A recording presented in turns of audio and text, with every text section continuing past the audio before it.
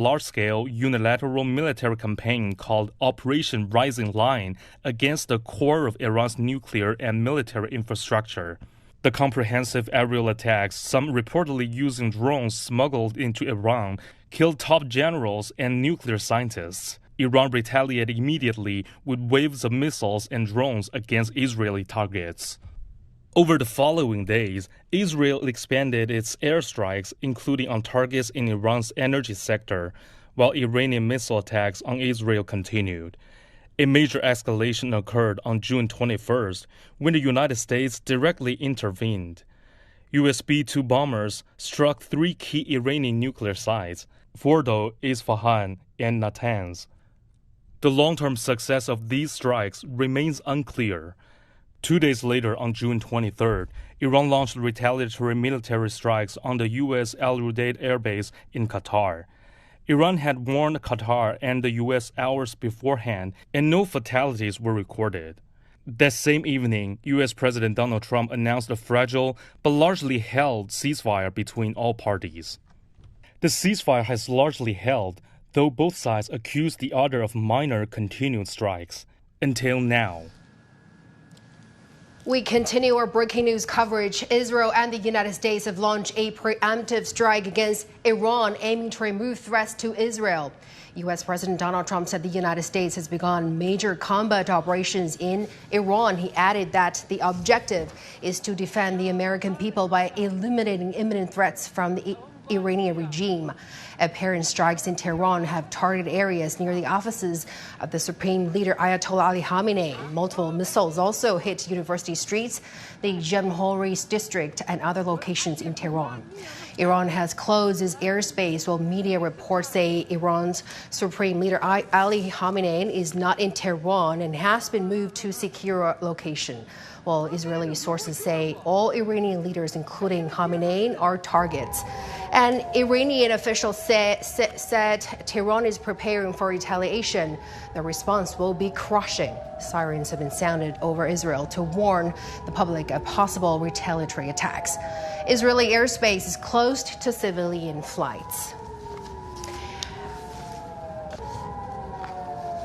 All right, for more insights, we're joined in the studio by Mr. Einar Tangen, Senior Fellow at the Center for International Governance, Innovation, and for further perspective, we're also joined here by Professor Zhong Gong. Good to have you both, gentlemen. So this came as a surprise to the world at the international community awaits, so many rounds of negotiations. So what do you make of the timing of the attack, Einar? Well, you'll note that both Brent and West Texas Intermediate, these are the two major bourses that trade oil. They waited for the attack until after that happened. Now, you go back to February 18th, there's a 4-day trip when Netanyahu came to Washington. And obviously, based on the sources, that was probably the day that they decided to do it. Also, remember, this is the holiest month of the Muslim year. This is Ramadan. People would have been up early, doing their prayers, having their last meal, and getting ready to fast for the rest of the day. So this is a very, very calculated time, both from the financial point of view, also in terms of the kind of impact. But it's going to enrage not only Iranians, but also Muslims throughout the world, that they would choose a time like this, like attacking on Christmas Day. This would be something that would be seen very dimly. Now, you say it was a surprise. I was surprised. John, you were not. No, I'm not surprised at all, actually. As a matter of fact, I predicted it's going to be yesterday. I was 1 day off because, in Israel today is the Sabbath day, and the fact that the Israeli IDF launched attack on Sabbath day is nothing short of shocking to me. I think there's some speculation that President Trump doesn't want to do this before his State of Union address, and by listening to that 1 hour and 47-minute talk in which he spent probably 4 to 5 minutes about Iran, I think the rhetoric drives me to believe that this is bound to happen. I'm not surprised at all that the Israeli press has disclosed that this date has already been determined weeks ago. probably, like as Aina has said, during the time when Bibi Netanyahu visited the United States. So, I think the gap between the two sides in the negotiations is just too much apart. Exactly. And also the issue about the missile program on Iran, the demand from the Israeli side and from the United States side, really encroaches upon a country's sovereignty. And I know that Tehran is no way is going to accept that. As a matter of fact, the foreign minister said that he didn't even open the letter in which the United States addressed their position. So I think, this is something bound to happen, and it's so sad that it happened today. I would agree, and then the question of sincerity comes up. If this has been in the planning for months, right, these negotiations have only been for months. So it said that the negotiations were never sincere to begin with. Exactly. That it was to make outrageous demands, put Tehran in a position where they could not possibly surrender their government and their way of life to the U.S., and then use that as a pretext to prepare for an attack. Now, Netanyahu has been vocal in in wanting an attack by the United States on Iran for the last 30 years. He's finally gotten his wish for the second time, because the first time of things. But this is looking to be much more serious than what happened with these targeted against the Iranian nuclear facilities. But here's something that I think people should pay attention to. Mm-hmm. And the reason I didn't predict this was because they did not do enough of a job of trying to prepare the U.S. public, which is, even at the best polls put it 2-1 against. Mm-hmm. 33% said, yeah, it's okay. 67% say, absolutely not. We don't want it. The reason that President Trump didn't make the case to the American people is just because it's very difficult for him to make this case. And what's the United States' interest in this, right? You talk about the nuclear program. It has already been stopped. There's no way. He said obliterated. It's obliterated, exactly. And the missile program, he's talking about eliminating missile programs for range above 300 kilometers. I mean, even add a zero to it doesn't impair the interest of the United States at all. And then he talks about this demonstration in Iran. He said help is on the way. Come on, give me a break. I mean, when is the last time the United States cared about people in Iran? Exactly. I mean, these Shiite Muslims in Iran, they would have been done much, much better job by caring for the people in Gaza, in West Bank. This is the last thing President Trump would care about. So, this case that he can make to the American people has always been very fuzzy. I guess that's why he doesn't even bother to make this case to the American people. As both of you have mentioned, the main sticking point for the negotiations is a major. Israel wants Iran to limit its missile program, while Tehran refuses to discuss. Well, in the remarks just now, Donald Trump said, quote, "We're going to destroy their missiles and raise their missile industry to the ground." So definitely, as you've mentioned, Einar, this is a negotiation not sincere to begin with. No, it was, look, this was set up by Israel. As I said, this has been a dream for 30 years of Netanyahu. And he said he wants to crush Iran. He wants a regime change. He wants a complete bedlam there before they have a nuclear capabilities. But, this is 7.5 million people in Israel.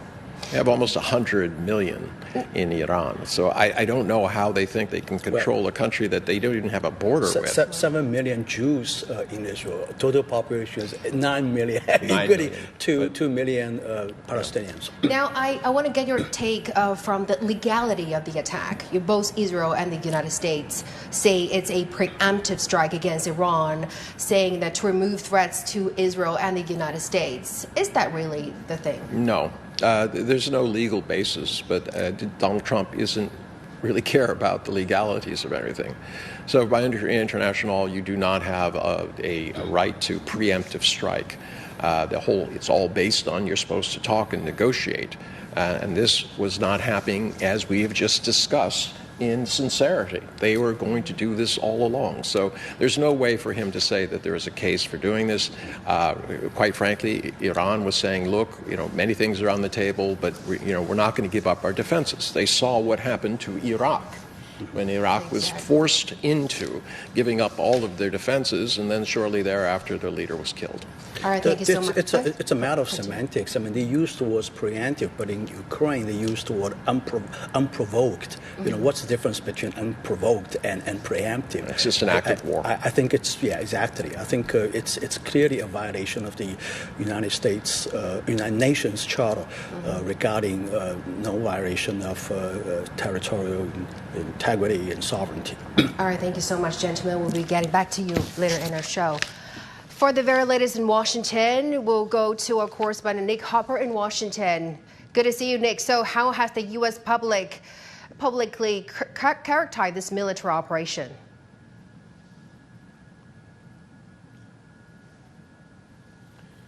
We're waiting for the American public largely to wake up, but the US president characterizing this very much something that needed to be done, saying that Iran was threatening the American people, saying that Iran was going to be able to obtain a nuclear weapon, and this is why the United States has decided to carry out this action. He also said that this was a massive and ongoing operation, and that he was doing this for the future, really trying to sell the message to the American people that this is all about safeguarding America, that its national security was under threat from Iran if he himself, along with Israel, did not act.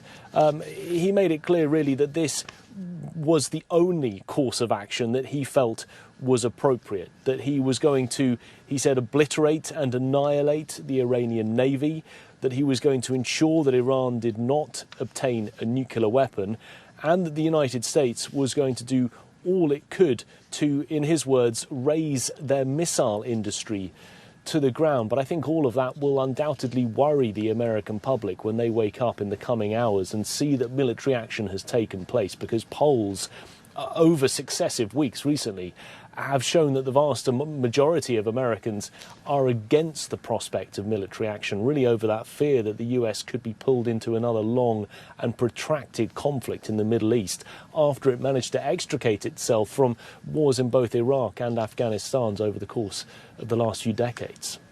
Well, Nick, what reactions have there been from the US public and over the political spectrum?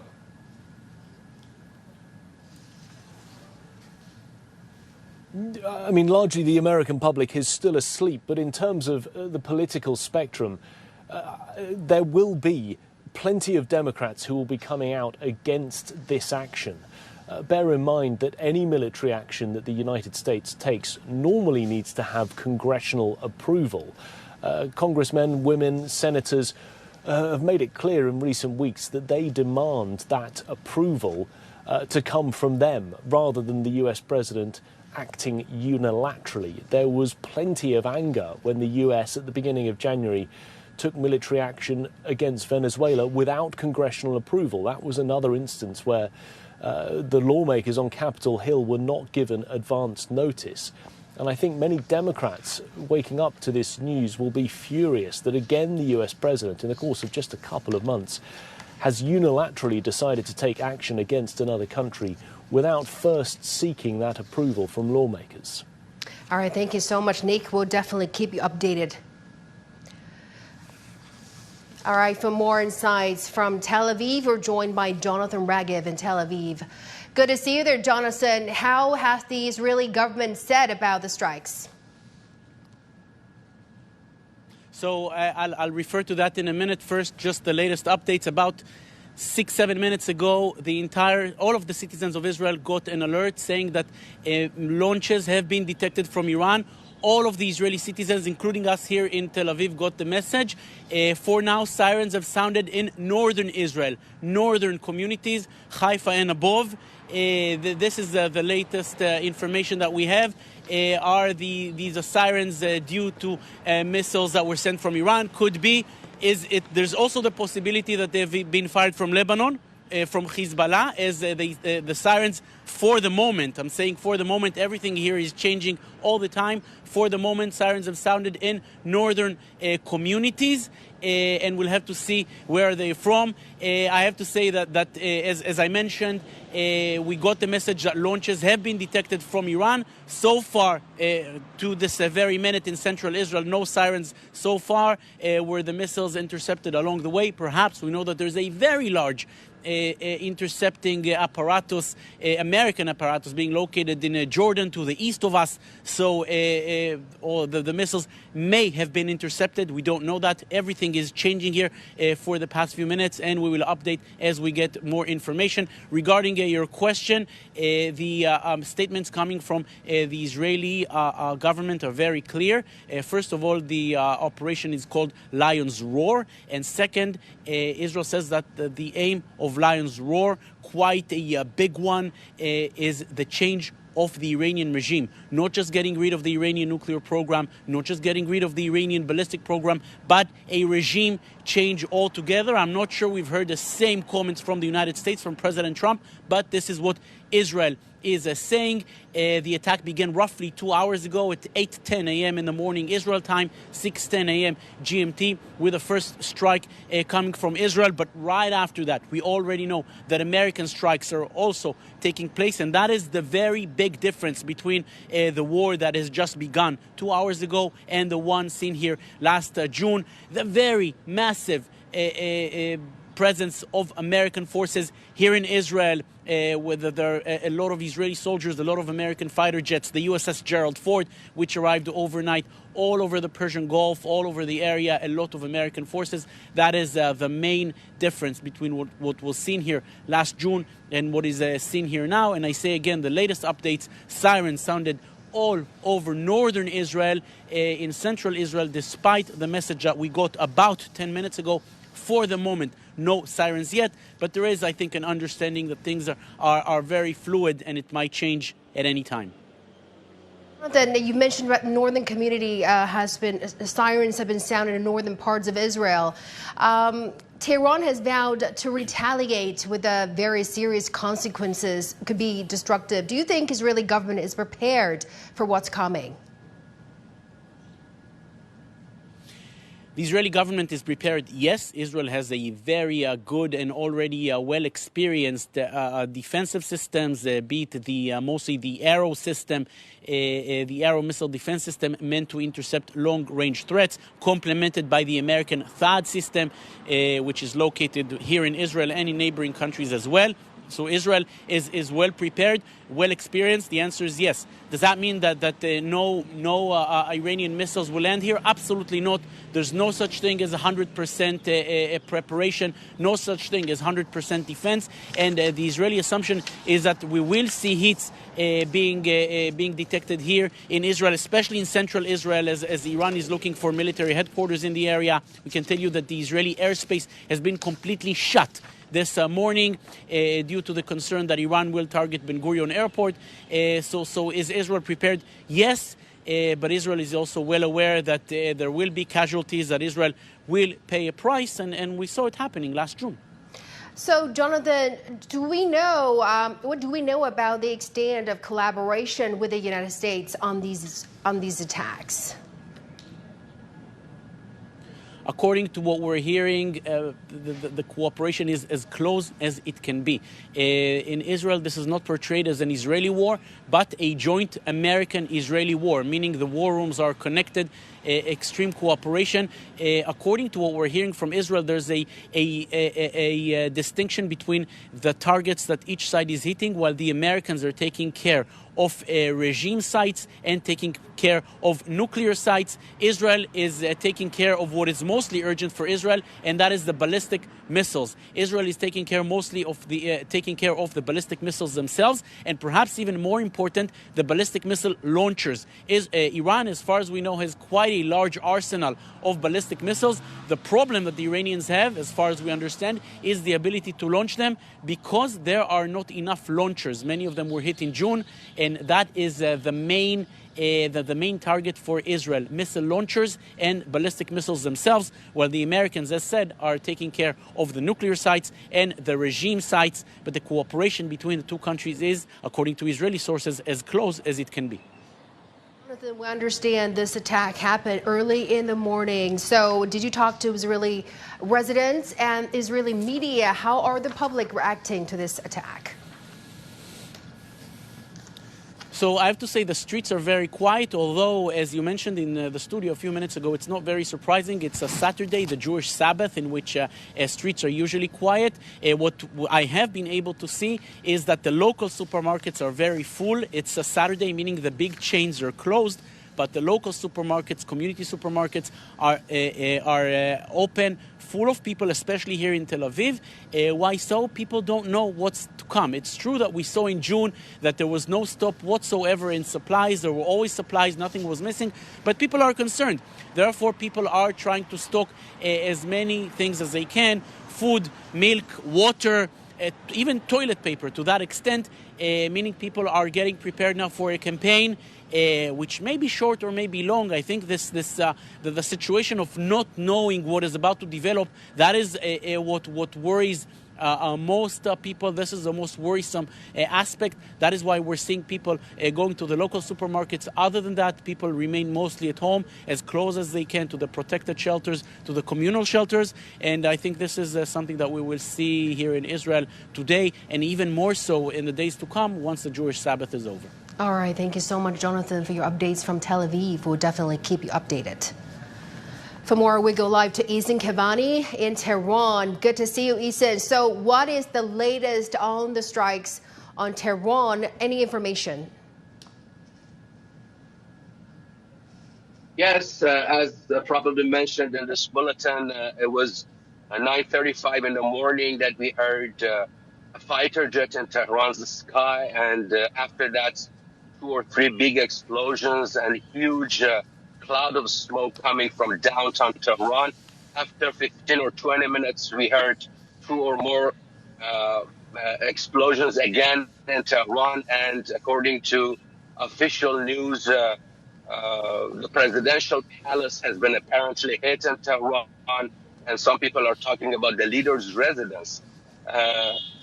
Apart from Tehran, some other cities in Iran have been hit by Israel, including locations in the central city of Isfahan, Alborz province in the west of Tehran, and also the province of Qom in the south of Tehran, as well as Kermanshah in the west of the country, where it was hit multiple times in Israeli attacks June last year. While I was coming to the office, I saw the entire streets were fully packed with a huge traffic, and most importantly, parents were very worried. They were rushing towards the schools to pick up their children and maybe evacuate the capital city, Tehran. We should wait and see what happens next. Ethan, I want to get your confirmation on this. According to Iranian sources, Iran's Supreme Leader Ayatollah Ali Khamenei is currently not in Tehran and has been moved to a safer location. Can you verify on that information? Unfortunately, I can't confirm such reports. We have unconfirmed reports that the leader was immediately taken out of Tehran to a safer location.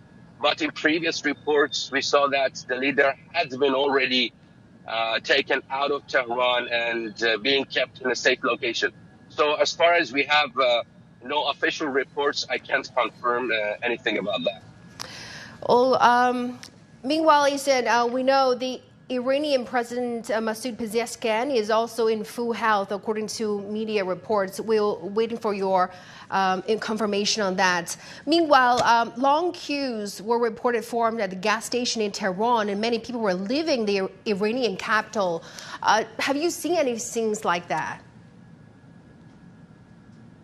I heard about the long queues and gas stations in Tehran as people are preparing to fill up their tanks and evacuate the city as soon as possible. What I saw personally on my way, a lot of people were withdrawing money from ATM machines because they're afraid that sooner or later the banking system, the internet would have some problems. As I'm speaking to you, I can hear some explosions in the sky of Tehran.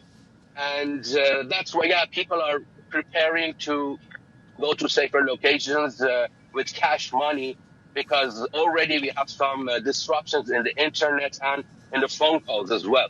So we're afraid that maybe within the next few hours we have another full internet blackout. Ethan, tell us what has been the latest reaction from the government so far. What I saw on Tasnim news agency, which is affiliated to the IRGC, is that Iran is preparing for responses to the attacks. In particular, some of the members of the Security Council inside the Iranian parliament, they said that we should respond and start missile attacks towards Israel. But we should wait and see more details. We are not sure yet that if it was a combination, a military operation by Israel and also the U.S., so we should wait and see the official reactions from Iranian officials. Ethan, I want to know, did you talk to your neighbors and citizens or media colleagues there in Tehran? What's their reactions about the attack? Unfortunately, I didn't have enough time. It took me more than 1 hour to come here to the office from home. So what I was seeing in the street was just people are shocked and rushing in the streets. As I told you, the streets are all packed. The cars are moving inches by inches, and many people are taking motorbikes to go to their loved ones or to pick up their children from school. Ethan, you know, Iran has vowed to retaliate with the serious consequences, which might be destructive. So what do we know about this? This is what the Iranian officials had already warned, that if we are attacked, regardless of whether the attack is from Israel or the United States, Iran's response would be harsh, and it will also target all the American military bases in the region. Iranian officials, both military officials and politicians, describe the American bases in the region as Iran's legitimate targets. So we should anticipate that such attacks and retaliatory attacks will take place by Iran within the next few hours or maybe by tomorrow. Thank you so much, Ethan Kevani, for your reporting from Tehran. We'll definitely keep you updated. All right, we go to Moscow to go live to our correspondent Dasha Tinshova, live for us in Moscow. Good to see you there, Dasha. So what has been the immediate reaction from the Kremlin to these attacks?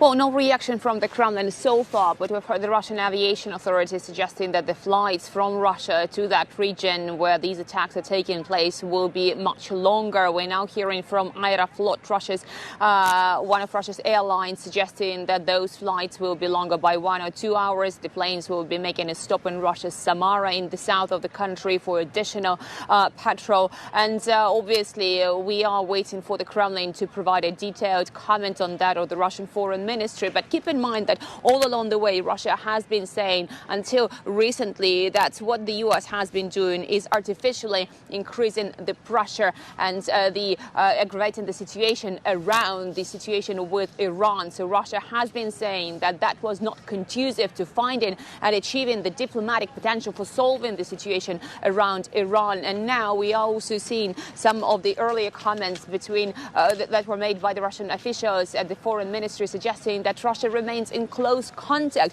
between at the level of foreign ministries, at the level of security, with Ali Larijani traveling to Russia several times, with the Foreign Minister Abbas Araghchi also making several trips. And also the Russian authorities have all been saying that the diplomatic potential, the solution of these conflicts through diplomacy, is something that was absolutely needed in this whole very grave situation. The Russian Foreign Minister most recently was saying that the process of negotiation that has resumed in Geneva was something where Iran was presented with some of the choices it should not have been making, including the need and the demands from the West to actually drop entirely its entire nuclear program, something that Moscow has been saying is absolutely against the spirit of the JCPOA that was negotiated with Iran in 2015. So obviously we are waiting for a detailed comment from the Russian Foreign Ministry, but for now Moscow has been condemning this whole situation and the tension that Moscow believes was artificially created. All right, thank you so much, Dasha Tinishova, reporting for us in Moscow. Now we go to Dubai for our reporter Wang Zheng, who is standing by there in Dubai for us. Good to see you, Wang Zheng. So sources from Israel say, or senior government officials from Iran are targets of the attack. What is your immediate reaction? Hi, thank you for talking. Thank you for the connection. Yes, currently there's no report, but there's a report saying that a second round of the attack is going on in Iran, and also at the same time there are also blast heard in Israel, in Haifa and some other parts in Israel. I think that's reacts to the earlier saying that Iran vows to retaliation against Israel. And for the surrounding countries, as of now, there's no statement from the UAE and Saudi Arabia yet, but there are several countries in the region have made some moves. For example, the Iraq has shut the airspace as Israel is launching the strike on Iran. And there's also alarm sounded in Doha, Qatar, and there are reports that the Kuwait, the aviation authority, has suspended all the flights to Iran until the further notice. And also, U.S. embassies in Qatar, Bahrain are issuing shelter-in-place order for personnel. And there are some latest movements that U.S. Embassy in UAE implements the shelter-in-place for personnel, recommends all Americans do the same until the further notice. And there's latest report that one missile launched from Iran towards central Israel was intercepted by air defenses. And other movements, including Amman says it suspended flights to Baghdad temporarily amid developments in the region, and the Qatari's interior ministry says the condition in Qatar remains stable and safe in light of the attacks. And that's currently for me. Wang Zheng, you mentioned about Doha and Qatar, which serve as a chief mediator during the talks. So tell us how the local media reacting to the situation fastly developing in the whole region. Well, local media, they're basically covering or only covering the situation going on in Israel and Iran. But currently, there's no reaction from the piece. But I think mostly this coverage are mainly about just things, how things are going on, but not much about, like, for example, their reactions and their comments haven't been heard yet. All right, thank you so much, Wang Zheng, for your updates from Dubai. We really appreciate it. All right, let's go back to our studio guest. I'm Mr. Anya Tengi and Mr. Zhong Gong. Good to have you back, gentlemen. So, as we have talked to correspondents in Moscow, in Tel Aviv, Dubai, and Tehran, so in your analysis, what is this conflict going? Well, there's no end game, that's clear. And I know you predicted this, but my problem with it is that they did not, like they did in Iraq, build up this false narrative that there are weapons of mass destruction. The United States people are over 2-1 against any type of action. In order to make this palatable, they had to establish an imminent threat to say that America is potentially under attack, but they didn't do that this time. That's why I was questioning whether there would be attack. Now that it's happened, you're going to hear a lot of voices, especially those who've been questioning the influence of Israel over the U.S. Government. You have people like Tucker Carlson, right, Joe Rogan. These are heavyweights. They have tens of millions of followers. You have Marjorie Taylor Greene, and these are all conservatives. Ann Coulter, Theo Vaughn. This is literally... Sorry to interrupt, Mr. Anya Tengen. We're seeing live signals of Israeli Prime Minister Netanyahu, who is addressing the public.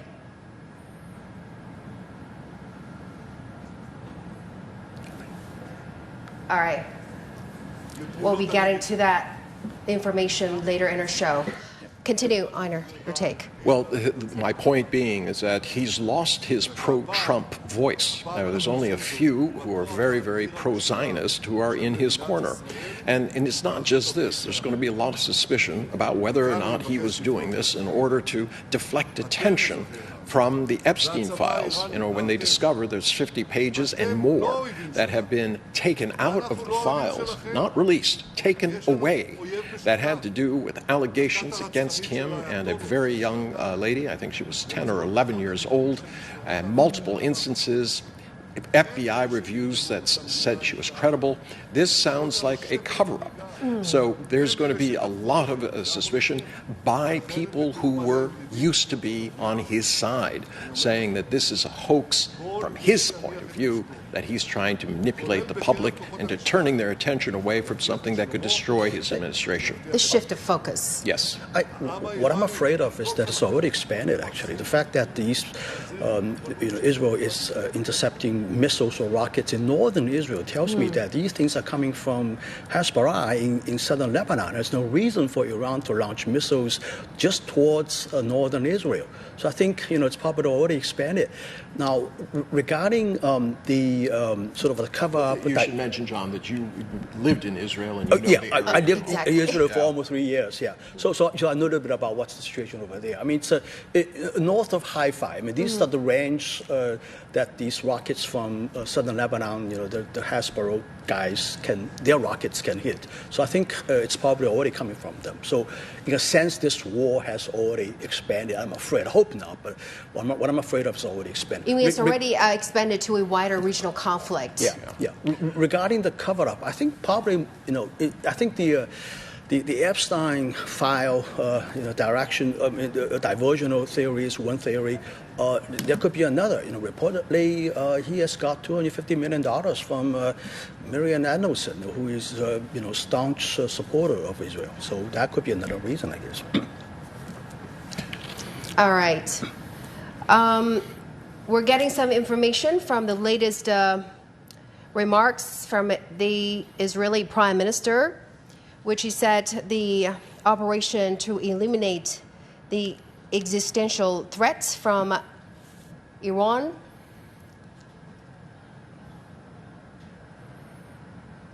All right, we go back to our studio guests, Mr. Arne Tanguy and Mr. Zhong Gong. Continue our conversation. Regarding the stated target from Jerusalem that they're seeking a regime change in Tehran, I'm very skeptical about it. I mean, Israel is far away from Iran. I mean, the line can roll, but can only roll from a distance, right? They call it Operation Lion's Roll. Without boots on the ground, how can you actually seek a regime change? And I think it's President Trump made it very clear that he's very unlikely to put boots on the ground. And there's not many precedents in history where you can bomb a country into submission, and particularly bomb a country into a regime change. That would be a tall order. So I think the rhetoric is probably not going to be matched by what's happening on the ground. All right, as we speak, I want to update to our viewers the latest remarks from Israeli Prime Minister. He said Iran must not be allowed to have nuclear weapons. Okay, we'll continue our discussion. Einar, I want to talk to you about the legality of the attack. Both the United States and Israel said it's a preemptive strike against Iran to remove threats to Israel. How legitimate is that? No, it's not legitimate. I mean, Iran was locked in negotiations. That is not a pretext to do this. This was planned months ago. The negotiations were obviously not in good faith, and this was just something that, look, for 30 years, Netanyahu has said, I want to invade, I want to destroy Iran. What are we talking about here? We can't even pretend that this has any kind of legal viability. It has none at the UN. Unfortunately, at the UN, there's not much that can be done. Why? Because the United States has a veto power at the Security Council, and it has used it. Over these last few years, it has repeatedly used it to avoid any condemnation of what Israel is doing and the genocide that's in progress. So right now, the UN is completely useless. That means that this idea that we have a world of laws, order, and institutions is now officially over. Now, it was said so at the Munich Security Conference quite clearly, not once, but twice in succeeding years, first by Vance and then by Rubio, saying the United States doesn't care about laws anymore. We care only about what is good for our economy, even if it's at the expense of our neighbors, friends, allies, doesn't matter. All right, let's update the latest information coming from Israeli Prime Minister. He said Tel Aviv has been under attack by multiple missile strikes. All right, we'll continue our discussion. The legality of the attack, Mr. Gong. Well, I mean, of course, it's an unprovoked attack. It violates the United Nations charters about sovereignty and territorial integrity. I think, this thing can be traced back way back. It can be traced back to 1996 with a issuance of a document at the Pentagon by Richard Pearl about a theory called the clean break, which means that Israel needs to start wars with 7 or 8 of its neighbors and knock them down, including countries like Syria, Iraq, Lebanon, Egypt, and these countries. And Iran is probably the last one in this chain of countries that Israel wants to knock out. Now, keep in mind that at the time Richard Pearl works for the United States, but he actually sent this document to Netanyahu at the time. And I think this has been Bibi Netanyahu's fixation ever since. I mean, his entire life has been working on this. And that's, to be honest, he's been pretty successful so far, isn't it? So I think, this is a cause so long that Israel is not going to give up. It's not going to, let it go towards the very end of this very, very big project, the Clean Break project.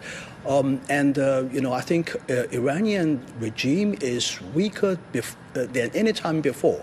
So I think President Trump and Bibi Netanyahu probably smell blood here, and that it's the right time to strike. So I think all these negotiations, these are smoke and screens, and it's not going to go anywhere. They're determined to strike a long time ago. Sorry to interrupt, gentlemen. We have the latest remarks from Israeli Prime Minister. He says Iran must not be allowed to gain nuclear weapons, nuclear arms, and he said joint attacks with the United States was to remove existential threats posed by Iran. Iran attacks should allow Iranians to take destiny into their own hands. All right, we'll be getting back to you in our studio, Mr. Anyatengin and Mr. Jung Gong. Well, Mr. Gong, I want to get your insight because you've lived and worked in Tel Aviv for many years.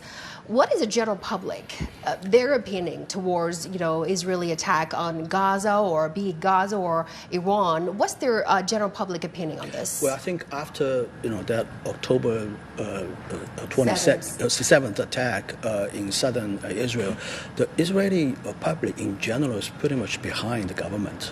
They see that this is a sort of unprecedented blow to Israel, and they are seeking revenge. I think there was a sort of a left-wing political faction in Israel, but ever since then it's been pretty much marginalized. As you can see, actions in Gaza, as Ayn has characterized as genocide, still very much getting a lot of support in Israeli public.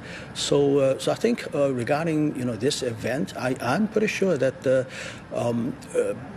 Prime Minister Bibi Netanyahu at least has more than 50% of majority of support in Israel. But I think, the situation can change pretty rapidly. Israeli people are not very patient, to be honest with you. If they have to keep going to the bunkers all the time for more than like a month, I think the public opinion is going to change. So we're going to see what's going to happen over the next couple of weeks. Things but I'm pretty sure divided in the United this States war as well. is expanded. All right, we'll be getting back to you later in the show, both of you gentlemen. Well, now we go back to our Jonathan Ragiv, who is live for us in Tel Aviv. Good to see you again, Jonathan. Do you have any updates on the Israeli government's comments or reactions on these attacks?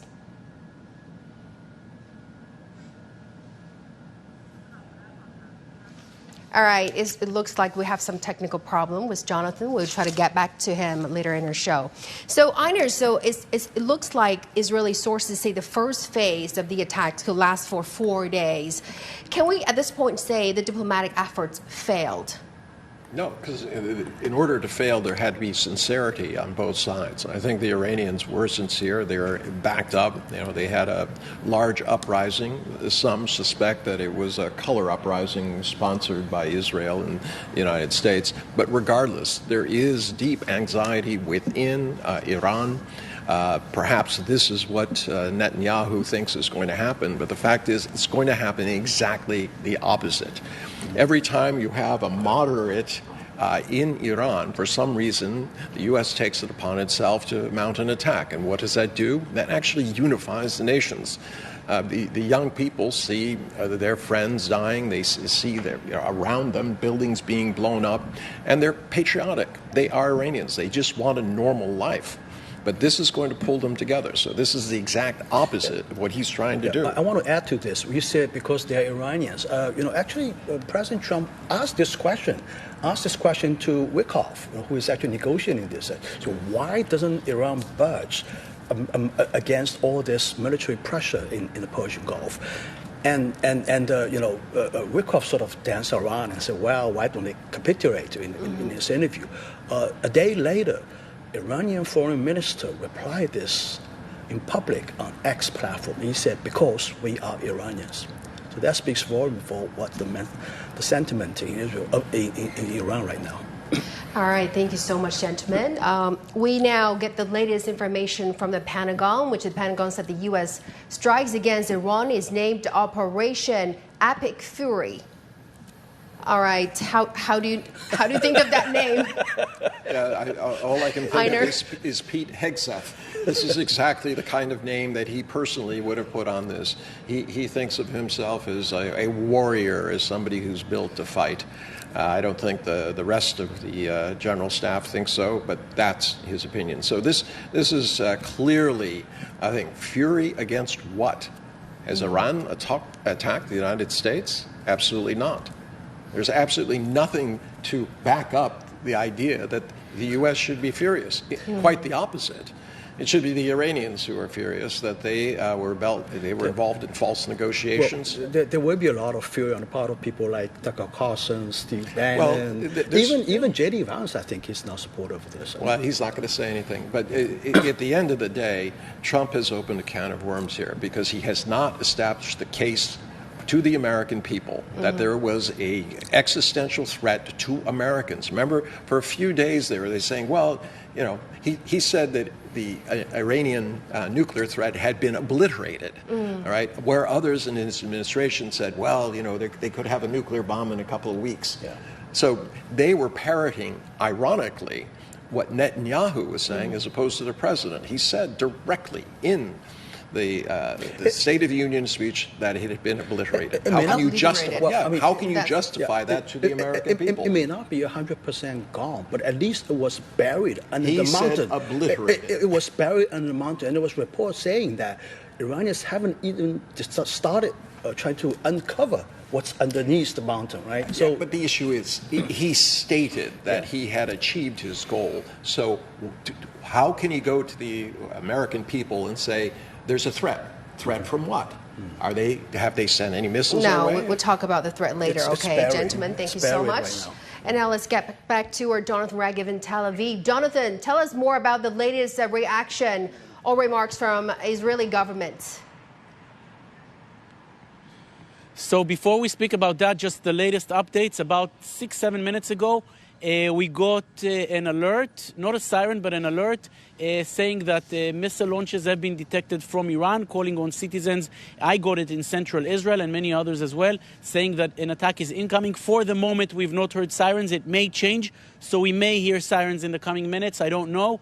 It is the second time today, in the last 30 minutes, we're getting such a message. I'm looking up at the skies. For the moment, I'm not hearing or seeing anything, but of course things are very fluid. It may change. Sirens sounded here in the Tel Aviv area about 30 minutes ago. No missiles were incoming, no interceptions, but yes, there were sirens.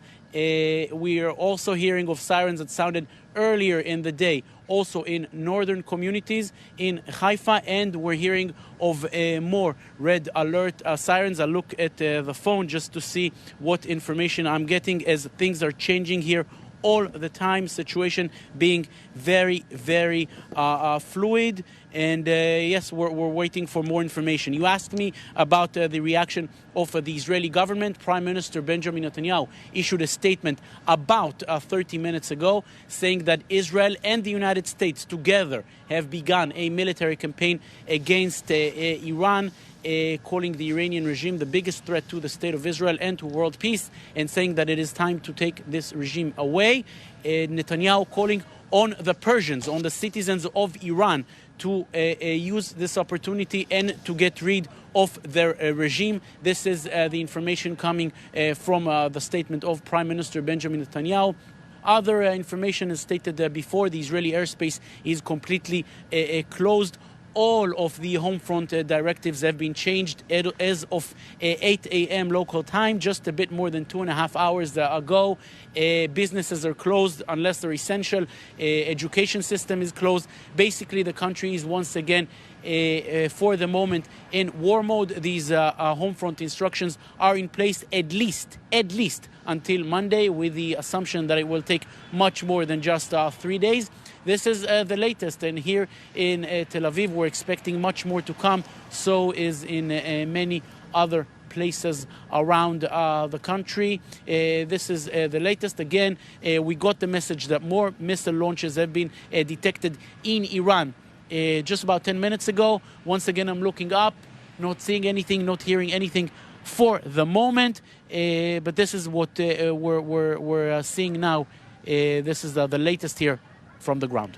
All right, Jonathan, let me repeat your information. You mean sirens or sound, both in northern and central Israel.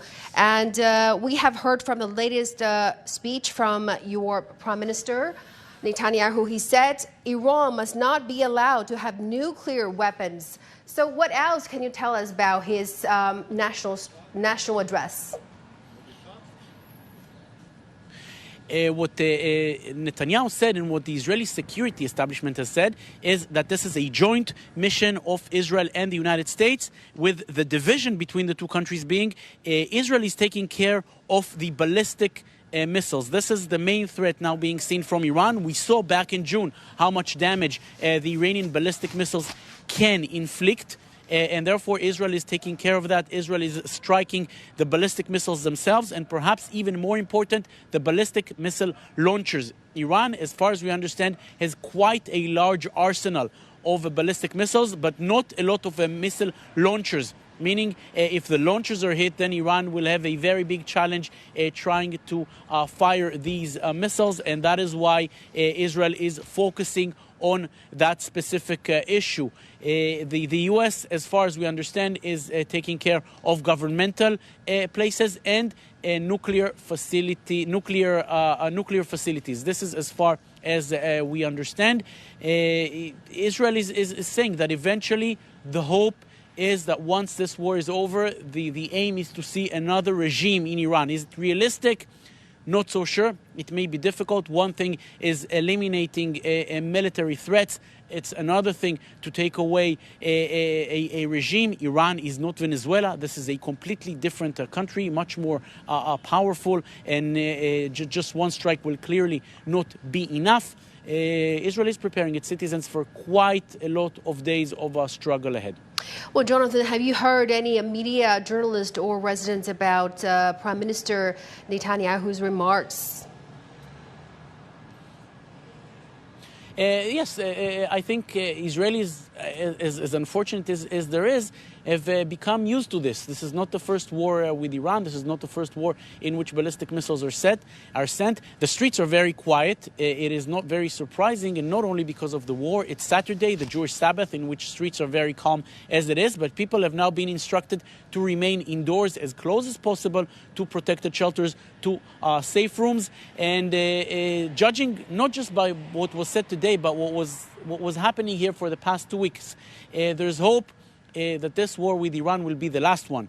If the Iranian regime stays in place and if the Iranian regime continues to develop its nuclear program and its ballistic missile program, Israelis fear that these rounds of fighting with Iran will become a common thing. And it's quite difficult for the citizens here every 8 or 9 months to experience these round of ballistic missiles, which have not fallen yet. But there's an understanding that they may impact and may cause casualties and great damage here. It is quite difficult for Israelis to endure this again and again. So there is hope that this war will bring a major change. Of course, we will have to wait a few days, maybe a few weeks, to actually find out. Jonathan, we understand the situation is developing really rapidly. Do you think Israeli government is prepared for what's coming? I think the Israeli government is prepared. The last 2 months since those protests in Iran and the American decision to move military forces forward, on the one hand, made things here very tense. It's been a very tense time for the past 2 months, but at the same time gave the government and the citizens the time to prepare, both on the military and on the psychological level. People and the nation itself have been quite ready for war. Israel has a very sophisticated missile defense system, mostly the Arrow system, which intercepts long-range threats, and also the David Sling and the Iron Dome, which intercept shorter threats from shorter ranges. But there's an understanding among everybody that there's no such thing as 100% defense. There's no such thing as a system that defends everything, and therefore, as prepared as the country is, there is an understanding that eventually missiles from Iran will make impact, things will fall, and as strong, as victorious as the United States and Israel may be, there will be damages, there will be casualties.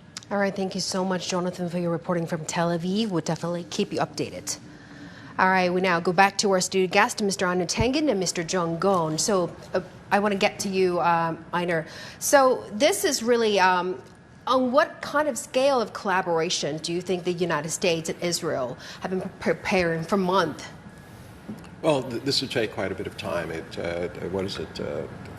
$4 billion to mount the Venezuela campaign. There is a tremendous amount of logistics involved. What you have to do is it's multi-layered. You have to have your ships prepared. They have been pulling in missiles, additional aircraft, as was reported earlier, and they had to coordinate because the key today is command and control. You have to make sure that American AWACS are able to work very closely with the Israeli AWACS, that these fighter planes are going in at the right time. Before you go in, you want to wipe out as much of the anti-aircraft batteries as possible. They may have been using advanced weapons like they used in Venezuela, where I think Trump used the scientific name of the discombobulator. And this is the kind of thing that has to be completely coordinated. And you notice that they've already articulated exactly what the missions were. U.S. is taking care of one part, and they basically regime change. And Israel is going after any kind of ballistic missile sites. But there would have been other targets of opportunity out there. They've, in the past, not hesitated to do regime change strikes at the very top of the order, of the political order. And this is why a lot of people are asking exactly where the supreme leader is. Sorry to interrupt, Mr. Joe. We'll be getting back to you. If you're just joining us, we're now covering the attack that Israel and the United States have launched on Iran. Israel says it has detected ballistic missiles launched from Iran towards the country. Iran says it has begun large-scale missile and drone strikes on the occupied territories. This comes after Israel and the United States launched what they called preemptive strike against Iran to remove threats to Israel. U.S. President Donald Trump said the United States has begun major combat operations in Iran. He adds that the objective is to defend the American people by eliminating imminent threats from Iranian regime. Strikes in Tehran have targeted areas near the offices of the Supreme Leader Ayatollah Ali Khamenei. Multiple missiles also hit University Street, the Jamhuri district, and other locations in the capital. Iran has closed its airspace. U.S. officials say the campaign is expected to last for multiple days. Media reports indicate that Iran's Supreme Leader Ali Ayatollah Khamenei is not in Tehran and has been moved to a secure location. Well, an Israeli source says all Iranian leaders, including Khamenei, are targets. And Iranian officials has warned that Tehran's response will be crushing. Sirens have sounded over Israel to warn the public of possible retaliatory attacks. Israeli airspace has also been closed to civilian flights. All right, we now get back to our studio guest, Mr. Anu Tangen, Mr. John Gom. So this is definitely has been spread to a wider regional conflict. So, Mr. Anu, where did you see the things going forward? Well, that's the problem. We don't know. It's going to be, the U.S. is going to look for some sort of retaliation by Iran in Israel, say that civilians died. They will use this as an excuse to say that we have to protect Israel. The question is, to what extent will they go? This will determine the course. If they can get in and out in 4 days and declare some sort of victory, I think that's what Donald Trump would prefer. He does not want boots on the ground. He does not want body bags of U.S. soldiers coming back to the United States. He certainly does not want ships, American ships, being sunk with lives being lost. So for him, it's one thing. For Israel, they want regime change. I don't think it's possible. I completely Mr. Go, agree your with take. Well, I think from what President Trump has said, he sort of indicated that regime change can potentially also be part of his objectives. So I think, this is going way more than the scale that happened last time. Last time, President Trump was just trying to hit these sites and bomb them and then just go back and declare victory. But this time, I think he set up a target that sort of put both countries, Israel and the United States, in a corner. They're publicly announcing regime change here as an objective, and that's going to be a long way to go. I don't foresee a regime change anytime soon, within days or even within weeks. Even though they put boots on the ground, let alone they're not going to put boots on the ground. So I think this is going to be a expanded war, a prolonged war.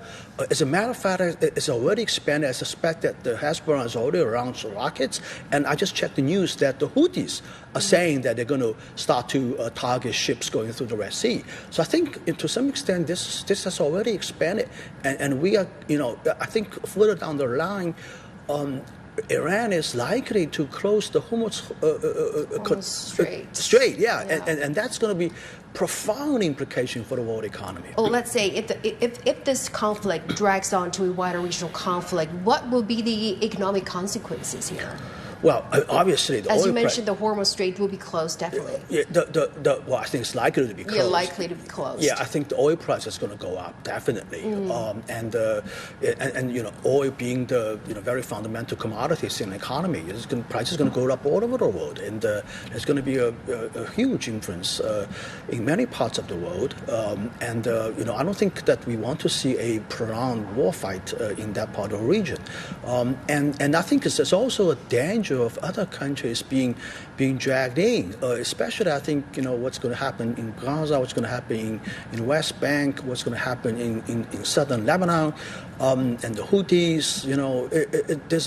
There's a range of possibilities here, and they're all very scary. I'm not even sure Prime Minister Netanyahu and President Trump understand the full scale of this action here. It's going to be very, very nasty. Yeah.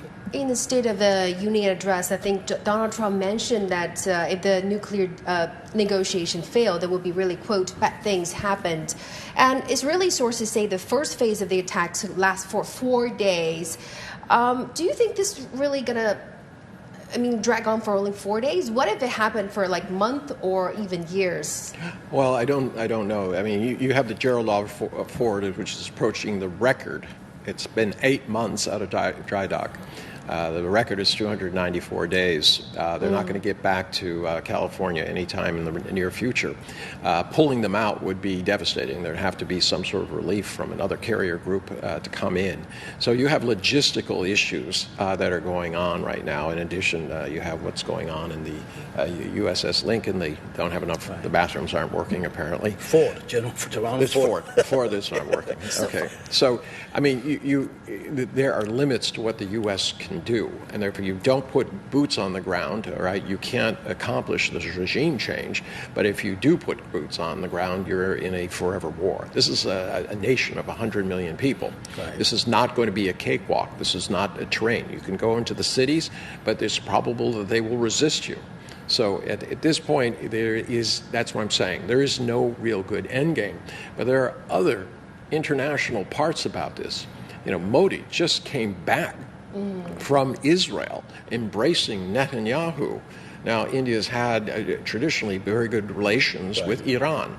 So this is going to become more complex. And when John starts saying about things, yes, there is the opening up of the war in terms of more countries or more interest groups like Hezbollah and the Houthis joining in. But there's also an economic part of this. I talked to you yesterday. We were theorizing what the cost of oil, these were people who deal in oil. They said expect $150 to $200 per barrel. This would roughly triple to quadruple the price of American gasoline.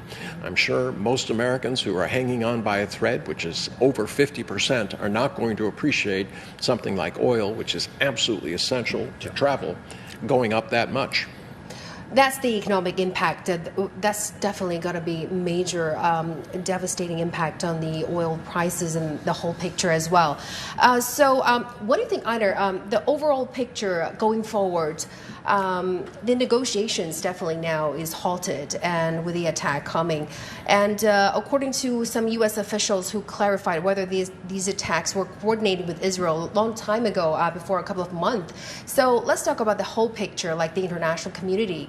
So far, we haven't heard any response from the international community yet, but I guess there will be condemnations or different reactions from the international community. What do you think it's going to be for the multipolar world, our multipolar system here? Well, I think you can pretty much say that the majority of South America will come out against this. This is definitely a BRICS issue. They will come out against this. You're going to see probably not too much vocal, but definite disapproval from Southeast Asia. Africa will not see this as something in their favor. Look, they have to look at this and say, you know, look at Venezuela, look at Iran, look at the threats against Greenland, threats against Panama, threats against Colombia. You know, Canada. You know, and they have to say, you know, maybe I'm next. And this is the greatest fear that countries, when you say multipolar, it's only multipolar as long as you are a sovereign nation. If any other nation can, at its whim, decide that it wants to invade you, take whatever you have, all right, and do it with impunity, then there are real concerns. So what this does is it speeds up this thing. Many of these countries may not say something out loud, or they may register some weak protest, but in the back rooms, they have to figure out how they're going to deal if they are the target of this. That means de-risking from the U.S. I think, as usual, many countries in global south and the Arab countries will issue a condemnation of this act. Yeah, that's no doubt about it. I think China is going to do the same. I'm just guessing here. And as usual, the Europeans will probably issue statements of concern of some sort. Now, very interestingly, this reminds me of a disclosed message from President Trump from Macron, in which he said, Macron told him in this message, which President Trump disclosed to the public. Macron said that, we did some wonderful things on Iran. I was thinking about this. What is he talking about? When Macron saying something like this in this very private message to President Trump, regarding Iran. And I suspect that something like what's happening today was already being discussed by the two leaders back then. This is about 2 or 3 months ago. They probably have already touched base about a potential military action against Iran. And judging from the content of the message, it seems that President Macron is providing some endorsement, at least some tacit endorsement. But John, let's be clear. Macron right now, his popularity ratings are below 20%, and they've been hovering around 14% at different times. It is not going to be popular in France to be standing behind this. France, remember, was the one who stood against the United States in the Iraq War. Standing behind the U.S. in another unprovoked war is not going to make it better. What is the core strategic calculation behind this decision to launch the attack, and how does it differ from Washington's operation last year? Okay, I am a one-note pony on this. I believe it's directly related to Donald Trump's domestic issues, both the Epstein files and his lack of ability to deliver on the economic promises that he's had. You noticed as soon as he was not able to solve domestic issues, the international arena became his favorite place. I brought peace over 8 wars. I deserve the Nobel Peace Prize. All of these things. He just isn't able to cope at home. He's now going abroad. I think this, for him, it's not solely this. Netanyahu's been pushing this. There are a lot of other groups in there. The Pentagon has been behind this. But I think in his case, this is opportunistic timing. I think in the United States, a lot of people see no interest at all. Sorry to interrupt, gentlemen. We'll be getting back to you later in the show. Now we go live to our Zaha El-Derzi, who's live for us in Beirut, Lebanon.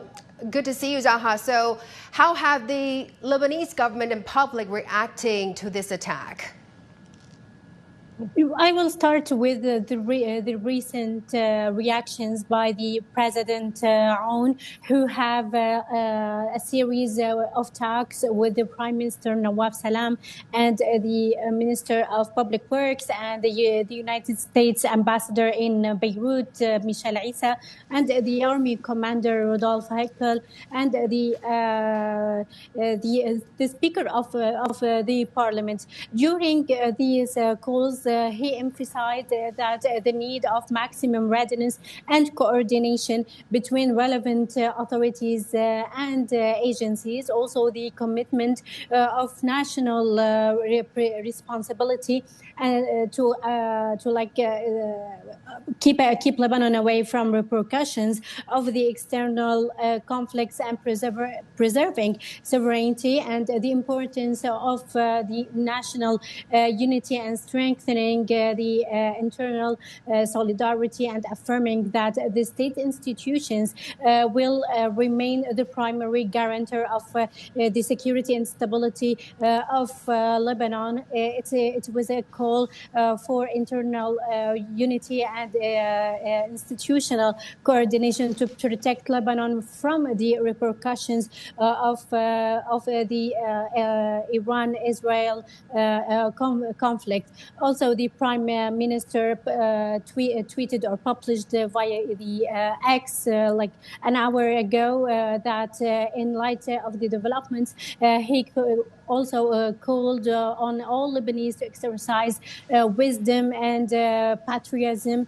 and keeping the interest of Lebanon above all other interests, and emphasized that Lebanon cannot and will not afford the cost of another adventure, as he described, meaning in this adventure any involvement by Hezbollah to support Iran in its conflict against Israel. Also, the the Minister of Foreign Affairs also was speaking about that keeping the interest of Lebanon above all other interests. Regarding the measures by the Lebanese government, still Lebanon hasn't closed the airspace.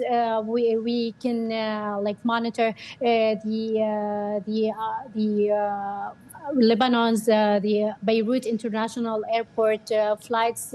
There were till the moment there are only 2 flights were cancelled from Iraq and Egypt, depending on the schedule that the international airport have, and also other parties about speaking that the fuel is available. So like having precautions and calming the residents in Lebanon that in case of any development in Lebanon.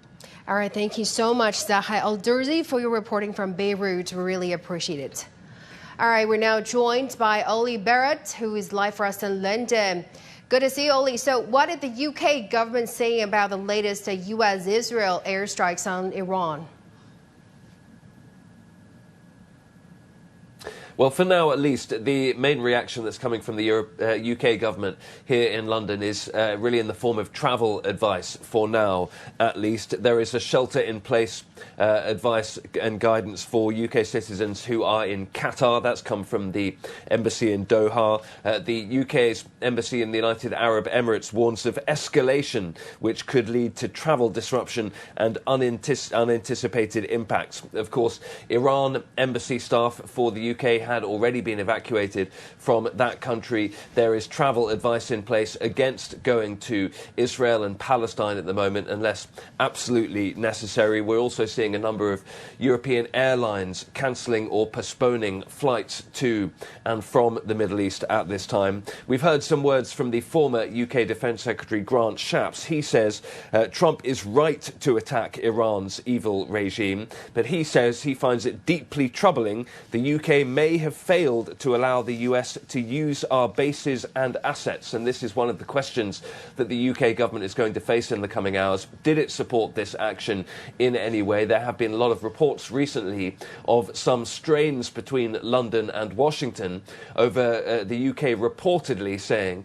that the Americans wouldn't be able to use bases such as Diego Garcia or even RAF Fairford here in the UK in any attack on Iran because it was worried about whether any attack of that type would be a breach of international law. So we're seeing questions about that coming from UK opposition politicians so far this morning, and certainly there will be some real concern among European allies of the United States about the attack, about whether it is correct under international law, but crucially also about the danger for potential overspill in the region.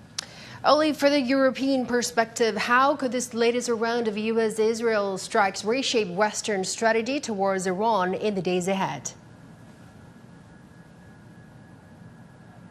Well, one of the key aspects of the strategy towards the region in the days ahead will be to see what effects spill over outside of Iran's borders. Of course, there will be attempts to keep a track of what is happening inside Iran and the impacts of that, and particularly the impacts on European citizens. But there will also be real concern about countries like Iraq, for example, and the danger of escalation in the wider region. So I think that will be a major focus of the European strategy. And another question, of course, is going to be if there are European countries who are opposed to this action, how loudly do they say it? How strongly do they communicate that to Washington? And exactly what action might they take to show their displeasure with the administration in Washington? There will, of course, be some European countries who are in support of this action. And as I was saying, one of the key questions will be whether the UK and indeed any other NATO allies have been involved in this action in any way, even if it is only in a support role.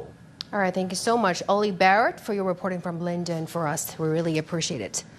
Now we go live to our studio guests, to Mr. Einar Tangen and Mr. John Gong. All right, Einar, we've heard our correspondent in London, the European perspective.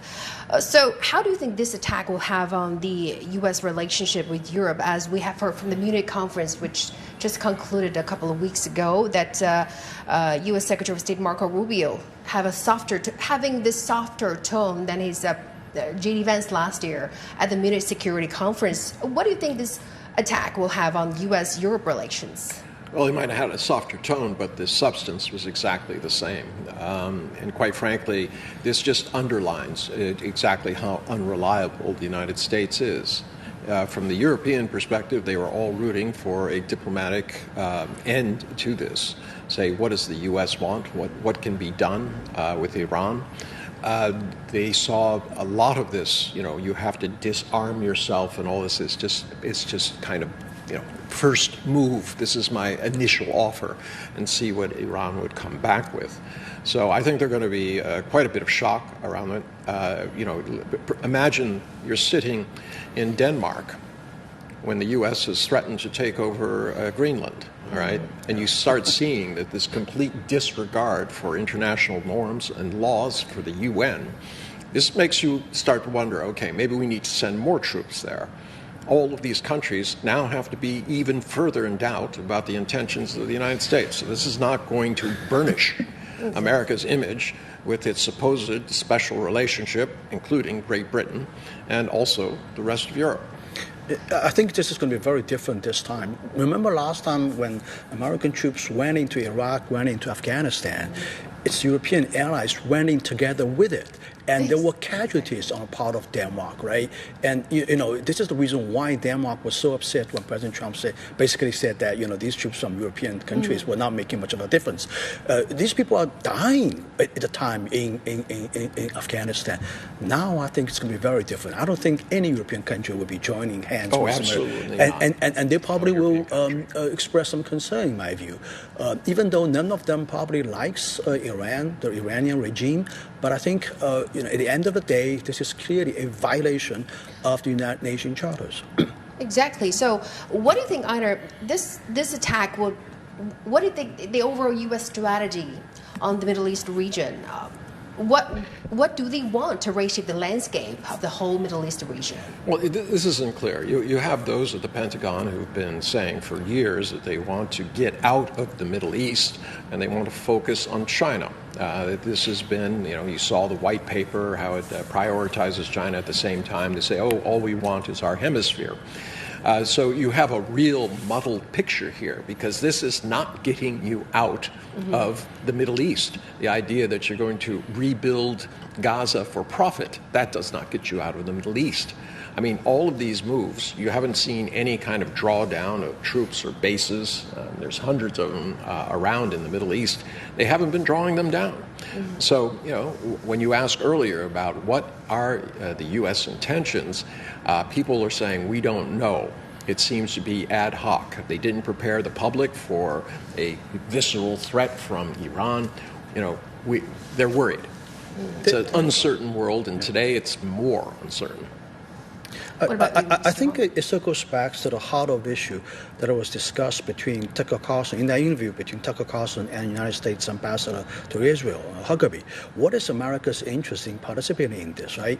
I think, the issue really is Israel's influence in U.S. politics. In other words, why President Trump is so much, on the side of Israeli when so many people in the United States, so many of his assistants actually and friends have expressed concern, and especially I think a large portion of the MAGA base were expressing concern about why the United States is so much interested in getting into another potentially forever war, faraway place that has basically nothing to do with the United States in terms of threat. Nuclear weapon is a no-brainer at this point. It's buried underground. Iranians haven't even started to digging up these things that was born underneath that mountain. Ballistic missile, there's no way they can reach America. Any anytime soon, right? So I think the theory that Iranian government poses a existential threat, even existential threat, it doesn't hold any water at all. So it's so hard to explain to the American public why this is justified. I think this is justified on his personal reason. I think President Trump has always been very, very much on the side of Israeli side, and this has a lot to do, in my view. You mentioned the theory about sort of covering up the diversional theory with respect to the Epstein file. But I think it's probably more than that. I think, he is being, President Trump has been supported and funded by a lot of money from Israel, or at least from Jews in America. Reportedly, Maria Nelson, who's the widow of that casino tycoon in Las Vegas, has put in $250 million into this campaign. And this is something that Maria Anderson said publicly herself. So I think that $250 million goes a long way, and there's a reason why, in my view, why President Trump has been so much sort of consistently on the side of Israel in all of this. As you mentioned, Israel's leadership has constantly framed Iran as a long-term existential threat. So what is your overall assessment of this? As we've mentioned, geopolitically, we have reactions from Europe, we have a reaction from Moscow. On a larger geopolitical perspective, what do you think this attack would mean for the world? Well, I would start as I finished. It was an uncertain world yesterday. Today, it is even more uncertain. I mean, the problem with the world today is no one can predict what's going to happen in the next tomorrow. Donald Trump wakes up and he suddenly throws tariffs around, or he gets defeated, or he goes after somebody else, or he starts kidnapping the presidents of countries like Venezuela. He starts threatening Greenland. Nobody knows what tomorrow holds. And this, unfortunately, is the enemy of business. If you're going to do economics, you have to have reliability and predictability. And right now, Donald Trump has destroyed that along with Israel. So he's sacrificing not only the world, but also American interest. And this is what's so interesting to me. I can't imagine any other group other than the military-industrial complex in the United States saying, oh, this is great. Close the Straits of Hormuz, all right? Create more uncertainty. Destroy the logistics supply chain. How is this going to help America? I mean, there's going to be very, very serious questions, and it'll be interesting to see how he tries to spin it. As a matter of fact, it was reported the Joint Chief of Staff, General King, has expressed some concern about this, right? He said that, it's it was reported, it was denied. Well, I mean, President Trump said it's not the case. It just raises some difficulties. He's not against it. That's what he said, right? So that's a... but the fact of the matter is this war is already expanded. We're seeing reports of missiles hitting U.S. bases in UAE, in Qatar, in Bahrain. So it's already expanded. It looks like things were quickly developing, expanding there in the whole region. Iran has launched strikes on U.S. military bases in the Middle East, including UAE, Kuwait, and Bahrain. Our Wang Zheng joins us now in Dubai. Good to see you, Wang Zheng. So what do you have for us? As we have seen explosions heard in Kuwait and some other regions. Hi. Yes, it has been reported that Iran simultaneously launched ballistic missiles towards enemy bases in the region of Israel, Bahrain, UAE, Qatar, Jordan, and Saudi Arabia. That's the latest report. According to the Bahrain official agency, that the U.S. Fifth Fleet headquarters in Manam in the capital was struck by a missile, and the residents has reported hearing non-stop air raid sirens as the Interior Ministry warns of ongoing hazards. The report also indicates Ali Al-Salam Air Base in Kuwait has been a primary target of Iranian ballistic missiles, and also it's been reported that the two massive explosions were reported in the capital of UAE, Abu Dhabi. We still are waiting for more information on that. And there's also warning sirens being echoed through in Qatar, the largest U.S. military facilities in the region. Qatari authorities have issued mobile alerts, alerting all civilians to take shelter immediately and the air defense system work to intercept incoming threats. Also, there's a brief introduction of U.S. military bases in the region. As I have mentioned, there's a U.S. military existence in Qatar, Bahrain, Kuwait, and the UAE. There's also air base in Jordan, which is home of the 332nd Air Expeditionary Wing Combat and Logistics. And there's also Prince Sultan Air Base in Saudi Arabia, and there's also Assad Air Base in Iraq, and also in Syria.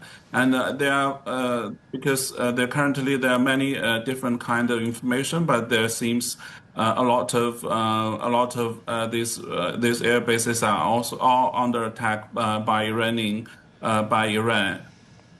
All right, thank you so much. Oh, continue, Wang Zhou. Oh yeah. Yes.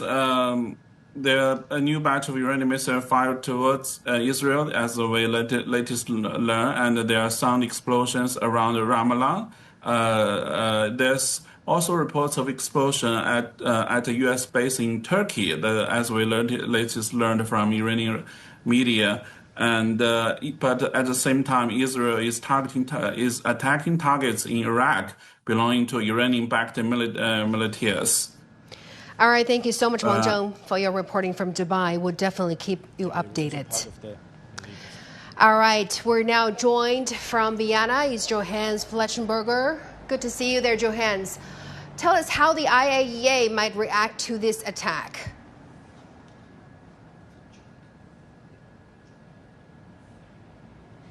Well, the IAEA might react in a similar way as it did a few months ago when the US attacked the Iranian nuclear facilities. Back then, the IAEA criticized the US, saying that nuclear facilities must never be attacked, otherwise there's a risk of very dangerous consequences. And the agency was also part of the latest US-Iranian nuclear talks in Geneva, where no breakthrough was reached. And those talks were actually set to move here to Vienna next week on a technical level. They could already start tomorrow, but it remains to be seen whether these talks will actually happen now that the conflict escalated.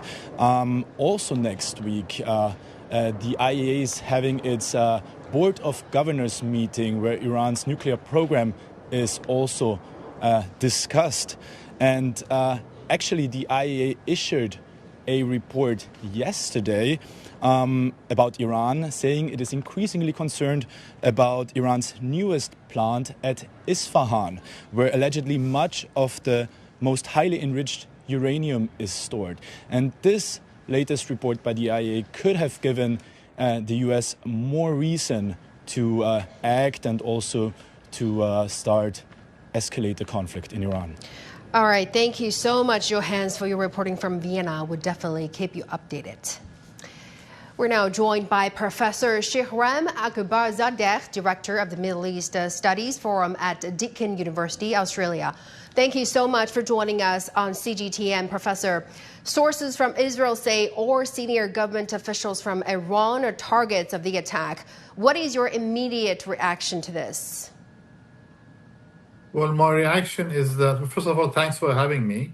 I think this statement reveals that the intended objective of the strike is not to stop Iran building a nuclear bomb. The nuclear bomb is only a cover for what Israel has been trying to achieve, and that is regime change in Iran.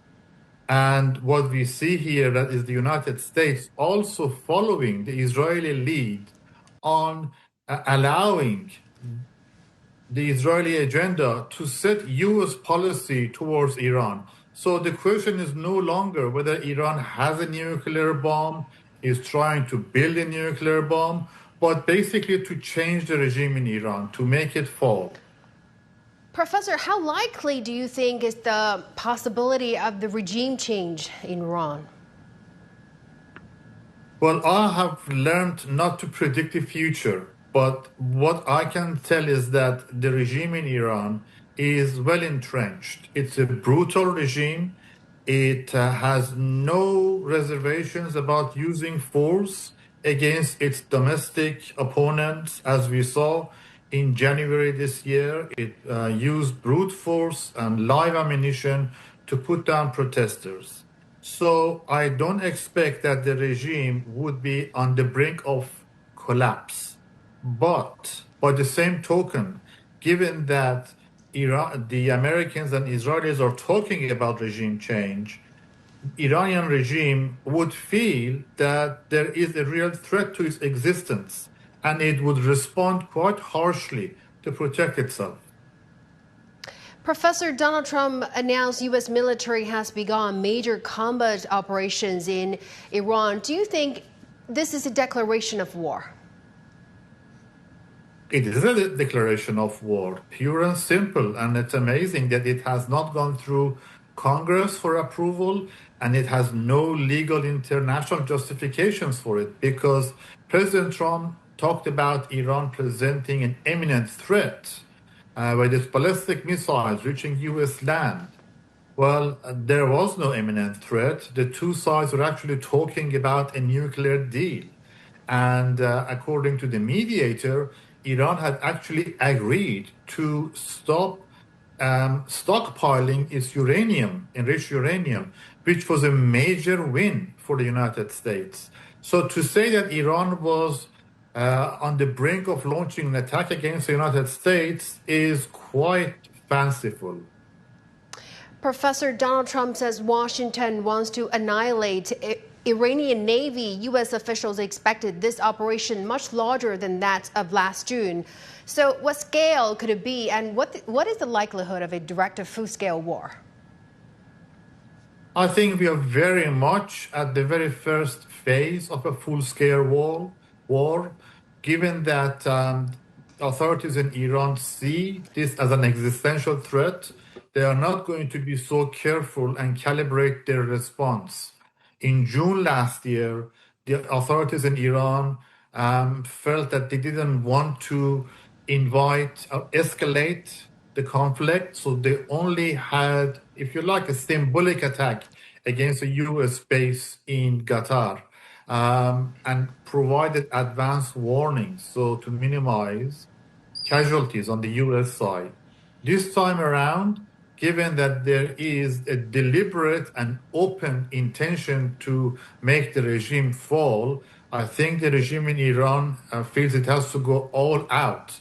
And we are seeing indications that Iran is hitting U.S. bases in the region, in Bahrain, in Kuwait. So we are already in the first phase of a full-scale war. All right, thank you so much, Professor, for sharing with us your insights. We really appreciate it. Now we have the latest breaking news. Iran has launched strikes on several American military bases in Abu Dhabi, Bahrain, and Kuwait after Israel and the United States attacked Tehran. We'll definitely keep you updated for more information becomes available. All right, from one side, we go back to our studio guest. It looks like Iran has begun its retaliatory strikes. Where do you think this is going? I mean, given explosions have been heard in Kuwait and Abu Dhabi, it looks like it's already been a wider regional conflict. Yeah, it's quickly flared up. I had questions of whether that they would attack other Islamic states, but they're not attacking the cities. It seems that they are going directly after military assets within those owned by the United States, operated by the U.S. But this represents it's just expanding.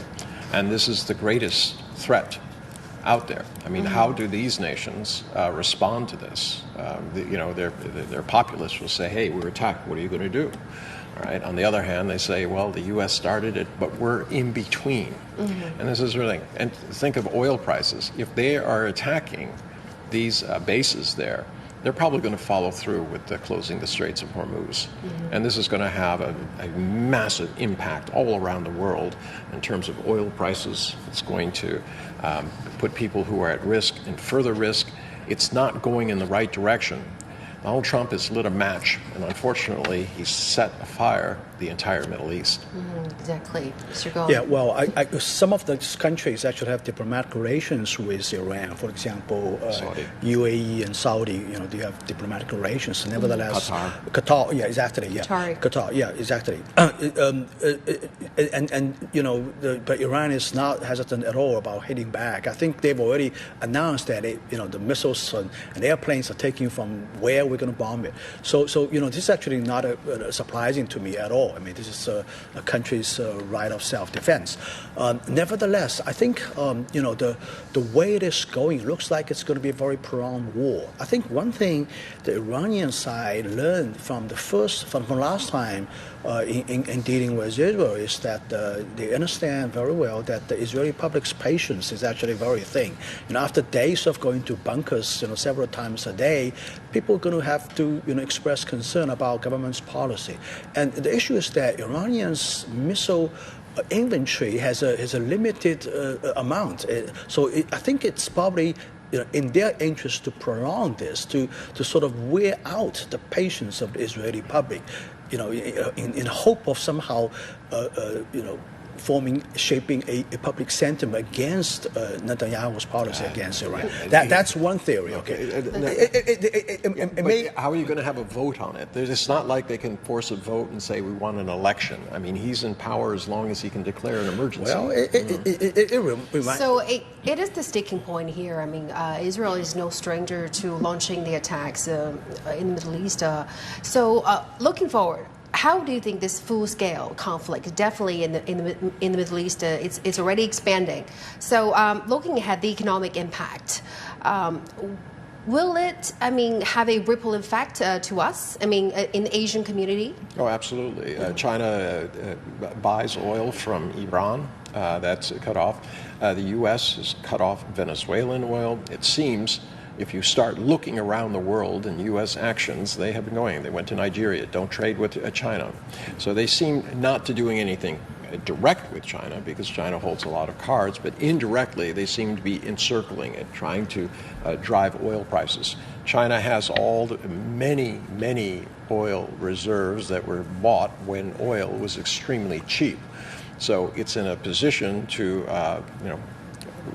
reestablish supply lines. Obviously, there's a huge pipeline that's opened up to Russia that will continue. So China is going to be okay, but the world in which China exists, which is about trade, getting resources in and shipping out value-added goods, that is going to be hurt.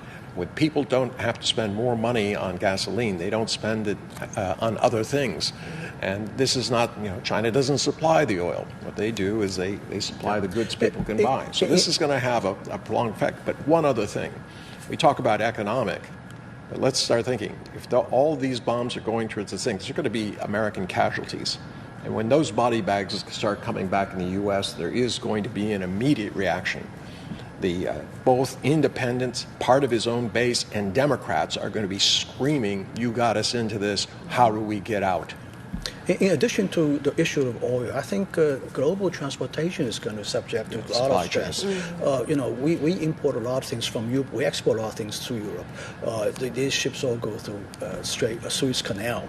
And now, with the Houthis getting involved in this, this transportation route is an imperil right now. It happened before. One time, I think it was a year or 2 years ago when Houthis, they basically closed down the Red Sea transportation route, and a lot of these ships have to go through southern Africa to come to China. They closed down any Israeli or American-linked ships, but they did not close it down to other countries. Well, at the time, I know that the Beijing Mercedes-Benz operation stopped because of the parts coming from Europe, from Germany.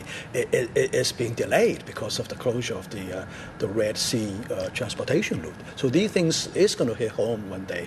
And I think it's going to cause a big shock to the global supply chain. It's going to introduce a big shock to the oil supply and prices of oil.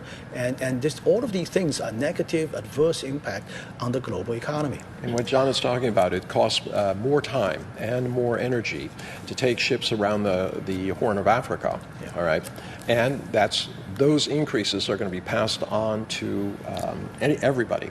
So everything that's imported into the U.S., for example, huge amounts, are going to be much more expensive. This is a compound huge situation impacts on the global supply chain. Definitely. All right. Thank you so much, gentlemen. So a Russian political expert warns that the U.S. military action against Iran could trigger a series of catastrophic consequences. Take a listen. The consequences will certainly be devastating for the entire Middle East, as there is a risk of uncontrolled escalation. Iran might respond with strikes not only against Israel, but also against U.S. military bases. This would lead to significant casualties among American troops and cause Trump's domestic approval ratings to collapse. In addition, there remains the risk that the Strait of Hormuz could be blocked. Some 20 million barrels of oil pass through the strait every day, along with massive volumes of natural gas in billions of cubic meters. This would immediately trigger a global fuel and energy crisis. Of course, the consequences would be extremely dire. All right, we now go back to our studio guest, Mr. Einar Tangen and Mr. Jong Gon. Einar, let's talk about this legality of the attack. Both the United States and Israel claim this is a preemptive strike against Iran to remove threats to Israel. So what do you think Donald Trump will face within the United States after this attack? Well, there'll be challenges by Congress. They say this is an act of war, that he should have consulted them. It's not clear that they were or were not. This is what they call the Gang of Four. He can call them up and say, look, without disclosing anybody else, but he has to disclose to Congress, and then they can start scheduling action. But there's going to be loud calls, and they're going to say, hey, what is going on? What was the existential threat? What are you doing? The Democrats will be all over this. The Republicans will be on the defensive. Remember, a large part of his base are the ones that are against these kind of forever wars. They don't understand why billions are being spent overseas on wars that have nothing to do with them, which are in fact going to increase the cost of their living. So this is a political event. He's taken tremendous risk. What he does after this, I don't know, but definitely Congress will be mounting a legal challenge to this, saying this is legal. But you can't pull the missiles back. So they're already been expended, and the danger here is that the escalation, when American lives are lost, he's going to appeal and say, we've been attacked, even though the U.S. attacked first. Well, let's not forget the Supreme Court's ruling that Donald Trump's tariff policy are illegal. What trade-offs might the United States have to make here? Well, I think it very much depends on the outcomes in the next few days as the war unfolds. I think if, like last time, the American bombers went in and get out very successfully just a few days, in just one day, and nothing happened later. Retaliation from Iran is very limited. Not many American casualties at all. I don't think there's any American casualty last time, right? So if that's the case, probably the public is going to get over with this very quickly. But if this war gets prolonged, if as Einar has said, that body bags are starting to come home, then there's going to be a huge dissatisfaction with the Trump administration. There'll be demonstrations, and then the Democrats and the MAGA base, the part of the MAGA base that's against this war, is going to be speaking up, and then I think President Trump is going to be under tremendous political pressure. All right, now let's get some latest information from my colleague. According to Reuters, an Iranian official says all U.S. military bases' interests within Iran's reach. Well, this is definitely, as we already heard, unconfirmed reports saying the explosions in Saudi Arabia and Jordan targeting U.S. airbase. So definitely this is quickly expanding to a wider regional conflict. Will have this economic impact as well, as we mentioned, geopolitically to us Asian communities as well. So looking forward, what do you think we should be prepared for the next round of either attacks or any possibility of negotiations or diplomatic solutions? There are while you're attacking, it's really hard to have any kind of negotiations. As I said, there were scheduled negotiations that were supposed to occur. I think those will be canceled. Obviously, this will be seen from the Iranian side as an unprovoked attack in the midst of negotiations. They'll see it as illegal. They will go to the world, not that anything can happen, but they will go to the world and say, look, this is unprovoked. This is outrageous. This is against everything that's out there. We are accused of being the barbarians, and they said the barbarian is America and Israel. The UN Security Council is probably going to be session tonight or tomorrow morning. Emergency. Exactly. And what the interesting thing, in my view, is that China is indeed should be able to play a sort of a proactive role in mediating a peace here. China maintains fairly good relationship with both sides, but it maintains a good relationship with Iran. It also maintains a reasonably good relationship with Israel. So I think maybe here, the Chinese our government can somehow intervene and propose a ceasefire at least and mediate a solution here. No, definitely China will say, look, take a pause, sit down, relax. But the fact is the U.S. and Israel are not interested. You can lead a horse to water, but you cannot make it drink. And in this particular case, they have outlined that they have regime change is not something you negotiate. Well, put it this way: if Israel sees there's no hope of a regime change at all, and if this thing prolongs, I think Israel probably will be thinking about sort of an exit ramp to end this and then defeat. It looks like the regime change is definitely the ultimate goal here, as it is very clear that it is targeting the top officials from the country. Which is a tall order. I don't think it's going to happen anytime soon. Well, they just killed the supreme commander of the armed forces. There are 15% of Iranian population that's firmly behind the government. As Anna said, it's a deeply entrenched government, and 15% of 100 million people. I mean, that's a lot of people, and 15% can make a huge difference in my view. I mean, they're going to defend the country, unite around the government, and resist any area invasion from overseas. So I think there's no invasion. You cannot go into a country area of 100 million and expect that you're going to do it. We would be doing this from far away. The kind of armada. Remember when we invaded Iraq, how many months it took to amass all of these pieces. There will be no boots on the ground. It's going to be difficult. But for the international community, condemnation is definitely will be coming very soon, and the UN Security Council will very likely to convene an emergency meeting. So, what do you think our multipolar world, multilateralism is now facing this unprecedented challenge? You have a very simple choice, in my opinion, and that is when you have rogue actors like the United States and Israel, you kick them out. I know that it is very, very difficult, and you'd need a vast majority of the world. But given what Donald Trump has done, what Israel has done, genocide on one side, the other one kidnapping the presidents of countries, threatening other countries, including neighbors that it has no animus with. It is time for the world. I know it won't happen, but it would be the best thing for them to simply say, you are out of the United Nations, you're out of the WTO, you haven't paid your dues in years, you owe billions, you've paid a few million. Well, it's time to move on. Well, I know. Look at the history of UN votes for the last 30, 40 years regarding the issue of Israel.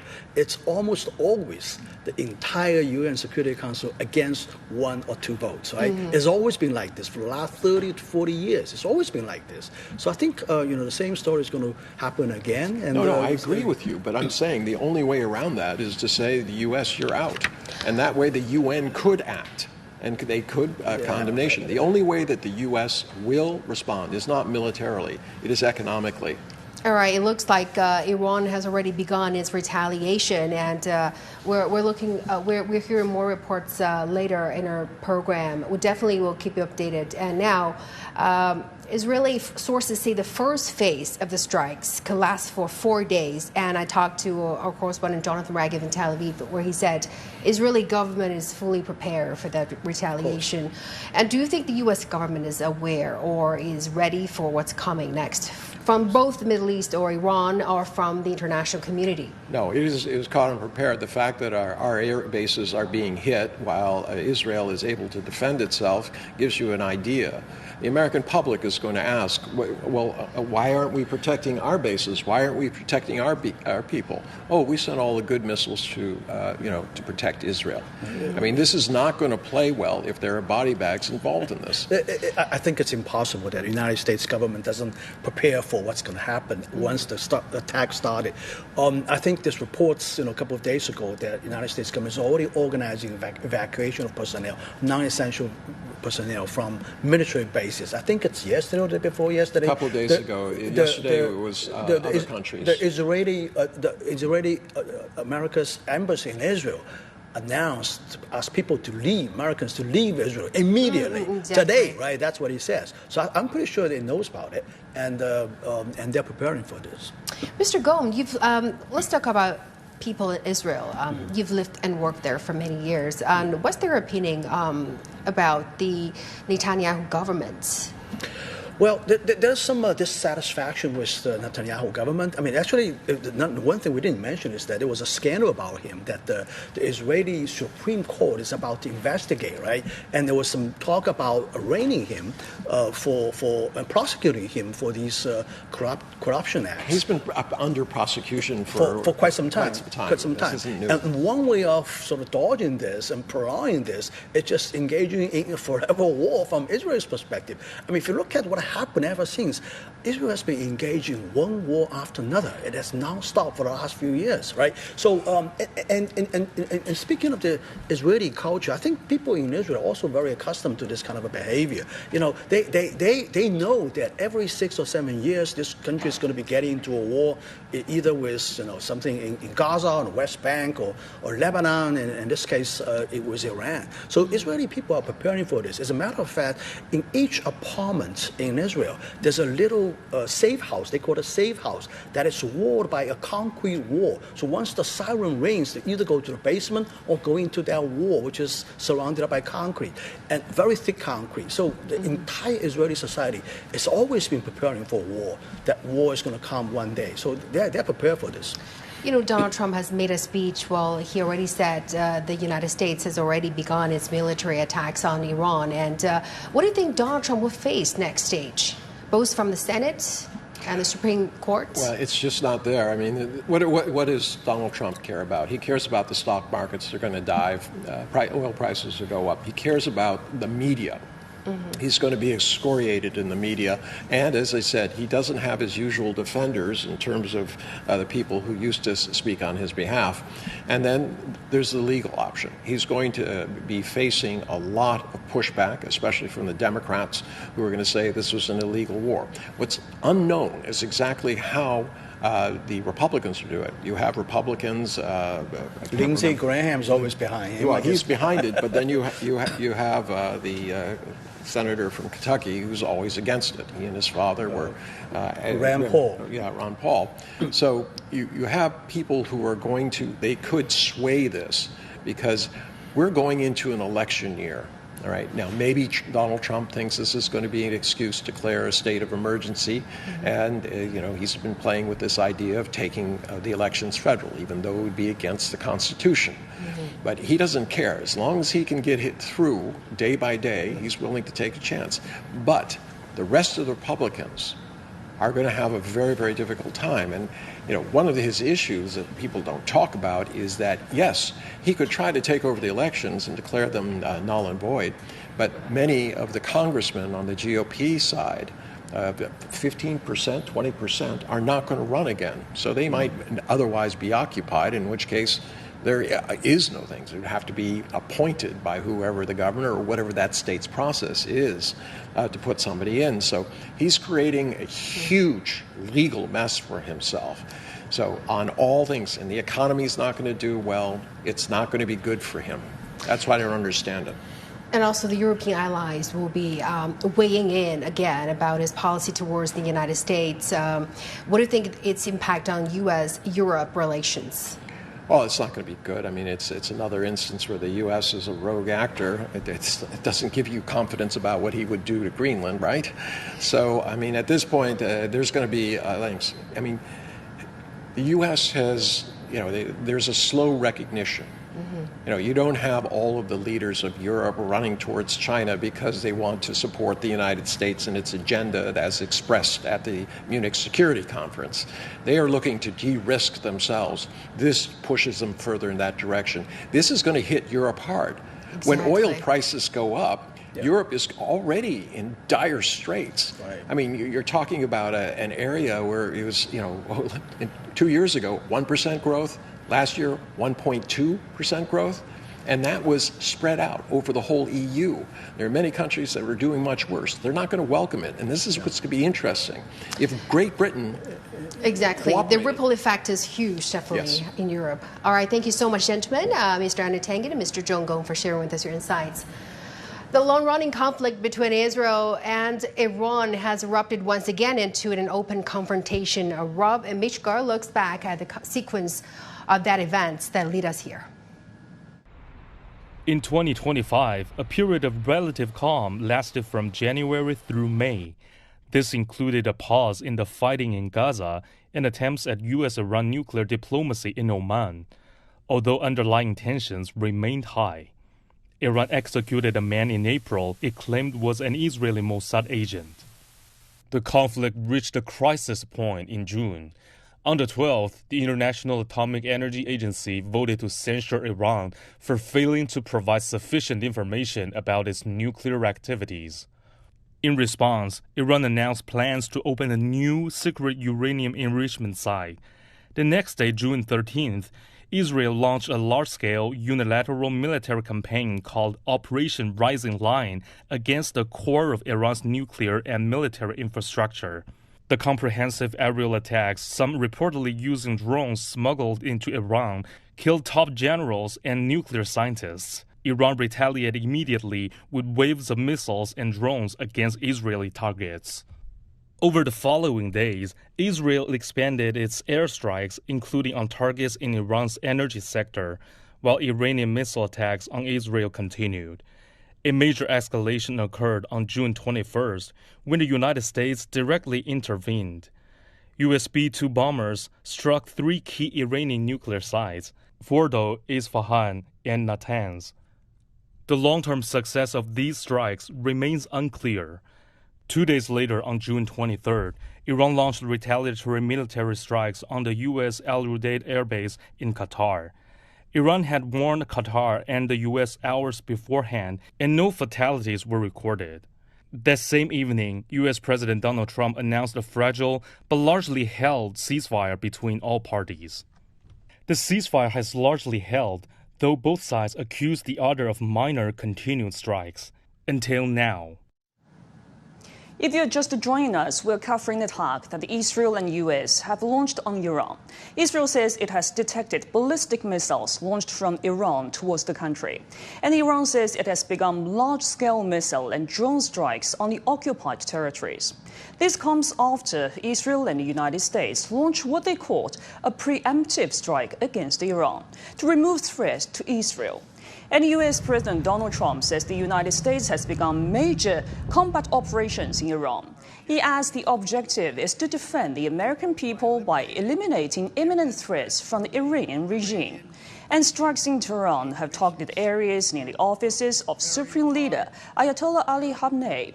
Multiple missiles also hit University Street and the Johari district and other locations in the capital. Iran has closed its airspace, and U.S. officials say the campaign is expected to last for multiple days. And media reports indicate that Iran's supreme leader, Ali Khamenei, is not in Tehran and has been moved to a secure location. Well, Israeli sources, all Iranian leaders, including Khamenei, are targets. And the Iranian official has warned that Tehran's response will be crushing. Sirens have sounded across Israel to warn the public of possible retaliatory attacks. And Israel airspace has been closed to civilian flights.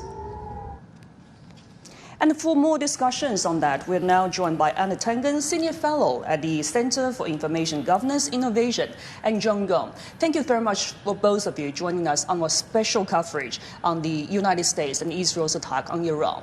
So, previously, we've known that lots of information have been come out. And for your perspective, my first question goes to you, Anna Tangen. What do you think this attack on Iran will impact on the Middle East at large? Well, it'll be devastating economically. I mean, if they close the Straits of Hormuz, expect oil prices to peak at somewhere between 150 and 200. Ordinarily, that would be good for oil-producing nations, except they can't get their oil out. It will be oil outside of that. So it's not going to be good for them. Politically, they're caught in a situation where Iran has attacked bases in their country. As long as it's kept to the military bases, it's all right, but still, it risks this kind of wider, bigger war. If entities start saying that, no, you killed our civilians and we have to retaliate against Iran. I mean, this is not something where anybody knows where it goes. You light a match to a pile of dried leaves. Do not expect, be surprised if it runs to the forest. So we're looking at unknown risks, retaliations, escalation, and wider regional interplay. And my question is to you, John Gong. We know that in this such kind of situation, is the current status of nuclear sites or domestic protest a sufficient reason for the United States or Israel to launch such attacks? Well, we know that after the last bombing by the United States Air Force, the facility is already buried underground. It's been widely reported that the Iranians haven't even started digging up these things. So it's President Trump is partly right that it's being obliterated, but not 100% destroyed, just buried somewhere underground. This doesn't pose an imminent threat to any of these two countries, Israel and the United States included. So I think the justification that this is for a threat to both countries is not grounded on reality at all. And also the issue about ballistic missiles, it wasn't part of the negotiation in a long history between the United States, Israel, and United States and Iran in terms of Iranians' nuclear program. It's never about the ballistic missiles. It's only recently brought up, right?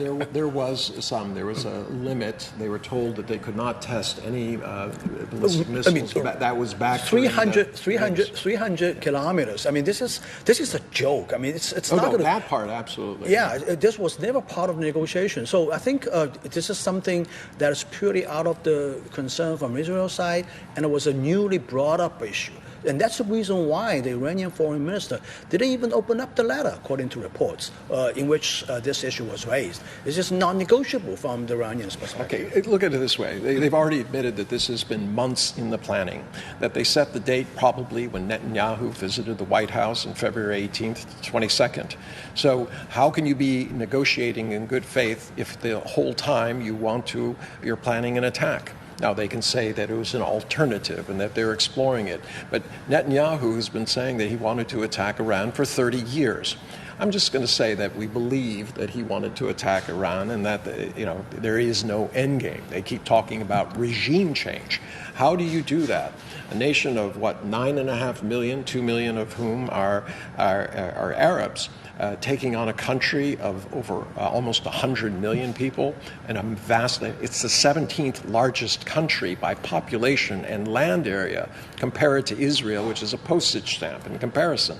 How would they possibly put boots on the ground? Never mind the fact that they don't share a border. There'd be vast distances between them. The only way they could do this was getting the U.S. to get involved.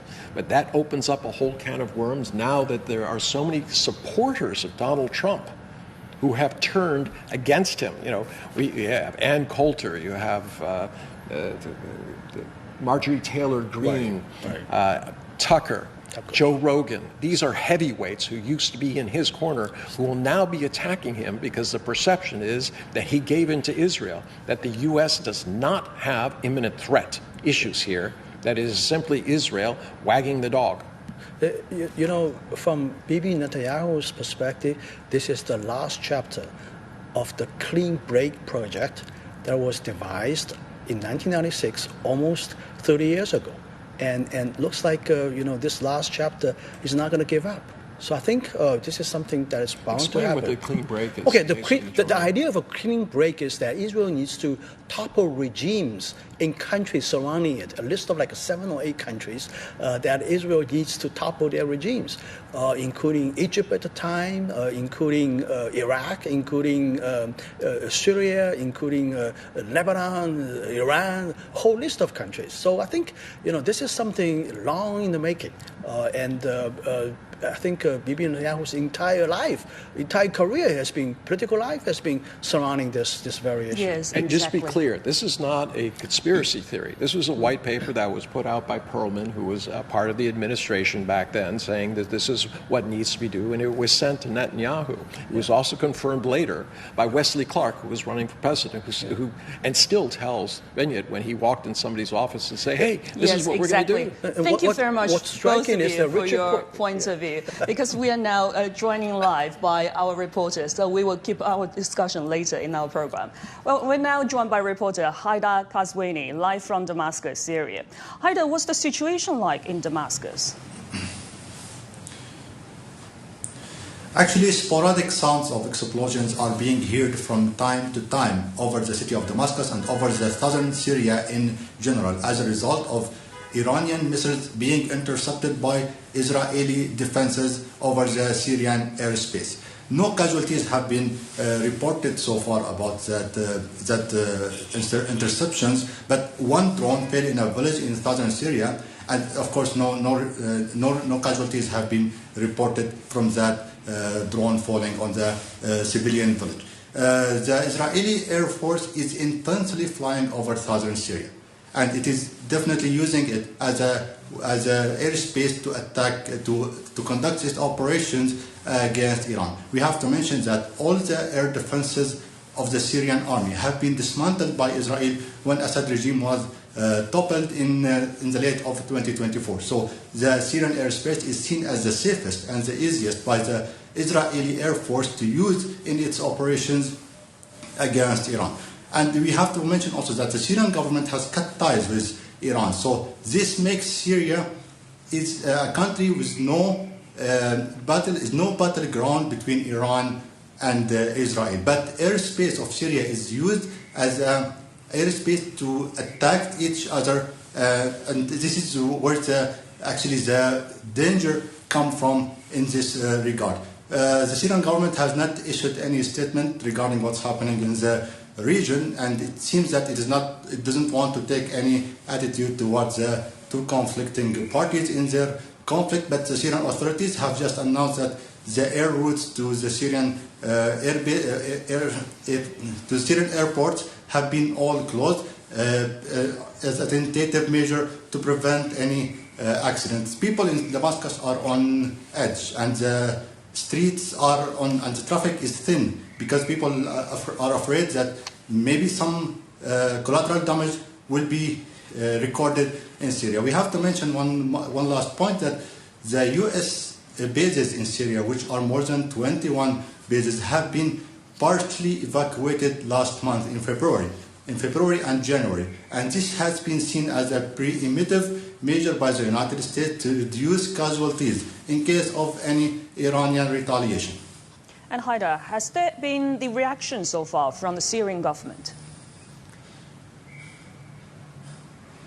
The Syrian government seems to take a low profile about this issue. Syrian government, it's a new government, and it doesn't want to be affected by what's going on, whether it's Israel or by Iran, because Syria sees itself as a new country now, as a weak country, and those two powers are fighting, and it might be affected by the conflict of those two powers.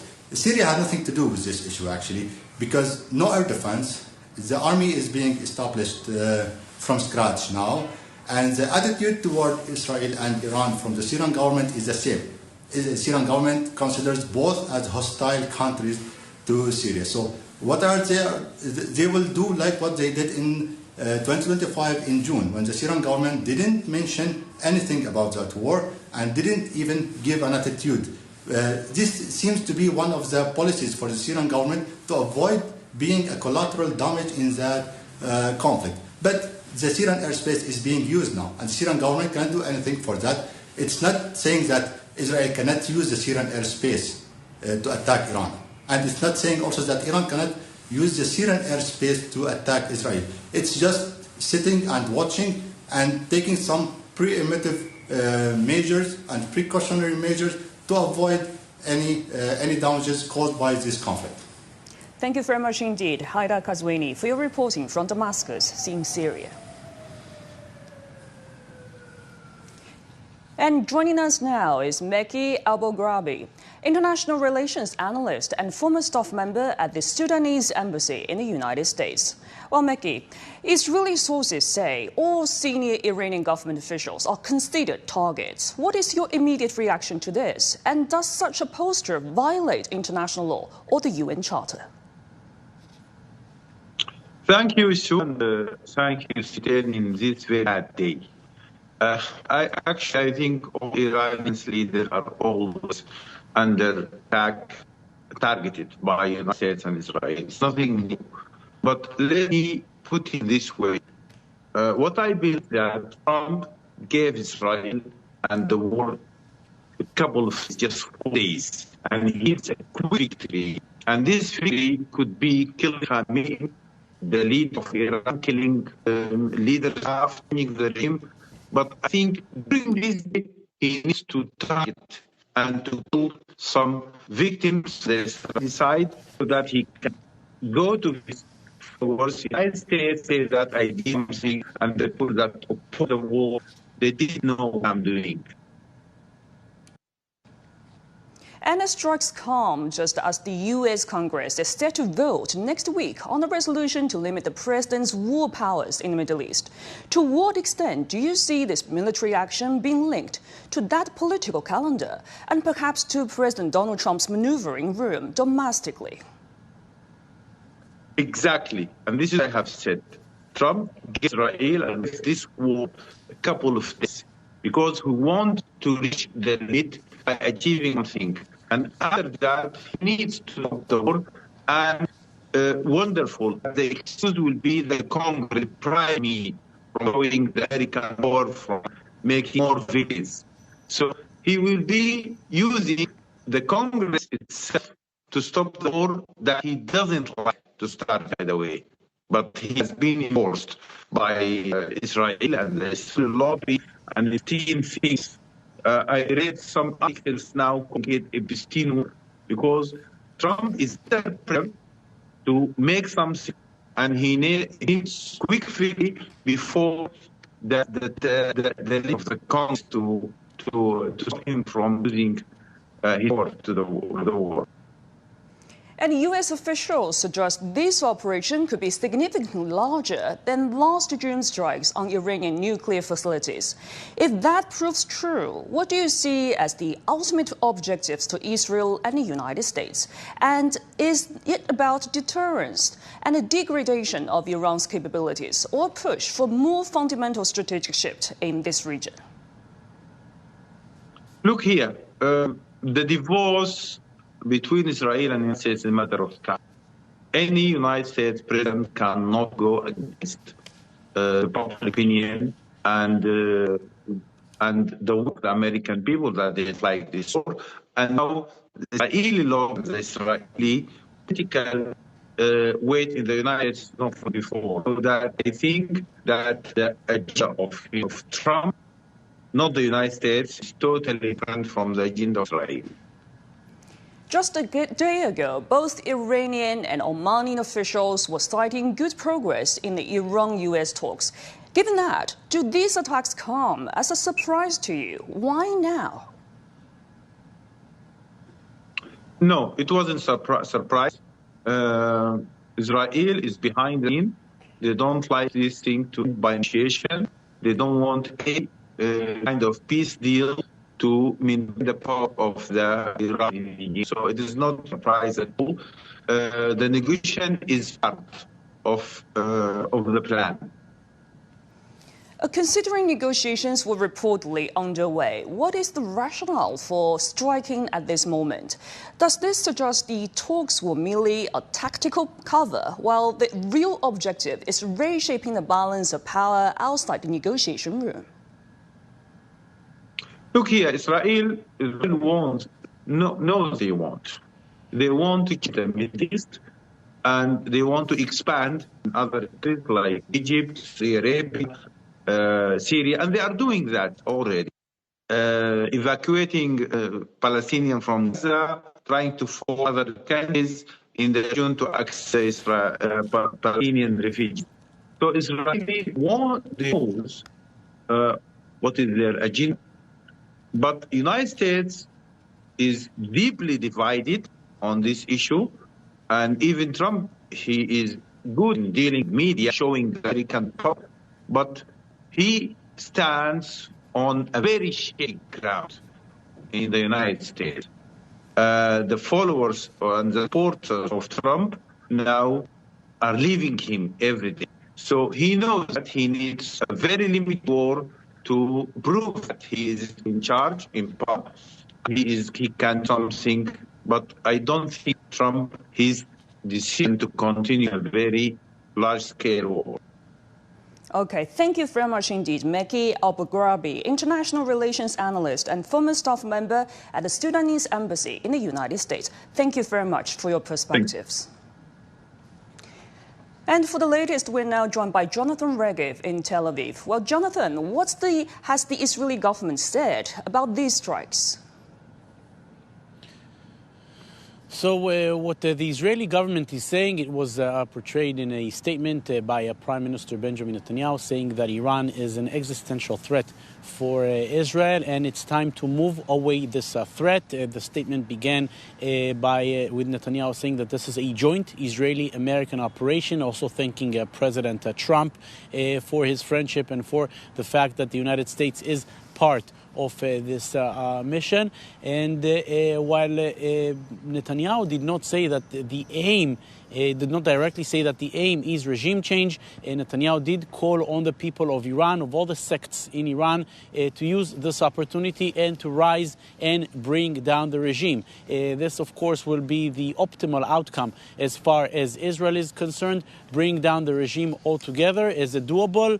Not so sure. We'll have to wait a few days, maybe a few weeks, maybe even more to realize. But this, I think, is the main aim for Israel this time. Not only get the ballistic missile, the nuclear threat far away, but maybe even bring the regime down altogether. As far as Israel is concerned, the Iranian regime is the one behind all of the problematic issues in the region, be it Hezbollah, the Houthis, Hamas, whatever you want. Therefore, Israel wants to see the regime being overthrown altogether. Again, we'll have to wait and see if this is doable. It didn't happen in June, but back in June, it was an Israeli mission. Now it is a joint American-Israeli operation, which, of course, makes things very much differently. And we've got the latest news from local officials saying that 5 students killed after Iranian school attacked by Israel. Is there any response from the Israeli government or the health administration? No, in Israel, the only thing that Israel is saying is that it is carrying out now strikes in Iran, and also Israel is trying to verify if and how many Iranian officials from the Revolutionary Guards or of the ranks of the government and the army, if any of them were killed. No specific responses to numbers of people killed in Iran. It is clear that this is happening. In Israel, we've had quite a few sirens in the morning all across the country, in the north, in the south, and also in central Israel. No reports of major casualties in Israel so far. We also know that some 100,000 reservists have been called to duty so far, and there's a lot of expectations to see as to what happens next. And we've seen that the fresh wave of the U.S. economic sanctions is tightening the squeeze on Iran and prolonging a full decade-long financial blockade. So what will be the implication of that attack from Israel and the United States have in the Middle East? It's clear that the Iranian economy is clearly also suffering from the American sanctions. This is what brought a lot of the pressure, the economic pressure that eventually led to this wave of protests that we've seen in Iran in recent months. And how much economy will play a hand in this, we will, of course, have to wait and see. So far, it seems as if the economy is also part of the altogether strikes and attacks that the United States is bringing on Iran. Thank you very much indeed, Jonathan Regev, for your reporting from Tel Aviv. Now let's go live via Zoom to our correspondent Joe Johnson in Doha. Well, Joe, with Doha hosting a major U.S. airbase, how exposed is Doha to potential fallout if this conflict escalates further? Well, Qatar just hosts Al-Udeid Air Base, which is the largest U.S. military base in the region and a critical hub for American and coalition operations. That naturally places Doha within the broader strategic landscape of any regional escalation. However, it's important to stress two key things. First, Qatar has advanced its air defense system and close cooperation and coordination with the U.S. forces, which significantly strengthens its defensive posture. Secondly, Qatari authorities are highly experienced in managing regional tensions. We've seen in past crises that precautionary alerts are issued early and security around key infrastructures are reinforced and coordination with partners is immediate. At this stage, we can see that what we are witnessing is that we've got a high alert national emergency alert here here in Doha. And this is how Qatar is preparing itself for any military attacks. And Joe, is there any indication that Qatar is stepping up diplomatic efforts to help prevent further escalation? Well, I think Qatar traditionally moves very quickly on the diplomatic front in movements like this. We all know that Qatar has great relations with both the U.S. and Iran. So Doha has long positioned itself as a mediator in regional and international conflicts. Given its working relationships with the United Nations, regional Gulf states, and also open communication channels with Iran, it is uniquely placed to facilitate a dialogue. While we are still awaiting detailed official statements, it would be consistent with Qatar's foreign policy approach to engage in quiet diplomatic behind-the-scenes, urging restraint and de-escalation while ensuring the safety of all the residents and citizens here. So alongside heightened security readiness, diplomacy is almost certainly moving in parallel, and that is what we are witnessing here at the moment. Well, thank you very much indeed, Joe Johnson, for your reporting in Doha. Now let's continue our discussion on this latest situation of the United States and Israel's attack on Iran. And thank you very much for both of you, Jung-Gun and Anna Tengen, for joining us on our special program. So my question is to both of you. Could you please tell us more about the economic implication of this attack? What are the short-term and long-term global economic consequences might rise from the U.S. attacks on Iran? Okay, a lot of that depends on how long this conflict lasts. Short term, you can expect real damage to both America and as well as the Middle East and Europe as rising oil prices affect it. If the Straits of Hormuz are closed, you're talking, 20% of the world's oil goes through there. It would be devastating to many countries. China is not in a position where it's going to be hurt because it laid down a tremendous amount of reserves that they have in tanks, so they can reroute a lot of their energy needs. But for places like Japan, all the way from Japan all the way to America, South America, there is going to be real pain felt economically there.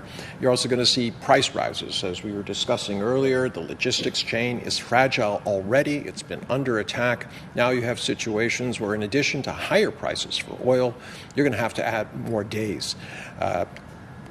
Their shipping is going to avoid that area, so they're going to have to go around the Horn of Africa. That adds weeks onto the journey and also the expense. So you're going to see a sharp rise in prices around the world, and the longer this continues, the more it's going to impact everything. There might also be ramification in the financial markets. I guess, when Monday morning stock market opens in many places around the world, prices will be plummeting. And that obviously was going to have an impact on the economy. So I think, particularly, I think, the stock market in the United States, whether it's going to hold up or not, or what's going to happen with the dollar status, these are all subject to speculation right now. I think what's worrying me most is that it doesn't look like this is going to be a short operation. I mean, Israeli side has already said the first phase is going to take 4 days, right? And then it's going to be the second phase, maybe even the third phase, and it can go on for many days. So I think, as the further it prolongs, this war prolongs, the more severe an impact this is going to have on the world economy. Think about how many wars are going on right now simultaneously around the world at this point of time. There was a war breaking out, I think, in between Afghanistan and Pakistan the day before yesterday. Now there's another war coming out. So I think, we are in a turbulent world right now, and it's exactly as President Xi said. This is a time of change I haven't seen in 100 years. But fortunately, we're still in a peaceful time, and I think this is the time that China, in addition to sort of holding the peace banner at the United Nations, it's probably also a good idea to play a proactive role in terms of mediating a peaceful solution here. Yes, indeed. It should be, but the fact is, it's difficult. You can lead a horse to water, but you can't make it drink. If Israel and the United States are intent on regime change or destruction of Iran, there's nothing that China can do about that. China can only bring willing parties who want peace together and try to fashion some sort of consensus agreement that they will live up to. But you can't do that if you're intent on other goals, which are more just purely about violence. Yes, not purely about violence. And that we've got latest news that Iranian officials said that President Masoud Pezeshkian is still alive.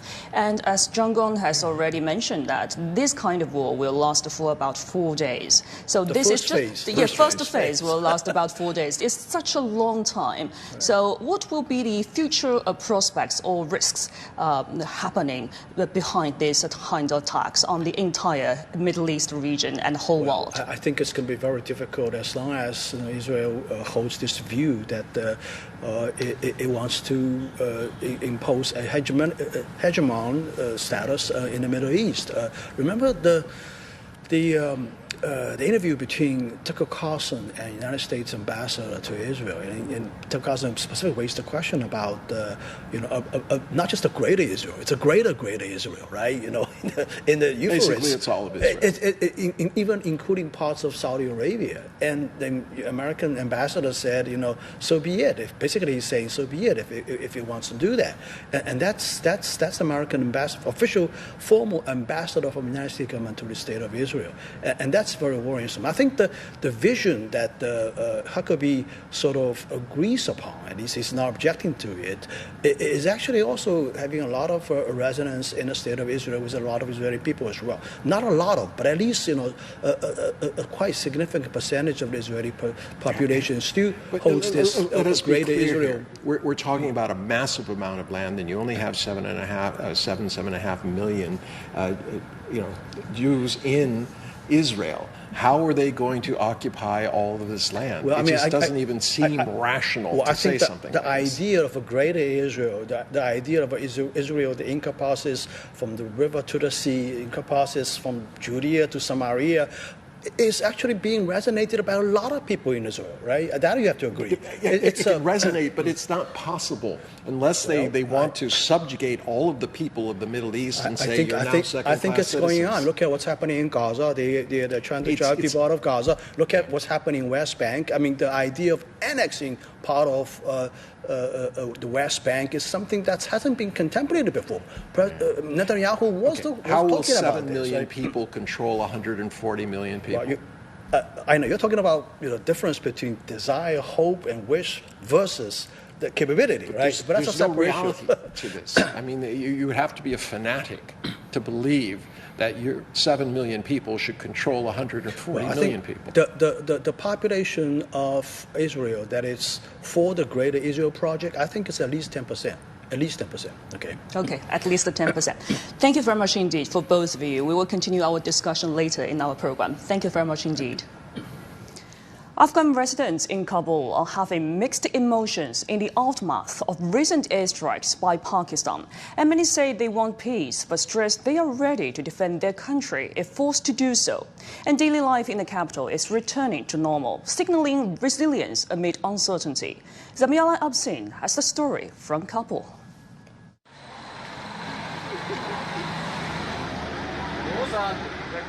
This is Sharanal, the heart of Kabul and the most crowded area of the city. Just less than 24 hours, Kabul witnessed heavy bombardment and airstrikes by the Pakistani forces. But now, the routine life is back to normal.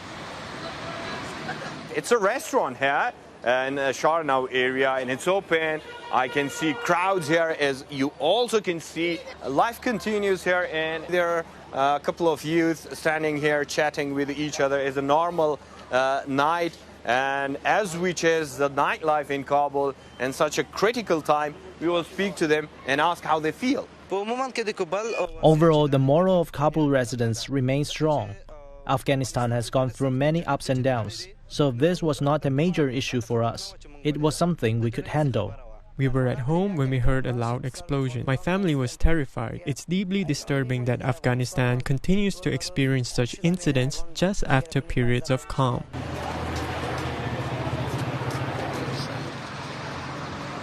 The cafes here, they're open, the restaurant open, and crowds I can see everywhere in this area of Kabul city, and the people are enjoying. Gul Rahman is one of those young people, along with his friend, that they have come here to enjoy themselves. Last night, Afghanistan was bombarded. Praise be to Allah. It is peaceful now. I came out to spend some time with my friends and walk around Sharanal. It's midnight, around 10 o'clock in Kabul, and the bazaars, the markets, the restaurant and cafes are open.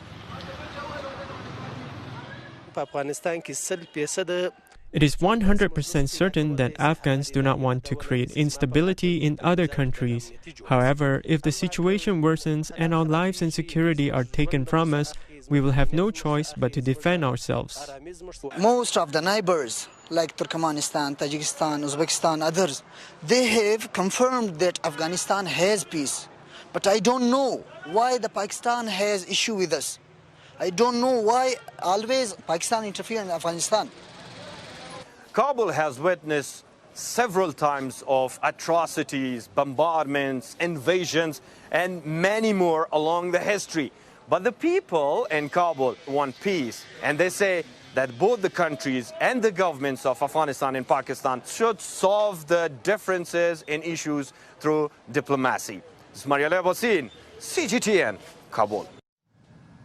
Pakistan has declared open war against the Taliban, launching major strikes on government facilities in Afghanistan for the first time. Islamabad says the strikes were a response to earlier cross-border attacks by Afghan forces on military positions. Our correspondent Daniel Han has more in Islamabad. Pakistan says it has launched a major cross-border Operation Ghazab-ul-Haq against the Afghan Taliban following what it describes as unprovoked firing from across the frontier.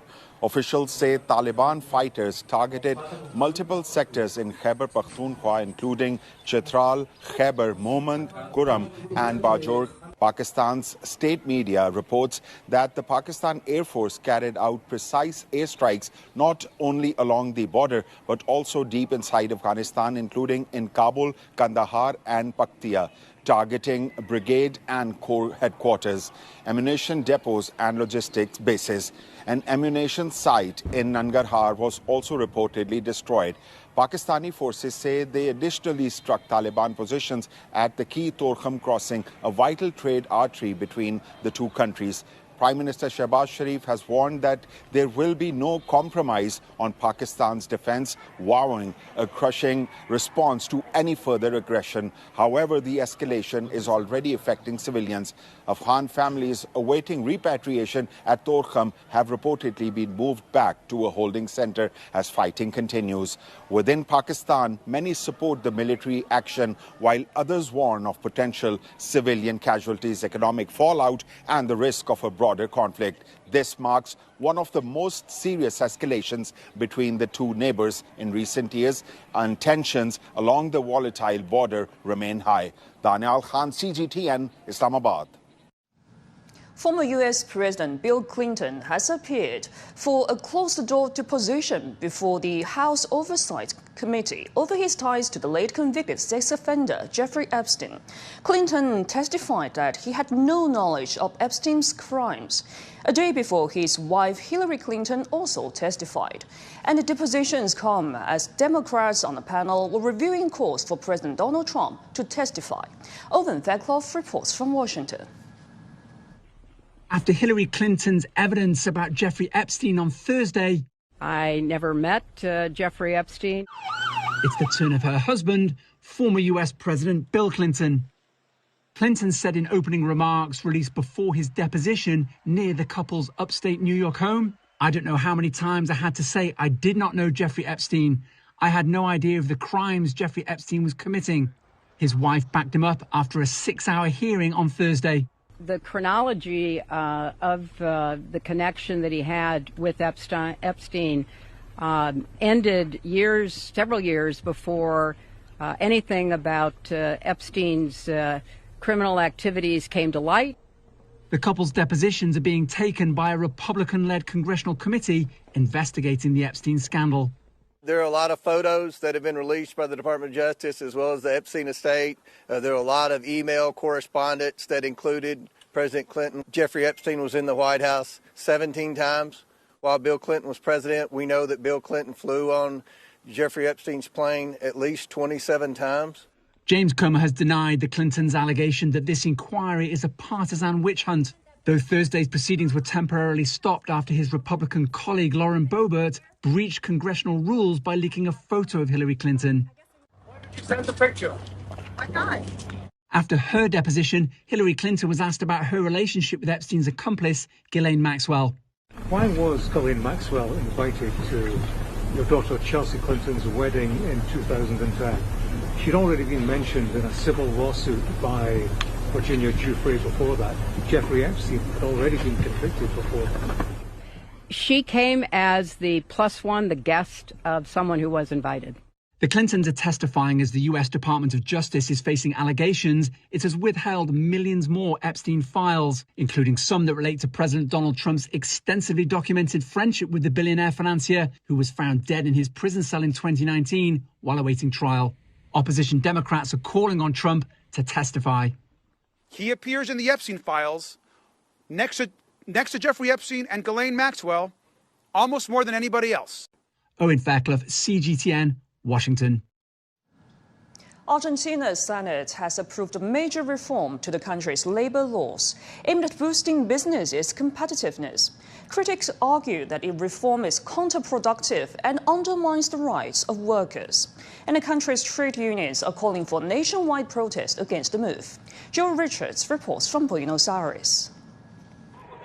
Amid tension on the streets outside Congress, Argentina, South America's second-largest economy, is set for the first overhaul of its labour laws in 5 decades.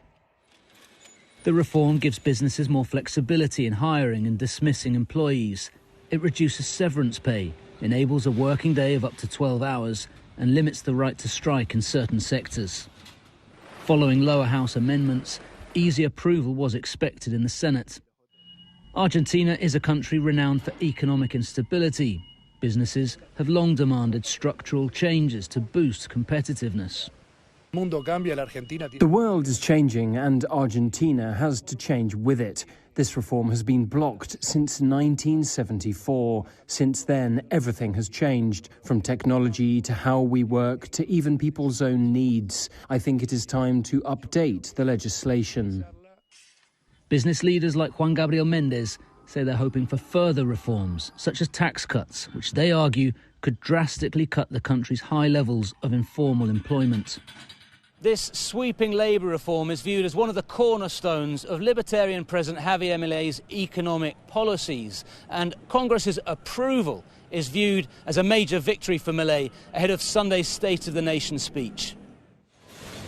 This reform has met with resistance from Argentina's powerful trade unions, with many members protesting as Congress debated the bill, and unions called the 4th general strike of Milei's presidency just last week.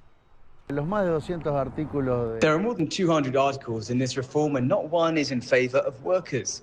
We understand there should be a reform and that we cannot remain tied to a law that dates back 50 years. But this reform takes us back to 1910. It sets us back 120 years. Recent government data shows worrying signs of economic activity and employment. The number of companies to have closed in 2 years of government under President Milei stands at 22,000, while the number of formal jobs lost stands at nearly 300,000. The government says the labour reform is necessary to attract more foreign investment. The economy grew by 4.4% last year. Milei says new labour laws will be the foundation for more growth. Meanwhile, unions are vowing to begin legal action against the new reform next week. Joel Richards, CGTN in Buenos Aires. 15 people have died and at least 30 others injured after Bolivian Air Force aircraft carrying newly issued banknotes crashed onto a busy avenue. Police have fired tear gas to stop residents from picking up money off the ground. Monica Machoco has the latest from La Paz. The plane that belongs to the military was coming from Santa Cruz, and it had landed in the airport of the city of El Alto, which is more than 4,000 meters above the sea level. The plane has slid into the perimeters of the airport, crashing, hitting about 15 cars.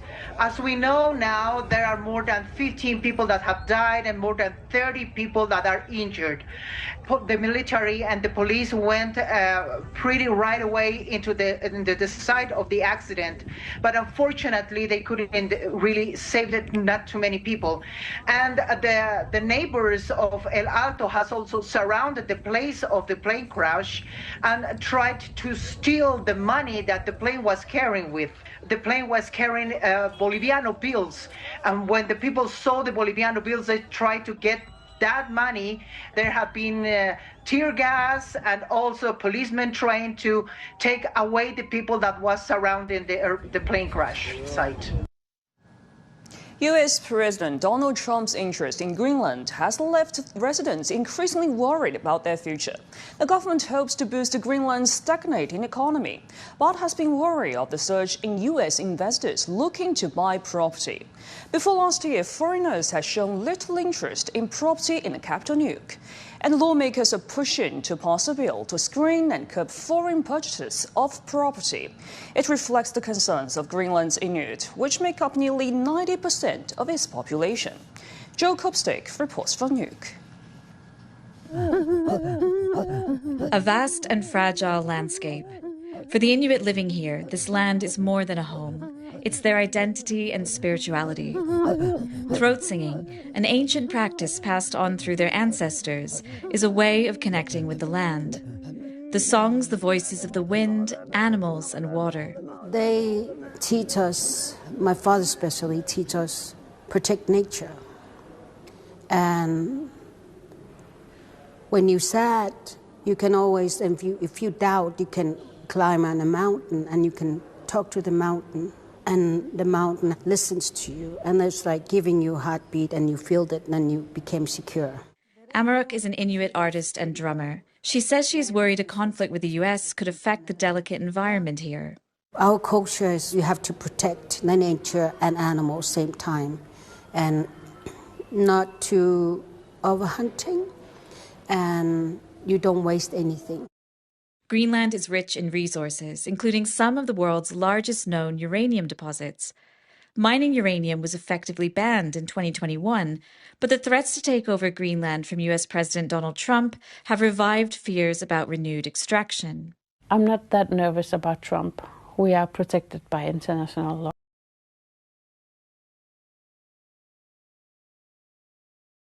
law. But I'm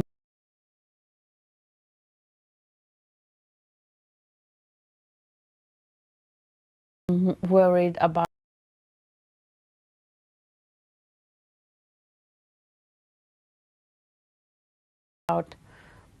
his interest in our minerals.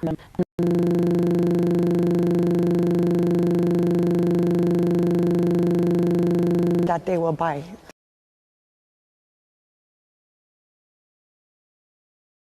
Greenland.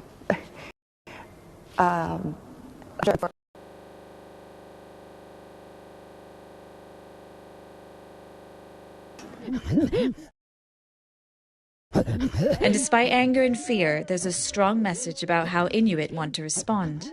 This is our reality, that we are a peaceful and quiet people. Anyone would try to protect that, but we don't do it with violence, but with knowledge and, calmness and just staying united. As American power speaks loudly, the quiet song speaks volumes in an unbroken bond with the land. Jen Copestake, CGTN, Nook in Greenland.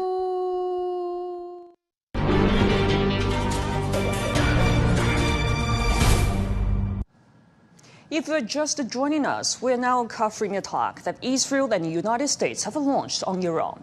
Israel says it has detected ballistic missiles launched from Iran towards the country. And Iran says it has begun large-scale missile and drone strikes on the occupied territories. This comes after Israel and the United States launched what they called a preemptive strike against Iran to remove threats to Israel. And US President Donald Trump says the United States has begun major combat operations in Iran. He adds the objective is to defend the American people by eliminating imminent threats from the Iranian regime. Strikes in Tehran have targeted areas near the offices of Supreme Leader Ayatollah Ali Khamenei. Multiple missiles also hit university streets, the Johari district, and other locations in the capital. Iran has closed its airspace, and U.S. officials say the campaign is expected to last for multiple days. Media reports indicate that Iran's supreme leader, Ali Khamenei, is not in Tehran and has been moved to a secure location. While Israeli sources, all Iranian leaders, including Khamenei, are targets. An Iranian official has warned that Tehran's response would be crushing. Sirens have sounded across Israel to warn the public of possible retaliatory attacks. And Israeli airspace has been closed to civilian flights. And for more discussions, we're now joined by our very distinguished guests, Aina Tangen and also Zheng Gong. Thank you very much for joining us again. And let's continue our discussion about the U.S. and Israel's attacks on Iran. And we've seen that several rounds of diplomatic negotiations have been happening over the past few days. How possible is that confrontation will be turning into a wider conflict, or there will be perhaps any kind of agreement be made in the near future? Well, first, a few words about the negotiation. I think from Tehran's perspective, they definitely want to have a successful negotiation. They indeed made a proposal, and they think that they had made some success in terms of moving the negotiation to the right direction. As a matter of fact, they issued a statement saying that the negotiation is going pretty well. But the Washington's perspective is totally different. President Trump said that he doesn't think that negotiation is going anywhere. But behind scene and looking back, we now know that this decision to attack Iran has already been made days before the negotiation even started. So I think this goes to tell. Speaks volume about the sincerity of the Israeli and the American side in terms of going into the negotiation. And your question about whether this is going to expand into a much larger war, it already has. We're already starting to see multiple American military bases in the region being hit by Iranian missiles. So I think in a sense it's already expanded. And as we have already discussed, this is going to take days and days. And the first phase is going to take 4 days. This is just the Israeli side. They're saying it's going to take them 4 days to do that for the first phase. And I'm pretty sure the Iranian side is going to respond to that. So I think even the first phase we can talk about over a week maybe. I don't know, maybe a week or so. Yes, Anna, as Jungle mentioned, and previously we've seen that Donald Trump has said that he's not happy about the negotiations, about the progress of the negotiations. And the Iranian side has said that they agreed not to expand its enriched uranium. But now this attack happens immediately. What's your point of view? Well, it does not appear that the negotiations were in good faith. They've already said that this took months to plan. They also talked about, the impossible things, a surrender.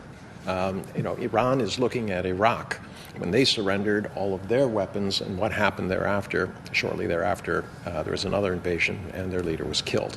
So from their perspective, they're not going to give up all of their defenses. So this was a non-starter. They thought this was a negotiating ploy. Apparently, it was just a way of cornering them so that Donald Trump could, in essence, at some point say, look, we're going to do this. Now, Netanyahu was in the United States between February 18th and February 22nd, 4-day period. Apparently, that would be, according to what they said in terms of timing, this is when it was decided when they were going to attack. And it was very carefully planned. They did it after the oil bourses had closed. So there's West Texas intermediate oil, and there's where you trade that, and then you have the Brent crude oil. They decided that they would do that at 6 o'clock, which is exactly when it closed. So this would delay any true reaction. You can still trade at 24 hours on those things, but the pricing is set there. So it doesn't look like the price of oil has moved. So they have carefully thought out almost everything, but it does help Donald Trump, particularly at this time, because it draws attention away from their earlier story in the news about the Epstein files, which is just roiling America, and in particular, his own base. And this is something where Donald Trump is desperate to change the narrative, not only about that, but the economic news is not good. And this is going to make it worse. John had predicted that this was going to happen yesterday. I did not think it would do, because I do not see an end game here for him. If body bags go back to the United States, his base will abandon him. If they start losing their homes and because they can't afford gasoline, that's not going to help them. The economy, prices are going to go up. It just is impossible for me to see how he's going to gain politically from this. Yes, indeed. As you mentioned, that many countries have been warned their citizens to leave or avoid travel to Iran and several other Middle East regions due to U.S.-Iran tensions. What will be the implications of that kind of attacks between the three sides have? It's going to be a big disruption. It's not just the flights involving sites in Iran and Israel. It's flights involving Doha Airport, involving Abu Dhabi, involving Dubai, involving Riyadh. All these flights have been cancelled. As a matter of fact, I just saw a flight taking off from somewhere in India and not turning back. So I think this is going to be a big disruption for the entire region. Now remember, UAE airline company, Emirates, is actually a very large airline company, right? The largest in the world now. Yeah, and Dubai is sort of the base for a lot of transits in the region. And you have flights going to Africa, you have flights to Europe, you have flights to Asia. And this is all being stopped right now, I think. So it's going to have a huge shock to the system. And I think the world is going to wake up to find out that this is a much bigger impact than just the oil story. I think it's across the board. There will be disruptions to people's daily life. the supply chain has been fragile, as we have seen. All right, this is going to exacerbate it. That means that you're not going to have, any cargo moving through the Suez Canal into the Red Sea. They will have to go around the Horn of Africa, adding cost and time to deliveries. And this is going to have a massive impact, and it's worldwide. Nobody is safe from this.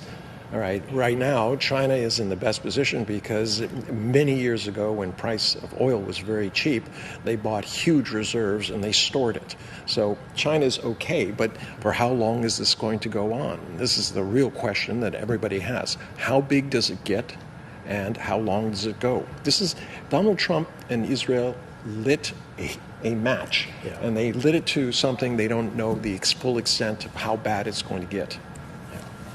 And Aina Tengen, please. Well, I also want to add one thing. I think it's probably make peace in Ukraine more remote now, I think, given the fact that oil prices goes up and the Russian revenues from selling oil is going to go up. So, it forwards Russia to be more determined to keep on going fighting, I guess. Well, look at the trade routes, for example, although it's down, India is still buying on a daily basis 1.2 million barrels of oil a day, which they're processing, most of which is going into Europe.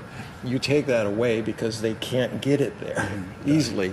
You're starting to see real global impacts. I mean, Europe is going to be hit very hard by this, and there are going to be questions. For instance, Great Britain, did they allow their air bases to be used for this attack? Are they implicated? No, it says no. It says Diego Garcia. It says no. They said no. They said no. Yeah, I think Starmer said that they're not going to allow American troops to use the Diego Garcia air base. Well, the question is, do they allow other assets that they have to be used? Europe is going to do a lot of soul searching over this, because this reaffirms just the idea that America can act as a rogue state, as the threats against Greenland. This is going to be in his mind. You had the story about the Inuit people concerned about this kind of aggressive big power coming in and taking things over. Yes, indeed. We've been talking about the cancellation of the flights. It seems that everybody's life is involved in this kind of war. And Aina Tengen has mentioned about the close of the Suez Canal. And how likely do you think that Iran is likely to attempt a blockade of the Strait of Hormuz after this kind of attack? I think it's very likely. Very likely. I mean, they are in an asymmetrical position. All right. Obviously, Israel and the United States, they have the firepower and things like that. They have to bring some pain in order to hope that there can be some sort of resolution to this. And remember, no matter what we do here, resolution is only going to come around a conference table where people can agree. So let's hope that is sooner rather than later, but they don't have much choice other than to try to spread the pain around. They're going to be, I think justifiably angry that a lot of the Middle East, which had agreed that a war on Iran was a bad idea, Saudi Arabia said it outright. But if their bases were used by the U.S., Saudi has already issued a condemnation against Iran for hitting the bases in Saudi Arabia. Yeah. So I mean, this is the whole escalation issue.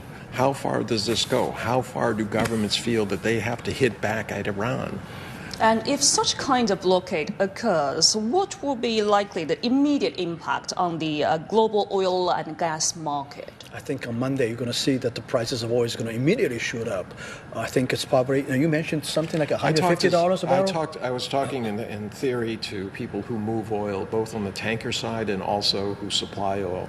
They said that it would be between $150 and $200 almost immediately. Remember, the oil is cut off. They don't have some way to move it out of the Red Sea. So that means it is not available. The Gulf countries that export oil will not benefit because they can't get the oil out. It's just the oil outside that area will benefit. The United States, for instance, will be able to clean up. Russia is also probably... Russia, to the extent that, people are buying their oil, there will be a lot of takers. But you look at somebody like, Japan. They're going to be hit really hard. They're not in a position to be absorbing these kinds of shocks. So there's going to be a lot of soul-searching at countries around the world and said, what was the issue here with Iran. They don't have a nuclear bomb. This is something that's being pushed by one small nation that's intent on regional hegemony. What does that have to do with our economy? And I don't know what kind of messaging is going to go out, but there's going to be a lot of groups saying this was wrong. And beyond economic disruptions, what strategic objectives might Iran hope to achieve by targeting the shipping route? They've been stating this very clearly, that they're seeking regime change in Iran. As we've been discussing this, this is the last chapter of the Clean Break project, that Israel wants to seek regime changes in every little country, every country around Israel. And Iran is probably the last one still standing. And they see a chance that Iran right now is weaker than ever. The regime is sort of weak. The sentiment on the streets, people are not very happy after years and years of sanctions being imposed on the economy. And I think, the objective is to hopefully, from the Israeli perspective, hopefully, hoping that the Iranian people will rise up and topple the regime. I mean, that's a tall order. I don't think it's going to happen. But nevertheless, that's what they're seeking. It's not possible. In 4 days, you're going to affect regime change. Suddenly, the old regime, the entire government changes, and you have who in charge. None of these things have been thought out. This is the part that really bothers me. There is no end game that's been articulated other than we don't like the current regime. And the United States, what is in this for us? American consumers are not going to be happy at the price increases. They already feel it. There's over 60% of Americans feel that they're living paycheck to paycheck.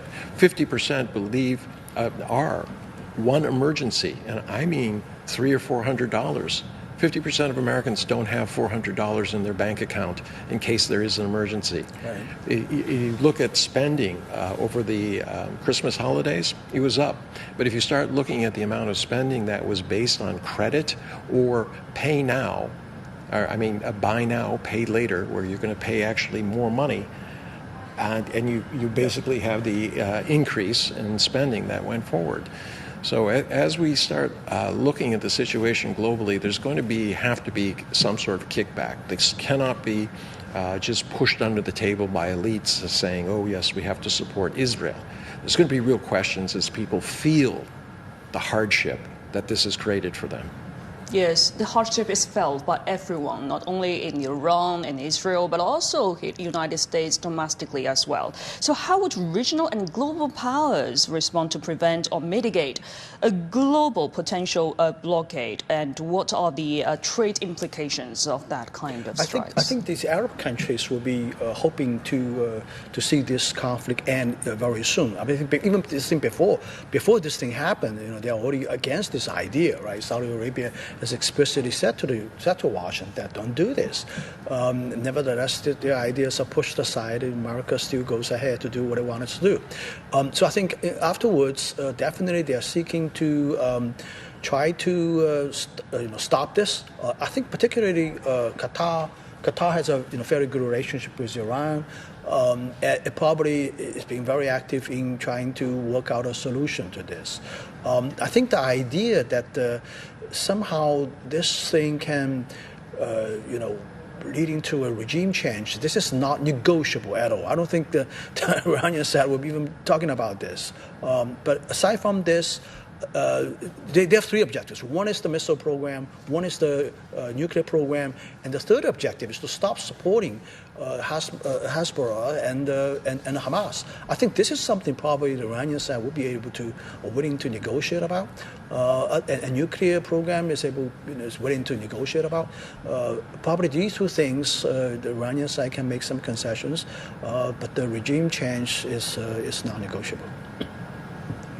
Okay, thank you very much indeed for both of your points of view on this very special and important occasion between the United States, Israel, and Iran.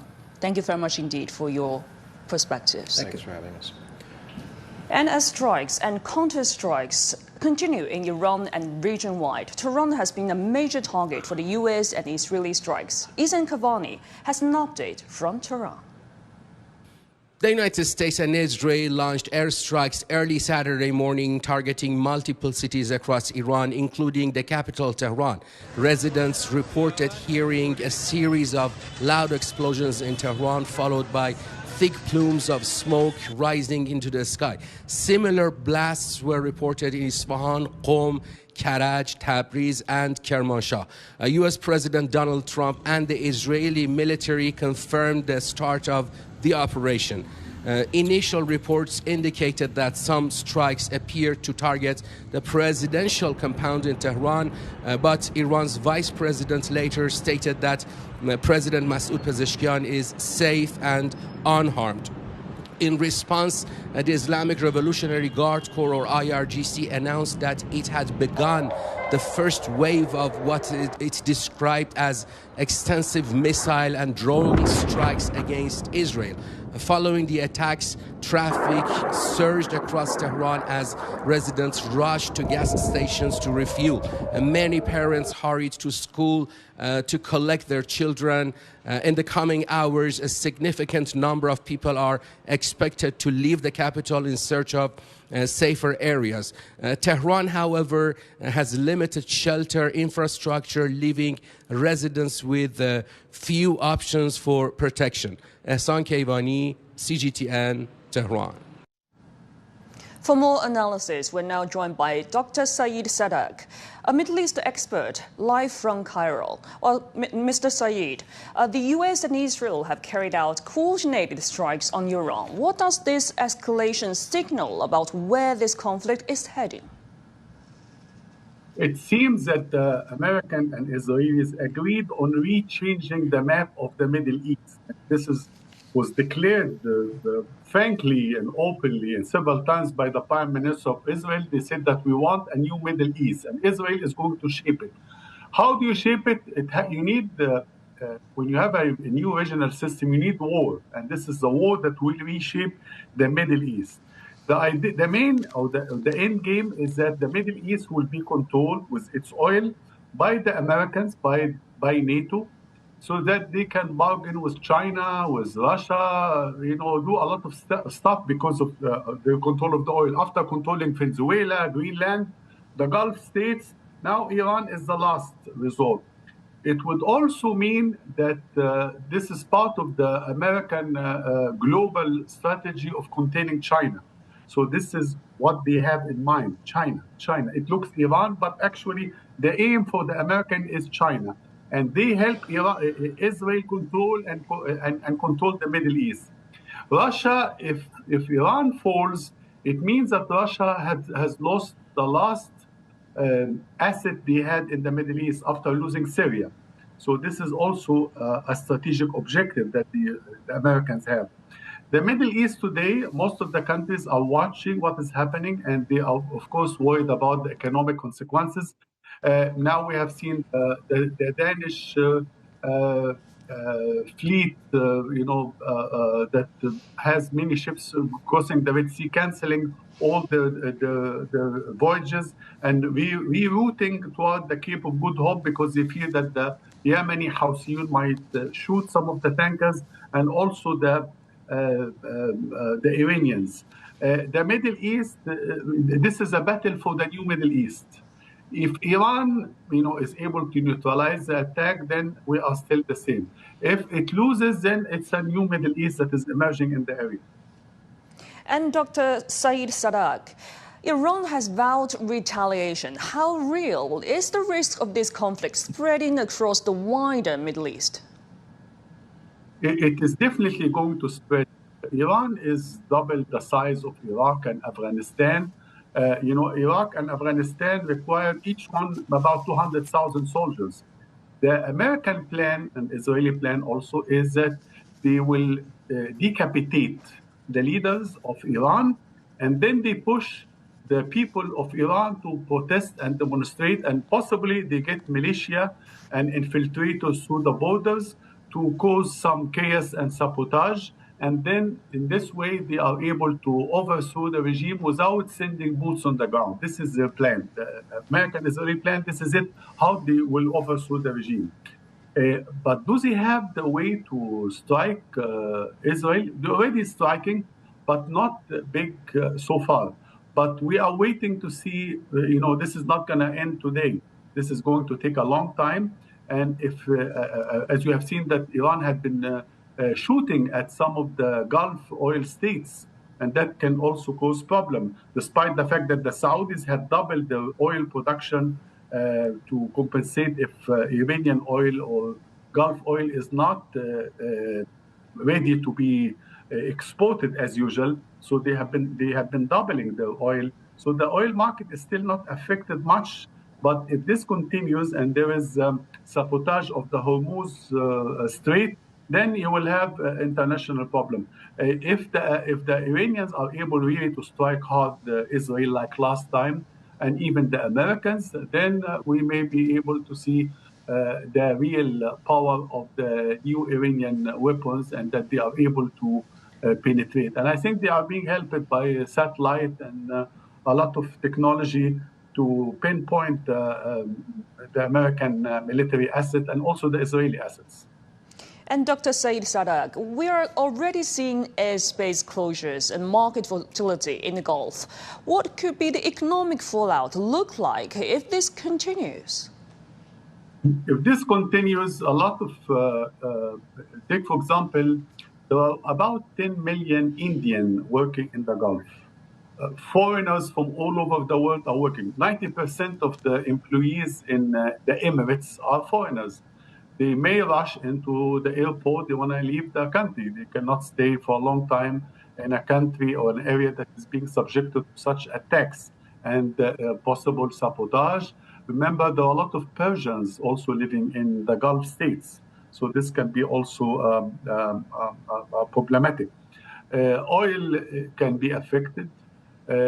Countries like Dubai and Emirates and Kuwait and others, if they get a lot of strikes, their economy, their currency will be affected. Workers, remittances that come from those countries will be affected. So countries that have been exporting workers in the Gulf would be fearing the impact. Investment would go down. Remember that the Gulf states are not only oil exporting countries, they are now AI hubs. They have been investing a lot of trillions of dollars in AI technology. Now, many of those companies, big companies, Microsoft and others, may leave the Gulf if this continues because it is not safe for them.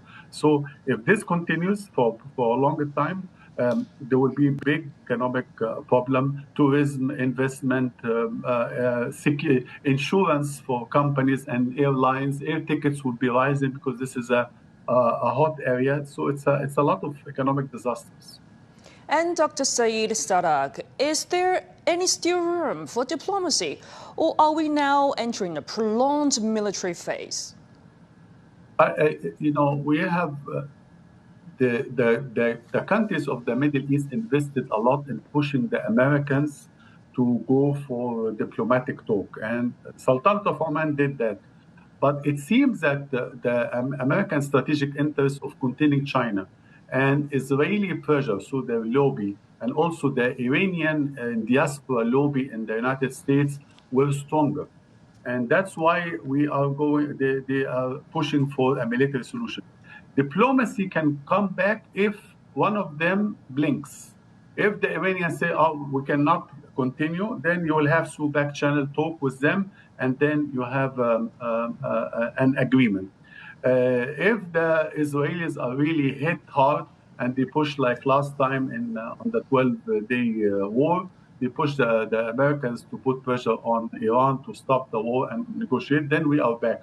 Otherwise, this war will continue until the objective of overthrowing the regime happens in the end. Thank you very much indeed. Great to have your insights.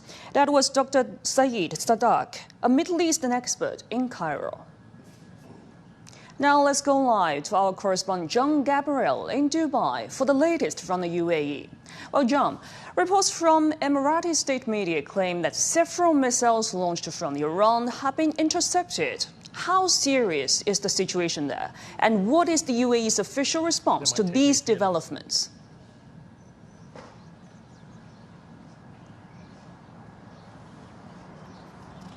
Okay, it seems that we have lost the connection with John Gabriel from Dubai, and we will try to connect with him later in our program. Now, let's move to our studio discussion with our distinguished guests, Aina Tungan and Zheng Ge. We've seen that lots of developments happening now, and the confrontation between Washington and Tehran spans more than 7 decades. Right.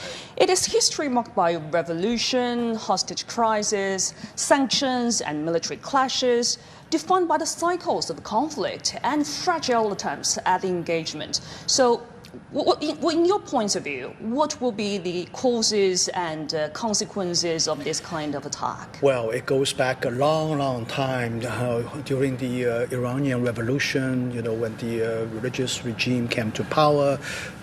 The personnel at American embassies were held up for quite a few years, and eventually this was settled. As a matter of fact, I still remember President Jimmy Carter sent out a failed rescue operation, which partly caused his re-election actually at that time. So this goes back to many, many years. I think in the 1970s, right? Is it 1970s? I think. After all these years, things have never changed. The Iranian regime has been pretty much on its own under immense sanctions from the United States. It tries to develop its own economy. It tries to develop its own technology.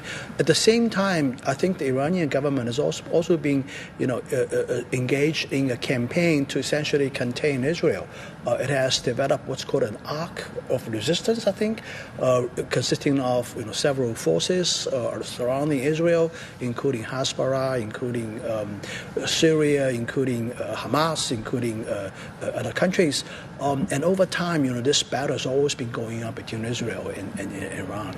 So I think this has led up to today's situation. It's also complicated by Iranian's capability, its desired capability to develop nuclear weapons as well as ballistic missiles. It's already developed ballistic missiles.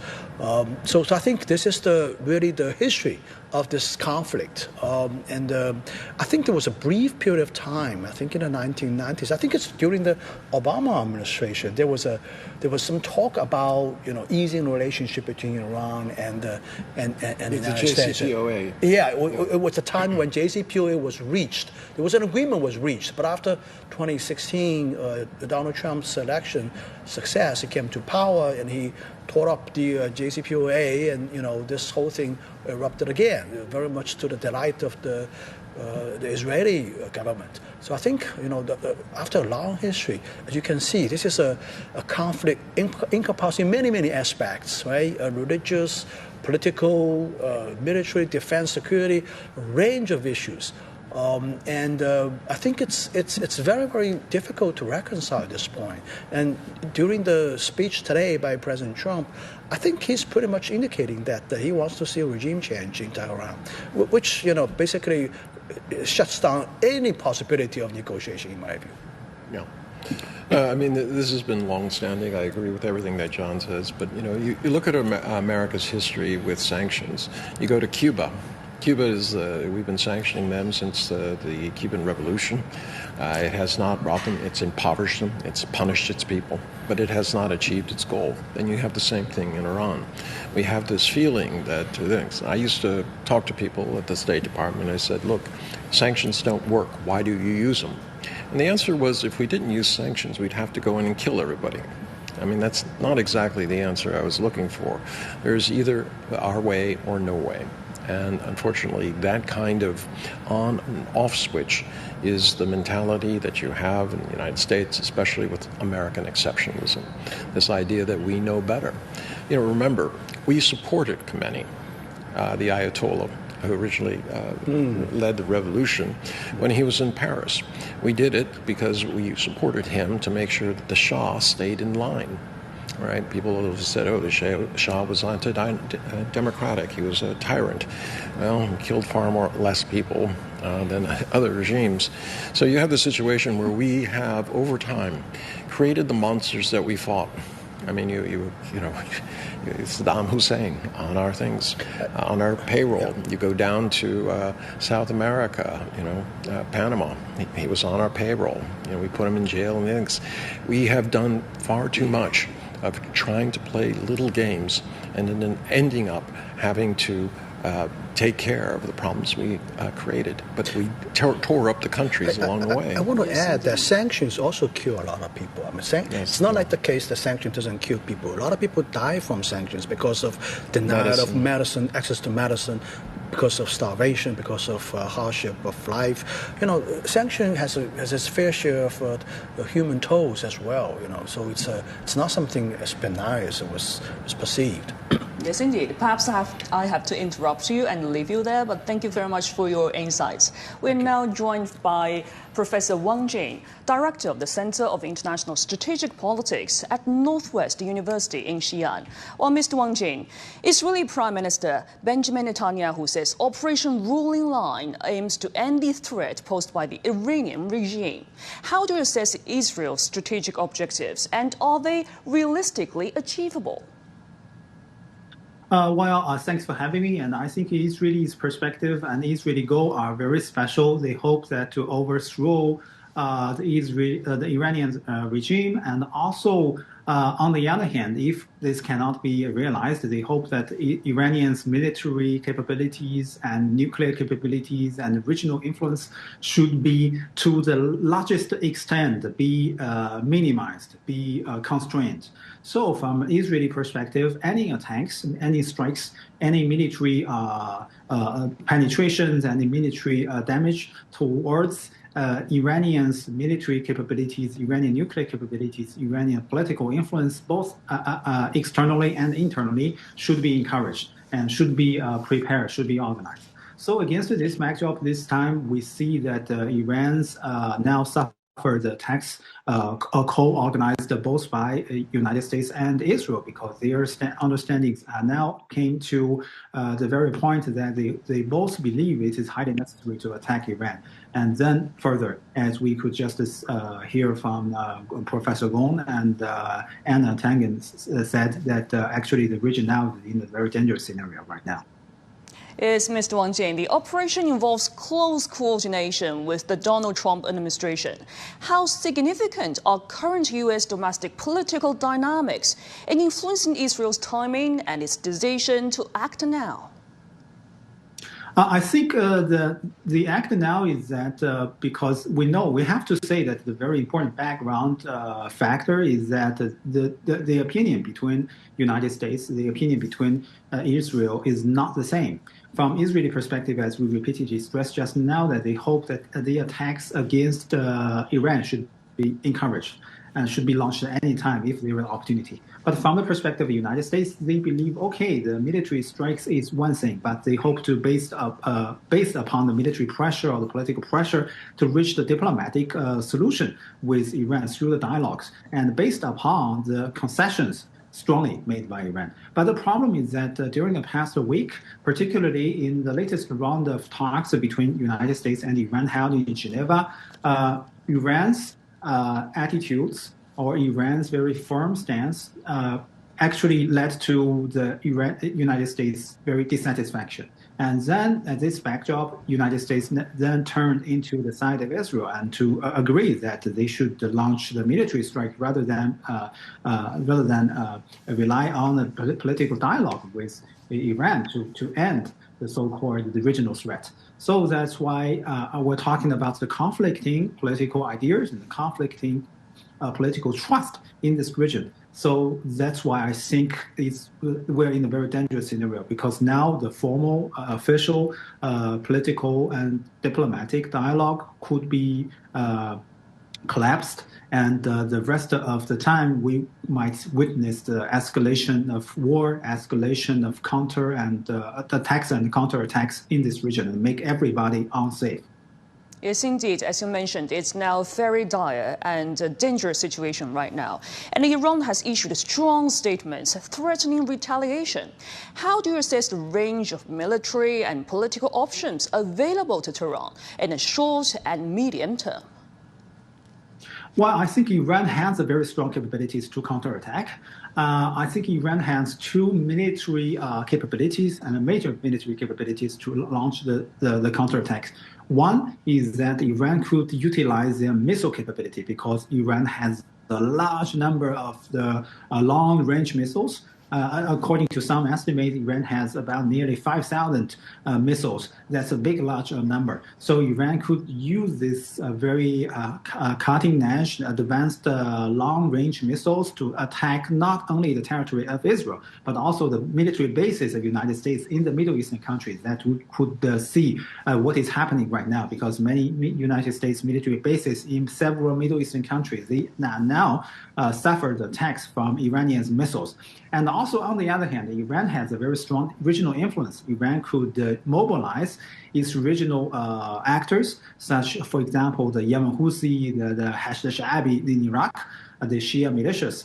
I mean, for example, the Hezbollah in Lebanon, although Hezbollah now is very weak, but they still have the capabilities to launch the counterattacks against the targets in northern Israel. So that's why Iran has a capability. And last but not least, we should not forget that Iran has the capabilities to attack United States, the aircraft carrier groups directly, particularly for the Lincoln aircraft carrier in the Gulf region, because it's very near to Iran's own land, and Iran could utilize the missiles to attack the aircraft carrier groups very directly. So that's why I think we could witness the growing war, attacks and counterattacks, waves of attacks between Iran, United States, and Israel within the next days, and everything will be changing very rapidly. Yes, indeed. And as you mentioned, it's regional implications. And what's the risk of this U.S.-Israeli operation escalating proxy conflicts in this region, for example, involving groups in Lebanon, Yemen, or Syria? I think the biggest the uncertainty, the biggest crisis is that it's actually divided the camps and push the camps back to the status of the rivalry, back to the status of a total confrontation.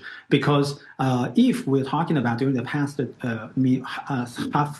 half year, or particularly during the past weeks, we're witnessing the warming up of some kind of diplomatic connection, diplomatic dialogue between different sides, particularly mediated by Oman and other regional countries. United States and Iran, they started dialogue. And also against this backdrop, many regional proxy actors, we're calling so-called proxy actors, for example, Yemen Houthi and other actors, they hope to enjoy this kind of the peaceful benefits during this period. But the problem is that now United States and Israel, they go back to this kind of the status under which that they believe the military way is the only way.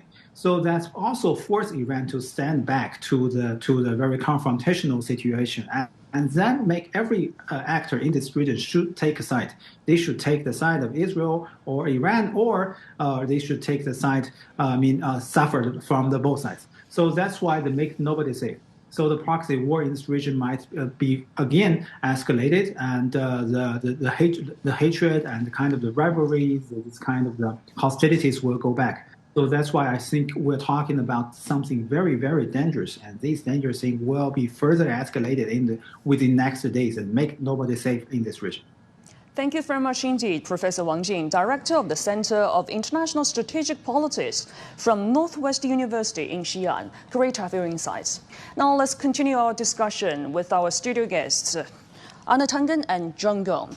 Well, we have seen lots of analysis and perspectives from the experts. And as you have mentioned a lot about the conflict between Israel, the United States, and Iran, and we've seen that lots of voices coming right now. From Iran's military, it says that Iran's response to the U.S. Israeli attack was to target all U.S. military bases in the region. And we've also seen that the Iranian media says that they have issued a proclamation, number one, saying Iran's armed forces have resolutely responded to the U.S. and Israeli military actions. And they've also made an announcement, issued a 5-point reminder. Lots of information coming right now. And what do you think about the future developments of this situation between Israel and the United States and Iran? Well, I think the war is going to go on, the bombing is going to go on, and I think President Trump and Bibi Netanyahu are going to come out with more explanation to their respective public opinion. And, why this is going on and how long it's going to take, what's the end game. I think they have a lot of explanation to do. In the meantime, I think Iran is really hunkering down and preparing for more of prolonged fights. As I said, I suspect the Iranian strategy is to prolong this so as to make life miserable in cities like Jerusalem and Tel Aviv. It's not fun to go to the bunkers 3-4 times a day. And as I said, I think based on my understanding of Israeli people are not very patient with that. You can do this a day or 2 days. If you do this every day for 3-4 weeks, I think the public opinion is going to turn on Bibi Netanyahu. So I think this is probably the Iranian strategy. As you can see, I think this is going to be lasting for quite a bit of a time. I would agree with that. And I'd also point to what Professor Wang Jing talked about, which is the fact that there's no trust anymore. I mean, when you negotiate with somebody and you're not negotiating in reality, how can you have constructive conversations? You had the same thing in Ukraine when they first in 2014, they had a series of peace negotiations which were signed on by Hollande and also Merkel. And they admitted later that they had no intention of following through. This is exactly what's happening. And his point about creating a binary universe, you're either for me or against me. This is a World War I scenario. It is the kind of things you cannot recover from because you brand the other side as evil. There's no trust. And as a result, it is very difficult to have resolution until the bloodshed becomes so terrible that you give it up. We saw this at the Treaty of Westphalia. We saw this in these 2 world wars. Let us not repeat the mistakes of the past. And we've seen that rising tensions between Iran and the United States are drawing global attention. Mm-hmm. With recent protests in Tehran adding to concern over regional stability. So from your perspective, how will that be happening in the near future? What will be the situation like inside Tehran itself? Yeah, well, there is political discontent in Iran, that's for sure. I mean, we've seen these demonstrations in the streets of Iranian cities. But the casualties, the Western media claims, I'm a little bit skeptical about it. But nevertheless, these are fairly large demonstrations. But nevertheless, under such external attack by a foreign country into your motherland, I think public sentiment is going to go exactly the opposite of what Washington is hoping for. I think Iranian people is going to get more unified, more solidified around their government in terms of repelling the aggression against them. So I think the idea of a regime change is going the opposite direction. I think the economic status and life in Iran is going to be very difficult for a lot of people. They're going to go through a very difficult time. Nevertheless, I think the Iranian people. I think the Iranian people, they have a long history. They have a long civilization. They're very special in my view. I think they're resilient people. They're determined to hold out and hang out. And I think it's very difficult to have them using Wyckoff's word, capitulate. The Iranian people is not going to capitulate.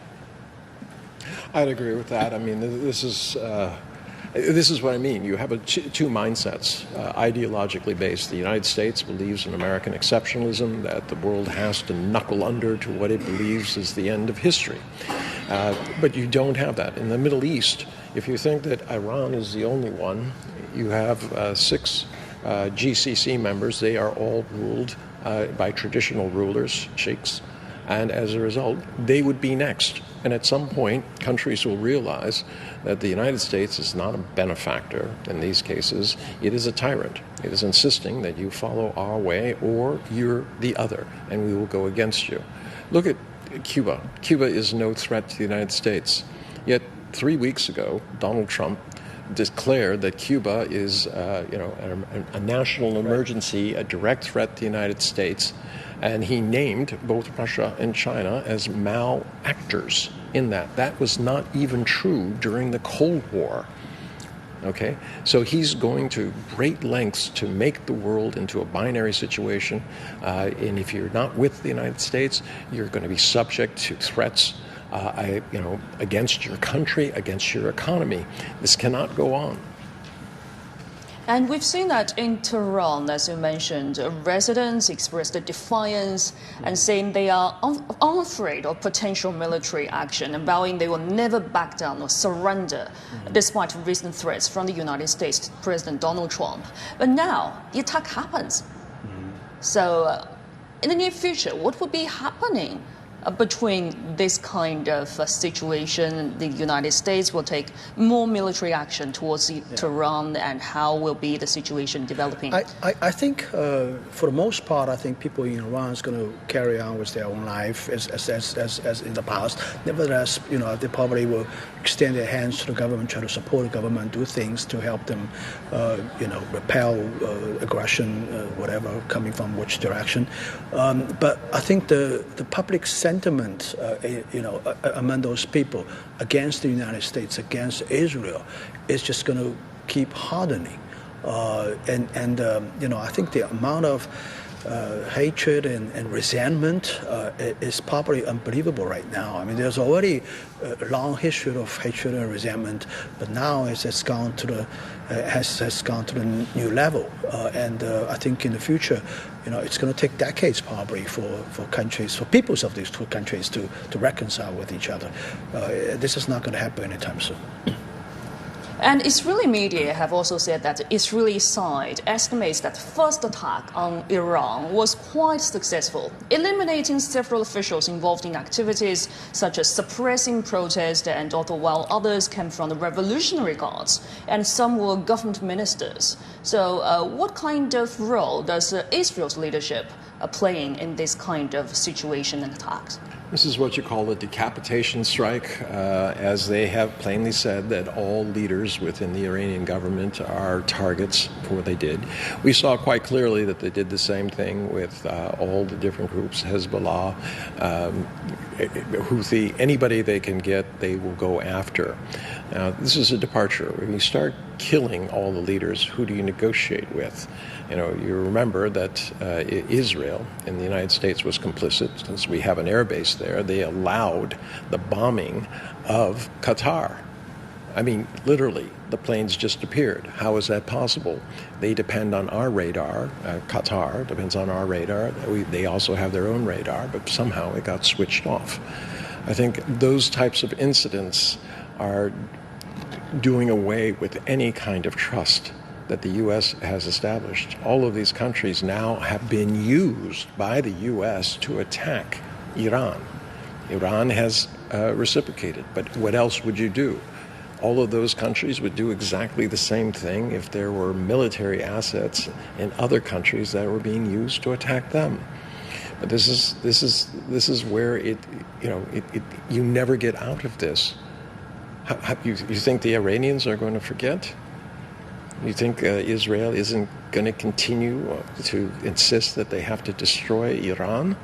It's never going to end. And we saw this in the 100 Years' War, between Catholics and Protestants. They had to literally get so tired of slaughtering women, children, and people, things, that they couldn't even face each other. They had to have some guy walk, a mile across mud to deliver messages, until they finally just said, look, you be you, I will be me, and let us just trade and not make war. But why do we have to learn these lessons year after year, hundreds of years after 100 years? Why can't we embrace a little wisdom and just say, look, the world is complex. There are, always some frictions, but we can sit them and work out at a table. This is what China has been proposing. This is the Global Governance Initiative.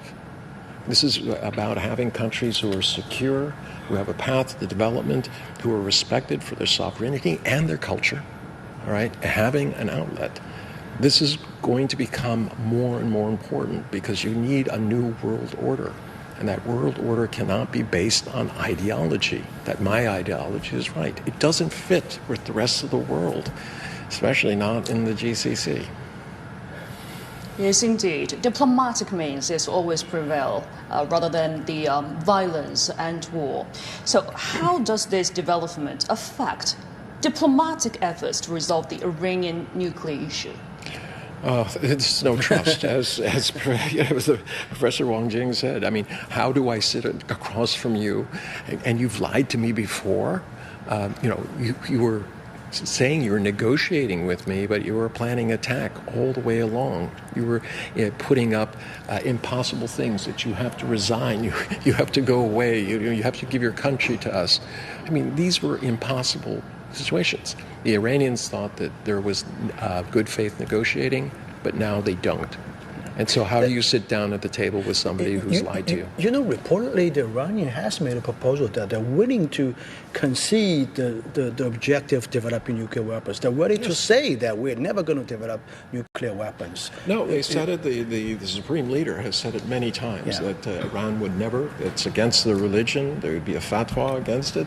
He said consistently that is not our aim. Whether you believe him, that is the American conundrum. Thank you very much indeed for both of you, Anna Tangen and Zhang Gong, for your insights. The long-running conflict between Israel and Iran has erupted once again into an open confrontation. Rob Meher looks back at the sequence of events that led us here. In 2025, a period of relative calm lasted from January through May. This included a pause in the fighting in Gaza and attempts at U.S.-Iran nuclear diplomacy in Oman, although underlying tensions remained high. Iran executed a man in April it claimed was an Israeli Mossad agent. The conflict reached a crisis point in June. On the 12th, the International Atomic Energy Agency voted to censure Iran for failing to provide sufficient information about its nuclear activities. In response, Iran announced plans to open a new secret uranium enrichment site. The next day, June 13th, Israel launched a large-scale unilateral military campaign called Operation Rising Lion against the core of Iran's nuclear and military infrastructure. The comprehensive aerial attacks, some reportedly using drones smuggled into Iran, killed top generals and nuclear scientists. Iran retaliated immediately with waves of missiles and drones against Israeli targets. Over the following days, Israel expanded its airstrikes, including on targets in Iran's energy sector, while Iranian missile attacks on Israel continued. A major escalation occurred on June 21st when the United States directly intervened. US B-2 bombers struck 3 key Iranian nuclear sites: Fordo, Isfahan, and Natanz. The long-term success of these strikes remains unclear. 2 days later, on June 23rd, Iran launched retaliatory military strikes on the U.S. Al Udeid Air Base in Qatar. Iran had warned Qatar and the U.S. hours beforehand, and no fatalities were recorded. That same evening, U.S. President Donald Trump announced a fragile but largely held ceasefire between all parties. The ceasefire has largely held, though both sides accuse the other of minor continued strikes. Until now.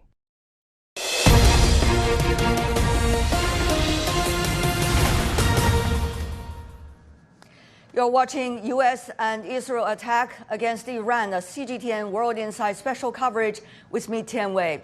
We begin with flash reports coming to us live from the Middle East. We got word a new wave of sirens have been heard across Israel following missile launch from Iran. Well, the entire command of Iranian armed forces is alive, according to Iran's news agency. Iranian forces say all Israeli and U.S. bases in the region have been struck with Iranian missiles. Meanwhile, Saudi Arabia condemns Iran's attacks in the UAE, Bahrain, Qatar, Kuwait, and Jordan.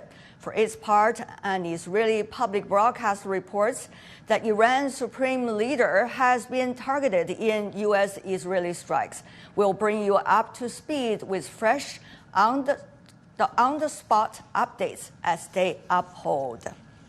And I'm joined once again by our two commentators, Gong Jung and Anna Tangen. Gentlemen, what a pleasure to see both of you. I know you've been sitting here for hours, but now we see the violence has spread across the region. We understand the U.S.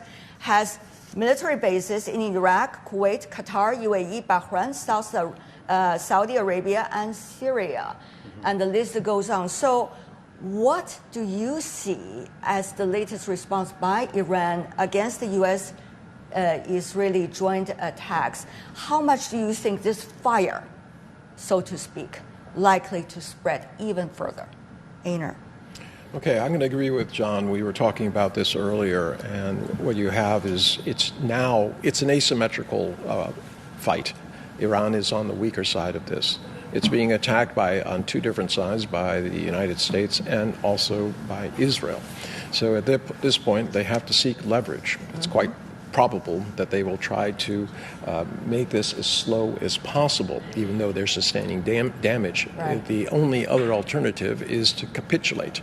So expect a closing of the Straits of Hormuz to put pressure not only on the U.S. and Israel, but also on the Middle East. Now, the economic situation and impact of all of this is going to be tremendous. Mr. Gong, as an economist, how do you see this?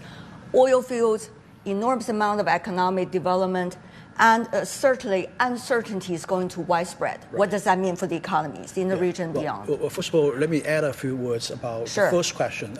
I think the Iranian is probably a little bit struggling with the idea of attacking U.S. bases in countries that has diplomatic relations. For example, Qatar and Saudi Arabia. Nevertheless, it did. It still went ahead and hit these bases, even though Saudi Arabia protested and issued a statement of condemnation. Nevertheless, it's going to be a very difficult situation. So I think about your second question about economic development as we move forward. I think first of all, the oil price is going to shoot through the roof. That's goes without saying. And also there's the shock to the supply chain network. I think the transportation routes in the Red Sea is going to be disrupted, and oil in and out of the Hormuz Strait is going to be affected. Right. And that's probably, I think, the more importantly, it's going to be the financial market impact. The equity markets, the commodity markets. When the market opens on Monday, it's going to have send shockwaves into the rest of the economy. And I think this is going to have a global impact. Practically everybody's going to be affected by this. We have seen earlier the rhetorics by Washington was, first of all, about the internal instability in Iran, so to speak. And then it moved on to nuclear weapons, so to speak. And Iran, though, has continuously denied it has ever developed a nuclear bomb, even though there was developing enriching uranium, but there was a big distance between enriched uranium and a nuclear bomb. So what kind of imminent threat, if there were already such a big military attack, is the U.S. attacking Iran based on? Well, there was no imminent threat. That's quite clear. I mean, they're at the... Well, it's called preemptive strikes. If it's preemptive, it has to be imminent threat. So... Well, not if you're lying. The fact is there was no imminent threat.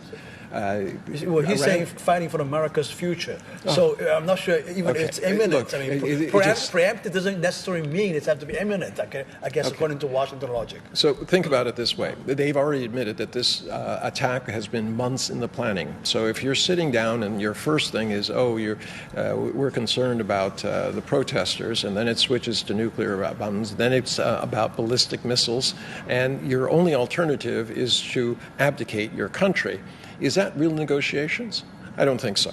So at this point, this was a pretext, and both of them admit that it's a pretext under international law, it's a pretext under U.S. law. Remember, the power of Congress has war. The idea about now, just for a moment, let's go to our two other panelists. Come back to you. Thank you so much, Professor. We're also joined in Beijing through Zoom Joe Bo, Senior Fellow at the Tsinghua University Center for International Security and Strategy, and also in Berlin, Ulrich Bruckner, Jean Monnet Professor of European Studies at Stanford University in Berlin. Gentlemen, thank you so much for getting up so early and also staying with us throughout the broadcast. Thank you. Now, go to you, Senior Colonel Joe. How do you see at this moment the scale of military operation, the joint military operation between Israel and the U.S. against Iran? According to your expertise, what is the level at this moment compared to previous overall scale war or last year when the U.S. struck Iran? Senior Colonel. Well, to put it simply, I think it's an all-out war because the United States has actually made up its mind to go out, having sent 2 aircraft carriers, several destroyers, and a lot of aircraft, right? So Iran basically has no other way out but to fight back. So I think the fact that the United States has targeted, like the presidential palace, all these so on and so forth, and the speech expressed by President Trump to ask the Iranians to take over the government after the strike means that there is, no way that the Iranians can compromise, or at least the Iranian government can compromise. So I think this is an all-out war. On the other hand, at this moment, we've been hearing military bases, or at least the places in which hosted U.S. military bases, were being struck, some suggest by Iran already. Now, Senior Colonel Joe, what kind of reaction is this? What level? How much do you think Iran still have in terms of militarily in striking back? Well, I think Iran's strongest strength is it's more than 2,000 missiles, yeah?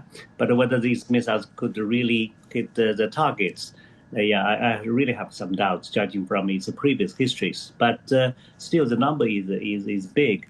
And what is important is that because Israel actually has used a lot of its interceptors during the 12 days wars before. So therefore, the defense of Israel would be weaker just because it doesn't have so many interceptors. Right now, Iran is targeting, the military bases in the Gulf states. 5 Gulf states have military bases. Plus, it could also target Jordan and Western Turkey, for example. This is the theory, right? What they can do, but whether they can achieve, the objectives or not, we'll have to wait and see. Right. On the other hand, the nuclear side or the uranium enrichment side of Iran, that always has been a very sensitive area. Now we see this airstrike and also from the sea, as Washington claimed, the strikes against Iran. How secure is the places in which the uranium was being enriched, and how much danger is the residents in the area facing? Senior Colonel Joe. Well, you see, Trump actually has claimed that the United States has totally obliterated the Iranian nuclear sites. But apparently, this is not the case, right? So therefore, they have to do it again.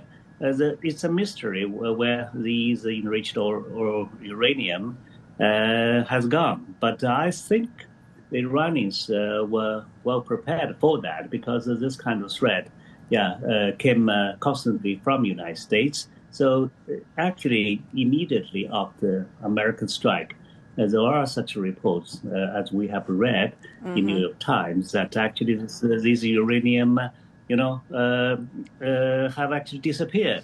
So we don't know where they are being stored, but I'm sure this is one of the very reasons that Trump wants to launch a military attack again, in conjunction with Israel. All right. Please stay with us, Senior Colonel Joe. I'm going to come back to you in no minute. Meanwhile, let me talk to you, Professor Bruckner. We have been hearing from some of the European leaders. For example, coming from the UK, a government spokesperson was quoted by BBC. UK does not want to see further escalation into a wider wider conflict in the region and always stay ready to defend our own interests. That is according to BBC report by a British government spokesperson as of today. So how do you see reactions as Europe is waking up 2 hours almost to the latest attacks by Israel and also U.S. against Iran, and meanwhile, apparent retaliatory attacks by Iran against the other two countries and the military bases of the U.S. in the region? Well, good afternoon from Berlin. Thank you so much, sir. It was a big shock when Berlin got the news in the early morning that the conflict escalated, and everyone immediately responded that an escalation is the last one needs. There are a few isolated voices who try to legitimize that with the end of the negotiations or the lack of positive results, Trump has a point to use the use of force, but most people believe that this is another step further away what used to be the Western world, in which the Trump administration represents practically the opposite of what Europeans are committed to, which is diplomacy, which is the rule of law, which is a commitment to international law. And everything is in a time in which presidents are kidnapped and cases of piracy pop up in the news, and then a unilateral strike of that dimension happens. This is not what the European Union stands for, and it's also not what we believed is the rule of law and the basis of the Western world. Right. Of course, everybody is watching very closely about the civilian casualties, and this just in, according to reports by Xinhua News Agency and the Reuters, death toll of U.S.-Israeli strike on girls' school in South Iran rises to 40. Now, we do not have yet the names of those schools and those individuals that were hurt in these attacks, but this just in, jointly confirmed by Xinhua News Agency and also Reuters, 40. And also we are going back to Professor Buchner. Tell me more, because earlier we have seen the war in Iraq, for example. The European allies of the United States were taking a very different stance. Now, we are seeing absolutely different attitude this time. What do you think are some of the major, stakes that Europe is having in the overall situation? And then I go back to Senior Colonel Joe for more military action-related analysis. Well, it's difficult to compare the two cases because this is now more than 20 years in between the two military operations led by the United States. There was not a coherent European response in 2003 when there was actually at the Munich Security Conference an open rhetorical battle between the then foreign minister of the Green Party of Germany and Donald Rumsfeld, in which Joschka Fischer, the German, said, "Mr. Rumsfeld, I'm not convinced," because there was no evidence of weapons of mass destruction as a form to legitimize a unilateral preemptive strike by the United States. At that time, everyone believed that the Western values and principles are still intact. Now we are facing an American administration that is questioning NATO, that is questioning the core principles of international law and the international order, and therefore the European response is a quite different one compared with what we saw in Iraq, in which countries like Denmark were the most loyal supporter of a coalition of the willing, and now they are being threatened by Donald Trump to give away a large part of the Danish kingdom, which is Greenland. So that changed a lot, and that also defines a different attitude from the European Union side. Right. But on the other hand, Professor Bruckner, just very shortly, the Europeans also have their interests in the Middle East, of course, business interests and security interests. How do the Europeans likely to protect these interests as they are being violated, for example, by the strikes? As we have already seen the casualties earlier in our footages, and also the attacks having on the residents as well as the office buildings in the region. Well, of course, they try to secure trade routes and the lifelines of globalization. But this is not a self-interest-driven position that the Europeans look through the lens of economic benefits. This is a question of the survival of the international order. If they give green light to a unilateral form of aggression against whoever is not doing what a powerful country is pursuing, then it sacrifices the order, and we are just living in a multipolar world in which everyone could get away with whatever form of aggression. This has been massively criticized when Russia used military force against Ukraine, and the same applies to forms of aggression in the case of the United States. Thank you very much, Professor Bruckner. Stay with us throughout our 1-hour special program, World Insight on CGTN, our continuous coverage of the latest situation. Joint military strikes by U.S. and Israel against Iran, and certainly retaliatory strikes back by Iran. Senior Colonel Joe with us, a senior military expert here in Beijing. Senior Colonel Joe, we understand Iran armed forces have begun retaliatory measures as reported by their official news agency, and also Iran's top Security Council has promised the so-called crushing responses, so to speak, in reaction to the U.S. and Israeli strikes. Now, how much do we know about the security and safety of the Iranian, both the supreme leader and the nation's national leaders, how they are likely, given the earlier attack last year, lead the retaliatory attacks, and also the response as a result of the U.S. and Israeli attacks on Iran? Senior Colonel Joe.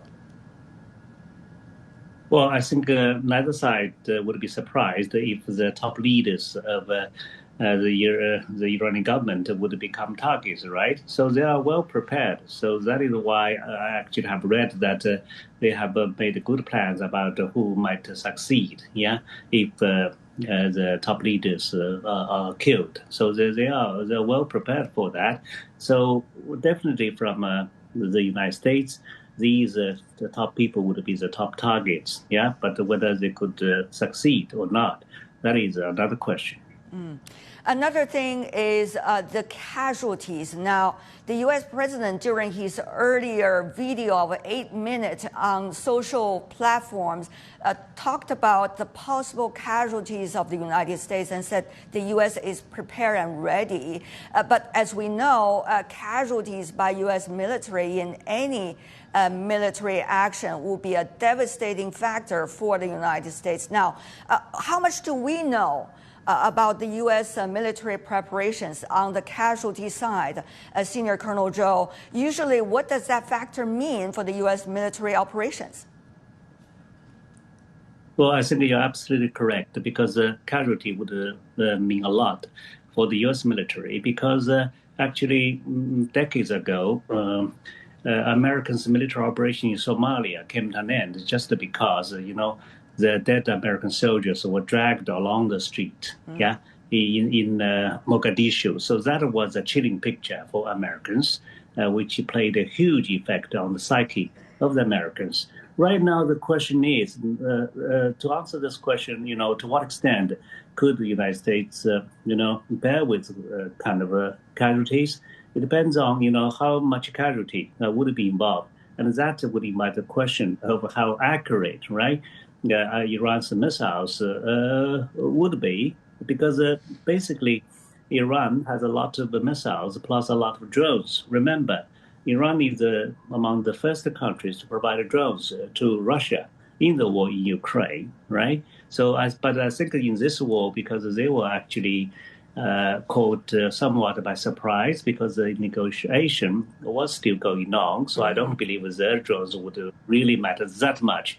So what would be most lethal and powerful weapons in their hand would be missiles. And the targets, of course, are two things. One is American embassies, and the other is American bases in all the Gulf states. The 5 Gulf states all have American military bases, plus Jordan and West Turkey. But nobody knows how accurate these missiles would be. What we know is they don't seem to be very accurate. Right. Senior Colonel Zhou, another follow-up question. We understand both sides, I mean Iran and the United States, has not yet suggested definitely that the diplomatic negotiations came to an end, or no hope. Even though military attacks by each other on Iran and retaliatory attacks by Iran toward U.S. and Israel is going to be devastating for negotiations, but still also be pressure, from one end to the other. So, what kind of barometer we should use to observe the level of military strikes being taken right now? What kind of barometer we would take in order to know when the negotiations in Geneva, for example, would have no hope? When you look at the military my answer is very simple. Donald Trump would not give a damn about diplomatic negotiation anymore, because the war has started and it's an all-out war. So, and his purpose is very clear. He has asked the Iranian people to take over the government after the strike.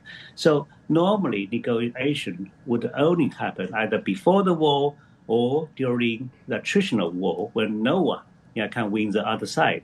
So then they have to sit together for talks. Right now, just to forget any negotiations. Senior Colonel Zhou and Professor Buchner stay with us for another half-hour discussion. Meanwhile, we are also having in our studio Iner Tangen, Senior Fellow from the Center for International Governance Innovation and Chairman of Asia Narratives. Meanwhile, we're also in Beijing having Professor Gong Zhong with us from University of International Business and Economics. And now you've been listening to our other guests joining us from outside the studio, but what is going on inside Iran is of tremendous interest by the rest of the world. Einer, at the very beginning, the U.S. administration was using the excuse of pressuring Iran by saying, instability in Iran. But at this moment, we haven't seen yet any signs of so-called regime change. What does that say to us? Well, it says what's happened in the past, that the U.S. has applied pressure, ironically, when you've had moderates in there, moderate governments there, and they've applied pressure thinking that somehow this would change the governance. In actuality, what it does is it unites the people. So it's a very, very difficult situation where the U.S. seems to be acting against what it states is its own interests and goals. Now, Professor Gong, meanwhile, the Hormuz Strait is extremely important, as you earlier illustrated. To what extent it can be protected? Who are the stakeholders that are there likely to protect it or violate it?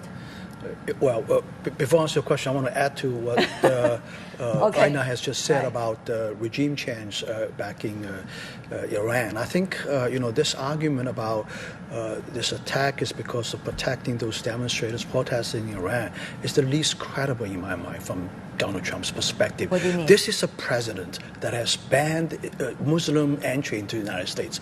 This is the president who openly derided a Muslim congresswoman in the United States. And he is concerned about Muslim people in Iran, Shia Muslims in Iran. This is the least credible argument to me. This is the most hypocritical argument to me. He doesn't care a thing about people in Iran. All he cares about is his friends in Israel. Now, back to your question about protection of the Hormuz Strait. I think it depends on who is protecting it, right? What do you mean by protecting it, right? I think... and for whose interest? For whose interest, of course, yeah. I think from Iranians' perspective, of course, they want to stop the flow of oil through the strait because their country is under attack. They want to, impose a cost on the parties that are actually imposing this war on them. But America certainly has an interest in maintaining this. But keep in mind that the geographic proximity of the strait to the Iranian territory is so close to them. Right. I mean, they have means to shoot at ships going through the strait very, very easily. So I think if you're talking about American protecting this transportation artery in the strait, I think it's going to be a tall order here. Right. About regime change, that word we have heard for decades. In my memory, as a correspondent reporting about the war in Iraq and Afghanistan, it started from there and probably decades earlier than that. So how credible really is that, Einar, particularly what Iraq is like today? Certainly regime change, but what is the result? Libya, once again, a regime change. What is the result for now? How are we likely to see the list that goes on? How much danger really is there for so-called regime change in Iran? Well, we haven't had a successful regime change. You only have to look at Cuba, a small island literally off the United States, and we haven't been able to do that through our sanctions. So it just doesn't work. And unfortunately, you don't get the sense that Washington has realized that. A long time ago, I asked somebody in the State Department, why do you keep doing something that doesn't work? And they said, well, our only alternative is to kill people, to start a war. So this is better than starting a war. But it didn't make sense to me because it doesn't work. Go to also our two other guests joining us from outside the studio, Senior Colonel Zhou Bo and Professor Buchner, coming from Stanford University in Berlin. The regime change rhetoric has been used for decades. Now, how exhausted we are and fatigued we are already about an excuse like this, and how much do you think this phrase being repeatedly used even now would convince the rest of the world? Professor Buchner. Well, I'm sitting in a country in which a successful regime change happened, but that's practically the only case in which the world became a better place after getting rid of a totalitarian regime by the use of collective force to end the Nazi totalitarian system. And ever since, we are happily living in a peaceful Western-type democratic system and a flourishing market economy. So it's not completely impossible, but this is simply a form of wishful thinking, to believe that you kick out the people in office and then you wish for the best, that afterwards the world would be a better place, or the balance of power in a very, very complicated mishmash of conflicting interests in the wider Middle East would simply need a different leader that is a replacement of the mullah. So it's not about whether we are bored. It's more about a question of what is a coherent strategy that thinks beyond a military action, and I don't simply see it. Well, it seems that we're having some difficulties. Okay. All right, we are still connected. Thank you very much. And go to you, Senior Colonel Zhou. We see the war in Iraq. Certainly there was a so-called regime change, but now the security situation, the governance situation in Iraq is far from satisfactory. Libya, as I earlier suggested, also has been divided into so many different pieces, even at this moment. So the so-called regime change, how credible really it is today? Who will buy that idea still? Well, I think it is just against the international law as well as American domestic law for the United States to do things like this.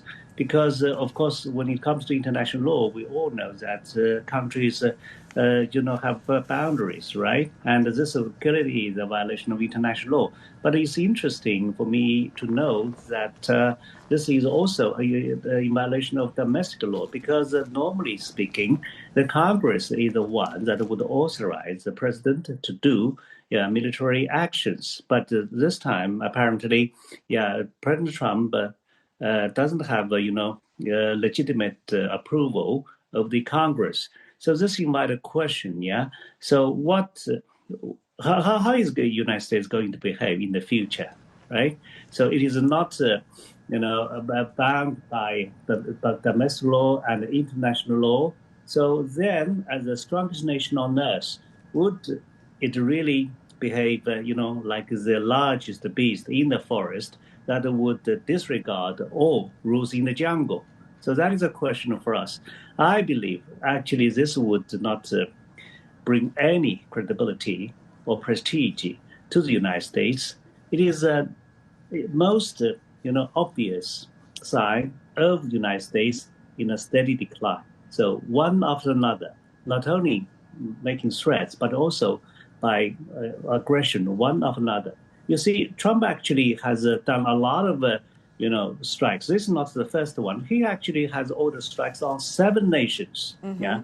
So, and to think about how he wants to get a Nobel Prize, and then to see what he's doing now, isn't this ironic?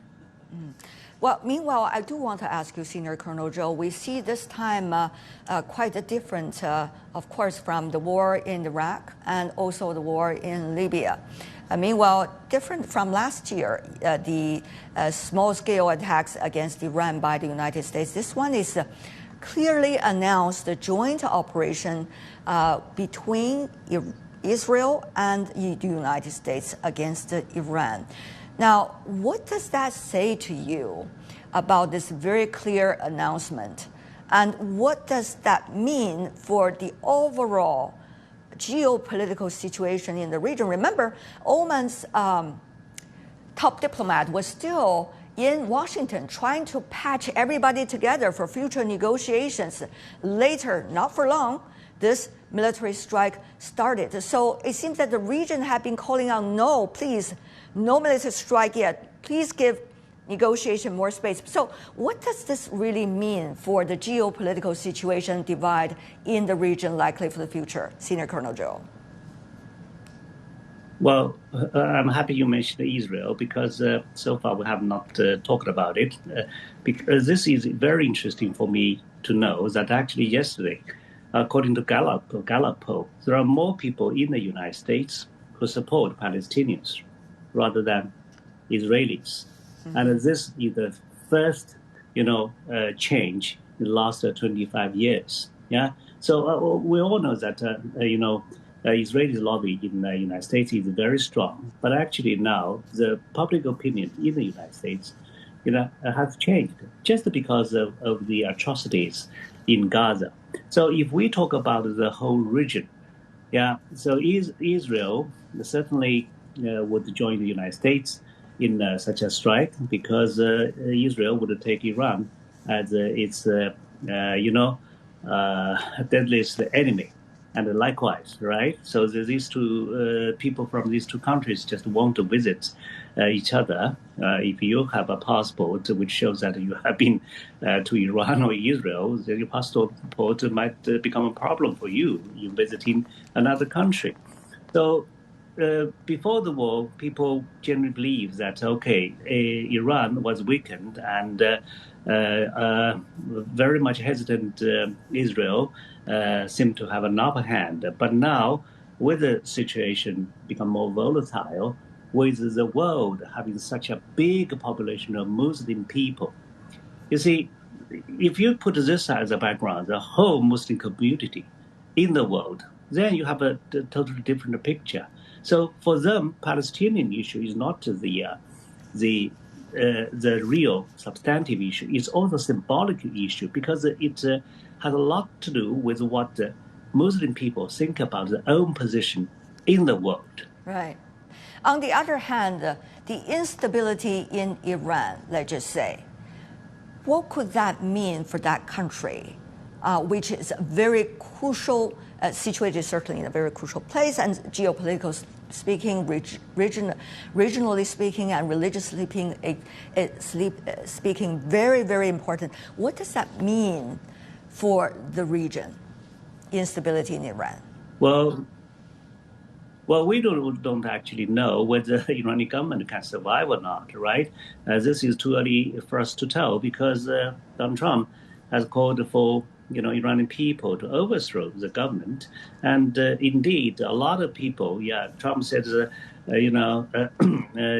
thousands of people died, before this strike. It is true, right? So we don't know what is going to happen in Iran. We'll have to wait and see. All right. Right now, we are connected to our correspondent, Nick Harper in Washington. Nick, good morning to you. Washington is waking up now from the Capitol Hill to the general society response to the latest attack by U.S. and Israel against Iran, and certainly retaliatory attacks by Iran against the two countries and the military bases of U.S.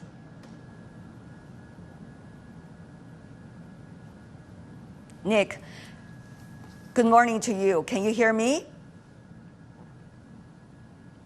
All right. My producer is telling me we're going to connect. Sorry, would you mind repeating the question? Yes, Nick, good morning to you. The general response coming from Capitol Hill and the U.S. society now about the joint strike by U.S. Israel against Iran.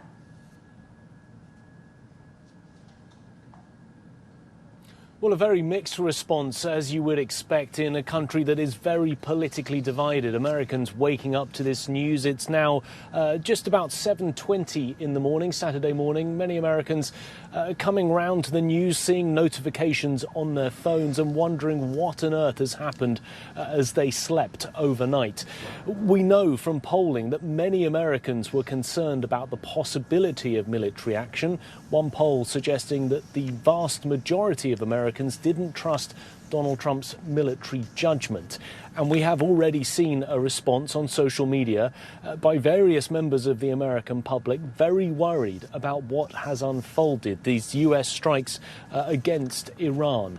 In terms of Capitol Hill, it has been very divided support. But I think what's interesting to note, there has been both bipartisan approval and bipartisan disapproval. So both Republicans and Democrats cheering on President Trump, but also Republicans and Democrats condemning his action. One of the people to come out is Lindsey Graham, a senator from South Carolina, a Trump ally, who has praised Donald Trump for carrying out action, saying that he is making America more safe, also saying the action was necessary and long justified. Yeah. Senator John Fetterman, a Democrat from Pennsylvania, also praising Donald Trump, saying that he was willing to do what's right and necessary. But on the other side, one Republican, Thomas Massie, a Trump critic, it has to be noted, has said that this was an act of war and said that Donald Trump carried out this action unilaterally without authorization from Congress. Because remember, US presidents should first seek congressional approval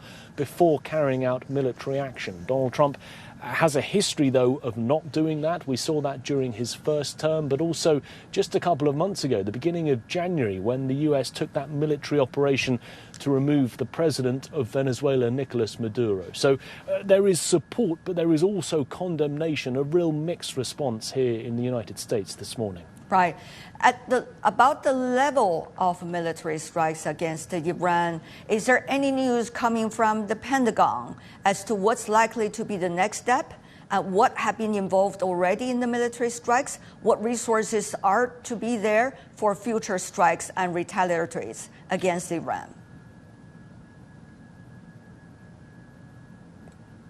Well, we're still waiting for an update from the Pentagon. At some point, there will be a military assessment made to speak about how successful the targeting was in these strikes. In terms of the division of labor, as it were, we're told that Israel was targeting military and government figures, personnel within the country, including the Supreme Leader Ayatollah, whereas the United States was carrying out its strikes against military installations, specifically targeting Iran's nuclear program and its ballistic missile program. And as we know, those strikes have been very wide-ranging, not just on the capital, Tehran, but right across across the country.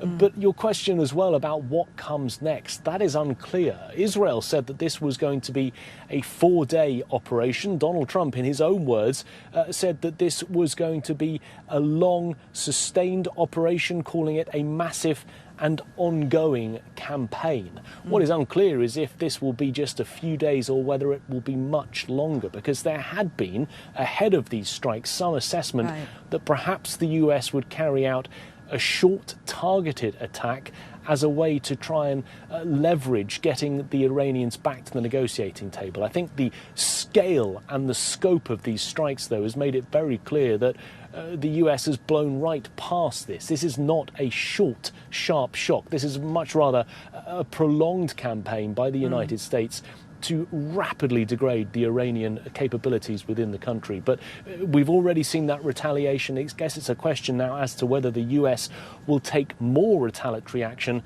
for those strikes by Tehran against US bases within the region. Right. Of course, we are also waiting, as it's early morning only in Washington, D.C., response come from the State Department about the negotiations. Earlier, Nick, as you know, negotiations taking place in Geneva. Meanwhile, also see regional top diplomats from the Middle East meeting U.S. counterparts in Washington, trying to figure out whether there is more room for negotiation before any military strikes. And now we see already massive military strikes. So is Washington saying anything about whether there's room for negotiation, or it's just a pretense of everything?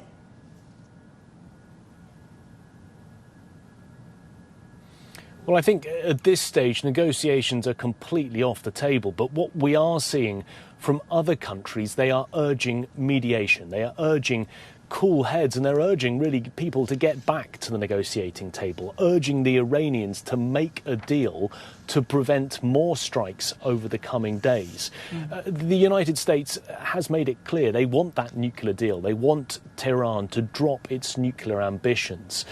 They also want its ballistic missile program to be scaled back dramatically, and for Iran to stop supporting proxies in the region, including Hezbollah in Lebanon, the Houthis in Yemen, of course Hamas in Gaza. Those are all things that the Iranians said that they didn't want to negotiate, even though they were happy to carry on negotiations about its nuclear deal. In terms of trying to get back to the negotiating table, there may simply just be too much anger on the Iranian side to want to try and push for diplomacy. The US also very much suggesting as part of these strikes that they are looking for regime change. Donald Trump, in that 8-minute message that he posted on social media, was calling on Iranians to rise up, saying that they might not get another opportunity like this for generations. So the US and Israel want seismic change in Iran. They don't seem to be keen on diplomacy, even though the White House for weeks has been saying that diplomacy is their preferred path. We even heard that the Secretary of State, Marco Rubio, on Friday announced that on Monday or Tuesday next week he would be heading to Iran to work out next steps in the negotiations. That, of course, now won't happen. And Donald Trump on Friday, when he said that he was not happy with the progress of the talks, certainly was suggesting that we could see a military campaign against Iran. That has now unfolded. I think trying to get back to that negotiating table will be very, very difficult in this given current moment. Nick Harper, thank you so much for all these updates coming from Washington. Please brief us once you have latest information coming in. Appreciate your work early in the morning. Now let's also go to our correspondent, Jonathan Regev in Tel Aviv. Jonathan, thank you for joining us. Certainly a sleepless night, a sleepless day for you as well. Now tell us about the casualty and counterattack by Iran against Israel at this moment in Israel.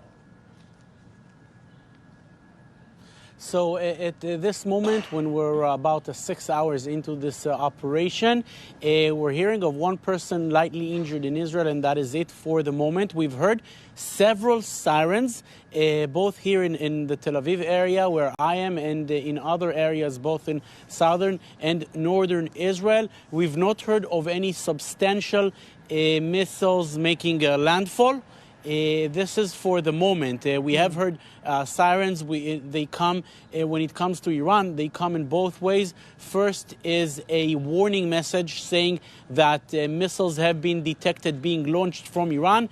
And then a few minutes later, depending on the area in which you are in Israel, sirens, if the missiles are seen headed to that direction. Several sirens sounded in practically all of the country so far. No major landfalls as far as we know. No major casualties as far as we know for the moment. I have to say that as opposed to the war that was seen here in June, we're not getting a lot of information, meaning we do not know if these missiles that were fired from Iran were intercepted along the way. We know that there are many American capabilities in neighboring countries to the east of Israel, so maybe missiles are intercepted while on the way. Maybe they're intercepted once they make it here. What we do know is that for the moment, and I say again, 6 hours into this operation, we do not know of any major casualties in Israel. Of course, there's massive preparations. Hospitals have taken a lot of their wards underground, and many things still happening. Right. We see, actually, you're standing in Tel Aviv, as far as I understand. The people were walking casually, actually, leisurely behind you, or go shopping and things like that. Can you tell us about more what the public is saying about the latest attacks? Because earlier, according to media reports, the Israeli government has warned of the public to stay in safer places. What is exactly the situation, briefly? That is right. People are on the streets, but not a lot. The streets are emptier than they would be at regular times. People have been advised to stay indoors as close as possible to shelters and as close as possible to their safe rooms. What happened is, and I said again, I said it before, there are two types of warnings. First is a general warning saying that missiles have been detected being fired from Iran, and when that happens, everybody the whole country gets messages to their phones. Then people run to the shelters. Then, of course, things are much more hectic on the streets than they are at this moment. And then if you are in an area which is set to be hit, then sirens, the actual sirens sound. The streets are relatively quiet and emptier. There are some people on the streets, not a lot. Streets are much more empty than they usually are. I see. Jonathan, there were earlier media reports. We cannot confirm at this moment because the official sources has not necessarily confirmed this, but there were media reports suggesting there's likely to be quote-unquote division of labor between the U.S. and Israel when it comes to attacks against targets inside Iran. For example, for Israel, a more military government, as well as possibly attacking the Iranian leaders. That is, of course, according to media reports only. Now, what do you hear from Israel, and also in these really credible news resources? So what we're hearing is exactly what you said. No official comment at this time, but these are sources that are providing this information, saying that the United States, with its strikes, is taking care mostly of sites related to Iran's nuclear program, while Israel is taking care of Iran's ballistic missile program. We have to understand that the ballistic missiles are a major problem for Israel. We saw last June when these missiles hit, they cause major damage to structures. They caused several casualties. People were killed back in June from these missiles, even when they were in the protected rooms inside their homes. That massive these missiles are, and therefore it's very important for Israel to take care of these missiles as much as possible. So what we're understanding from sources here is exactly what you said. Israel taking care of military installations, especially related to Iran's ballistic missiles, and also perhaps regime people, and the United States taking care more of nuclear sites. Thank you very much. Jonathan Regev in Tel Aviv. Bring us the latest once you have. Appreciate it. With us once again, we not only have our two commentators sitting in the Beijing studio, but also online, Senior Colonel Zhou Bo, Chinese military expert with Tsinghua University Center for International Security and Strategy, and also in Berlin, Uli Bruckner, Jean Monnet Professor of European Studies with Stanford University in Berlin. Now, gentlemen, thank you so much for staying with us throughout our broadcast here on CGTN. You heard the latest in Washington, in Tel Aviv, a lot of food for thought. Now, Senior Colonel Zhou, about the so-called division of labor between U.S. and Israel, your comments? Well, Cindy, you're absolutely correct, right? Yeah, this kind of a problem will just persist so long as the war continues.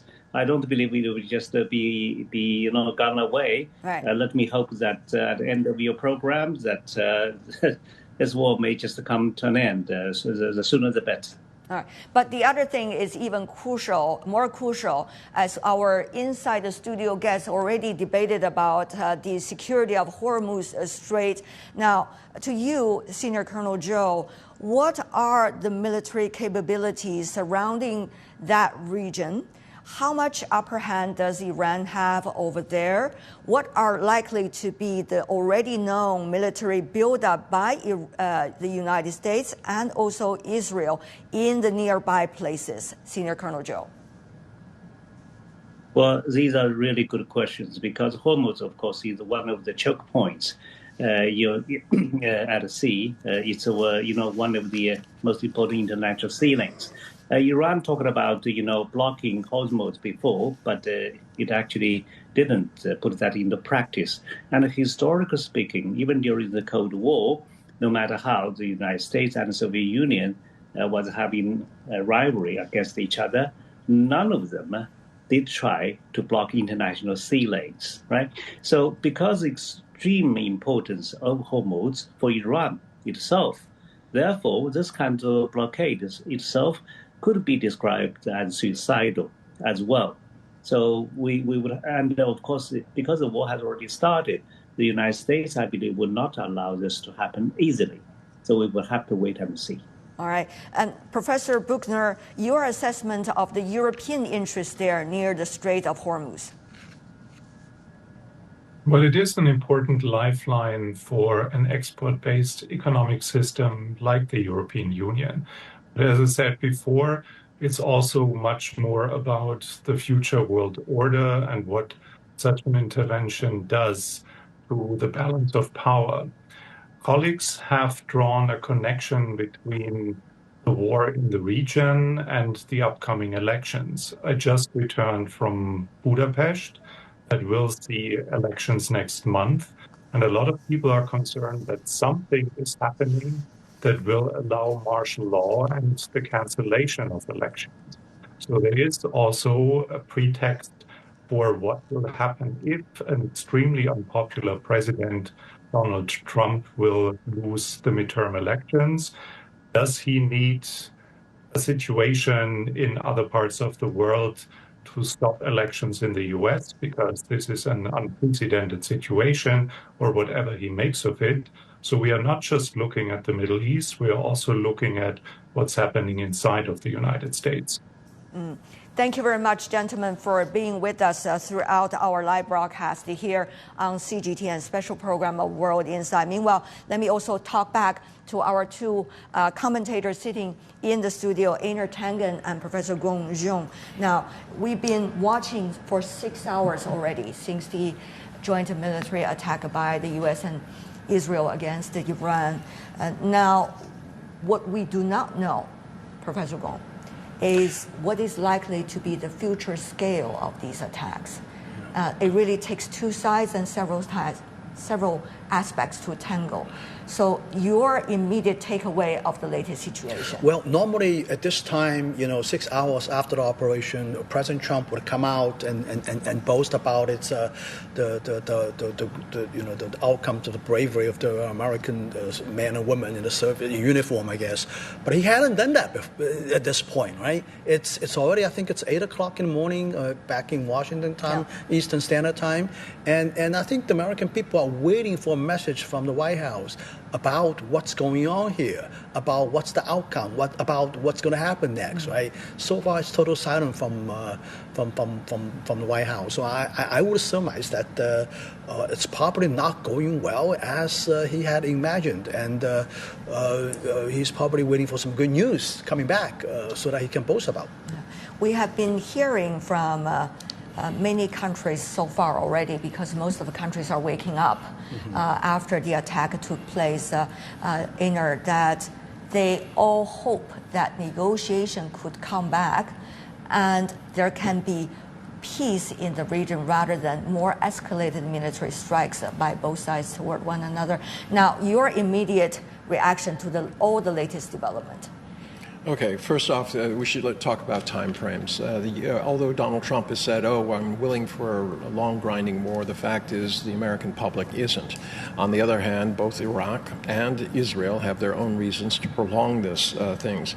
Article 1 is going to figure very highly in this. That's the article that says Congress declares war, not Donald Trump. Expect a lot of attacks. There's 2-1 against an attack on Iran, and that was more closely. Last year, it was just a majority. And at this point, Donald Trump has failed to set up why it was so important to attack Iran, and that is going to come back and bite him. He has a large group of people, Tucker Carlson, Joe Rogan, Marjorie Taylor Greene, Theo Vaughn, and there are Coulter. a lot of commentators certainly on the list. They're commentators, but they used to be his voice to the people, and now they're against him, and they all have one thing in common. They believe that Israel has a lot of influence over the United States, too much influence, and the question comes, why are we attacking a country that does not have a threat against us? You know what, I want to add this. I think one of the journalists from CGTN mentioned Republican congressman from Kansas, Thomas Massey. Thomas Massey actually had an interview. So both sides of the aisle have both criticism and also approval of the military strikes. No, it's not. You should only look at AIPAC and who they support. If you look at AIPAC and who they support, you know exactly where they are. It doesn't matter but even more importantly, what is going on in the region. Now we see, Professor Gong, many of the countries that we're talking about in the region in which host the U.S. military operation, for example, Qatar, UAE, Bahrain, Saudi Arabia, Kuwait. These places are well-developed economies. Right. They are the middle powers. They're also trying very hard to seek their voices being heard, both in economic development and certainly geopolitics these days. So how much signal do you think through this military operation and the reactions by all sides, we can tell better about the overall situation of voices in that region? Professor Gong, I know you worked in Israel for a couple of years. Yeah, right. Probably you have better expertise than all of us. Well, I mean, I think they're not very happy seeing their territory being hit by bombs, either from the United States, from Israel, or from Iran. As a matter of fact, Qatar has been hit before, more than once actually, right? It was hit by Iranian bombs, was hit by Israeli bombs in the past. So I think they're not very happy about this. As a matter of fact, Saudi Arabia has come out with a statement of condemnation against Iran. So I think even aside from this, I think I'm pretty sure they understand what's the feeling, the position on the Iranian side. But nevertheless, I mean, it's their country, their homes, their hospitals maybe being hit by bombs. So they're rightfully justified to come out with a statement like this. But I think at the end of the day, they would like to see peace prevail. They want to see this thing stop. This insanity stop. I think, but this is very difficult. It's a tall order right now. I think I don't see peace coming anytime soon. This thing's going to drag on for a couple of days at least. And keep in mind that they've invested heavily in tourism. That stopped. And they depend on oil, and they're not going to be able to get their oil. They want to be the most attractive place for investment in the world. Also, very difficult to see when you're getting bombed. But Einar, on the other hand, we want to continue our discussion on some of these points. One of the things people are watching very closely is whether the region will play a role in diplomatically, let's just put it that way, if we can still use the luxury of this word, on this issue.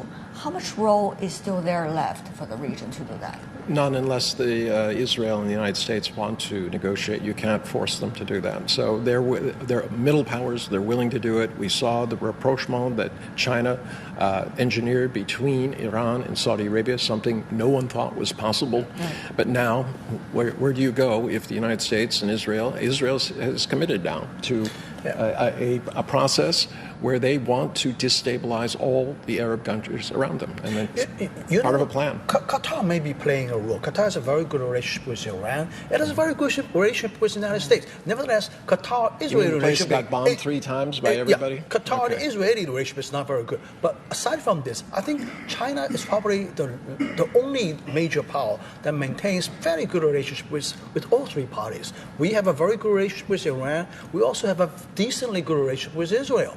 And President Trump is coming in a month. I don't know whether he's going to come on that. Well, one of the things we do not have yet, because it's still early morning, let's just say Eastern time at this moment, Einar, is we have not yet heard from the United Nations. We have not yet heard from some of the regional organizations, be it in the Middle East, in the Arab state, among the Arab states, or beyond. Now, Einar, tell us the absence so far of these voices. What does it say to us? Or what kind of voices can you expect from these places? There'll be unilateral condemnation from all of the entities that you said. They're going to come out. Individual countries, much more difficult because they're afraid of some sort of reaction from the U.S. Well, I think the United Nations is going to be having an emergency session very soon. Right. Security Council, and the Secretary General is going to come out with a statement, pretty sure. I don't know, he's in New York or in Geneva. Either way. At this moment, we are still trying to find out some other latest development of issues related to the latest situation of U.S. and Israel joint attack against Iran. Certainly, we are also having the latest news of Iranian taking retaliatory attacks as a result. But that is all the time we have for the latest special program of World Insight on CGTN, bringing you the latest information about the attacks against Iran by the U.S. and Israel. If you'd like to know more, search World Insight or check out our YouTube channel, follow us on X and Facebook. I'm Tian Wei on behalf of the team. Thanks for being with us. Bye for now. And CGTN's coverage of the latest news will continue after this.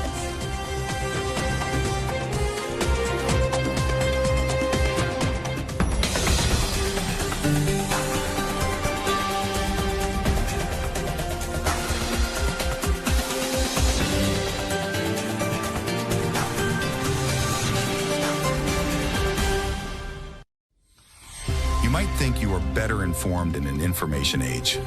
The fact is, people are more often misled by misinformation. You might think every voice is heard in a digital world. The fact is, many nations and peoples are still underrepresented. And data poverty shuts out many.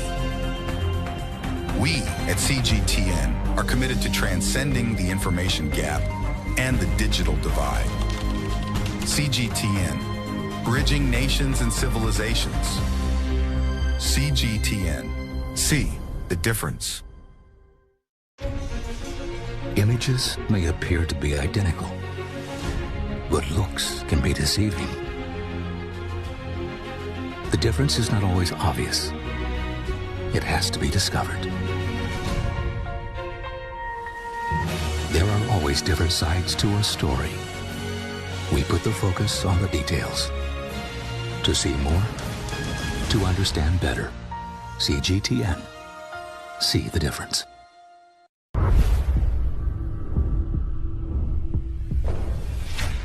What's behind the next door? What motivates us to find the truth? To understand the world, we must see it from different angles. Never stop searching. Go deeper. Go further. Be open-minded. Be engaged. Open the door through dialogue. where ideas do matter.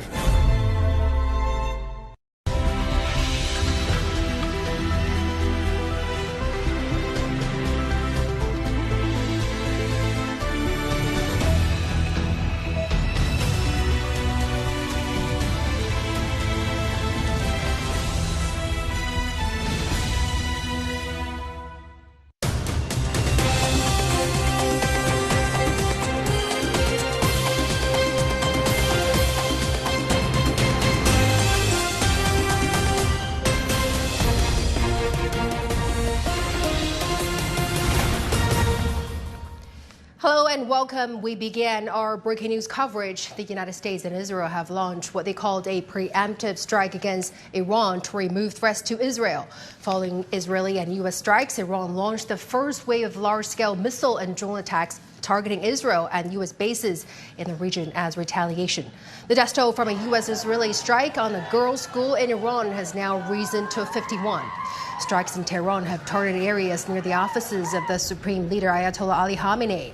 Multiple missiles also hit university streets, the Jamhuri district, and other locations in the capital. Media reports indicate that Iran's Supreme Leader is not in Tehran and has been moved to a safer location, while Israeli sources say that all Iranian leaders, including Ali Khamenei, are targets.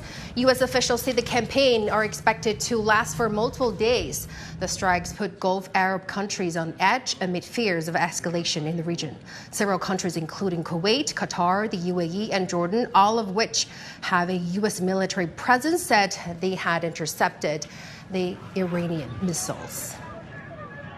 Just imagine how emboldened this regime would be if they ever had and actually were armed with nuclear weapons as a means to deliver their message. For these reasons, the United States military is undertaking a massive and ongoing operation to prevent this very wicked, radical dictatorship from threatening America and our core national security interests. Challenging days await us. Every military action involves risk, but the risk of not acting is immeasurably greater, because if we do not act, we will get a nuclear Iran, an Iran with tens of thousands of ballistic missiles, an Iran that will work to destroy us, and will be immune to our countermeasures. As a people who wants to live, we have no choice but to go to campaign. As strikes and counterstrikes continue in Iran and the region-wide, Tehran has been a major target for U.S. and Israeli strikes. Izin Kevani has more from Tehran. The United States and Israel launched airstrikes early Saturday morning targeting multiple cities across Iran, including the capital, Tehran. Residents reported hearing a series of loud explosions in Tehran, followed by thick plumes of smoke rising into the sky. Similar blasts were reported in Isfahan, Qom, Karaj, Tabriz, and Kermanshah. U.S. President Donald Trump and the Israeli military confirmed the start of the operation. Initial reports indicated that some strikes appeared to target the presidential compound in Tehran, but Iran's vice president later stated that President Masoud Pezeshkian is safe and unharmed. In response, the Islamic Revolutionary Guard Corps, or IRGC, announced that it had begun the first wave of what it described as extensive missile and drone strikes against Israel. Following the attacks, traffic surged across Tehran as residents rushed to gas stations to refuel. Many parents hurried to school to collect their children. In the coming hours, a significant number of people are expected to leave the capital in search of safer areas.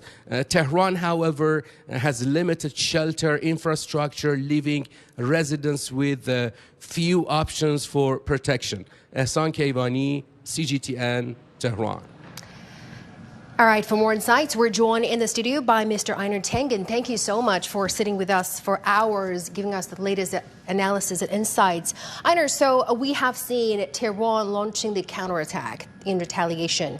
So this has been spreading definitely to a wider regional conflict. Let's take the Gulf states, for example, with UAE calling the Iranian counterattack, quote, a flagrant violation of sovereignty, and multiple Gulf nations closing airspace. So will traditional U.S. allies like Saudi Arabia, UAE, and Qatar maintain neutrality or be drawn into the conflict? I doubt if they'll join in the conflict. They were the ones who said that they didn't want the conflict, and quite frankly, they have the most to lose. They put a tremendous amount of money into tourism, business. That is going to be suspended for a while, and then they're dependent on oil revenues, and those oil revenues are going to dry up if the Straits of Hormuz are compromised and they can't get their tankers in and out. Oh, Einar, you talk about the Hormuz Strait. How likely, what is the immediate risk of the Strait of Hormuz closure, as Iranian lawmakers have previously warned that closing this checkpoint, through which nearly 20% of the global oil flows, was, quote, under serious consideration during the June 2025 conflict. So with today's escalation, how credible is the threat, your take? Okay, so you have to look at different time frames. Actually, the United States, despite Donald Trump saying he's willing to grind out a long war, the fact is the United States public is not. They want, if this is going to happen, they want something short, sharp, and victorious. Unfortunately, both Iran and also Israel have different agendas. They want a longer war. Israel because they want to grind Iran down and force regime change. Iran because they are asymmetrically opposed by two more powerful military nations. They can get the best way back to the negotiating table is to put pressure on the region itself. So closing the straits would be the things. It's at its narrowest point, 21 miles across. Some of it is only part of that is navigable. That means that the ships go through very narrow channels. They can use sea mines. They can use hand-fired missiles, things like this, SAMs, things like that. They have the range to do that. So it'll be very hard to prevent them. The U.S. can try, all these other entities can try, but we do know that when the oil bourses open up officially, you're going to see a large spark in oil, and the question is how much and how much economic damage the world can take because of this. Exactly, oil prices may be the key point here. How severe is the immediate oil price shock? As during the 2025 June conflict, U.S. crude oil prices surged over 14% in a single day when Israel struck Iranian energy infrastructure, and now with U.S. direct involvement in the attack. What is the trajectory for the Brent crude oil prices? Okay, I talked to some people who are in this business, both from the shipping side and also from the oil side. This is a couple of days ago, just in terms of a hypothetical. They said somewhere between 150 and 200 if the Straits of Hormuz are in fact compromised, because 20% of the world's oil disappears. You can't get it out. So as a result, spot markets around the world will go up. China is in a very different situation because they have huge reserves that they bought up when oil was very cheap. They can last there, and they have oil pipelines that are being opened with Russia, which is anxious to sell. So China's okay, but many other nations, think of Japan, South Korea, so many different nations, even in Africa, they're going to be very, very hard hit by increases of oil in a magnitude of 4 to 5 times as much as they're paying now.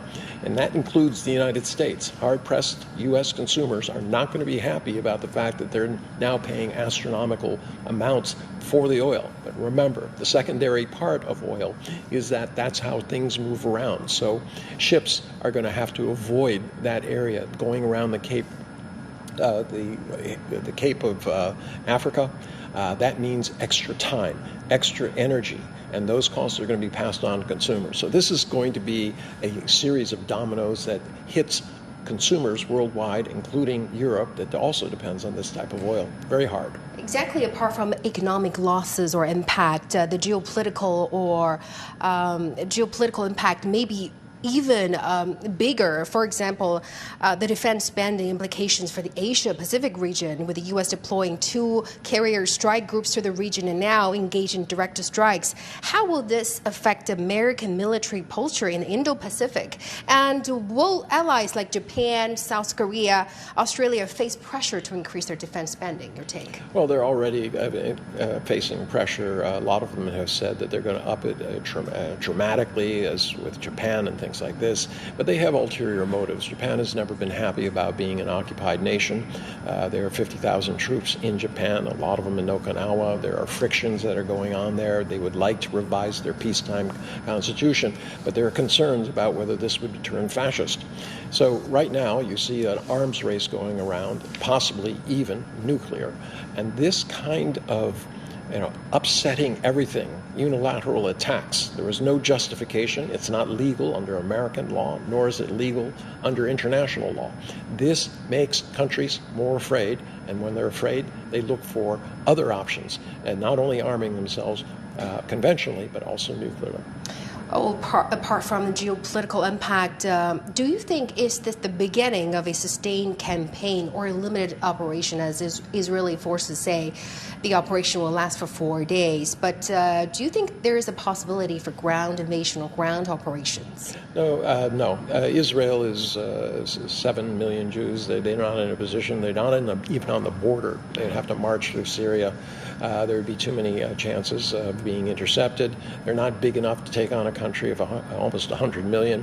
The U.S. is not interested in putting boots on the ground because that would need body bags going out. And it would be a prolonged, bloody, long war. We weren't able to tame Afghanistan or to do an effective job in Iraq. There's no reason to believe that we'd be able to do it in Iran.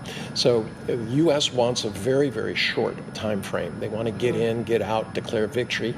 But as I said, both Iran because they want leverage, and also Israel because they want to grind down on Iran, they're looking at different time frames. You're not seeing a prolonged operations? I don't see it from the U.S. side. Look, the Israelis under Netanyahu has been pushing this for 30 years. They're not going to give up. Mm-hmm. Even if they have mixed results this time, it's still in the back of their mind that they need to destroy Iran. All right, thank you so much, Einer, for your insights. We'll be getting back to you later in our show.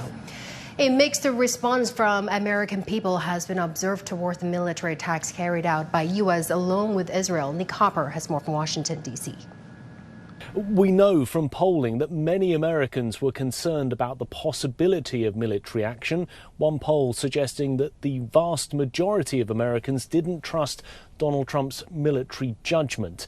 And we have already seen a response on social media by various members of the American public very worried about what has unfolded, these US strikes against Iran. Well, a very mixed response, as you would expect in a country that is very politically divided. Americans waking up to this news. It's now just about 7:20 in the morning, Saturday morning. Many Americans coming round to the news, seeing notifications on their phones and wondering what on earth has happened as they slept overnight. Well, we're still waiting for an update from the Pentagon. At some point there will be a military assessment made to speak about how successful the targeting was in these strikes. In terms of the division of labour, as it were, we're told that Israel was targeting military and government figures, personnel within the country, including the Supreme Leader Ayatollah, whereas the United States was carrying out its strikes against military installations, specifically targeting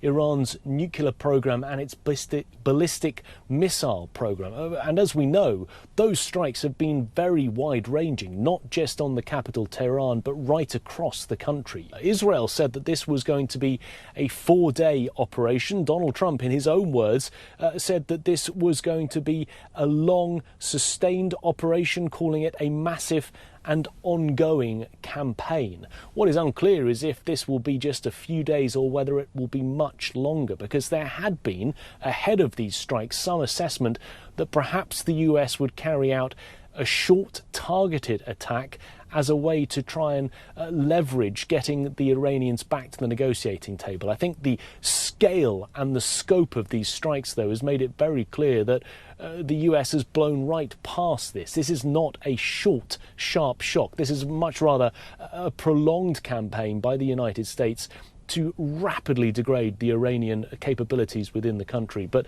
we've already seen that retaliation. I guess it's a question now as to whether the US will take more retaliatory action for those strikes by Tehran against US bases within the region.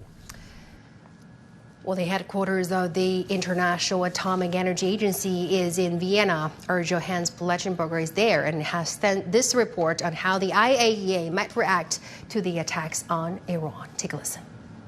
Well, the IAEA might react in a similar way as it did a few months ago when the US attacked Iranian nuclear facilities. Back then, the IAEA criticized the US, saying that nuclear facilities must never be attacked, otherwise there's a risk of very dangerous consequences.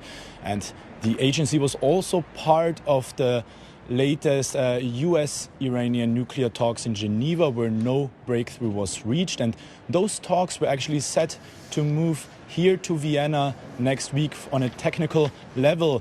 They could already start tomorrow, but it remains to be seen whether these talks will actually happen now that the conflict escalated. Also next week, the IAEA is having its Board of Governors meeting, where Iran's nuclear program is also discussed.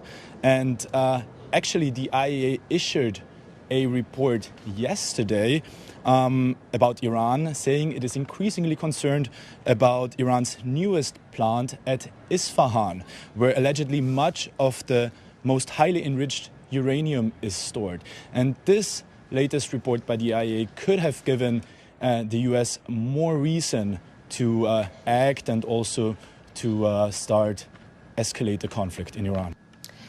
All right, for the very latest, we go live to Ihsan Kevani in Tehran. Good to see you again, Ihsan. Iran's foreign ministry has said its people and armed forces will deliver a decisive and determining response. What more can you tell us about that? That is right. It was announced by the foreign ministry spokesperson, Ismail Baghai, who said that Iran's action and responding these attacks is the legitimate defensive right of the Iranian nation. We had another comment from the IRGC commander who said that the Operation True Promise 4 will continue without any interruption. And the latest news by the IRGC reveals that dozens of, or even hundreds of missiles and drones have been launched towards Israel so far. Back to you. Well, Ihsan, we know that the Tehran hospitals have declared emergency status. So what civilian impact has been confirmed so far, and how are ordinary people in your country reacting to these attacks? Well, immediately after the attacks in the morning, a lot of citizens in Tehran were rushing in the streets. So we had streets packed with cars, a huge traffic. And I saw many supermarkets, people were rushing to buy non-perishable foods and maybe water supplies. But after maybe 6 or 7 hours from the strike in the morning, now the streets are very quiet. And according to the reports, all the exit roads of Tehran towards other cities are heavily with a heavy traffic. In fact, Iran's National Supreme Security Council, in fact, has urged citizens in Tehran to evacuate as they can and go to the suburbs of Tehran or maybe to their hometowns to be safe during the attacks. Unfortunately, in one primary school in the southern port of Bandar Abbas, near Bandar Abbas, in fact, there was an Israeli or American strike on a primary school in which 57 people have been killed and more than 50 All right, it looks like we have lost We are Eason. still All right, under the Eason, debris. continue. In Tehran, which so far 2 have been killed. Yeah. So far, two student girls have been killed so far. All right, thank you so much, Eason, for your updates from Tehran. We'll definitely keep you updated. Meanwhile, Israel says Iran has launched retaliatory strikes with explosions reported in Bahrain, the UAE, and Kuwait. Bahrain is home to the headquarters of the U.S. Navy's 5th Fleet. The Al Dhafra Air Base south of Abu Dhabi is a critical hub for the U.S. Air Force operations and is shared with the UAE military. In Kuwait, key U.S. installations include Camp Arifgan, the forward headquarters of U.S. Army Central, and the Ali Al Salam Air Base. Iran's foreign minister is warning that Tehran's response will be to target all U.S. military bases in the region. Some personnel were reportedly being evacuated from the U.S. Air Force Base in Qatar. Al Udeid is the Middle East's largest U.S. base, housing around 10,000 troops. With U.S. citizens waking up to the news of U.S. and Israeli strikes on Iran and subsequent retaliations, we are now joined by CGTN's Karina Mitchell in New York. Good morning to you, Karina. So what has been the U.S. response to these attacks, both in a seize of power and among the public? Good morning to you. Well, it's important, first of all, just to note that there have been no American casualties so far as a result of Iran's retaliation. This is what we're hearing from U.S. officials. But this was the worst kept secret ever, right? Everyone knew that the U.S. was amassing their naval fleet, warships, fighter jets as well in the area, all the assets brought to bear. So indeed, the U.S. did acknowledge that together with Israel, this was a coordinated strike, Operation Epic Fury, and Israel calling the strike preemptive, the attack to ward off threats against Israel, and then praising U.S. President Donald Trump for what he called, quote, his historic leadership. Now, we are expecting the U.S. president to speak later this morning in the U.S. We're expected to hear more details about the assets that were deployed, the targets that were that the U.S. and Israel went after, and to hear about what successes, if any, they have had with those strikes.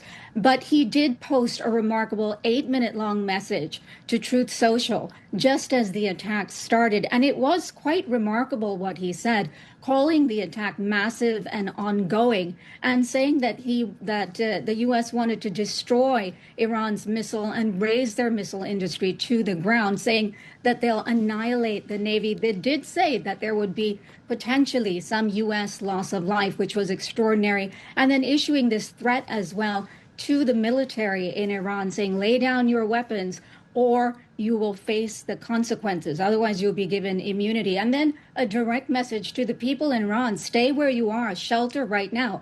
But after that, come out, take over your government. No president will do what you are doing. This is the chance that you have that comes along once in generations. Now is the time to seize your destiny. This is the moment for action. Now, we do know that those strikes are expected to last several days, and we are hearing from U.S. officials that they did target senior Iranian officials, including the supreme leader, the Ayatollah Ali Khamenei, and the president, Pezeshkian, as well. Iran media reporting that both of these people are safe. The Ayatollah was not in Tehran at the time, and Pezeshkian, the president, is in good health.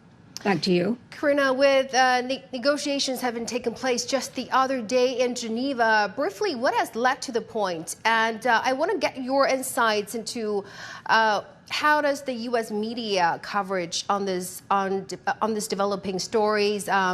What's their perspective? Yeah, it's a very interesting question. First of all, this is day 9 of that 10-day warning that U.S. President Donald Trump issued that said that Iran must come to agreement with the U.S. or very bad things will happen. So this all coming after the third round of talks just happened, basically reaching a stalemate, a dead end. There was no further movement on a key issue that the U.S. wanted, which was for Iran not to pursue a nuclear weapon. Now, of course, Iran saying that they never intended to pursue a nuclear weapon, but they do need to enrich uranium for their own energy needs. Of course, there are other sticking points. The ballistic missile program, which frankly, Israel is the one who was pushing that agenda when talks did resume back in February. And of course, there are other issues as well, demanding that Tehran stop backing groups like Hamas and Hezbollah as well. Depending on what side of the media you're on, there have been people who are pushing a very pro-Trump, striking against Iran agenda. And there have been people on the other side. And we've seen this, between U.S. politicians as well, depending on who you ask. There was a push, as I say, to pass a War Powers Act in Congress. It's important to note that there was no authority for this act to happen in the halls of Congress. And many Democrats and some Republicans as well wanted to push for this act to prevent this from happening. It was supposed to happen this coming week, obviously too late for now. It looks like it's quite divided there in the United States as well. Thank you so much, Karina, for your reporting for us in New York. All right, for more reactions from Moscow, we're joined by Dasha Chernyshova, live for us in Moscow. Dasha, tell us, what has the Kremlin said about the U.S. and Israeli attack on Iran? Well, we are now seeing some of the comments coming from the Russian Foreign Ministry. In a statement, Russia has condemned those unprovoked acts of aggression, suggesting that apparently all this negotiations process has been just in imitation of the negotiations and had no real substance in that. We're also hearing the Russians calling very clearly here to turn these whole developments into the political and diplomatic solution, suggesting that military option is not something that is preferable at this stage. Moscow has also been saying that the international community should be acting, and they should also be condemning what has happened at the hands of the United States and Israel. Russia, as before, according to the Russian Foreign Ministry, is ready to assist in the search for the peaceful solutions that would be based on the international law, mutual respect and the balance of interest. That's according to the statements released by the Russian Foreign Ministry. Separately, there has been a phone conversation between Sergei Lavrov, Russian Foreign Minister, and his Iranian counterpart, Abbas Araghchi. So we understand Moscow is indeed in touch with the Iranian colleagues and knows all the details of what is happening. Dasha, tell us, what message had the Russian embassy in Tehran issued to its citizens there? Is there any official evacuation plan in place? Well, at this stage, we understand that the Russian Foreign Ministry has been sending the message to its citizens, about 50,000 people who are located in the area. And they have been saying that, for instance, in Iran and Israel, people indeed, if they have an opportunity to live, they should be leaving those countries. The Russian Foreign Ministry also called on the Russians to avoid traveling there. But at the same time, Russians who are in the UAE, in Lebanon, for them, the Russian Foreign Ministry said that they should be avoiding any troubles and they should be assessing the situation on the ground, what is happening. But obviously, this is a situation of much concern for the Russian authorities. Again, Moscow is still hoping that this situation could turn to the political spectrum. But at the same time, as we are now seeing, Russia is indeed concerned because there is the serial nature of what has been happening in Iran at the hands of the United States over the course of the past year. All right. Thank you so much, Dasha, for your insights from Moscow. Really appreciate it. All right. For more insights, let's bring in Ambassador Motaz Amheddin Khalif, former Egyptian ambassador to the UN. Good to have you with us on CGTN, Ambassador. Explosions have been reported near U.S. military bases in Qatar, the UAE, Kuwait, and Bahrain. How does Egypt see this round of conflict, and what do you think might happen next? Well, first of all, thank you for having me, and good afternoon to you. Of course, Egypt is very worried, I would say, and embarrassed as well, because Egypt has been asked to mediate by the United States specifically, and the United States keeps failing Egypt down because we have mediated before in August, and there was an agreement between Iran and the IAEA to resume the verification process. but it has been broken by the European countries and the United States reinstating sanctions. Now, of course, there is, as we speak, I have seen a statement by the Ministry of Foreign Affairs that expresses deep worry about the current escalation and is inviting for self-restraint, of course, and condemning the Iranian attacks against facilities in the Gulf states, which threatens the territorial integrity of the Gulf states. But I think the main issue here is that Egypt is very disappointed by the reckless behavior of the United States and Israel in the region. And while Egypt has a special relationship with the United States, so it did not condemn directly the American attack on Iran, but it is very disappointed, and of course it is a source of worry because everybody knows that the source of the tension and the escalation is Israel, that is manipulating the United States in order to strike jointly Iran, which has never started a war against them. Well, Ambassador, the Houthis in Yemen say they will resume attacks on ships in the Red Sea. How might this affect the countries in the region, including Egypt? It will affect countries that export oil from the Gulf, and of course it will affect the global economy. The price of oil will rocket up, and this will affect countries that are importing oil and may benefit countries that are exporting oil. With regard to Egypt, of course, it's a killer blow to the maritime navigation that goes through Suez Canal if the war continues, which apparently is the intention of both Israel and the United States. And as you know, the Egyptian economy is facing a chronic crisis regarding investments, regarding difficulty in managing the assets that Egypt has, and a very severe debt crisis. All of this is compounded, and when tensions escalate in the region, Egypt is very much affected, especially that the Suez Canal has a very big share in the source of foreign assets that gets into the Egyptian budget. All right, thank you so much, Ambassador Khalil, for sharing with us your insights. We really appreciate it. Iran faced numerous sanctions throughout 2025 over its nuclear program. Just weeks after returning to office last January, U.S. President Donald Trump signed an executive order imposing maximum pressure on Iran. Washington followed through with sanctions to restrict Iran's oil sales and led a diplomatic campaign to isolate Tehran from the world. From February to December last year, the U.S. announced around 30 sanction statements on Iran. The sanctions targeted companies and individuals involved in Iran's oil sectors as well as its shipping network. U.S. sanctions have hit the country's economy hard, pushing major companies to the brink of collapse. Residents are also struggling to survive amid high inflation and a weakening currency. Isin Kivani has more. This is the reality on the ground. Companies that were once engines of the national economy are now struggling to survive, while ordinary Iranians bear the cost. We sought interviews with the country's corporate giants, but all declined. Their silence speaks volumes. For Iran's major industries and its citizens, years of comprehensive U.S. sanctions have imposed severe economic challenges. The policy continues to shape the business environment and drive up the cost of living across the country.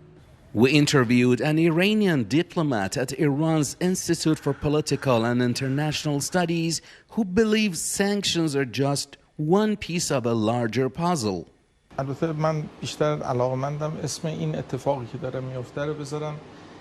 would prefer to call these U.S. actions as unilateral coercive measures. Sanctions are merely one component of such measures. Washington employs a variety of models in other countries, including what is known as the trade war. On the factory floor, the pressure is tangible. Manufacturers describe facing a constant battle against isolation and rising costs. Intensifying U.S. sanctions have created significant challenges for us, primarily by restricting technology transfers and impeding trade with global firms. U.S. sanctions have significantly affected Iran's industrial sector, driving up production costs and leading to higher overall prices.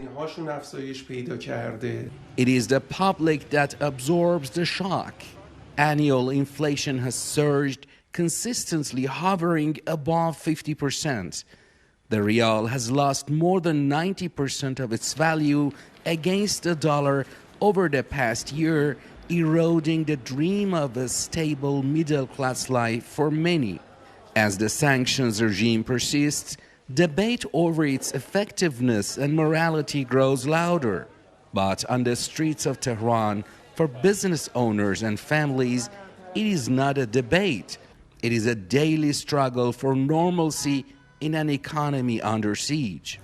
While the stated targets of these sanctions are specific sectors, their impact is universal, felt in the price of bread, the scarcity of medicine, and the uncertain future facing an entire generation. Ehsan Keibani, CGTN, Tehran. All right, for more from Tel Aviv, we're joined by Sam Metnick, live for us in Tel Aviv. Good to see you, Sam. Iran has launched a counterattack. How is Israel prepared for this retaliation? Well, Israel has been preparing for weeks. The entire region has been on standby for weeks, waiting for this. We had the retaliatory attack this morning. Sirens went off a few hours after Israel had said that it launched the attack on Iran. You could see people moving to shelters. Israel pretty much said it was a heightened state of emergency across the country, telling people to shelter in place and not to leave until they said that it was okay to do so, indicating that there is a risk. It's unclear exactly what is going to come this way. There have been a few rounds all day, sirens going off. There have been interceptions. You could hear them here in Tel Aviv. You could hear them across the country. Unclear on what has been hit, if anything, so far. But Israelis are bracing for potentially days or even longer of this. It's really unclear going forward, but Israelis have been told that this could be intense and this could take some time. Sam, we want to know, how is Israeli public reacting to the escalation? What have you heard on the ground? Well, this is something that people I've spoken to leading up to this have said that they were prepared for. And a lot of Israelis that I talked to said that they believe that they wanted this. They wanted Israel to attack Iran. They see Iran as a threat to the country, and said that even if it means that could inflict harm here, that they were willing to take that risk and that they supported it. There was a lot of rallying and support for the war that happened, the 12-day war in June between Israel and Iran. And a lot of Israelis feel that that didn't finish the job and that it needs to continue right now, and that if anything happens here, if there's damage or lives lost, that it's worth it in order to eliminate what they say is the threat in Iran. All right. Thank you so much, Sam Metnick, for your reporting from Tel Aviv. We really appreciate it. Tehran has been a major target for U.S. and Israeli airstrikes, especially areas near the office of the Supreme Leader Ayatollah Ali Khamenei. Sefa Sarami is on the ground in Tehran for more. It's 4:30 p.m. in Tehran now. I'm going to work. Now there is not a lot of traffic jam, but in the morning the city was locked. You know, today in the morning I was talking to one of my friends at 9:30 a.m. and she said, "Oh, massive explosions." I thought maybe she was hearing something else, for example, construction. But I saw the news and I said, yeah, the attack had already happened. At 9:45, I also heard massive explosions near my house in west of Tehran. And just after a few minutes, there was a lot of traffic jam in the city. I couldn't go to work in the morning because, as I said, the city was locked. And according to latest news, Iran has also retaliated by attacking some U.S. bases in some countries in the region. I don't know the exact information because now we are in dark here. I'm going to office where I have access. I will have access to Wi-Fi. It's very complicated and the gas stations were crowded and people are buying the essentials. in case the long becomes longer in coming days. I'm gonna keep you updated as things will unfold in coming hours and days. Well, the long-running conflict between Israel and Iran has erupted once again into an open confrontation. Waha looks back at the sequence of events that led us here. In 2025, a period of relative calm lasted from January through May. This included a pause in the fighting in Gaza and attempts at U.S.-Iran nuclear diplomacy in Oman, although underlying tensions remained high. Iran executed a man in April it claimed was an Israeli Mossad agent. The conflict reached a crisis point in June. On the 12th, the International Atomic Energy Agency voted to censure Iran for failing to provide sufficient information about its nuclear activities. In response, Iran announced plans to open a new secret uranium enrichment site. The next day, June 13th, Israel launched a large-scale unilateral military campaign called Operation Rising Lion against the core of Iran's nuclear and military infrastructure. The comprehensive aerial attacks, some reportedly using drones smuggled into Iran, killed top generals and nuclear scientists. Iran retaliated immediately with waves of missiles and drones against Israeli targets. Over the following days, Israel expanded its airstrikes, including on targets in Iran's energy sector, while Iranian missile attacks on Israel continued. A major escalation occurred on June 21st when the United States directly intervened. US B-2 bombers struck 3 key Iranian nuclear sites: Fordo, Isfahan, and Natanz. The long-term success of these strikes remains unclear. 2 days later, on June 23rd, Iran launched retaliatory military strikes on the U.S. Al Udeid Air Base in Qatar. Iran had warned Qatar and the U.S. hours beforehand, and no fatalities were recorded. That same evening, U.S. President Donald Trump announced a fragile but largely held ceasefire between all parties. The ceasefire has largely held, though both sides accused the other of minor continued strikes. Until now. Now, the latest international reaction to U.S. and Israeli strikes on Iran has been swift and deeply divided.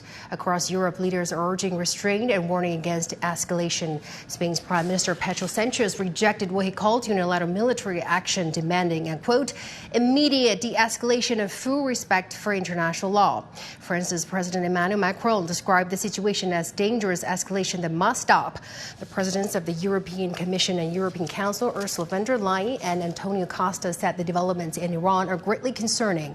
In the Middle East, a cause for restraint dominant. Oman, which has been mediating talks between U.S. and Iran, urged Washington not to be drawn further into what it called, quote, not your war. Russia accused the United States of using diplomacy as a cover for military action and called for an immediate halt to the strikes. All right, that is it for our special coverage and breaking news on our U.S. and Israeli attacks on Iran. CGTN will keep you updated as more information becomes available. Thanks for watching, and bye for now.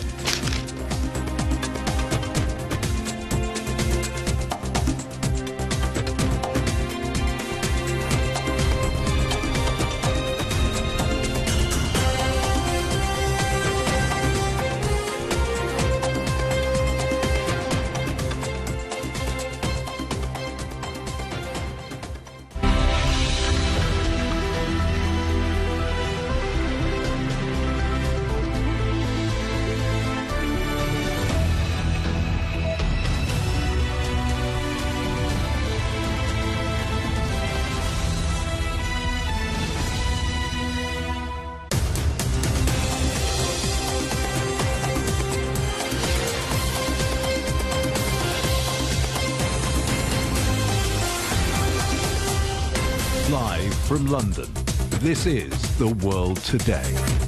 Hello, you're watching CGTN with Paul Barber in London. Breaking news this hour. Major combat operations underway in Iran as the United States and Israel launch an attack. We are going to destroy their missiles and raise their missile industry to the ground. It will be totally, again, obliterated. Iran hits back with retaliatory strikes launched towards Israel and explosions heard in the United Arab Emirates, Qatar, Bahrain and Kuwait. And the international community calls for calm. We'll have the latest reaction from governments across the world.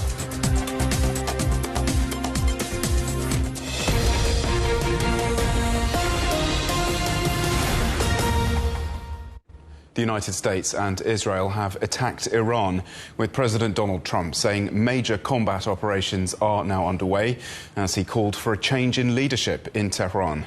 This was the scene in the Iranian capital on Saturday, where the presidential offices, as well as the offices of the supreme leader, were reportedly targeted.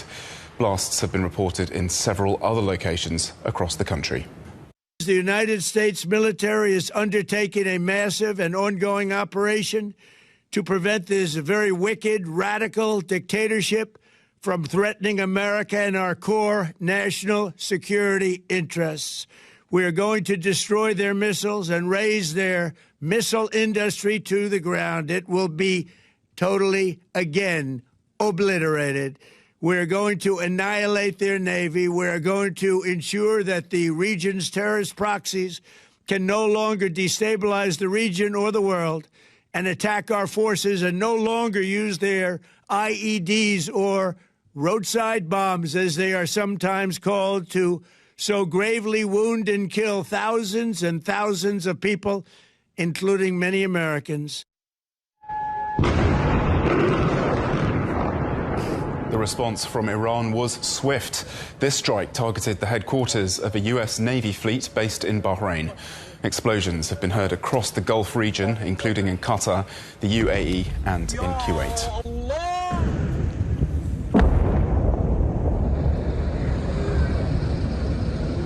And Israelis are sheltering in cities including Tel Aviv and Jerusalem as the country's air defense systems have been working to repel multiple waves of missiles launched from Iran. Let's bring in our correspondent Rahul Pathak, who's joining me here in the studio. So, Rahul, Iran already striking back. What are the targets, do we think? Well, their decision to launch these very quick retaliatory strikes on the Gulf really sort of underscores the fact that, unlike that 12-day war back in June last year, this new conflict is not being contained, and they've already struck several Gulf states where the US military has bases. So explosions, as you've been saying, have been reported in Qatar, Saudi Arabia, Kuwait, United Arab Emirates, and Bahrain, all of which host US military bases. Iran's Fars news agency said the country was targeting the Al Duaid air base in Qatar, that's just outside the capital city Doha.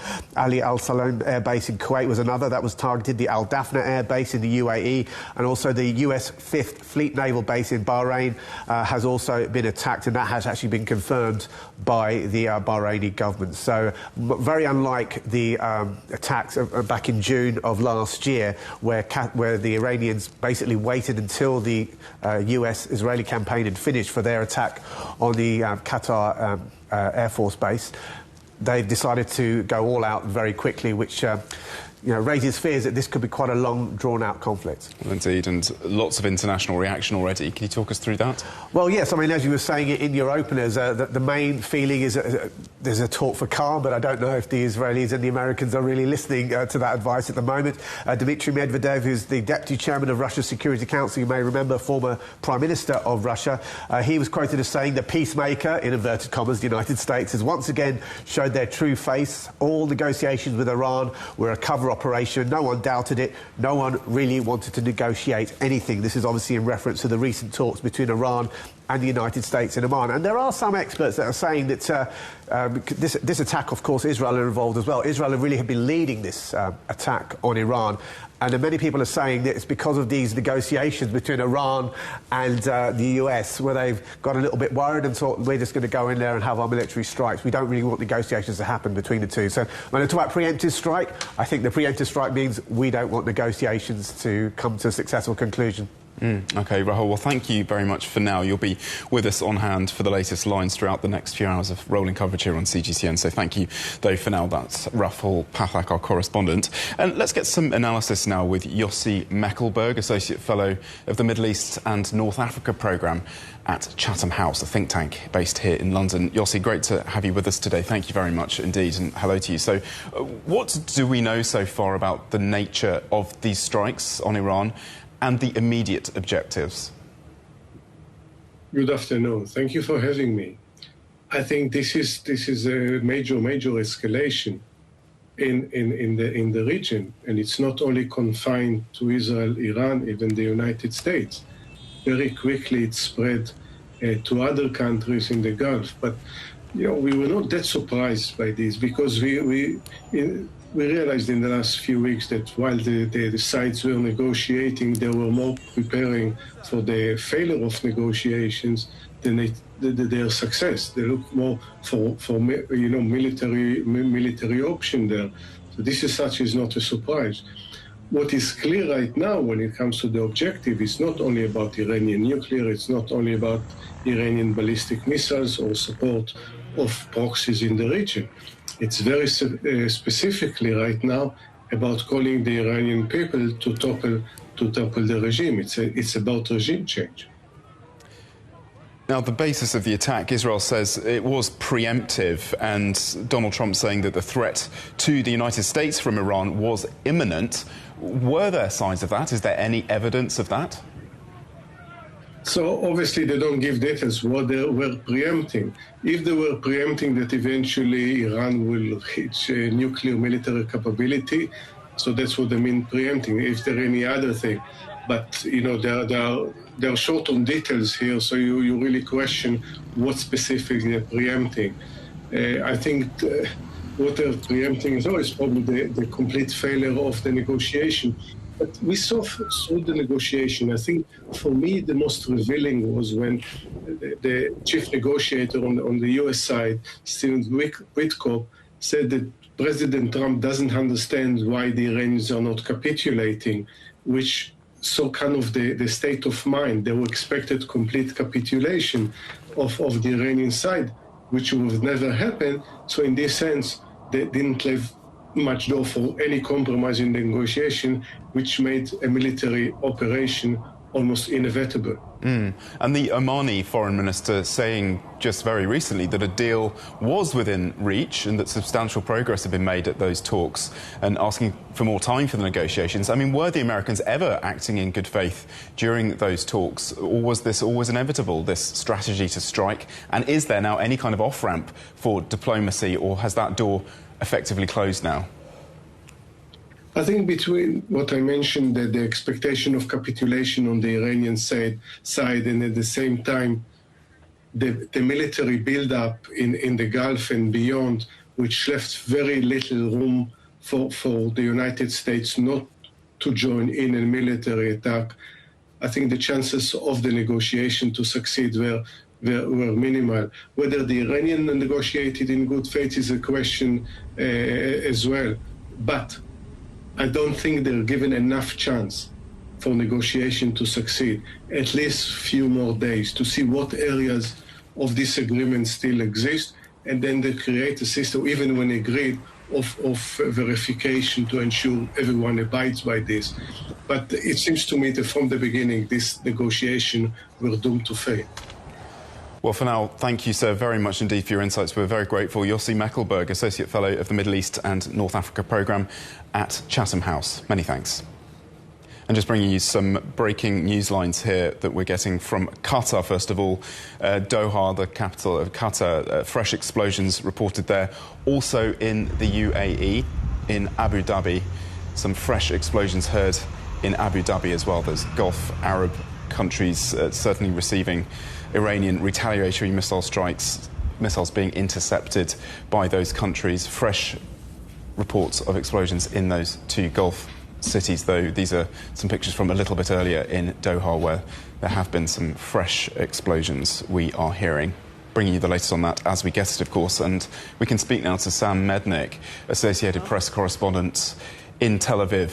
Sam, hi. Tell us what's the latest there in Israel.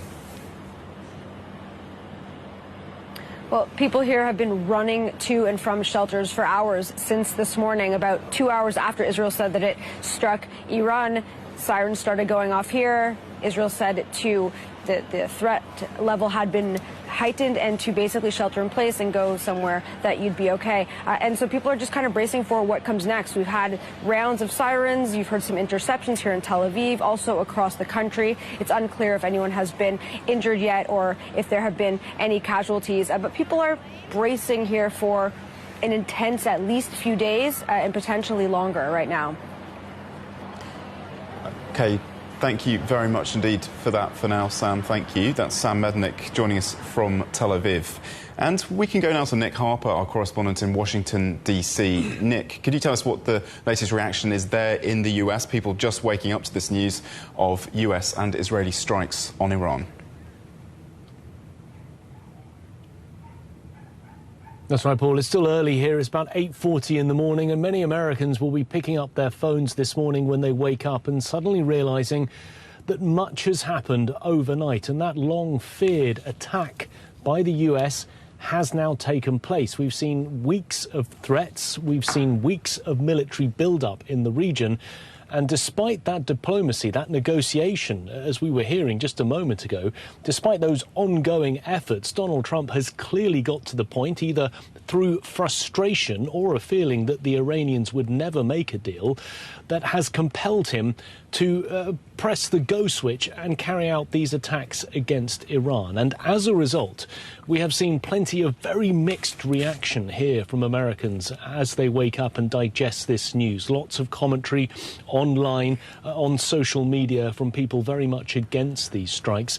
Polling in recent weeks has shown that the majority of Americans were against military action in Iran, but also the majority of Americans said that they did not trust Donald Trump's military judgment when it came to taking action against Iran. But in terms of lawmakers and their reaction, it's been interesting to note that there have been both Republicans and Democrats who have cheered this news, and there have been both Republicans and Democrats who have condemned this news. Lindsey Graham, the senator from South Carolina, a Trump ally, has been one of the key cheerleaders over the last couple of hours, speaking out against this, thanking the president, saying it was necessary and long justified. The Senator John Fetterman, a Democrat from Pennsylvania, described all of this as right and necessary. But the Republican from Kentucky, Thomas Massey, a Trump critic, it has to be said, has called this an act of war. So there's certainly some concern here amongst the American public, in particular because it's unclear what will happen next, whether American lives in the region, in those military bases, will now be at risk as Iran carry out its retaliatory strikes. Because bear in mind, Donald Trump, in his statement that he made overnight, that video posted to social media, his argument was that he was taking action to keep American lives safer, to ensure that Iran never got a nuclear weapon, that its ballistic missile program was eradicated. I think some people will be questioning whether or not Donald Trump's rationale on all of this will actually bear fruit. OK, for now, Nick, many thanks indeed. Nick Harper in Washington for us. And let's get the view from Iran now. CGTN's Esen Kevani has the latest from Tehran. The United States and Israel launched airstrikes early Saturday morning, targeting multiple cities across Iran, including the capital, Tehran.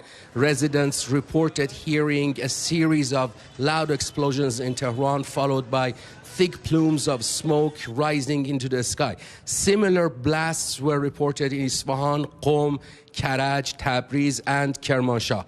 U.S. President Donald Trump and the Israeli military confirmed the start of the operation. Initial reports indicated that some strikes appeared to target the presidential compound in Tehran, but Iran's vice president later stated that President Masoud Pezeshkian is safe and unharmed. In response, the Islamic Revolutionary Guard Corps, or IRGC, announced that it had begun the first wave of what it described as extensive missile and drone strikes against Israel. Following the attacks, traffic surged across Tehran as residents rushed to gas stations to refuel. Many parents hurried to school to collect their children. In the coming hours, a significant number of people are expected to leave the capital in search of safer areas. Tehran, however, has limited shelter infrastructure, leaving residents with few options for protection. Ehsan Keivani, CGTN, Tehran. And we're just getting some reports from the Reuters news agency citing an Israeli source that several Iranian officials have been killed in those joint US-Israeli strikes on Iran. You're watching CGTN, still ahead. Iran hits back as the United States and Israel launch an attack. We'll have all the very latest from across the region next. Stay with us.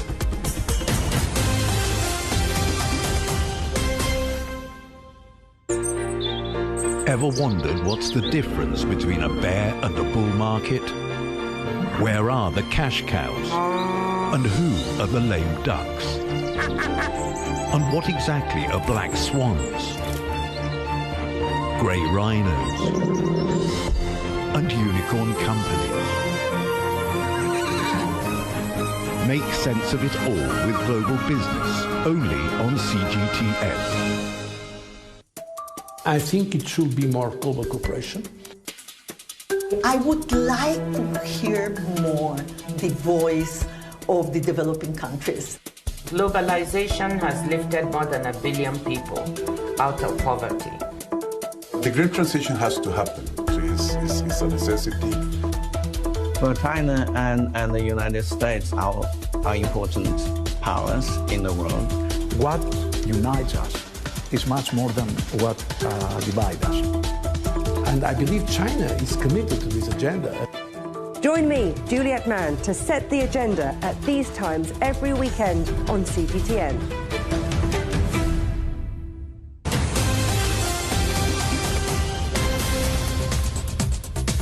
Hello, welcome back. Our main news.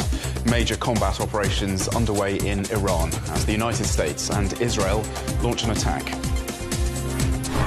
Iran hits back with retaliatory strikes launched towards Israel and explosions heard in the United Arab Emirates, Qatar, Bahrain and in Kuwait.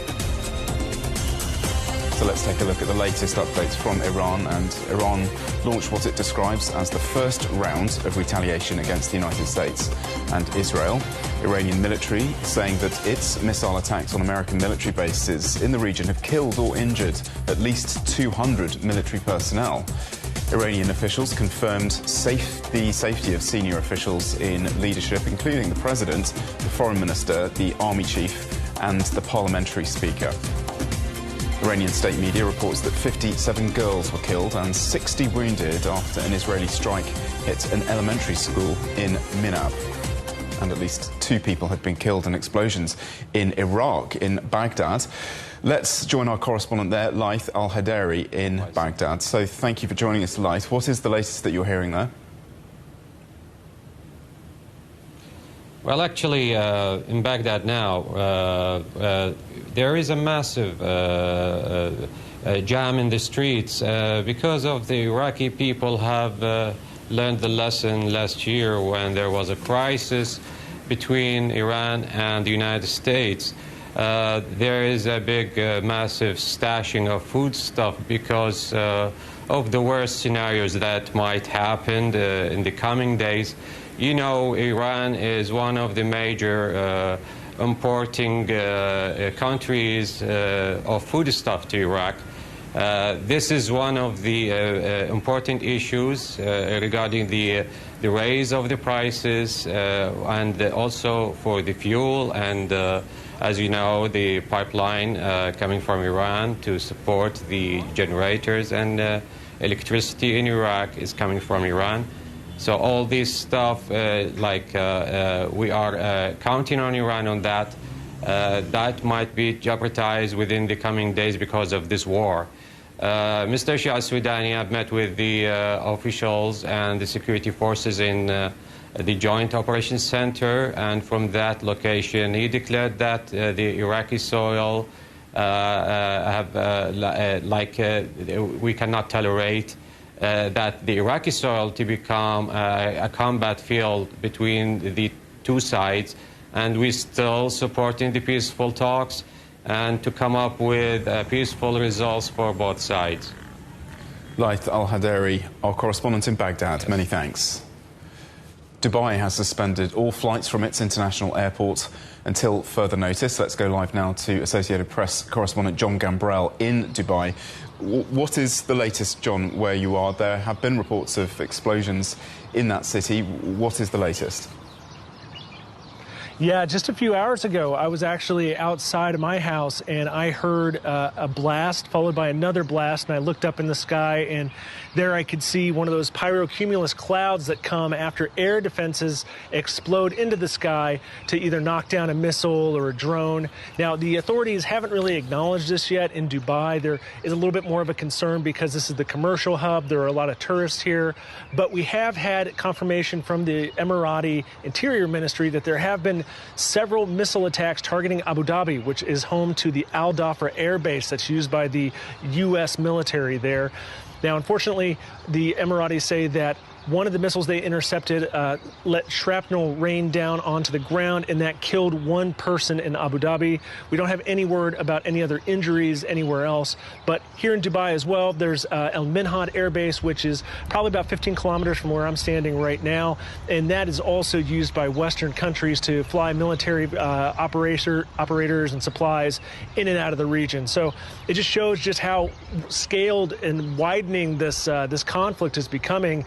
Iran had warned that that it would consider U.S. installations as legitimate targets should a conflict break out, and so far they seem to be doing what they said they'd be doing. Indeed, John, we will check back in with you in the coming hours. Thanks for now, though. John Gambrell in Dubai. Well, let's take a look at the United States' military presence in the region and how it compares with Iran's capabilities. CGTN's Li Jianhua has more. For decades, the United States has maintained a military footprint across the Middle East and parts of North Africa. The US either owns or has access to 19 military sites across these countries. At least 40,000 US troops are thought to be currently stationed across the region. Those troop numbers have been swelled by the arrival of the USS Abraham Lincoln in the region. A carrier strike group typically brings around 5,700 personnel and a 60 to 70 aircraft, operating as a mobile airbase at sea.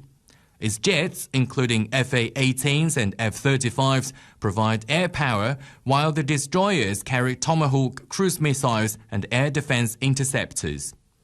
The arrival of its second aircraft carrier, the USS Gerald R. Ford, is significantly boosting the U.S. military striking power. It normally carries a crew of over 4,500 and up to 75 aircraft. It's also reported that a sizable number of KC-135 air-to-air refueling tankers have moved to the Mediterranean and Middle East. Experts believe it's possible any air campaign might be prolonged and could involve other bases away from the Middle East. Iran does not publish comprehensive official data on its armed forces, but defense analysts estimate the country has around 610,000 active duty military personnel. The country's core strength lies in its missile arsenal, with estimates of more than 3,000 ballistic missiles, one of the largest stockpiles in the region. Iran is also believed to operate at least 550 military aircraft, including fighters, transport planes and helicopters. It also manufactures a large number of surveillance and attack drones. At sea, Iran's conventional navy is estimated to operate around 90 vessels, including up to 30 submarines. Recent satellite imagery confirms Iran has been reinforcing key nuclear and military facilities, including Parchin Military Complex, Isfahan Nuclear Facility and Natanz Area Tunnel Complex. The last direct exchange of fire between the United States and Iran came in June last year. US forces struck Iranian nuclear sites at Natanz, Fordow and Isfahan. The following day, Iran retaliated by launching missiles at the Al Udeid airbase in Qatar. Well, let's bring Rahul back in. So we just get a sense, really, there from Li Jianhua's piece about the extent of the US assets in the region.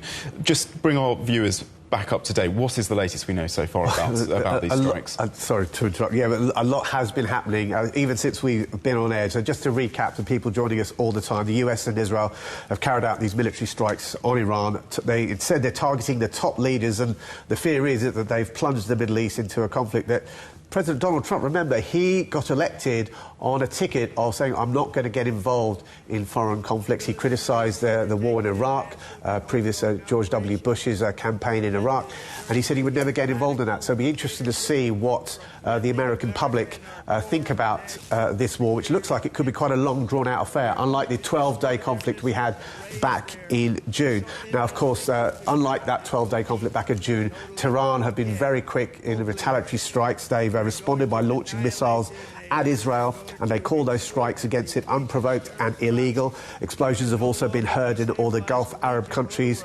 many of which have said they've intercepted missiles after Tehran warned that it would strike the region if it was attacked. The first wave of strikes in what the Pentagon have named Operation Epic Fury mainly targeted Iranian officials. There are some sources to say that Iranian officials have been killed, but they're still they're not giving out the names of who's supposedly been killed. The Iranian government say that the supreme leader has been taken to a safe location and is currently has not been affected, but obviously, you know, it's a very fluid situation, and we're waiting to hear sort of the final sort of situation regarding that and the Iranian leadership. Because, I mean, Donald Trump, he's going to be giving an address to the nation. He's already spoken on his Truth Social platform.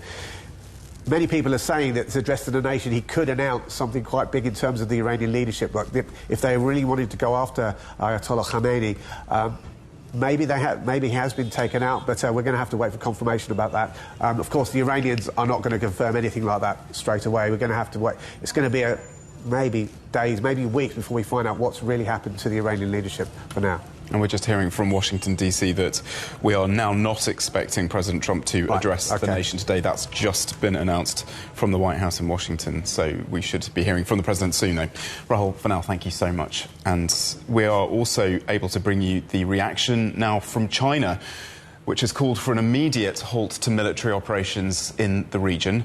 Beijing's foreign ministry has just released this statement, urging all parties to prevent a further escalation of tensions, calling for them to resume dialogue and negotiations and to safeguard peace and stability in the Middle East.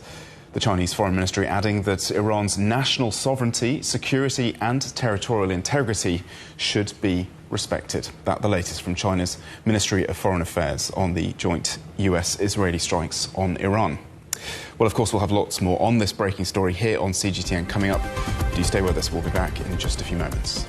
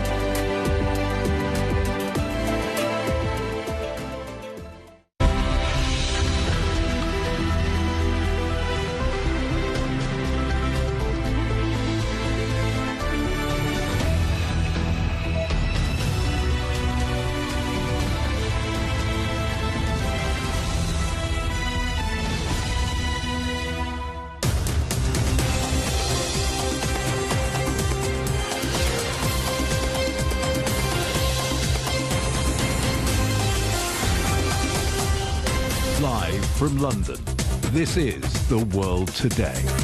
You're watching CGTN with Paul Barber in London. Breaking news this hour.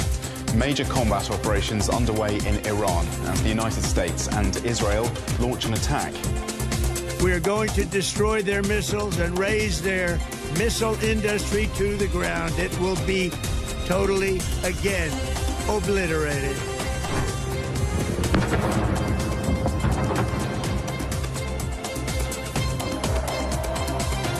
Iran hits back with retaliatory strikes launched towards Israel, and explosions are heard in the United Arab Emirates, Qatar, Bahrain and Kuwait.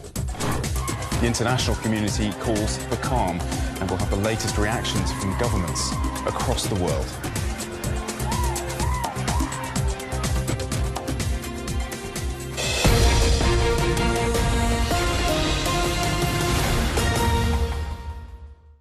The United States and Israel have attacked Iran, with President Donald Trump saying that major combat operations are underway as he called for a change in leadership in Tehran. This was the scene in the Iranian capital on Saturday, where the presidential offices, as well as the offices of the supreme leader, were reportedly targeted. Blasts have been reported in several other locations across the country. The United States military is undertaking a massive and ongoing operation to prevent this very wicked, radical dictatorship from threatening America and our core national security interests. We are going to destroy their missiles and raise their missile industry to the ground. It will be totally, again, obliterated. We're going to annihilate their Navy. We're going to ensure that the region's terrorist proxies can no longer destabilize the region or the world and attack our forces, and no longer use their IEDs or roadside bombs, as they are sometimes called, to so gravely wound and kill thousands and thousands of people, including many Americans.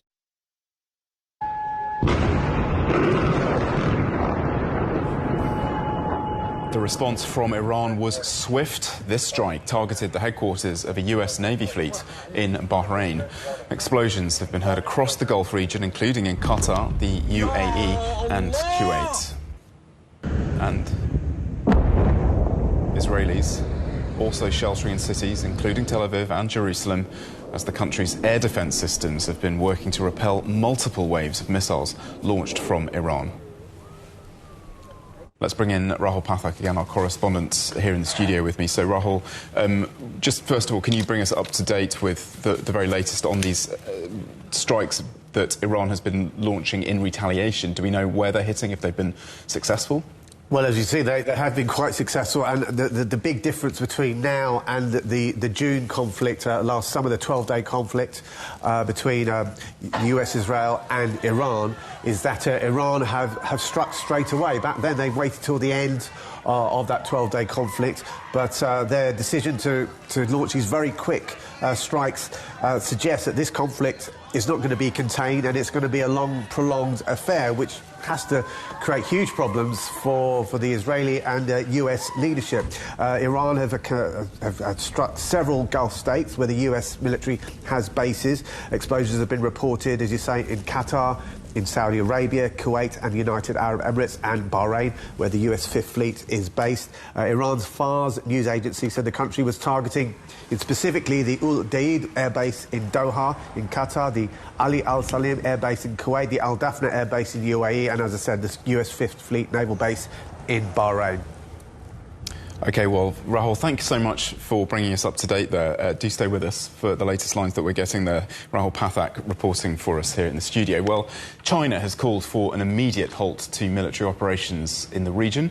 Beijing's foreign ministry has just released a statement urging all parties to prevent a further escalation of tensions, resume dialogue and negotiations, and safeguard peace and stability in the Middle East. It also added Iran's national sovereignty, security and territorial integrity should be respected.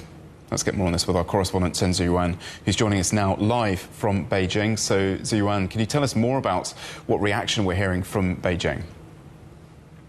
We're closely monitoring the situation here in Beijing, as the Chinese Foreign Ministry just released a statement about 20 minutes ago saying that China is highly concerned over the military strikes against Iran launched by the U.S. and Israel, and also the spokesperson office said that the Iran's sovereignty and security and territorial integrity should be respected. Meanwhile, as you just mentioned, China called for immediate stop for the military action and no further escalation of such tension and situation. And they call for the resume of dialogues and negotiation and efforts to uphold peace and stability in the Middle East. Meanwhile, I also want to share information that Chinese embassy in Iran, as well as relevant countries, are providing support for Chinese citizens to leave the region through roads as well as to commercial flights. Those embassies include China's embassy in Azerbaijan, Turkey, and Armenia. So these are the current situation here from the Chinese side. Back to you. OK, Ziyuan, thank you for that. Just one other question, if I may. In terms of diplomacy, of course, China, major player. What can China do to contribute towards a de-escalation?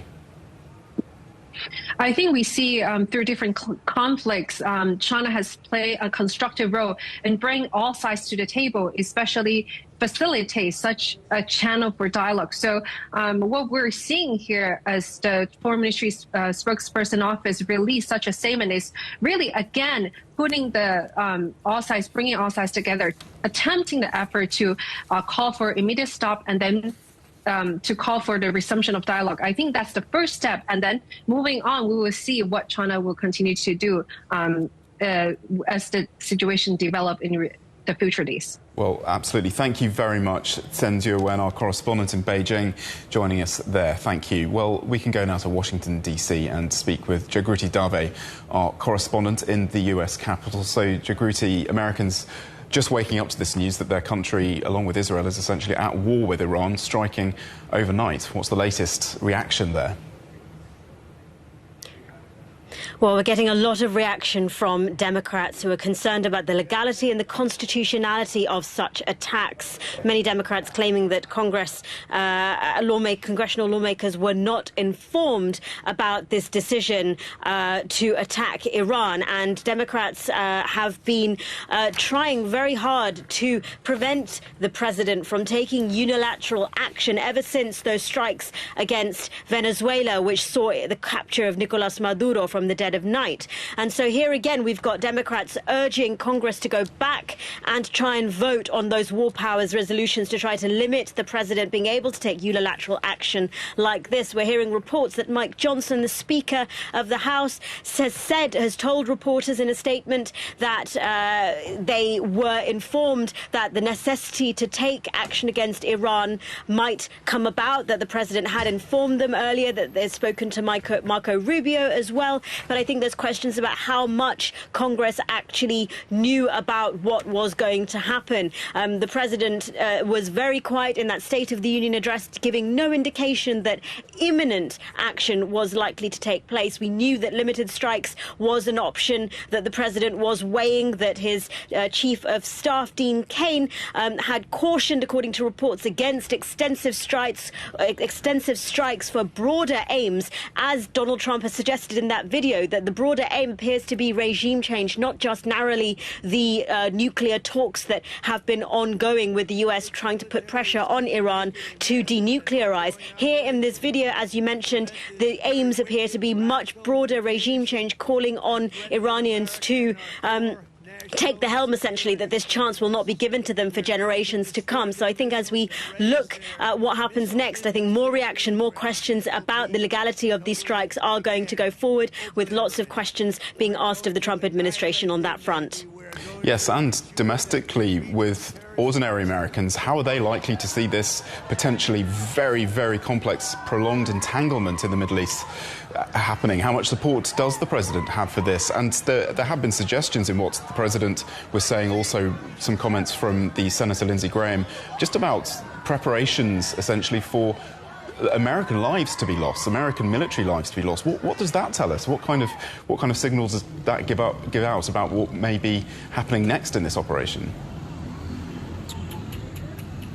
Yes, and that is really extraordinary, that sense in that video that the president bracing the American people, that there could be the potential for American lives that may be lost in this enterprise. And I think this is where the complexity just deepens, because, of course, the president campaigned on the promise to take America out of foreign interventions. He was hugely critical of his predecessors, accusing them on social media at the time of waging wars just to detract from domestic attention or to increase popularity or to present themselves as strongmen. And here now is the president taking action against Iran, the exact thing that he criticised his predecessors for. And so the president's critics are now reminding people of what he said and saying that, well, this appears to be an attempt by the president to appear from a position of strength. Now, a lot of his supporters, you've got people like Marjorie Taylor Greene, a congresswoman who he broke from because of disagreements, saying that, people who said in the past that, the people did not vote for increased military intervention abroad. So that is something to watch out for. I think polling following these strikes will give a very good indication of public opinion of these latest strikes. I think there have been question marks about the president's strikes following in Venezuela, following that operation, about, how they feel, the lack of confidence sometimes that people may feel about the president's performance. But, we've talked a lot about that on the economic front. The foreign policy has often overshadowed a lot of domestic issues here in the United States. So I think, as you say, complex situation. I think the response from Americans will be equally complex. And just very briefly, Jagruti, we were expecting to hear from President Trump today addressing the nation. We understand that might not be happening. Can you just confirm what we are expecting to hear today, this Saturday, if anything, from the White House? We are still waiting to find out exact details. That video that the president delivered, the opening salvo of the operation in Iran, was from Mar-a-Lago. He's done this before, where he's sat there, made those decisions in his Palm Beach resort. And it looks like we are going to be waiting to find out further whether the president is indeed going to be addressing the nation later today. Indeed. OK, Jagruti, thank you very much for that update from Washington, D.C. Jagruti Dave, our correspondent there. Well, elsewhere in the region, at least 2 people have been killed in explosions in Baghdad in Iraq. Let's join our correspondent there now, Laith Al-Haderi. So what is the latest that you're hearing there? Well, the news about the accident is 2 locations, one in North Hilla, called Juf al-Sakhar. 5 been injured, like 3 injured and 2 killed in the site of the PMF. The PMF, that location is gathering of the Hashd al-Shabi, the Nujaba, Katab Hezbollah. These 2 sides that are pro-Iranian groups still active, and also some news about retaliations against the American sites in the region because of the aggressive attacks against Iran. These 2 groups are still pro-Iranian, and we are expecting a raise of escalating the situation in Iraq because the Prime Minister is against any escalating of this issue.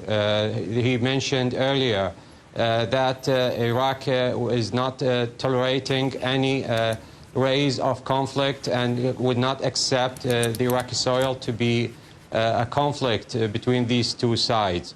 The Iraqi people also, as I said earlier this day, are having this trouble of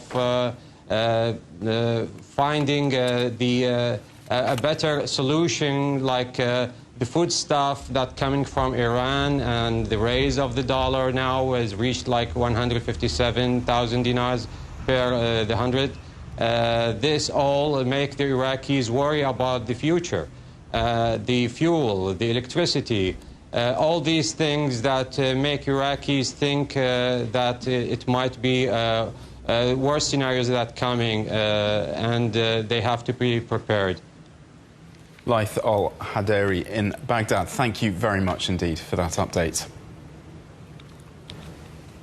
Rahul Pathak's our correspondent here in London with me. Just could you let us know, Rahul, what kind of international reaction we're hearing from governments around the world to the actions in Iran? Yes, well, Paul, in the previous hour we were talking about the Chinese reaction to it and the call for more talks, and I think that seems to be the prevailing opinion of most world leaders, although the Russians, not surprisingly maybe, have said that the Americans, calling themselves the peacemaker but saying it very sarcastically, showing their true face. In fact, those negotiations between Iran and the United States in Oman were just a cover, and the Americans were never really serious about those negotiations. The Norwegian foreign minister has also described the attack as well, saying the Israeli calling it a preventative strike, but it's not in line with international law. Preventative attacks require an immediately imminent threat, and they've said that there was no immediate imminent threat from Iran. The French President Emmanuel Macron, he's called for an urgent meeting of the United Nations Security Council, saying the outbreak of a war between the US, Israel and Iran has serious consequences for international peace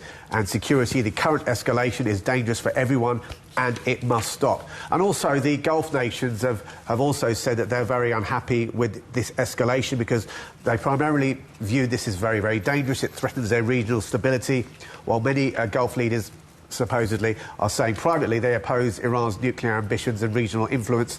They really feel that a regional war could really target their own infrastructure, their own economy, and they really want they want a much more stable region. And this is the fact that this could be a prolonged war. This is not going to be a 12-day war like we had last year. This looks like it could last, and that's bad news for everyone in the region. For now, Rahul, thanks so much, Rahul Pathak. And we can bring in now Rob McCare, the former British ambassador to Iran, somebody who knows a lot about this region, of course. Ambassador McCare, thank you so much for being with us. We really appreciate it today. First, your reactions to just how serious an escalation this is. It's a very serious escalation, isn't it? I mean, I think no one can be in any doubt about the scale of the Israeli and US military operation. And I think that what we're looking at now is as you were saying just now, a prolonged campaign. But the scale of the operation means that you enter into the realm of unpredictability. And however well planned the military operations are, it is hard to see where this is going to evolve to. Indeed, and of course there's so much we don't know at this stage. But if indeed the Iranian leadership has been taken out, if they have been removed or are in the coming days as the military action by the US and Israel unfolds, what could happen next? Is there any kind of credible opposition that would be able to form a new government, as the US seems to want from this whole operation? Well, I think the first thing to say is that Iran has, of course, been preparing for this. This is not an unexpected attack. So we know that they have been delegating military command, for example, to lower levels so that it's not all dependent on the top figures who could be taken out in these strikes. And also delegating political overall responsibility to other potential leaders so that, again, if there are decapitation attacks on the regime, it has the resilience to continue to operate and continue to take decisions and to issue commands. So they will have been preparing for this. Whether that's fully effective or not, we wait to see. And as to your question about whether there is an opposition that is in place and could step in to be an alternative leadership, of course there isn't. There isn't that opposition at the moment. What there could be is some sort of a split within the regime itself, a faction or individuals coming forward to say, actually, we do need a significant change of direction and to try to take control and to move the regime into a different direction. That's a possibility. But that's probably the most optimistic scenario we could see.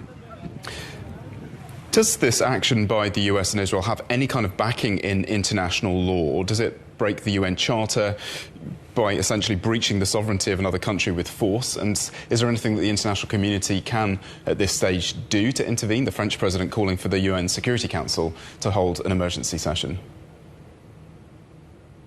Well, many countries, of course, have looked at these issues around Iran and its nuclear program as something that is better resolved in a political, diplomatic solution because they tend to be longer lasting and more stable than solutions that are reached by military force.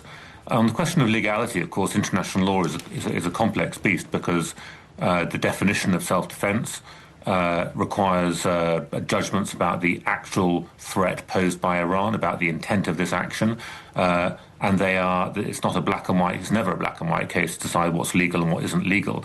But I think that it is a stretch to say that there was an imminent attack either on Israel or the United States that puts this squarely into the category of self-defense. We're just hearing from the Iranian foreign minister speaking now, saying that Iran is attacking military bases in the region as an act of self-defense. Is there any sense of just how much, Mr. Ambassador, the capacity the Iranians do have to really escalate this in the region? How concerned are you that this is going to not be contained at all? Well, I don't think that the states in the region are going to be rushing to join into this war, even if their targets in their territories are struck, as they are being struck now. But again, there's a lot of unpredictability and unintended consequences that go with this. If oil supplies from the region exiting the Persian Gulf are severely curtailed by the conflict, that brings in fundamental interests for some of the states in the region. So I think that the US and Israel will be saying to all of the regional states, this is our fight. You know, we don't want you to get involved, and they'll be trying to protect them from these strikes.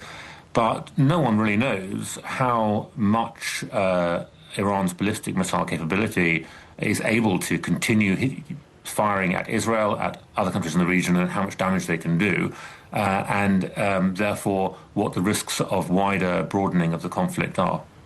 And looking at recent enforced government changes, such as Libya 15 years ago, in Iraq in 2003, government changes have not been achieved by airstrikes alone. Can we expect this air war, do you think, to be followed up by some sort of ground operation? I'd be very surprised if the United States wants to get involved in ground war in Iran. It's a huge country. And there is, obviously the US has never wanted to get involved in that sort of conflict, and particularly under a president who doesn't want military entanglements. They clearly want an air campaign that's going to achieve its objectives and then declare victory and move on. But those objectives are hard to achieve. As you say, it's hard to achieve a regime change. And of course, if you look at the two sides, the US and Israel have set out some very, very maximalist objectives with what they're doing, whereas for Iran, really survival is victory. I mean, if they come out of this, however weakened they are, but if they come out still in control, they will say that they have won. Donald Trump saying that it's a once-in-a-generation opportunity for the Iranian people to topple their government. Well, yeah. And given the crackdown on protests last month, I mean, how widely welcomed do you think the people of Iran will be seeing this operation? Will they be essentially hoping that the Americans and the Israelis succeed in toppling the government, or given the high likelihood of civilian casualties, is there a certain amount of opposition to this domestically in Iran? Look, I mean, the Iranian regime is deeply resented and hated by a very large majority of the people. There's no question about that. It has lost legitimacy with almost everyone. But there are still a core of ideological regime supporters and people who are linked to the regime and whose livelihoods and jobs and housing and so on are dependent on the regime.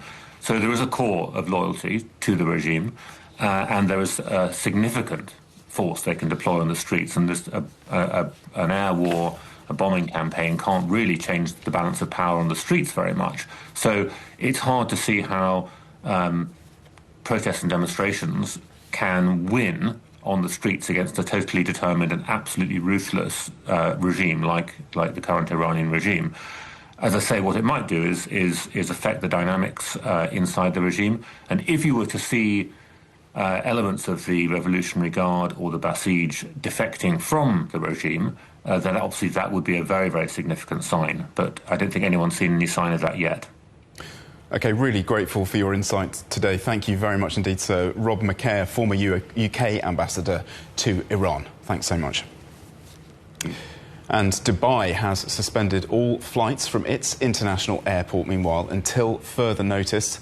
Let's go live now to Associated Press correspondent John Gambrell in Dubai. There are reports of yet another explosion there in just the past few minutes. Of course, Dubai, a major international hub for business and tourism. What's the latest that you're hearing there in Dubai?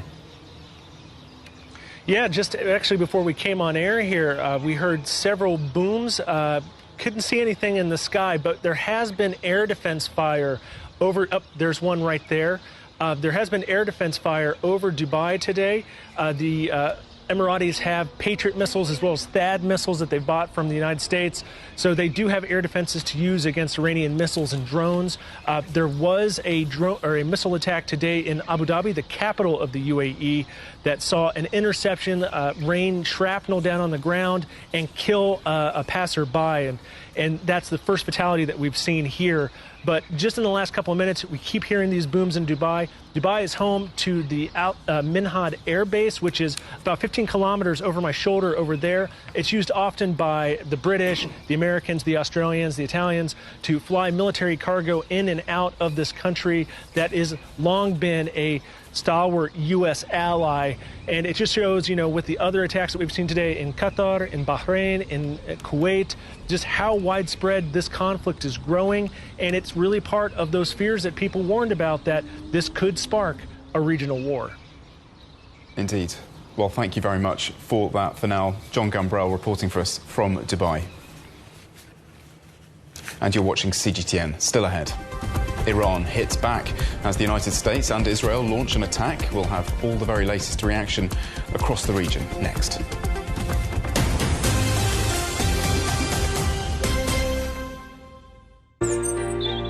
Ever wondered what's the difference between a bear and a bull market? Where are the cash cows? And who are the lame ducks? And what exactly are black swans? Grey rhinos? And unicorn companies? Make sense of it all with global business, only on CGTN. I think it should be more global cooperation. I would like to hear more the voice of the developing countries. Globalization has lifted more than 1 billion people out of poverty. The green transition has to happen. It's a necessity. Well, China and the United States are important powers in the world. What unites us is much more than what divides us. And I believe China is committed to this agenda. Join me, Juliet Mann, to set the agenda at these times every weekend on CGTN.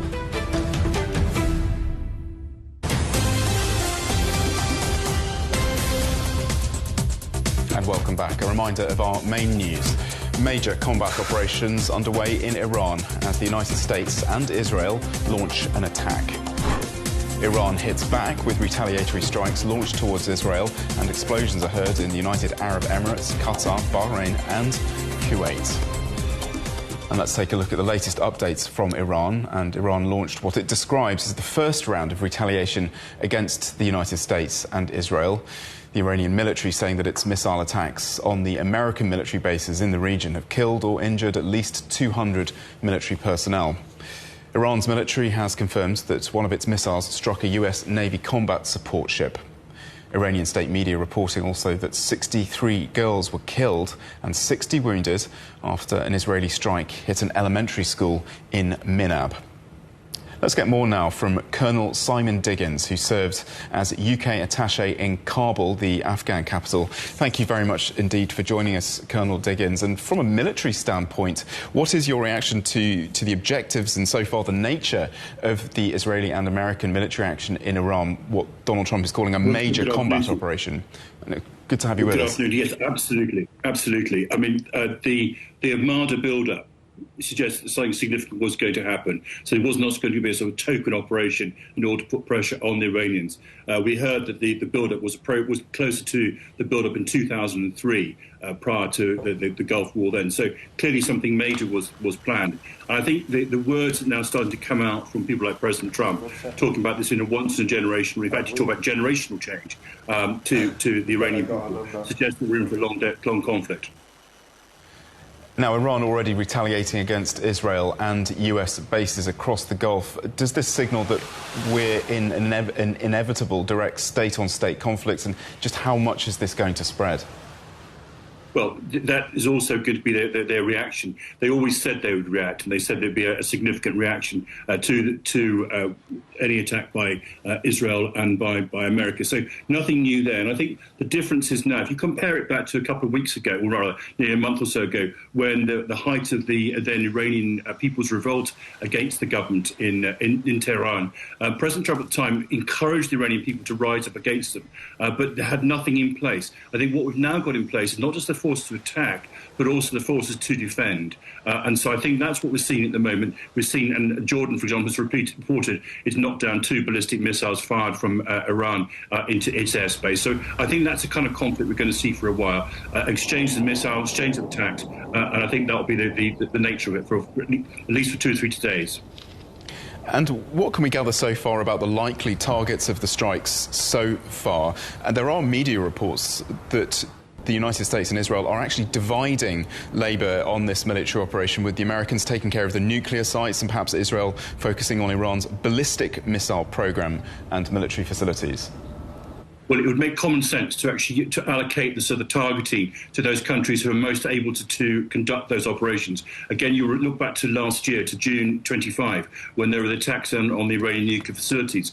The Israelis conducted a lot of operations against, first of all, Iranian air defences, and then some of the sites they could get at. But some of the more difficult to get at sites, particularly those that were in bunkers, were left to the Americans, because the Americans had the appropriate ordnance in which to conduct that. So I expect there's been a division of responsibility between the Israelis and the Americans, looking at each target in turn and working out which is the best way to prosecute that, and then using the appropriate weapons and the appropriate air forces and missile systems to attack those sites. And Colonel Diggins, we've seen missile interceptions so far in Qatar, Bahrain and the United Arab Emirates, including near to the US 5th Fleet headquarters. How exposed are US and other Western bases in the region, and how sophisticated are these interceptor capabilities? Well, they are sophisticated, and of course the bases are vulnerable. And indeed, one of the things that the Iranians made clear was that they would attack those bases. And again, I think this goes back to the wider regional issue, because I think what the other thing that happened after when President Trump talked about supporting the Iranian people in the earlier period, in sort of December, January, was that local regional countries, Qatar, Bahrain, Saudi Arabia, said this is fine. We accept that we'll be a target. We need to do something to defend us. So what we've now seen, as I said, is a build-up of the defensive side as well as the offensive side. So I think we're now getting that kind of sort of response and counter-response from both sides. And they are sophisticated, there's no question about it. The level of sophistication you require in order to knock down a ballistic missile is high. And that's what I think was taking time to build up prior to this particular attack happening. And you touched on it before, but considering the signalling that the US strikes were possible, how much preparation do you think that the military in Iran had for preparing for protecting its stockpile of missiles and launchers, for example, and getting its top political and military figures to safe locations? Well, I think they'll have been watching with extreme interest the kind of build-up of US forces in the region. And we heard last week that, for example, they had established a sort of chain of command to take place if and when some of their senior leadership were removed, wounded, or simply had to be kept out of communications for their own safety. So they'll have done their best to try and build up for that. And indeed, they tried their best to recover from the attacks last year. I mean, they've got a stockpile of about 3,000 ballistic missiles, which is a huge amount of missiles. They fired some 500 of in the operations last year in response to Israeli and US attacks, but they have managed to rebuild a lot of that stockpile since then. So they've all been thinking about this for a while in exactly the same way as the Americans and the Israelis have as well. And finally, what indicators should we be watching out for now, do you think? What should we be looking out for in the next, say, 48 hours to gauge just how much this is going to escalate, or perhaps stabilise or find some sort of off-ramp diplomatically? Well, sure. I think the off-ramp is not going to be an early off-ramp. I think is the first and honest answer. I think it will take a little bit of time to see what the results are going to be. We're getting back some reporting at the moment about where some of the targeting, but neither side's going to be very honest about what they've hit or they haven't had, because it does take time for intelligence analysts to work out how effective they have been or not. But I would suspect that we will continue to see a significant amount of force being used over the next 48 hours or so, and then there may be a kind of an operational pause, but it only may be an operational pause just to analyse what damage has been done and also to gauge whatever reactions are incoming. But I don't expect this to happen to cease early. I think we're in for a long run against the Iranian regime. Simon, we really appreciate your input today. Thank you so much for joining us. Colonel Simon Diggins, former UK attaché in Kabul. And let's get the view now from Iran itself. CGTN's correspondent Ehsan Kevani has the latest from the capital. The United States and Israel launched airstrikes early Saturday morning targeting multiple cities across Iran, including the capital, Tehran. Residents reported hearing a series of loud explosions in Tehran, followed by thick plumes of smoke rising into the sky. Similar blasts were reported in Isfahan, Qom, Karaj, Tabriz, and Kermanshah. U.S. President Donald Trump and the Israeli military confirmed the start of the operation. Initial reports indicated that some strikes appeared to target the presidential compound in Tehran, but Iran's vice president later stated that President Masoud Pezeshkian is safe and unharmed. In response, the Islamic Revolutionary Guard Corps, or IRGC, announced that it had begun the first wave of what it described as extensive missile and drone strikes against Israel. Following the attacks, traffic surged across Tehran as residents rushed to gas stations to refuel. Many parents hurried to school to collect their children. In the coming hours, a significant number of people are expected to leave the capital in search of safer areas. Tehran, however, has limited shelter infrastructure, leaving residents with few options for protection. Ehsan Kevani, CGTN, Tehran. And we can cross now to our correspondent, or the Associated Press correspondent, Sam Mednick in Tel Aviv. What's the latest there in Israel there, Sam? So there were just sirens seconds ago, and you could hear explosions in the sky, likely the interceptors intercepting the missiles. And there have been repeated sirens for the last hour. It's just been ongoing with small breaks, but they've just been continuing. Sometimes you hear the interceptions, sometimes you don't. And so this has been going on, though, all morning or all day since Israel said that it hit Iran along with the U.S. People have been running to shelters and they've been coming out. Israel said that it has, recruited about tens of thousands of soldiers to support some of the military, as well as to just be along some of the borders with Israel, particularly in the north, in case Hezbollah decides to join in. So everyone here is just pretty much on high alert and kind of waiting to see what is going to happen in the coming hours. And what are you hearing from the Israeli government about why they are joining the US in this strike on Iran? Well, Netanyahu's comments have pretty much echoed Trump's, very much saying that Iran can no longer be a threat, that it has been a threat to Israel for so long, and that enough is enough, essentially, and that it's time for the Iranian people, the government said, to come and to, take matters into their own hands, and that Israel just wasn't going to take it anymore, and it didn't want to have that threat for Israel or the threat of its proxies.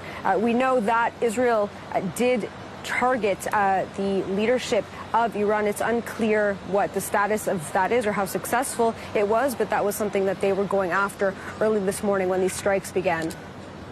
For now, Sam Mednick, AP correspondent in Tel Aviv, thank you very much and do take care. Let's listen now then to some of Israel's Prime Minister Benjamin Netanyahu's comments earlier. This is your chance to establish a new and free Iran. Take your fate into your own hands, raise your head, lift your eyes to the sky. Our forces are there, pilots of the free world. Everyone is coming to your aid. And I believe the day is near when Israel and free Iran will hold hands in favour of security and peace, in favour of progress and prosperity.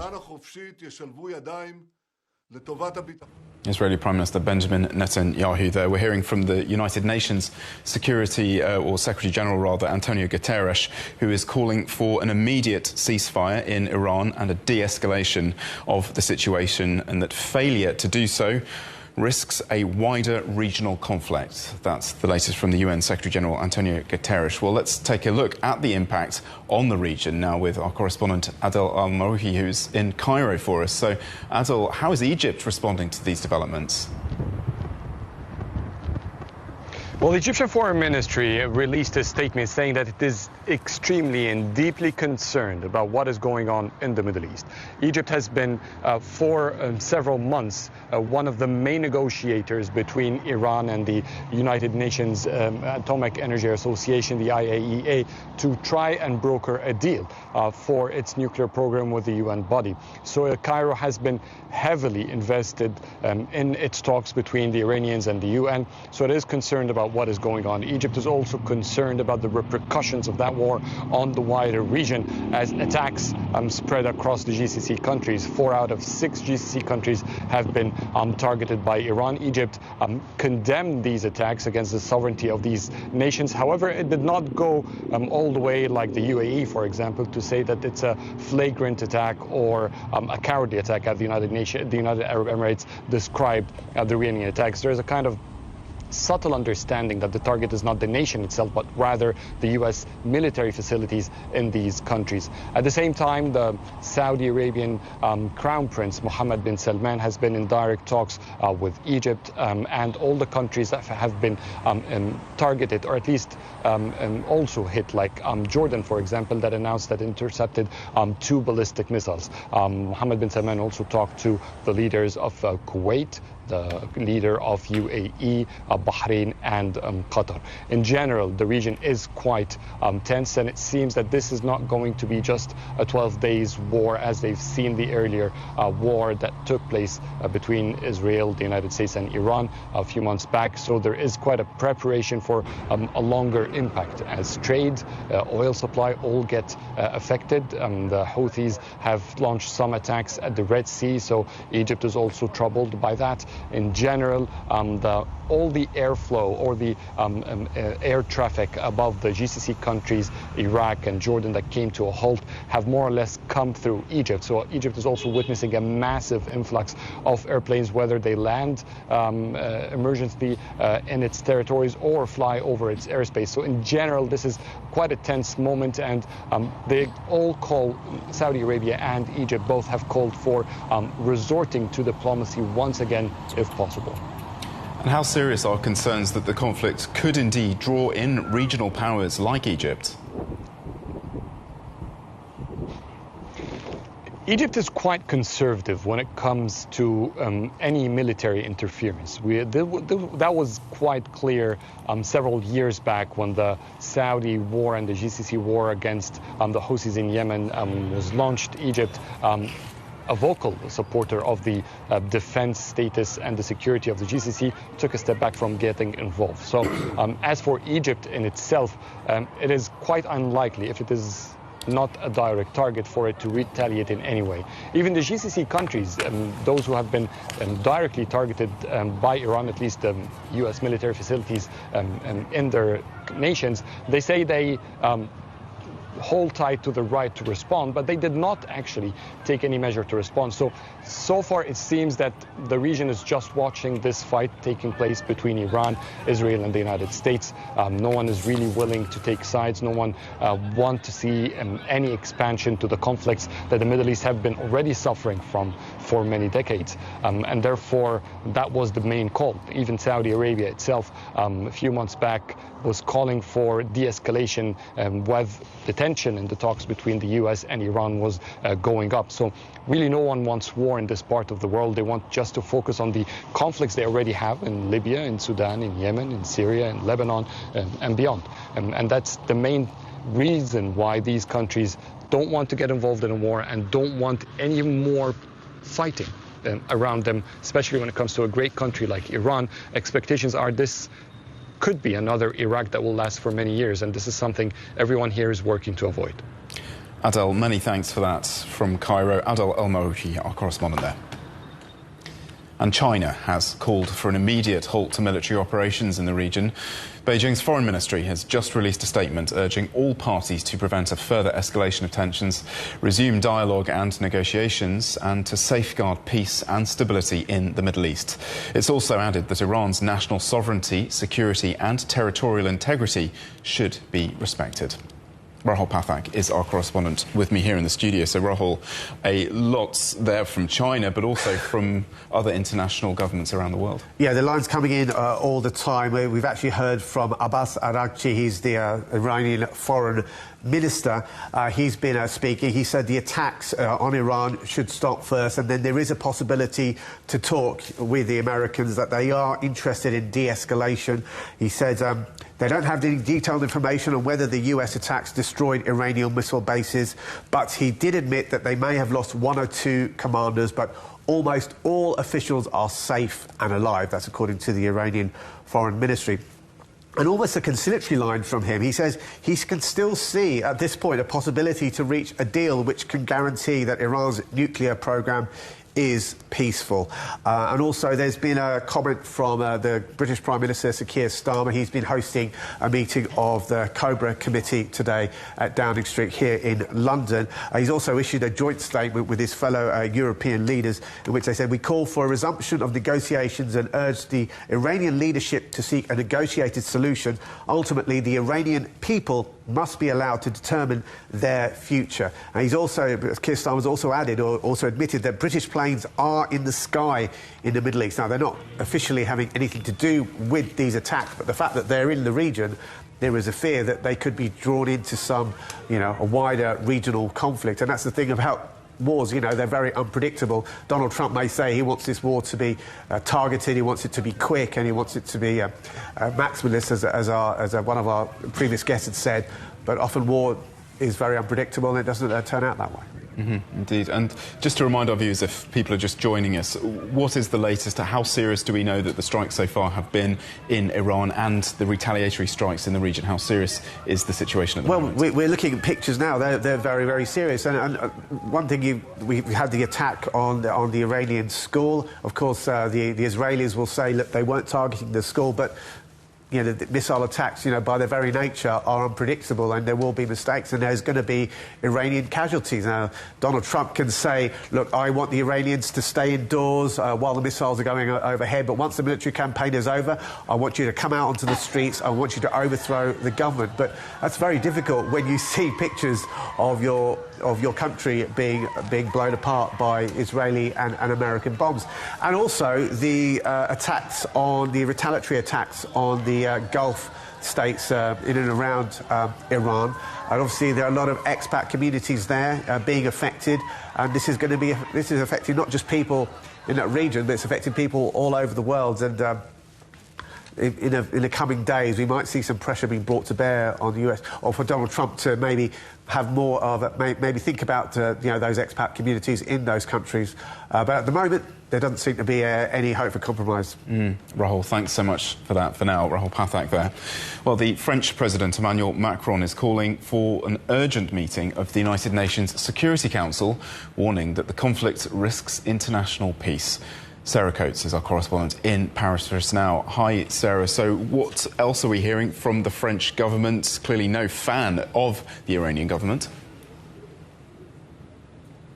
Oh, hi, Paul. Yeah, quite a lot of reaction coming out really over the last couple of hours here in France. Emmanuel Macron, he will be holding an urgent defence meeting at the Elysee Palace in just a matter of hours. Now, he did put out a statement a short while ago. That one says that the outbreak of war between the United States, Israel and Iran carries grave consequences for international peace and security. He went on to say that in this decisive moment, all measures are being taken to ensure the security of the national territory and that of our compatriots, as well as our interests in the Middle East. He said that France stands ready to deploy the necessary resources to protect its closest partners at their request. Now, we've also had a statement coming out from the Minister Delegate of the French Armed Forces saying that France's priority is the protection of its citizens and its forces, urging citizens right across the Middle East to exercise extreme caution and to follow the instructions issued by the French embassy. But I've just spoken to a couple of French people who are actually there in Israel right now. They've told me that they've had actually no directive at all from the embassy there in Tel Aviv. They've been going in and out of shelters, so they said they still haven't received any kind of guidelines from the French authorities on what they should do. But certainly a dramatic dynamic situation, a situation that is continuing to move very, very quickly. And of course, we will have more information on what comes out of this defence meeting that Emmanuel Macron, the French president, will hold in just a couple of hours, Paul. We can now cross... Sorry, Sarah, thank you very much indeed for that. Sarah Coates reporting for us from Paris. We can now cross over to Downing Street, the office of the British Prime Minister, Sir Keir Starmer. He is about to speak now. Let's listen in to what the Prime Minister has to say. Earlier this morning, the United States and Israel struck targets in Iran. Iran has since launched indiscriminate strikes across the region. I know the British people and communities across our country will be deeply concerned about what this means for security and stability and for the fate of innocent people across the region, which for so many of us includes friends and family members. So whilst the situation is evolving very quickly, I want to set out our response. The United Kingdom played no role in these strikes, but we have long been clear the regime in Iran is utterly abhorrent. They have murdered thousands of their own people, brutally crushed dissent, and sought to destabilise the region. Even in the United Kingdom, the Iranian regime poses a direct threat to dissidents and to the Jewish community. Over the last year alone, they have backed more than 20 potentially lethal attacks on UK soil. So it is clear they must never be allowed to develop a nuclear weapon. That remains the primary aim of the United Kingdom and our allies, including the US. That was the Prime Minister of the United Kingdom, Keir Starmer, there, saying that the UK had not taken part in these strikes on Iran, but that the UK believes that the Iranian government is abhorrent and is responsible for killing its citizens and destabilising the region. As part of our commitments. Let's take a look now at the United States' military presence in the region and how it compares with Iran's capabilities. CGTN's Li Jianhua has more. For decades, the United States has maintained a military footprint across the Middle East and parts of North Africa. The US either owns or has access to 19 military sites across these countries. At least 40,000 US troops are thought to be currently stationed across the region. Those troop numbers have been swelled by the arrival of the USS Abraham Lincoln in the region.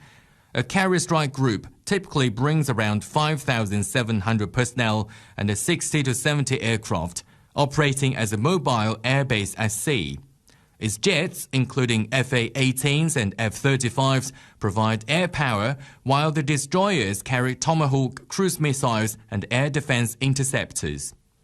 The arrival of its second aircraft carrier, the USS Gerald R. Ford, is significantly boosting the U.S. military striking power.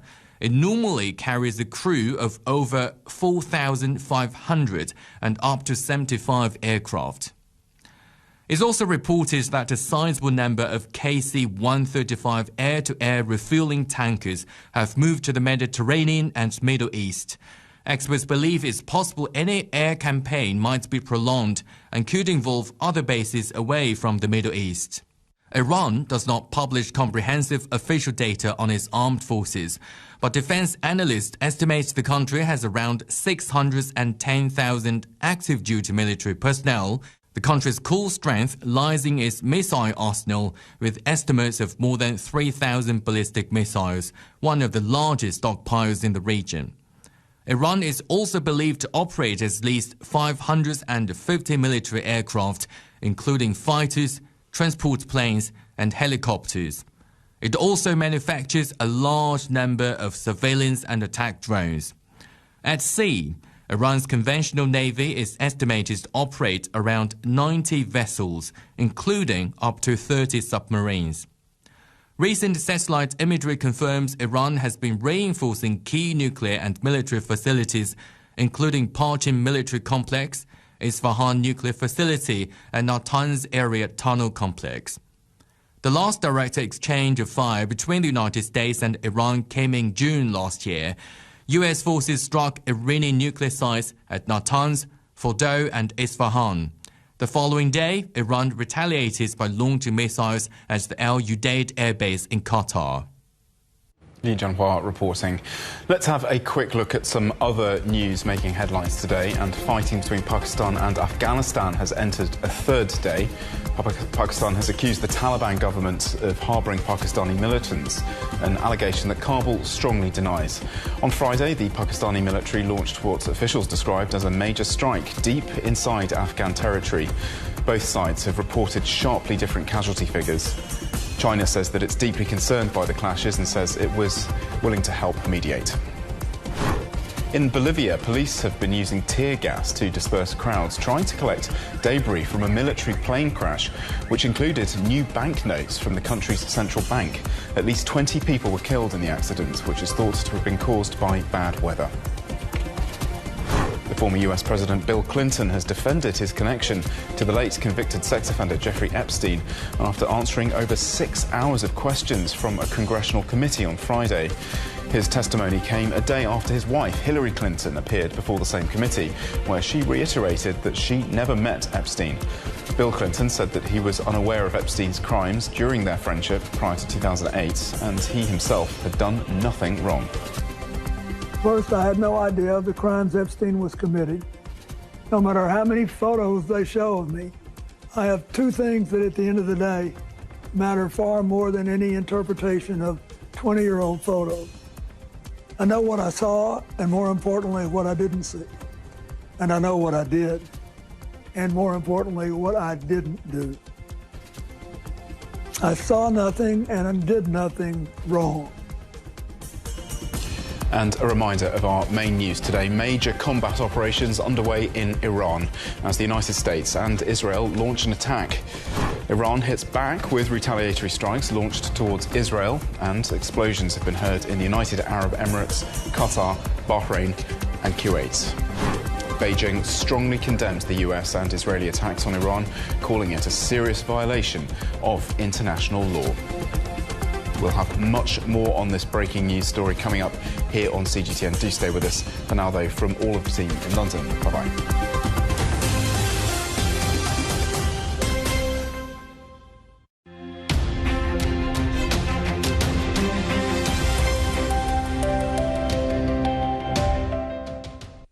Hello and welcome to Europe's weather forecast. Let's see what's going on as we start a new week, starting with atmospheric circulation.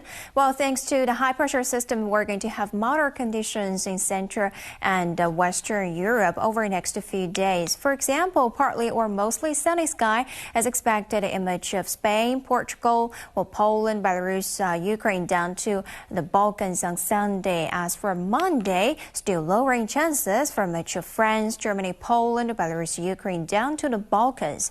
On the contrary, the precipitation will be mostly confined to much of Ireland, the UK, northern Italy, southern portions of Norway, Sweden, Finland, and to western Russia.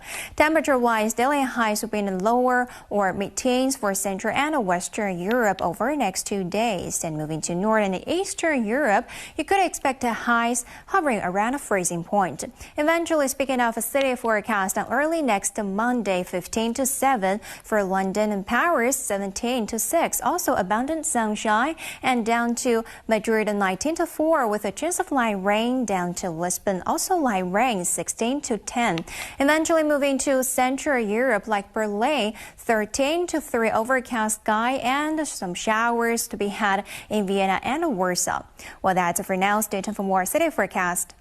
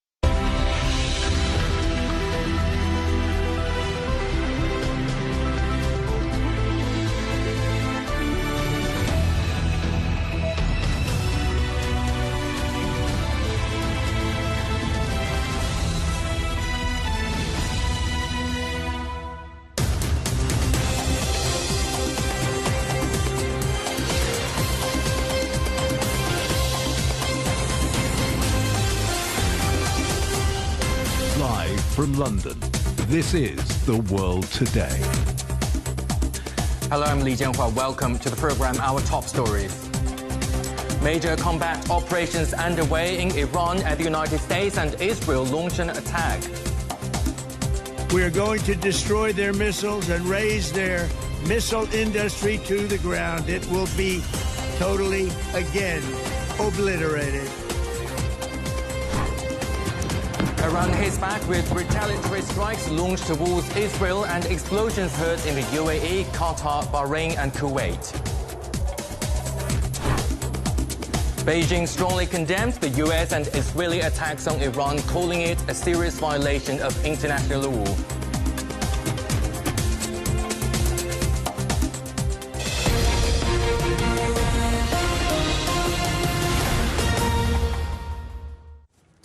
The United States and Israel have attacked Iran, with President Donald Trump saying major combat operations are underway as he called for a change of leadership in Tehran. These were the scene in the Iranian capital on Saturday, where the presidential offices as well as offices of the supreme leader were reportedly targeted. Blasts have been reported in several other locations across the country. The United States military is undertaking a massive and ongoing operation to prevent this very wicked, radical dictatorship from threatening America and our core national security interests. We are going to destroy their missiles and raise their missile industry to the ground. It will be totally, again, obliterated. We're going to annihilate their Navy. We're going to ensure that the region's terrorist proxies can no longer destabilize the region or the world and attack our forces, and no longer use their IEDs or roadside bombs, as they are sometimes called, to so gravely wound and kill thousands and thousands of people, including many Americans.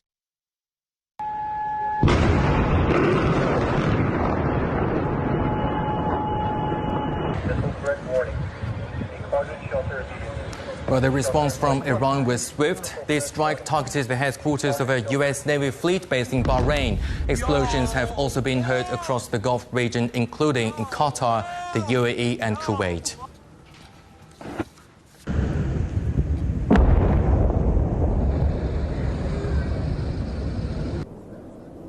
And Israelis are sheltering in cities including Tel Aviv and Jerusalem as the country's air defense systems have been working to repel multiple waves of missiles launched from Iran. And now let's go live to our correspondent Jaguti Davi in Washington, D.C. Jaguti, great to have you here. So what's the latest in the past hour from D.C.? Well, we're hearing a lot of comments coming in from Democrats and Republicans in response to the U.S. strikes on Iran. You have Democrats saying that the strikes were unlawful and unconstitutional, or at least questioning the legality and the constitutionality of these strikes. You have other Democrats calling on Congress to push through a vote on on a war powers resolution, preventing the president from taking unilateral action like this. They had attempted to previously but had failed. Efforts have been ongoing on a war powers resolution since that strike on Venezuela that resulted in the capture of Nicolas Maduro from his mansion at the dead of night. And so you are also hearing from Republicans, some of whom are critical. Thomas Massie, who is one of the co-sponsors of an attempt at a war powers resolution, being critical of these strikes. Other Republicans like Lindsey Graham calling this a historic moment, applauding the president on his actions and saying that this is essential for the liberation of people in Iran, but also for American security. That is our correspondent Jaguti Davi in Washington, D.C. Thank you very much for the update. Well, our correspondent Rahul Pathak is here in the studio. So, Rahul, what more do we know from Starmer's speech just now? Sir Keir Starmer said on Saturday that British forces and planes have been participating in and coordinated defensive efforts to protect the country's interests and allies. Of course, Britain has has a very large presence in the Middle East, but is very careful to say that they're not involved officially in any military capacity, but of course with any military campaign, with any conflict, it's a very unpredictable situation. So I'm sure there are a lot of people in Britain who are very worried that Britain could get drawn into this conflict, especially as it looks like this conflict looks like it's becoming a wider regional conflict, and it could get bigger and bigger. He also said in a televised address that Iran should refrain from further strikes and cease violence and oppression against its own people, and stressed the importance of preventing further escalation and of returning to a diplomatic process. He did, though, describe Iran's retaliatory attacks as indiscriminate. He also issued a joint statement with his fellow European leaders, reiterating his commitment to regional stability and to the protection of civilian life. Well, thank you very much for that update. That is our correspondent Rahul Pathak in the studio. Well, Associated Press correspondent Sam Mednick is now in Tel Aviv. Sam, great to see you there. So what's the latest from where you are? Well, we've just been having rounds and rounds of sirens for pretty much the last 2 hours. It's just been non-stop. There's a bit of a break. You hear the sirens, people go into the shelters, and then they come out. There have been some interceptions. You can hear these loud booms in the sky. Sometimes you can see them, and these are these interceptors likely intercepting the missiles. It's unclear what has actually come through. This has been going on all day since Israel said that it launched this attack with the U.S. on Iran early this morning. And it's just been sirens, people going to shelters and then coming out. And now Israel said that it has mobilized tens of thousands of soldiers for this operation, largely to support the Air Force and also to be along the borders in the north in case Hezbollah decides to step in. Well, Sam, what has Netanyahu been saying today? Yeah, I mean, Netanyahu's echoing Trump, essentially saying that it is time for Iranians to take matters into their own hands, that it's enough of having this threat that he said, you know, against Israel for years and years, and that Iran should not have the capability to have a nuclear weapon, and that this is time essentially for a change. We know that Israel was targeting Iran's top leadership this morning during those strikes. It's still unclear how successful they were or what the status of those are, but we know that that is what they were going after early this morning. Well, Sam, we know that Iran has responded already. Is there an appetite there for more attacks on Iran from Israel? I mean, people are bracing here for more attacks to come. People say that this could go on for days. They're bracing for at least several days of intense attacks. And Israelis that I've spoken to have said that they are willing to sort of endure more attacks if it means that the threat of Iran will be eliminated. Well, thank you very much. That is Associated Press correspondent Sam Mednick in Tel Aviv. And now let's get the view from Iran now. CGTN's Ehsan Kivani has the latest from the capital. The United States and Israel launched airstrikes early Saturday morning targeting multiple cities across Iran, including the capital, Tehran. Residents reported hearing a series of loud explosions in Tehran, followed by thick plumes of smoke rising into the sky. Similar blasts were reported in Isfahan, Qom, Karaj, Tabriz, and Kermanshah. U.S. President Donald Trump and the Israeli military confirmed the start of the operation. Initial reports indicated that some strikes appeared to target the presidential compound in Tehran, but Iran's vice president later stated that President Masoud Pezeshkian is safe and unharmed.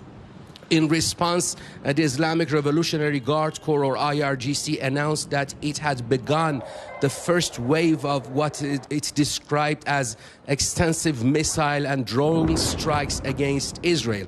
Following the attacks, traffic surged across Tehran as residents rushed to gas stations to refuel. Many parents hurried to school to collect their children. In the coming hours, a significant number of people are expected to leave the capital in search of safer areas. Tehran, however, has limited shelter infrastructure, leaving residents with few options for protection. Ehsan Kivani, CGTN, Tehran. French President Emmanuel Macron is calling for an urgent meeting of the United Nations Security Council, warning the conflict risks international peace. Sarah Coates is now in Paris. Sarah, what's the reaction, the latest reaction in Paris?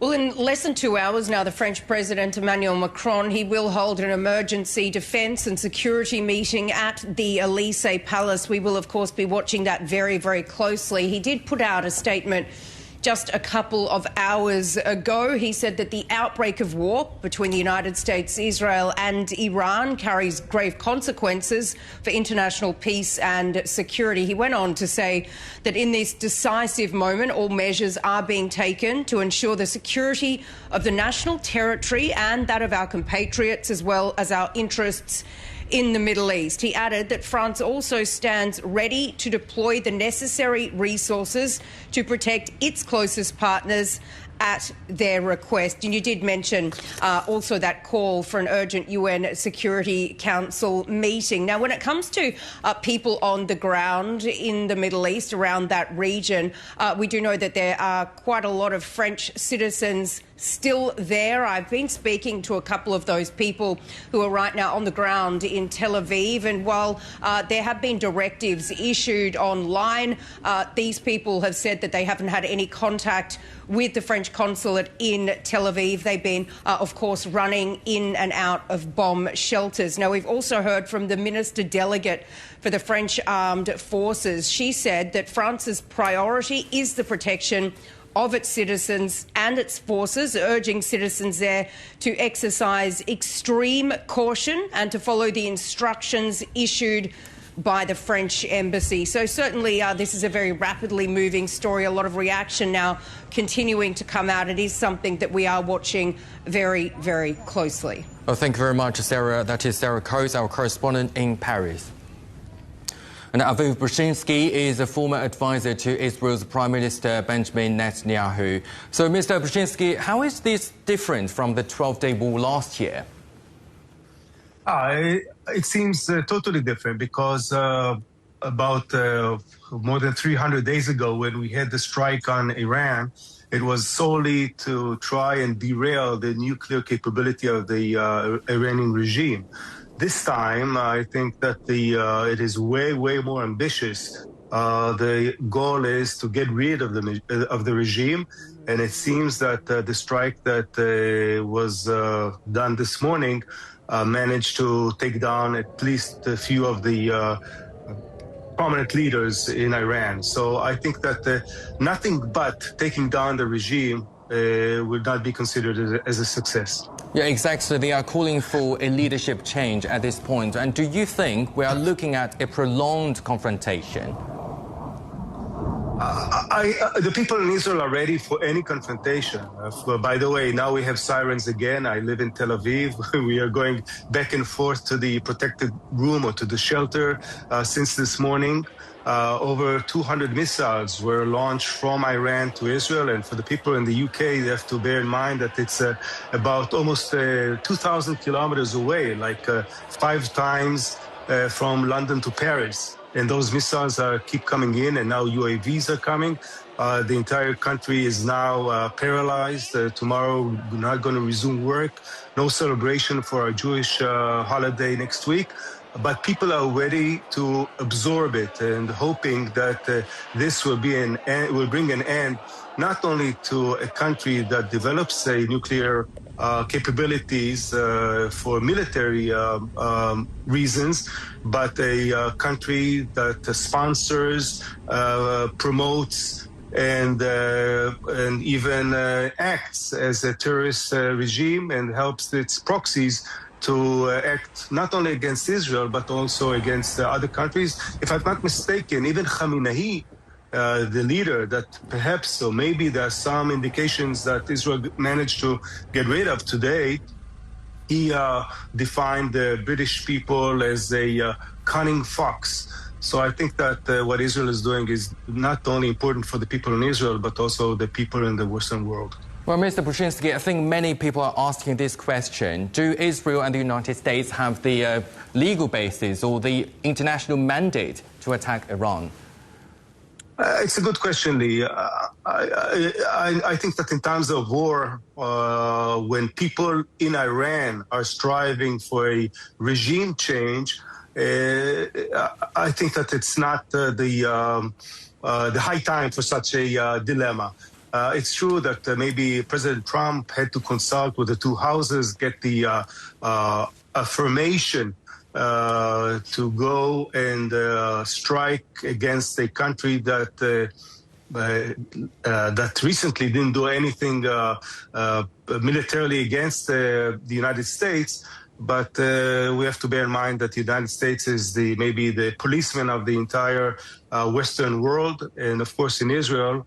And I'm talking on behalf of Israel, and as an Israeli, it was unequivocal. It's no doubt that this operation is needed, and no matter what the price, the people in Israel will have to pay, hoping that this operation will end up successfully. So I don't think that it's the right time to talk about legal agreements or legal justification. It is something that had to be done and had to be done way long ago.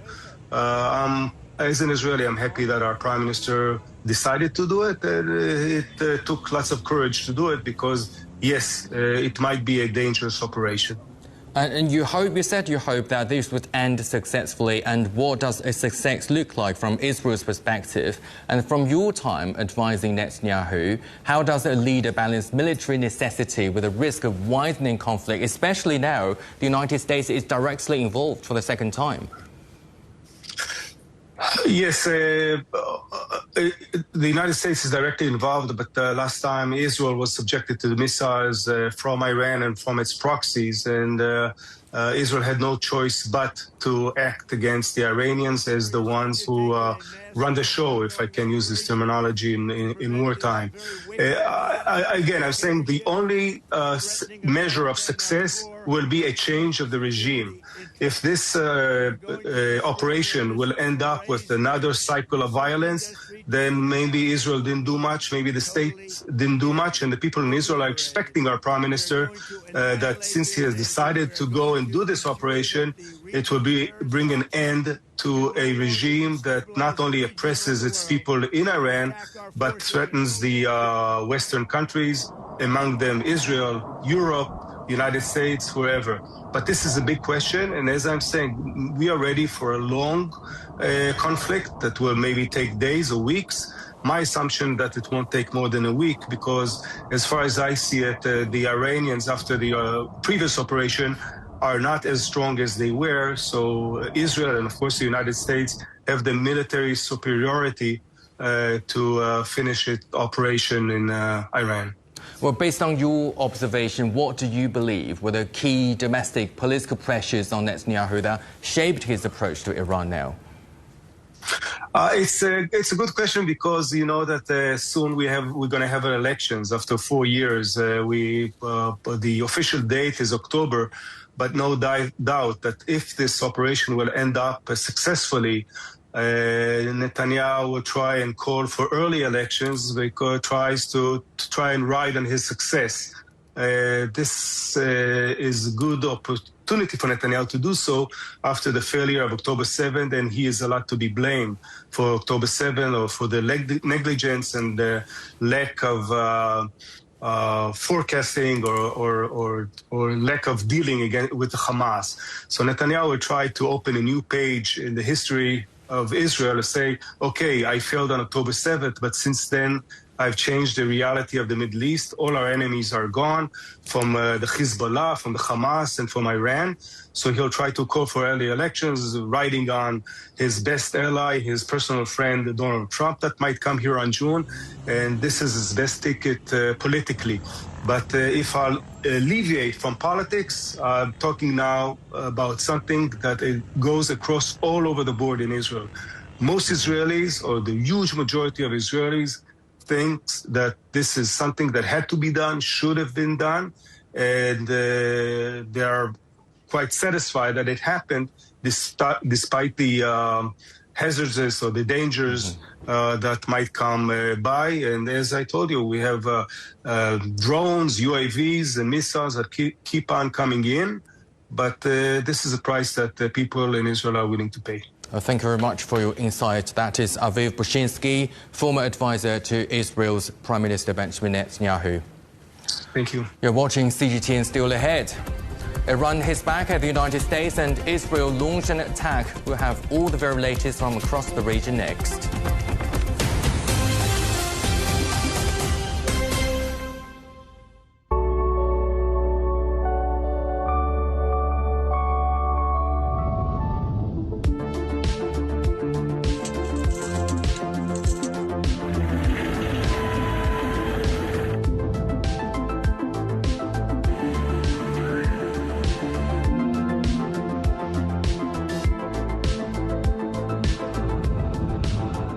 Everything is a business story. I'm Tianyu in China. And I'm Michael in the UK. Together, we are in future mode.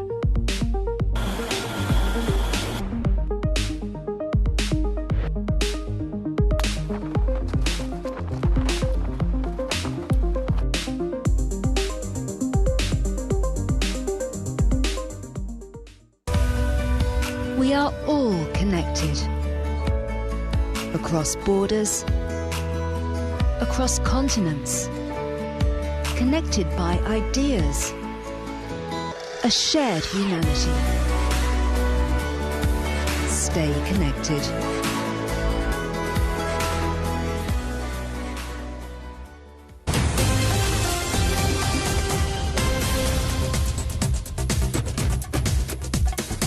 Hello and welcome back. A reminder of our top story. The United States and Israel have attacked Iran, with President Donald Trump saying major combat operations are underway as he called for a change of leadership in Tehran. This was seen in Iranian capital on Saturday, where the presidential offices as well as the offices of the supreme leader were reportedly targeted. Blasts have been reported in several other locations across the country. The response from Iran was swift. The strike targeted the headquarters of a U.S. Navy fleet based in Tehran. Explosions have also been heard across the Gulf region, including in Qatar, the UAE and Kuwait. Meanwhile, Israelis are taking shelters as the country's air defense systems work to neutralize waves of Iranian missiles. But Russia is pushing for an urgent meeting of the UN Security Council. CGTN's Dasha Chernyshova is in Moscow. Well, Dasha, what has been the reaction from Moscow now? Well, indeed, we've heard the Russian Foreign Ministry issuing a statement on this whole situation and saying that what has to be done is this situation should be returned to the path of political and diplomatic settlement. Moscow has said that what has happened was an act of unprovoked aggression on the part of the United States against Iran. And Moscow is saying that these actions are actually plunging the region into abyss, and they are also destroying the basics of the international world order as well as the international law.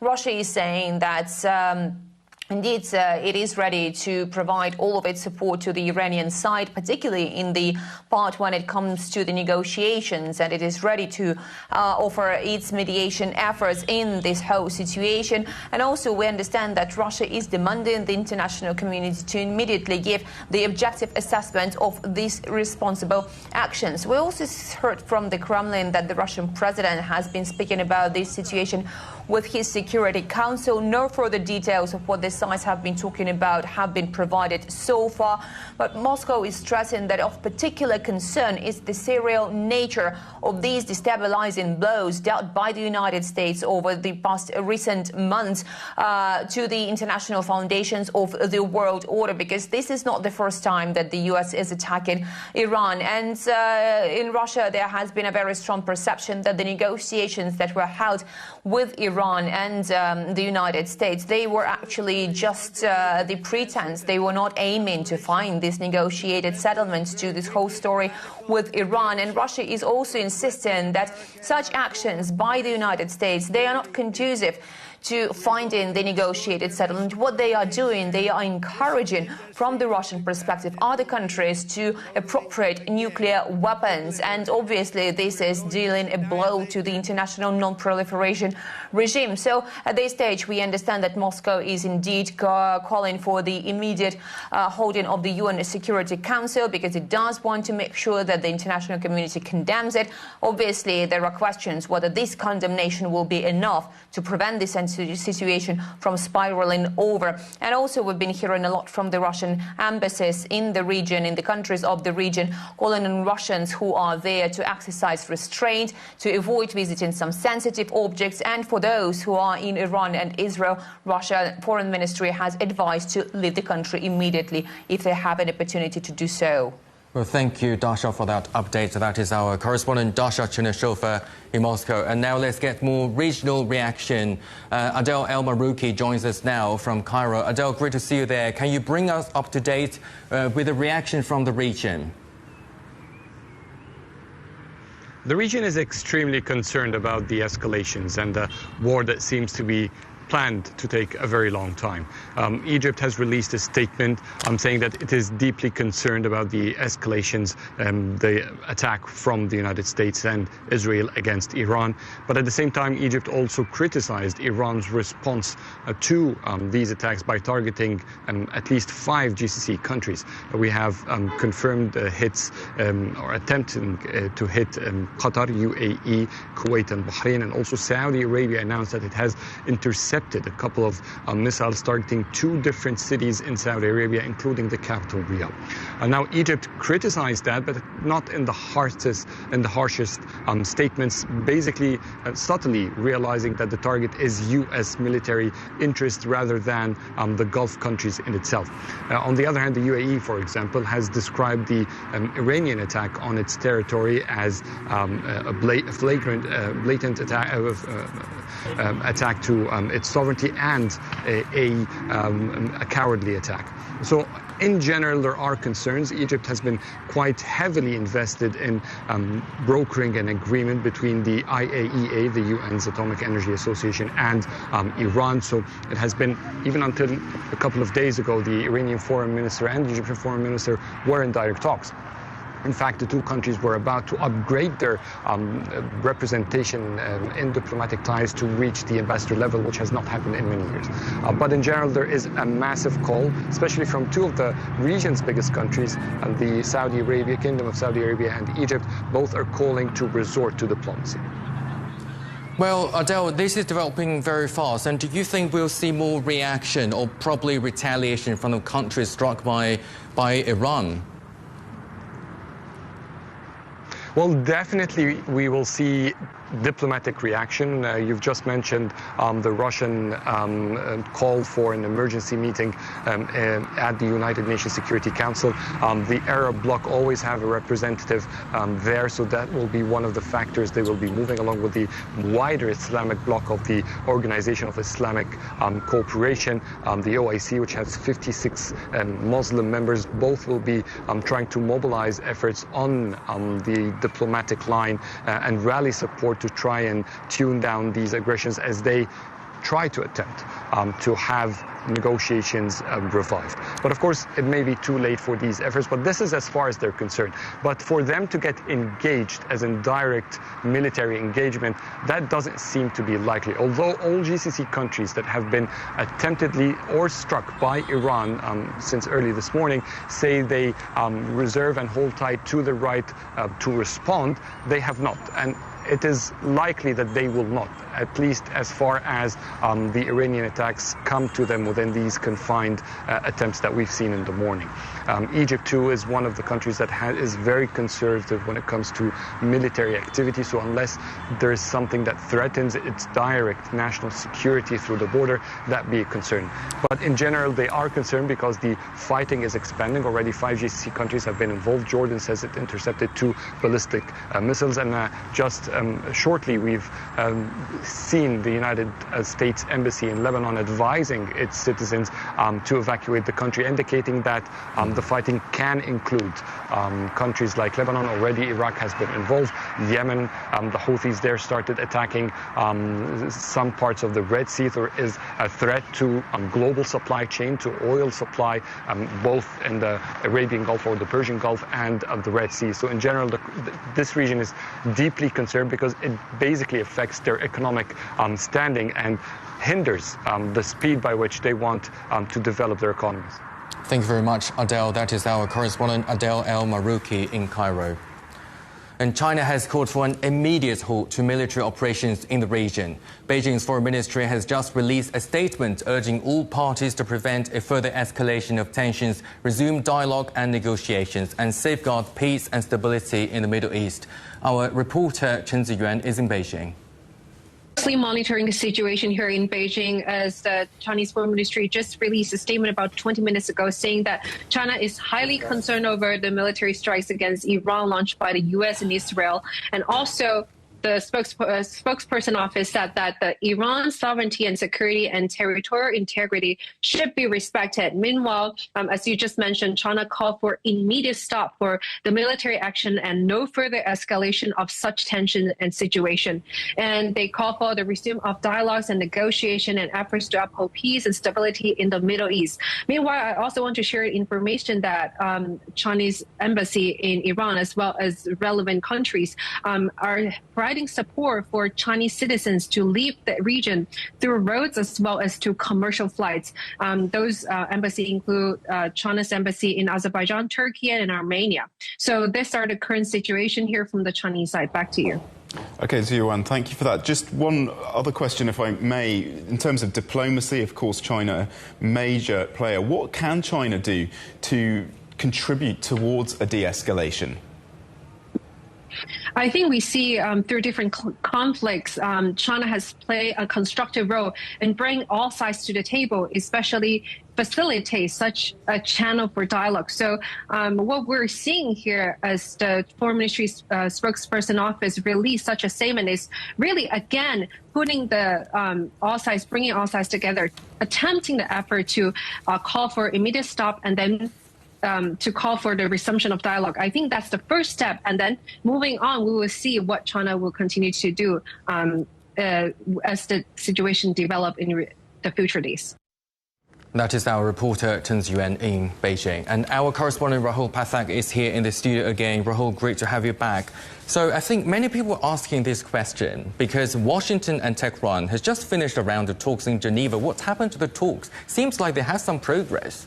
That's right. Well, the talks were being hosted by the Omanis, and yes, you say they were aimed at resolving the nuclear standoff and preventing a regional war, the regional war that we are seeing played out right in front of us today. So, yeah, the current state of negotiations was going pretty well. The Omani foreign minister said that a peace deal, this is as recently as yesterday, 27th of February, that a peace deal was in reach and reported substantial and momentous and unparalleled progress. He said the key breakthrough was that Iran had reportedly agreed to never ever stockpile enriched uranium, a commitment described by Oman as a major shift in the Iranian position. Even today, in the wake of the attacks, the Iranian foreign minister said he still sees a possibility in which they can reach a deal which can guarantee that Iran's nuclear program would be peaceful. Now, of course, what's happened today has kind of thrown this all up in the air, but the third round of indirect talks, they concluded on February the 26th. Negotiations were scheduled to resume at a technical level in Vienna on Monday, but I think those talks are unlikely to happen now. But there was, at this very late stage, a political agreement was thought to be quite close. But it seems to be that that's gone out the window now. And many people in Iran, especially, with what the Americans and the Israelis have done now, are probably thinking, were those talks smokescreen? Were they really serious about reaching a negotiated settlement at all? Yeah, exactly. And also talk us through some of the latest reactions from the international community, who have got a lot since this morning. That's right. Well, I mean, I think the major thing is that everyone is calling for a de-escalation, are calling for people to get round the table and start talking, resumption of talks. We heard from the United Nations Secretary General who said for all parties to get involved and to sit down and basically get together around the table to talk. The Russian Russian former Prime Minister Dmitry Medvedev, he was quite amusing. He was calling the Americans the peacemaker, once again showing their true face. I think he was saying they were being rather sarcastic there. He was saying that all negotiations that we were talking about before in Oman, it was just a cover operation. He never felt that the Americans or the Israelis really wanted to negotiate anything. The Norwegian foreign minister saying that Israel and the Americans are describing this attack as a preventative strike, but it wasn't in line with international law. Preventative attacks require an immediate, imminent threat. And he's saying that Iran was not providing an immediate, imminent threat. And the French President, Emmanuel Macron, called for an urgent meeting of the UN Security Council, saying an outbreak of war between the US, Israel and Iran had serious consequences for international peace and security. He was quoted as saying the current escalation is dangerous for everyone and it must stop. Thank you very much, Rahul, for that update. Our correspondent Rahul Pathak in the studio. Now let's take a look at the United States military presence in the region and how it compares with Iran's capabilities. For decades, the United States has maintained a military footprint across the Middle East and parts of North Africa. The US either owns or has access to 19 military sites across these countries. At least 40,000 US troops are thought to be currently stationed across the region. Those troop numbers have been swelled by the arrival of the USS Abraham Lincoln in the region.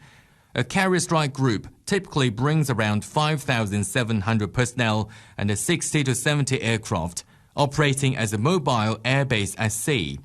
Its jets, including FA-18s and F-35s, provide air power, while the destroyers carry Tomahawk cruise missiles and air defense interceptors. The arrival of its second aircraft carrier, the USS Gerald R. Ford, is significantly boosting the U.S. military striking power. It normally carries a crew of over 4,500 and up to 75 aircraft. It's also reported that a sizable number of KC-135 air-to-air refueling tankers have moved to the Mediterranean and Middle East. Experts believe it's possible any air campaign might be prolonged and could involve other bases away from the Middle East. Iran does not publish comprehensive official data on its armed forces, but defense analysts estimate the country has around 610,000 active duty military personnel. The country's core strength lies in its missile arsenal, with estimates of more than 3,000 ballistic missiles, one of the largest stockpiles in the region. Iran is also believed to operate at least 550 military aircraft, including fighters, transport planes, and helicopters. It also manufactures a large number of surveillance and attack drones. At sea, Iran's conventional navy is estimated to operate around 90 vessels, including up to 30 submarines.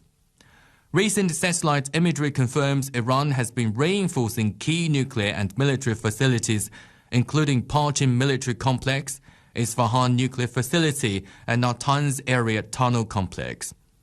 The last direct exchange of fire between the United States and Iran came in June last year. U.S. forces struck Iranian nuclear sites at Natanz, Fordow, and Isfahan. The following day, Iran retaliated by launching missiles at the Al Udeid airbase in Qatar.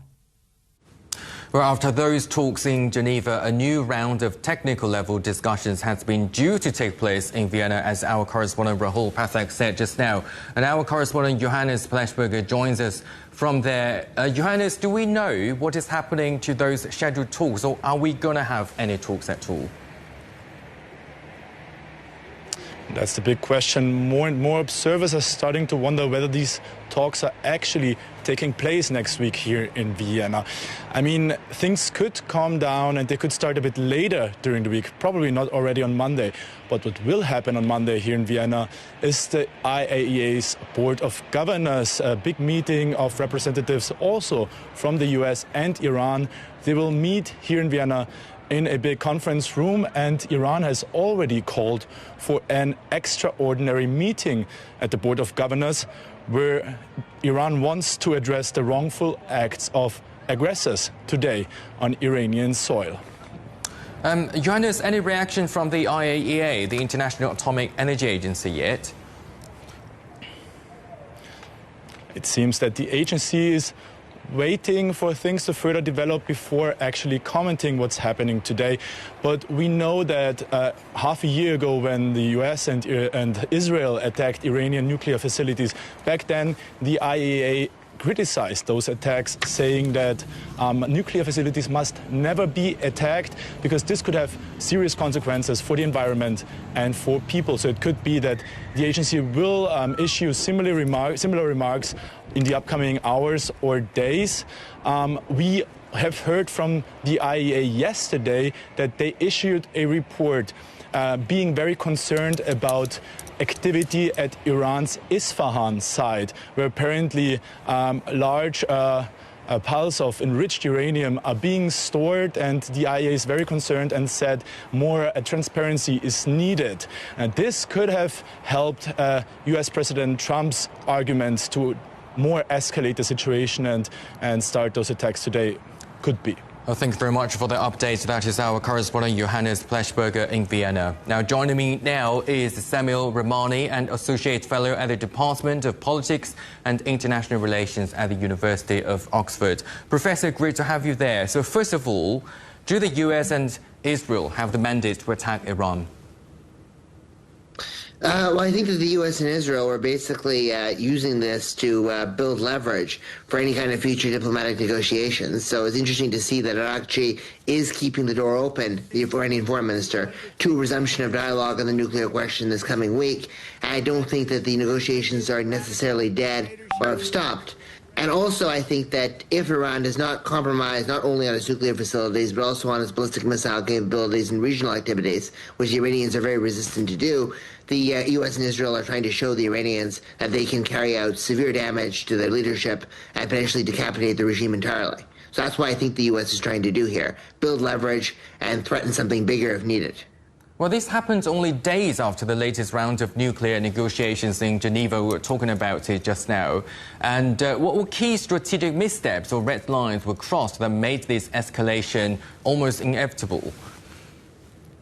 Well, I think that basically this escalation was widely speculated. So I was in the UAE actually last week, and there was a widespread belief and assumption amongst Emirati diplomats and business leaders alike that the U.S. was going to do some kind of a limited military strike to build leverage ahead of these talks. While the Omanis were being able to convene the Iranians and the Americans together and pass messages between them, the core issues relating to uranium enrichment, ballistic missiles, and regional actions were not getting resolved. So this was kind of what was going to inevitably be the trend.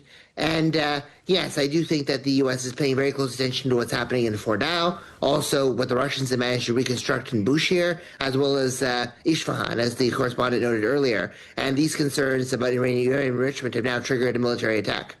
Well, compared with the 12-day war last year, this time it is not only about limiting Iran's capability of making nuclear weapons, as Trump urged Iranians to take over the Iranian government. So what do you think is the end game of the U.S. this time?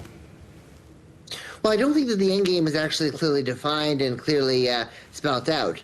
I mean, obviously, there's a substantial amount of support for regime change in Iran within Trump's inner circle. We saw Lindsey Graham, for example, the South Carolina senator, visit the UAE and Saudi Arabia a little over a week ago, trying to drum up support amongst regional partners for that. The Saudis and the Emiratis were very skeptical and they pushed back.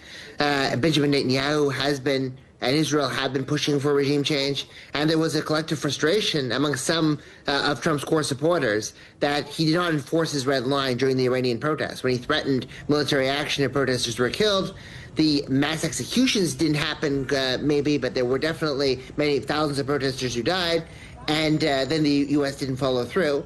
And people were comparing that to Obama's backtrack on Syria. So he's having to deal with that pressure, and that's also, I think, encouraging him to pursue something more expansive this time around than something that's just purely related to nuclear sets. I think many people are wondering, how do domestic U.S. political dynamics factor into the decision-making this time?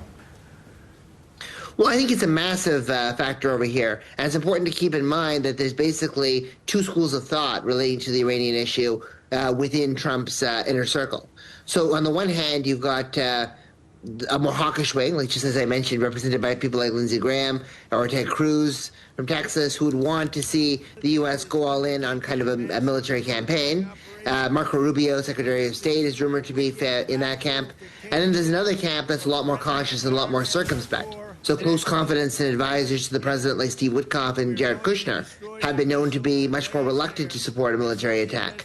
And also we've seen wings of the MAGA movement basically condemn or criticize the strength of the U.S. alliance with Israel, even using the Israel First mantra as a mockery of America First in some of their rhetoric, and don't want this war at all. And the Gulf countries have been lobbying and building on that to kind of deter a war. So Trump has been dancing between these two factions within his coalition, and that divide has prevented him from making a decision. And now it seems as if, at least for now, he's firmly aligned with the more pro-war camp. And he believes that his political fortunes will be strengthened by aligning with them. And that's a calculation that led to the attack today. And what are the likely consequences of a prolonged military confrontation? Because some of our experts have saying this could be prolonged, and then we're looking at the broader repercussion in the Middle East, and also we're looking at the security issue, the oil markets, and other groups like Houthis and Hezbollah. So we're looking at a lot of elements involved this time.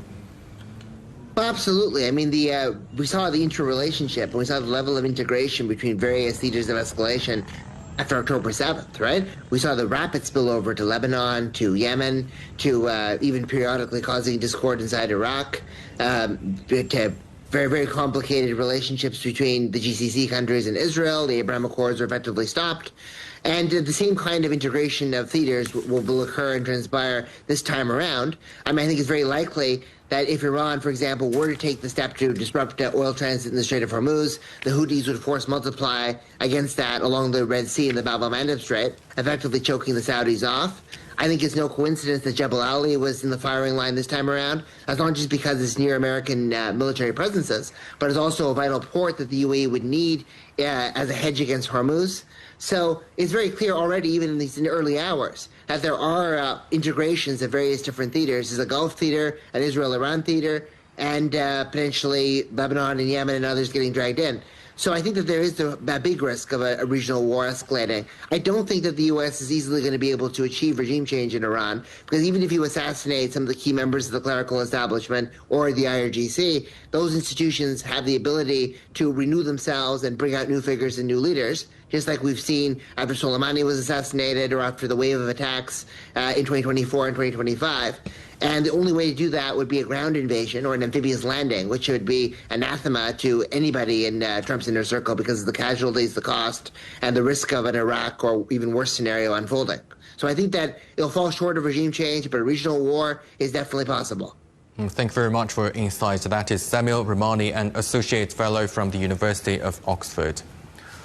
Well, Israel has shut schools, banned public gatherings, and moved hospital patients to underground facilities as Tehran launched missiles in retaliation. Jonathan Regev is in Tel Aviv. So for the fifth or sixth time, maybe, it's hard to keep track. Sirens are sounding in Tel Aviv today, and here you can see behind me, as soon as the sirens sound, people are rushing to this place.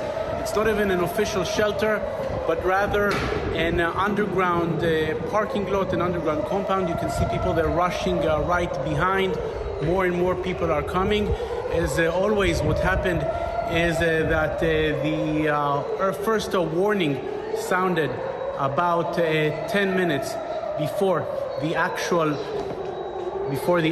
siren, and it allowed people to move into this place.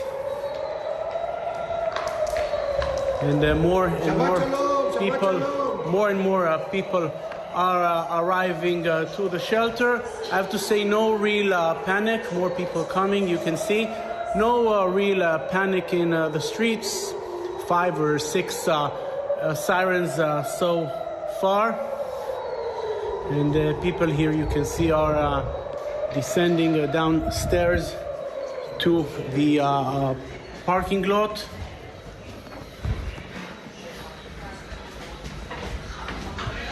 Not an easy situation, I have to say, but it seems as if people are slowly getting used to it.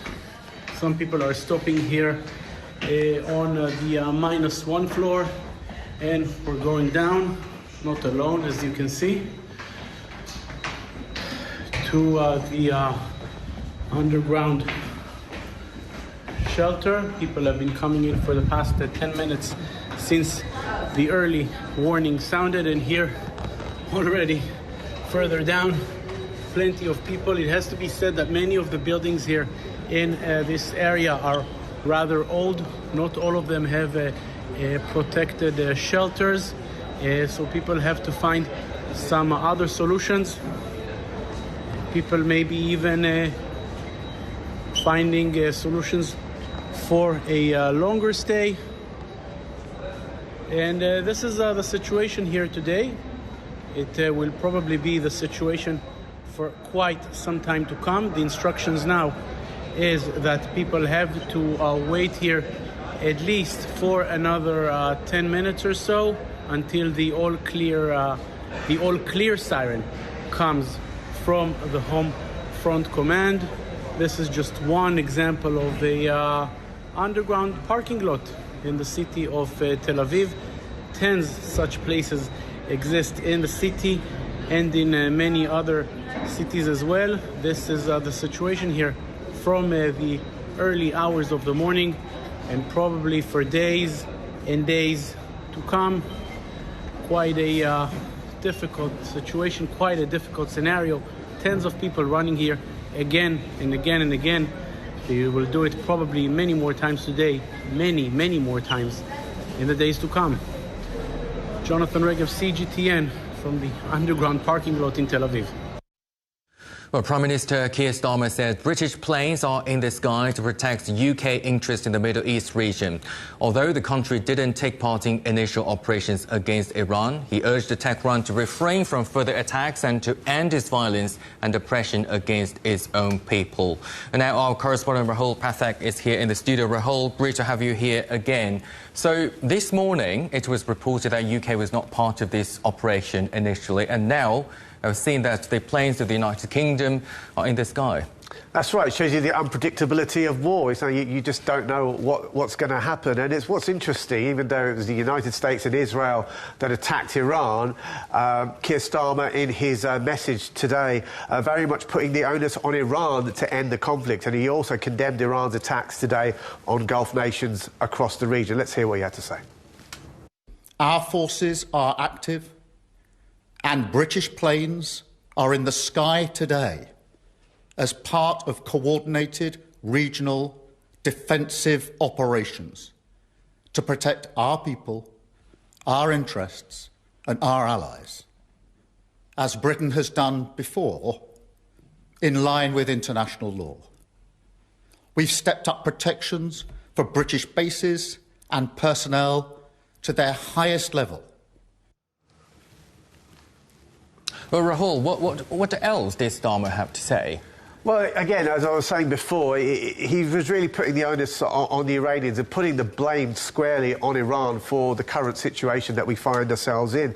He said that they'd murdered thousands of their own people, brutally crushed dissent and sought to destabilise the entire region. And even using the examples, even in the United Kingdom, Starmer said the Iranian regime posed a direct threat to dissidents and the Jewish community. Starmer claiming over the last year alone that they had backed more than 20 potentially lethal attacks on UK soil. So he was really putting the idea back. It was very, very important that Iran must never be allowed to develop a nuclear weapon, and that remained the primary aim of the UK and all their allies, including the United States. But yeah, as you say, British forces, though, are active. Planes are in the sky. Britain does have a lot of interests in that part of the world, also a lot of expats. He did reach out to the expats there, saying if they were worried, if they had any questions, they should contact their local British consulate, because it's obviously a very, very worrying time for them. But the thing is that, as you were saying correctly before, Britain officially has no direct involvement in this conflict, but British planes, as you say, are in the sky. And the fear is, with this conflict clearly widening very, very quickly, escalating very, very quickly, Britain could get drawn into a conflict that it initially said it had no interest in. Thank you, Rahul, for that update. Rahul Pathak in the studio. Now let's have a quick look at some other news. Fighting between Pakistan and Afghanistan has entered a third day. Pakistan has accused the Taliban government of harboring Pakistani militants, an allegation Kabul strongly denies. On Friday, the Pakistani military launched what officials described as a major strike deep inside Afghan territory. Now, both sides have reported sharply different casualty figures, where China says it is deeply concerned by the clashes and says it is willing to help mediate.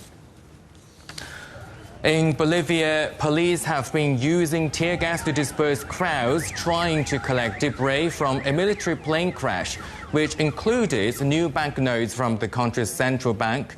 At least 20 people were killed in the accident, which is thought to have been caused by bad weather. But former U.S. President Bill Clinton has defended his connection to the late convicted sex offender Jeffrey Epstein after answering over 6 hours of questions from a congressional committee on Friday. His testimony came a day after his wife Hillary Clinton appeared before the same committee, where she reiterated she never met Epstein. Bill Clinton said he was unaware of Epstein's crimes during their friendship prior to 2008, and he himself had done nothing wrong. First, I had no idea of the crimes Epstein was committing. No matter how many photos they show of me, I have two things that at the end of the day matter far more than any interpretation of 20-year-old photos. I know what I saw, and more importantly, what I didn't see. And I know what I did, and more importantly, what I didn't do. I saw nothing and I did nothing wrong. And our headlines again. Major combat operations underway in Iran as the United States and Israel launch an attack.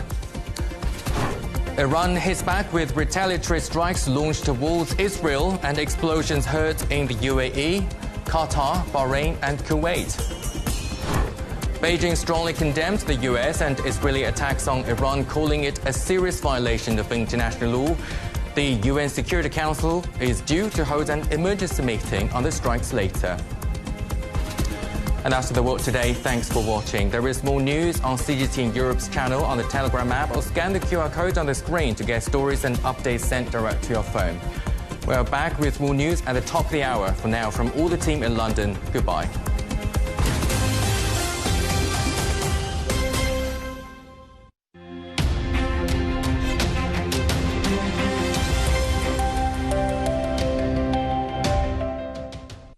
Hello and welcome to Europe's weather forecast. Let's see what's going on as we start a new week, starting with atmospheric circulation. Well, thanks to the high pressure system, we're going to have moderate conditions in Central and Western Europe over the next few days. For example, partly or mostly sunny sky as expected in much of Spain, Portugal, Poland, Belarus, Ukraine down to the Balkans on Sunday. As for Monday, still lowering chances for much of France, Germany, Poland, Belarus, Ukraine down to the Balkans. On the contrary, the precipitation will be mostly confined to much of Ireland, the UK, northern Italy, southern portions of Norway, Sweden, Finland, and to western Russia. Temperature-wise, daily highs will be in the lower or mid-teens for Central and Western Europe over the next 2 days. And moving to northern and eastern Europe, you could expect highs hovering around a freezing point. Eventually, speaking of a city forecast, on early next Monday, 15 to 7 for London and Paris, 17 to 6. Also abundant sunshine, and down to Madrid 19 to 4 with a chance of light rain. Down to Lisbon, also light rain, 16 to 10. Eventually moving to Central Europe like Berlin, 13 to 3 overcast sky and some showers to be had in Vienna and Warsaw. Well, that's it for now. Stay tuned for more city forecast.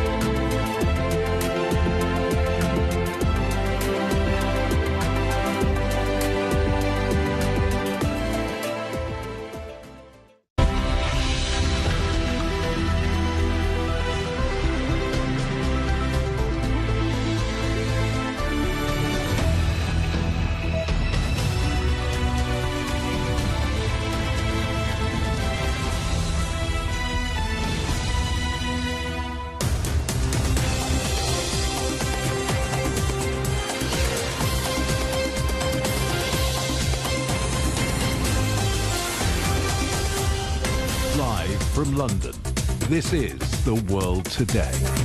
Hello, I'm Li Jianhua. Our top stories this hour. Major combat operations underway in Iran as the United States and Israel launch an attack.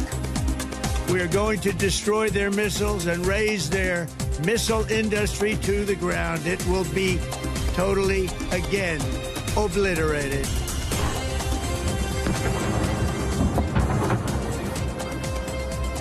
Iran hits back with retaliatory strikes launched towards Israel and explosions heard in the UAE, Qatar, Bahrain and Kuwait. The United Kingdom says it didn't take part in the initial attacks but is joining coordinated military patrols to protect allies in the Middle East. Beijing strongly condemned the US and Israeli attacks on Iran, calling it a serious violation of international law.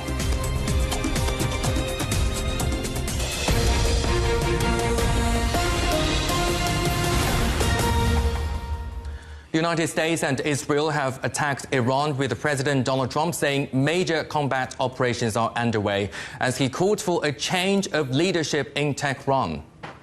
This was the scene in the Iranian capital on Saturday, where the presidential offices as well as the offices of the supreme leader were reportedly targeted. Blasts have been reported in several other locations across the country.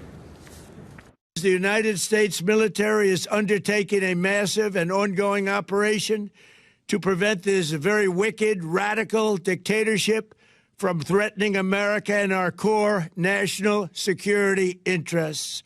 We are going to destroy their missiles and raise their missile industry to the ground. It will be totally, again, obliterated.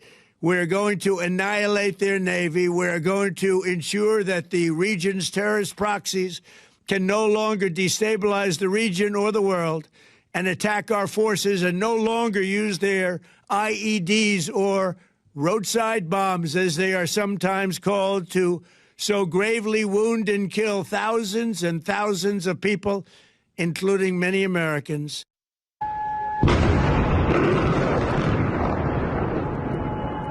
The response from Iran was swift. This strike targeted the headquarters of a U.S. Navy fleet based in Bahrain.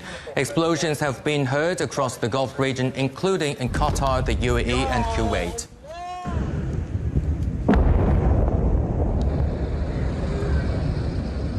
And Israelis are sheltering in cities including Tel Aviv and Jerusalem. And the country's air defense systems have been working to repel multiple waves of missiles launched from Iran. There are reports that at least 85 people, including many children, have been killed by an Israeli strike on a girls' elementary school in the southern city of Minab. People can be seen rushing to the site in a bid to try to help schools of injured. And now let's go live to our correspondent Jagruti Davi in Washington, D.C. Hi, Jagruti, what's the latest in the past hour? Well, what we are hearing is that the UN Security Council is convening an emergency meeting at 4 p.m. Eastern Time at the request of countries including France and Bahrain. Interestingly, comparisons are being made between this operation of President Donald Trump's and George Bush's invasion of Iraq, and with some experts saying that, you know, George Bush went to the UN to try to convince them to get UN backing for the operation. And in this instance, President Trump has not sought UN backing for a military operation that it has launched. Congress leaders here are also saying that the president has not sought permission from Congress to go and launch an attack on Iran. You've got Democrats who are criticizing this, questioning the legality and the constitutionality of this action. You've got other Democrats who are saying that there needs to be a war powers resolution passed through Congress immediately to limit the president's power at taking unilateral action. Previous attempts to do so since that attack on Venezuela have failed because the Republicans have a small majority in both houses, so in both chambers. So it's unlikely perhaps that this another attempt would be successful. What you are also hearing is from Speaker Mike Johnson, who in a statement said that the Gang of Eight was briefed in detail earlier this week that military action may become necessary to protect American troops and American citizens in Iran. The Gang of Eight are those congressional leaders who by law are required to be informed of any detailed operations of this kind. He's saying that he received, this is back to Speaker Mike Johnson, is saying that he received updates from Secretary Rubio thereafter, and he will remain in close contact with the President and the Department of War as this operation proceeds. You do have a lot of Republicans who are backing this operation, people like Senator Lindsey Graham, who's calling this historic, the justification being that it's for the security of the American people, but also for the freedom of people in Iran. We knew that the president was considering a limited strike on Iran and that there was a possibility of a bigger escalation, of a bigger operation, as we are seeing now. And so I think the path forward now is to see exactly what the reaction from other congressional leaders is, whether this war powers resolution is brought forward next week, what happens at this UN Security Council meeting later on today.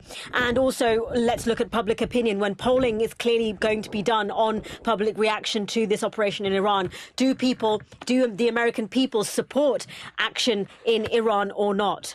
Thank you very much, Jagruti. That is our correspondent Jagruti Dave in Washington, D.C. And Associated Press correspondent Sam Metnick is now in Tel Aviv. Sam, good to see you there. So what's the latest from where you are? Well, there was just another round of sirens. If you look behind me, my cameraman is just pointing. You can actually see right now those interceptors. It's unclear exactly what they are. Probably interceptors in the sky that are intercepting the missiles, and we're likely to hear a bang very shortly, soon, actually. And so this is essentially what we've been dealing with all night. Sometimes you can see this, sometimes you can't. And the sirens go off, and then the missiles come, and they have been intercepted for the majority, of the vast, large part. There have been some that have landed, not necessarily in Tel Aviv, a little bit outside. But this has been happening all day after Israel and the U.S. attacked Iran this morning, and then hours later, the sirens have gone off. People have been running to shelters. The country has been on a heightened state of emergency. The army has basically said shelter in place. You can sort of hear that interception right now behind me. Well, Sam, that is absolutely extraordinary in the background behind you. So what has Netanyahu been saying? I mean, Netanyahu is essentially echoing what Trump said, is that this is time for the Iranian people to take matters into their own hands, and that enough is enough. They should not be allowed. You can hear that loud boom again. They shouldn't have a nuclear weapon, and that this is time. It's been going on for years, and that Israel's going to do what it takes to secure its people. Well, Sam, we can see that we are looking at live pictures from Tel Aviv. You can see some explosions in the background now. So can we say that it is another wave of attacks from Iran? Definitely. This is another wave of attacks. Yeah, this has been going on all day. And this is one of the ones, actually, we haven't been able to see them as clearly as we have right now. Sometimes you don't see anything at all. And sometimes they've been in Jerusalem or other parts of the country. But right now, for the last few hours, they seem to be focused on Tel Aviv. And Sam, is there an appetite there for more conflicts or more retaliation against Iran? The people that I've spoken to here, the Israelis, before the attack and today, they said that they want this. They said that they're willing to endure, damage and even loss of life if it means that Iran is no longer going to be a threat, that they are tired of having this looming threat close to them. And most of the people, nearly everyone unanimously that I've spoken to here, is for what's happening right now. Now, it also depends on how long this goes. Some people say, okay, we're okay for a few days or a few weeks, but if this drags on for months or longer than that, then not everyone is on board with that at this point. Well, thank you very much. Sam Metnick, Associated Press correspondent in Tel Aviv. Do take care. Now, let's get the view from Iran now. CGTN's Ehsan Kivani has the latest from the capital. The United States and Israel launched airstrikes early Saturday morning, targeting multiple cities across Iran, including the capital, Tehran. Residents reported hearing a series of loud explosions in Tehran, followed by thick plumes of smoke rising into the sky. Similar blasts were reported in Isfahan, Qom, Karaj, Tabriz, and Kermanshah. U.S. President Donald Trump and the Israeli military confirmed the start of the operation. Initial reports indicated that some strikes appeared to target the presidential compound in Tehran, but Iran's vice president later stated that President Masoud Pezeshkian is safe and unharmed. In response, the Islamic Revolutionary Guard Corps, or IRGC, announced that it had begun the first wave of what it described as extensive missile and drone strikes against Israel. Following the attacks, traffic surged across Tehran as residents rushed to gas stations to refuel. Many parents hurried to school to collect their children. In the coming hours, a significant number of people are expected to leave the capital in search of safer areas. Tehran, however, has limited shelter infrastructure, leaving residents with few options for protection. Ehsan Keivani, CGTN, Tehran. Well, UK Prime Minister Keir Starmer says British planes are in the sky to protect UK interests in the Middle East region, although the country didn't take part in initial operations against Iran. He urged Tehran to refrain from further attacks and to end the violence and oppression against its own people. Our forces are active, and British planes are in the sky today as part of coordinated regional defensive operations to protect our people, our interests, and our allies, as Britain has done before, in line with international law. We've stepped up protections for British bases and personnel to their highest level. And our correspondent Michael Marilia is outside the Prime Minister's office in Downing Street. Michael, great to see you there. So what the Prime Minister has been saying about the attacks? Well, Jinhua, he's been quick to make it clear that the UK was not involved directly in any of these attacks in Iran. At the same time, he has indicated and stressed it quite strongly that the UK government is concerned about what has been going on in Iran under this regime. Starmer actually issued a statement describing the regime as abhorrent and stating that the UK had evidence of plans, multiple plans for attacks on UK soil backed by Iran. Having said that, he has indicated that it's crucial that Iran get back to the negotiating table, that it stop its weapons program, and he said that Iran should never be allowed to develop a nuclear weapon. So stating very clearly how the UK feels about what is going on in Iran, but also trying to distance himself and the British government from those attacks led by American and Israeli forces. Jinhua? Well, Michael, you have been covering the protests in central London. Tell us more about it. Yeah, there's quite a strong security presence just outside of Downing Street, on the streets surrounding the Prime Minister's residence. When we came in, we saw about 20 to 30 Metropolitan Police officers. We've seen several protests over the last 2 or 3 hours. There is one which is supposed to get underway at the moment, which is calling for an end to any kind of military activity in Iran and any kind of regime change. That protest has really been styled as a demonstration against war, really an anti-war demonstration to try and urge the Americans and the Israelis not to try to effect any kind of regime change in Iran. We'll be tracking that protest throughout the afternoon to see how big it does get here outside Downing Street. Thank you very much, Michael, for that update. Our correspondent Michael Marilia in London. French President Emmanuel Macron is calling for an urgent meeting of the United Nations Security Council, warning the conflict risks international peace. Sarah Coates is in Paris. Sarah, great to see you there. So what's the reaction in Paris now? Well, that meeting will now be held at 21 GMT or 10 p.m. local time of the UN Security Council at the request of the French President Emmanuel Macron. We also need to note that France, Germany and the United Kingdom have issued a joint statement. It reads that they've consistently urged the Iranian regime to end Iran's nuclear program, curb its ballistic missile program and refrain from destabilising activities in the region, our homeland, and to cease the appalling violence and repression against its own people. It added that we urge the Iranian leadership to come to a negotiated solution. Also statements coming in from the President, Emmanuel Macron. He's basically come out to say that France stands ready to deploy the necessary resources to protect its closest partners at their request. Now, we do need to remember there are a large amount of French citizens in the Middle East and also in Israel. I have been speaking to a number of those people throughout the course of the day. They've come out to say that they haven't heard anything from the French consulate in Tel Aviv as to what they should be doing, but this is despite the French consulate coming out to say that it has issued orders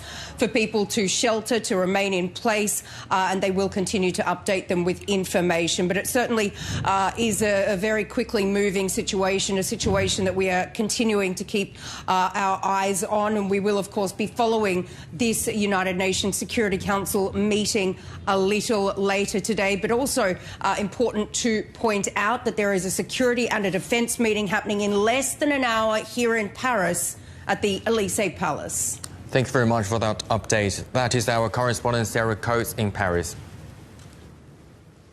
Well, that was from France, and now let's come back to the UK. Our correspondent Rahul Pathak is here in the studio again. Rahul, great to have you. So Iran has started striking back. What are their targets?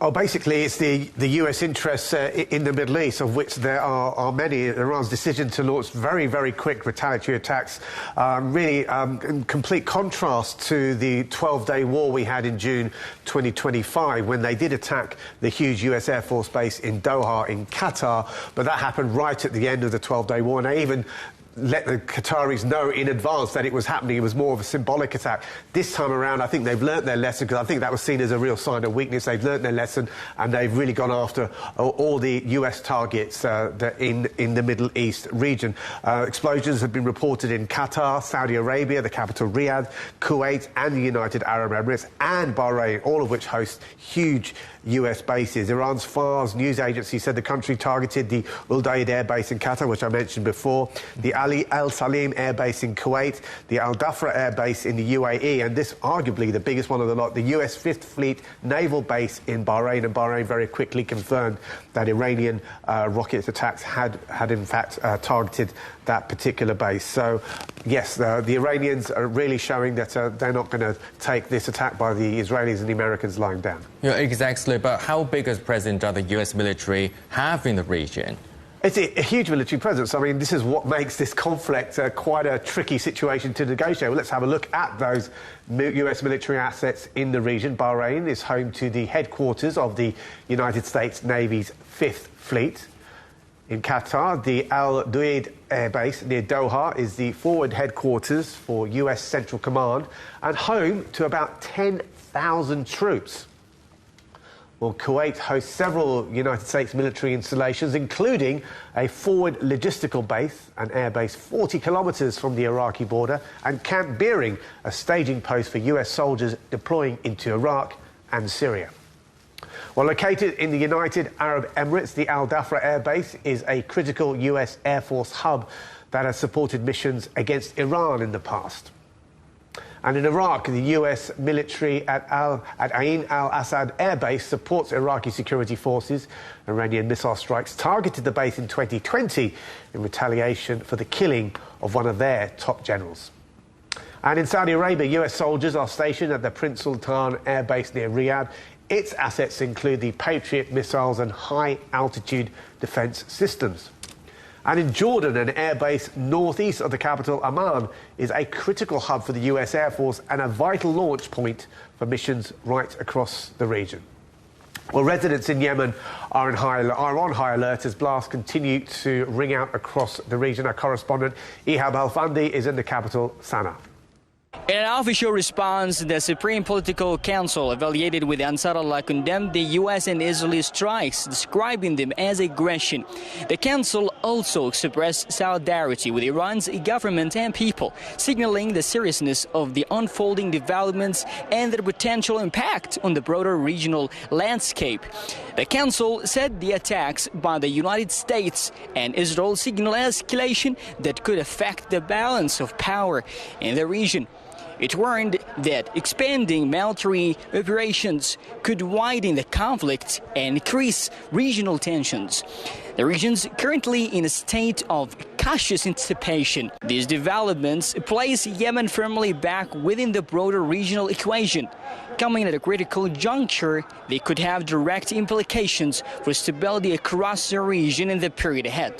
Yab Al-Findi, CGTN, Sana'a. You're watching CGTN Still Ahead.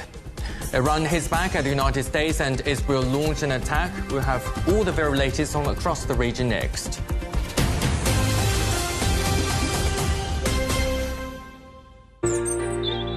Ever wondered what's the difference between a bear and a bull market? Where are the cash cows? And who are the lame ducks? And what exactly are black swans? Grey rhinos and unicorn companies. Make sense of it all with global business, only on CGTN. I think it should be more global cooperation. I would like to hear more the voice of the developing countries. Globalization has lifted more than 1 billion people out of poverty. The green transition has to happen. It's a necessity. For China and the United States are important powers in the world. What unites us is much more than what divides us. And I believe China is committed to this agenda. Join me, Juliet Mann, to set the agenda at these times every weekend on CGTN. You might think you are better informed in an information age. The fact is, people are more often misled by misinformation.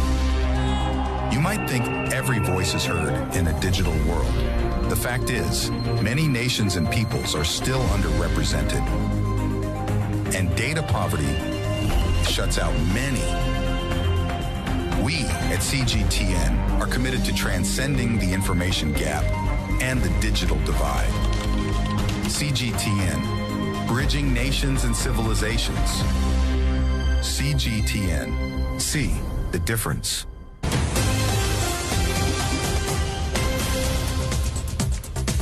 Hello, welcome back. A reminder of our top stories.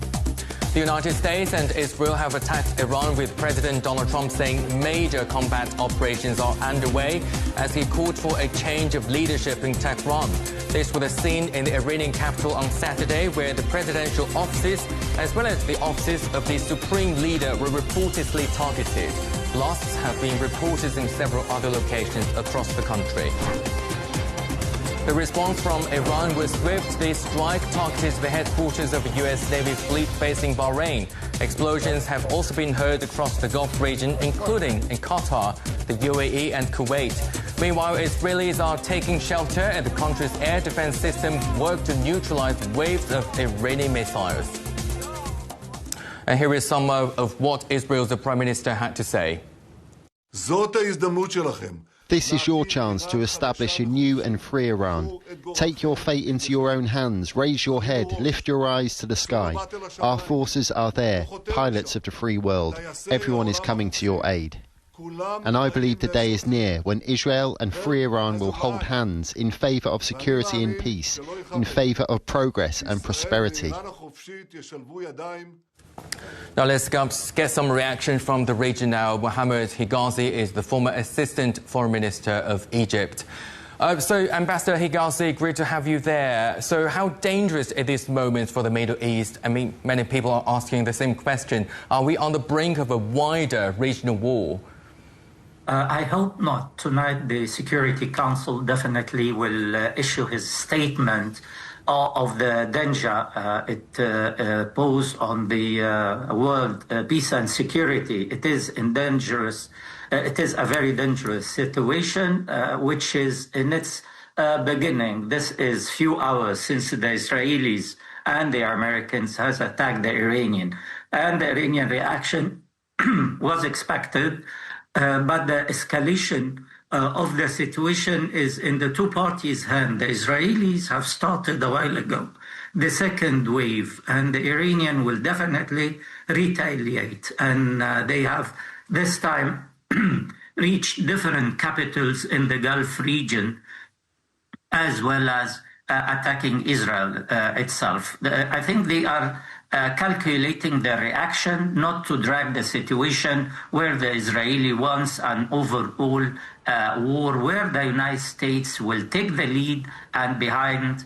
Israel will do some strikes here and there to maybe gain some points on the missile defenses of Iran, or on the leadership casualties that they have inflicted on Iran since the morning. So this situation is unnecessary escalation of violence, a new war that will drag the whole region to a dangerous situation that will benefit only Israel. I don't think the United States, that was very close to reach an agreement in Geneva, and then in the third round that was expected in Vienna a few days from now, they should have given, as Badr Bousaidi, the foreign minister of Oman, said to the CBS broadcast yesterday, that diplomacy needs time to achieve its goal, which is very clear and seen in front of us. So dragging the situation to this military escalation, you ignite a war and you don't know when you will end it, and with which casualties. I think what is required now is a revival of channel of diplomacy, is of a clear talk in the Security Council, in a call for a ceasefire that will lead everybody to claim some sense and balance. The Israelis might say that we have eliminated more threats from the Iranian defense missile system, and maybe the Iranian would say that we did not fall, our regime is still intact. Unless the Israeli push the situation, and the American to what they call it regime change. Iran is not Venezuela, and the road will be very difficult, and the casualties will be hefty on all of us, not only the people living in the region or in the Gulf, but worldwide, because today you heard about the closure of Hormuz, and tomorrow maybe you'll hear about Bab el-Mandeb, and then the regionalization. Remember that, the regionalization of the conflict with Hezbollah and Houthi and the Straits, the whole world will pay a price for the wrong ambition of Israel that tries as much to put the Americans, as they have successfully make them on the forefront of the war on the past 12 days war, and today in this very unimaginable, for no reason war that will drag the whole Gulf and the whole world energy security, and it will destabilize a region that has been destabilized many times because of Gaza, because of Syria, because of Lebanon, and above all, Ambassador, I think all parties could foresee the possible consequences and the repercussions. But still, only a few days ago, the United States and Iran were engaged in indirect nuclear talks. And do you think diplomacy has failed? And do you think that both sides will go back to the negotiating table at some point? I think we have to keep our channel open. President Macron have announced his position very clear and called for the Security Council meeting. And I think Egypt also, just yesterday, we've been talking with Witkoff, with Arakji, with the IAEA Secretary General, and we've been talking to the parties, coordinating with Oman. We should keep our diplomatic channel open whenever there is a need. At least the two parties, after they will realize that inflicting damage happened before in the 12 days war that happened between Israel, America, and Iran.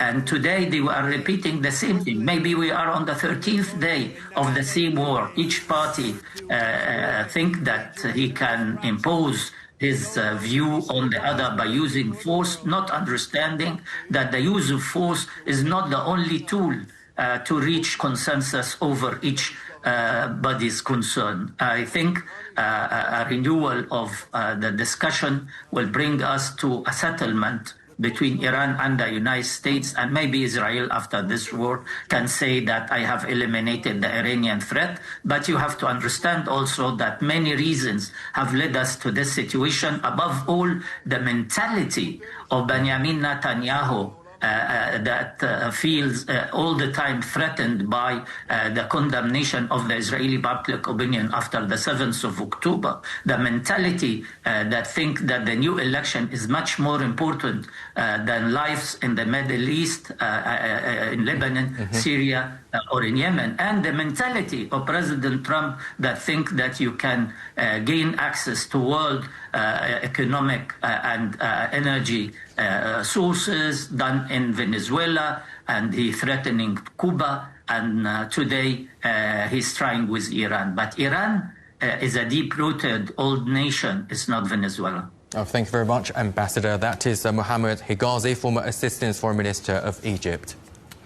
Well, the White House says US President Donald Trump spoke with Israeli Prime Minister Benjamin Netanyahu by phone and will continue to closely monitor the Iranian situation with his national security team. Our correspondent Rahul Pathak is here in the studio. Rahul, great to have you again in the studio. What do we know so far? Well, as we've been seeing all day, or hearing all day, Israel and the United States have launched a war, essentially, on Iran, unleashing a wave of attacks, as we've seen, bringing in an attempt to bring out a change in the Iranian government. And what it's effectively done is plunging the region into a new conflict, which could last weeks or even months. Now, the sudden offensive triggered Iranian retaliatory strikes throughout the day across a host of Middle East countries. There were explosions reported in Israel, Bahrain, Syria, Iraq, the UAE, Kuwait, and Saudi Arabia. And we saw a little bit of him before. In the televised address, Donald Trump claimed that Operation Epic Fury would end a security threat to the US and give Iranians a chance to rise up against their rulers, a message repeated by the Israeli Prime Minister Benjamin Netanyahu. And Rahul, also an emergency UN Security Council meeting is expected to be held later on Saturday, and a lot of international leaders have been calling for this to happen. So what are we expecting? That's right. UN diplomats said a 15-member body would meet at 4 p.m. local time in New York. That's in just over 4 hours' time.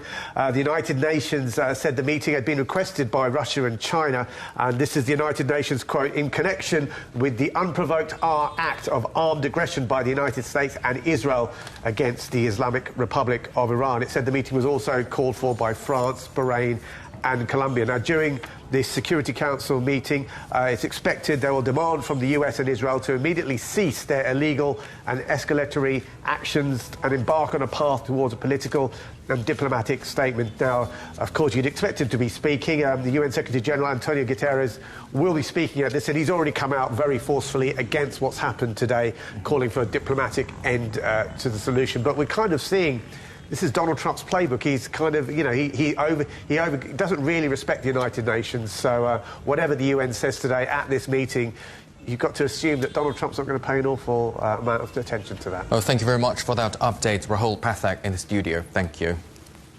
Where China has called for an immediate halt to military operations in the region, Beijing's foreign ministry has just released a statement urging all parties to prevent a further escalation of tensions, resume dialogue and negotiations, and safeguard peace and stability in the Middle East. Our reporter Chen Yuan is in Beijing. We're closely monitoring the situation here in Beijing, as the Chinese Foreign Ministry just released a statement about 20 minutes ago saying that China is highly concerned over the military strikes against Iran launched by the U.S. and Israel, and also the spokesperson office said that the Iran's sovereignty and security and territorial integrity should be respected. Meanwhile, as you just mentioned, China called for immediate stop for the military action and no further escalation of such tension and situation. And they call for the resume of dialogues and negotiation and efforts to uphold peace and stability in the Middle East. Meanwhile, I also want to share information that Chinese embassy in Iran, as well as relevant countries, are providing support for Chinese citizens to leave the region through roads as well as to commercial flights. Those embassies include China's embassy in Azerbaijan, Turkey, and Armenia. So these are the current situation here from the Chinese side. Back to you. OK, Ziyuan, thank you for that. Just one other question, if I may. In terms of diplomacy, of course, China, major player. What can China do to contribute towards a de-escalation?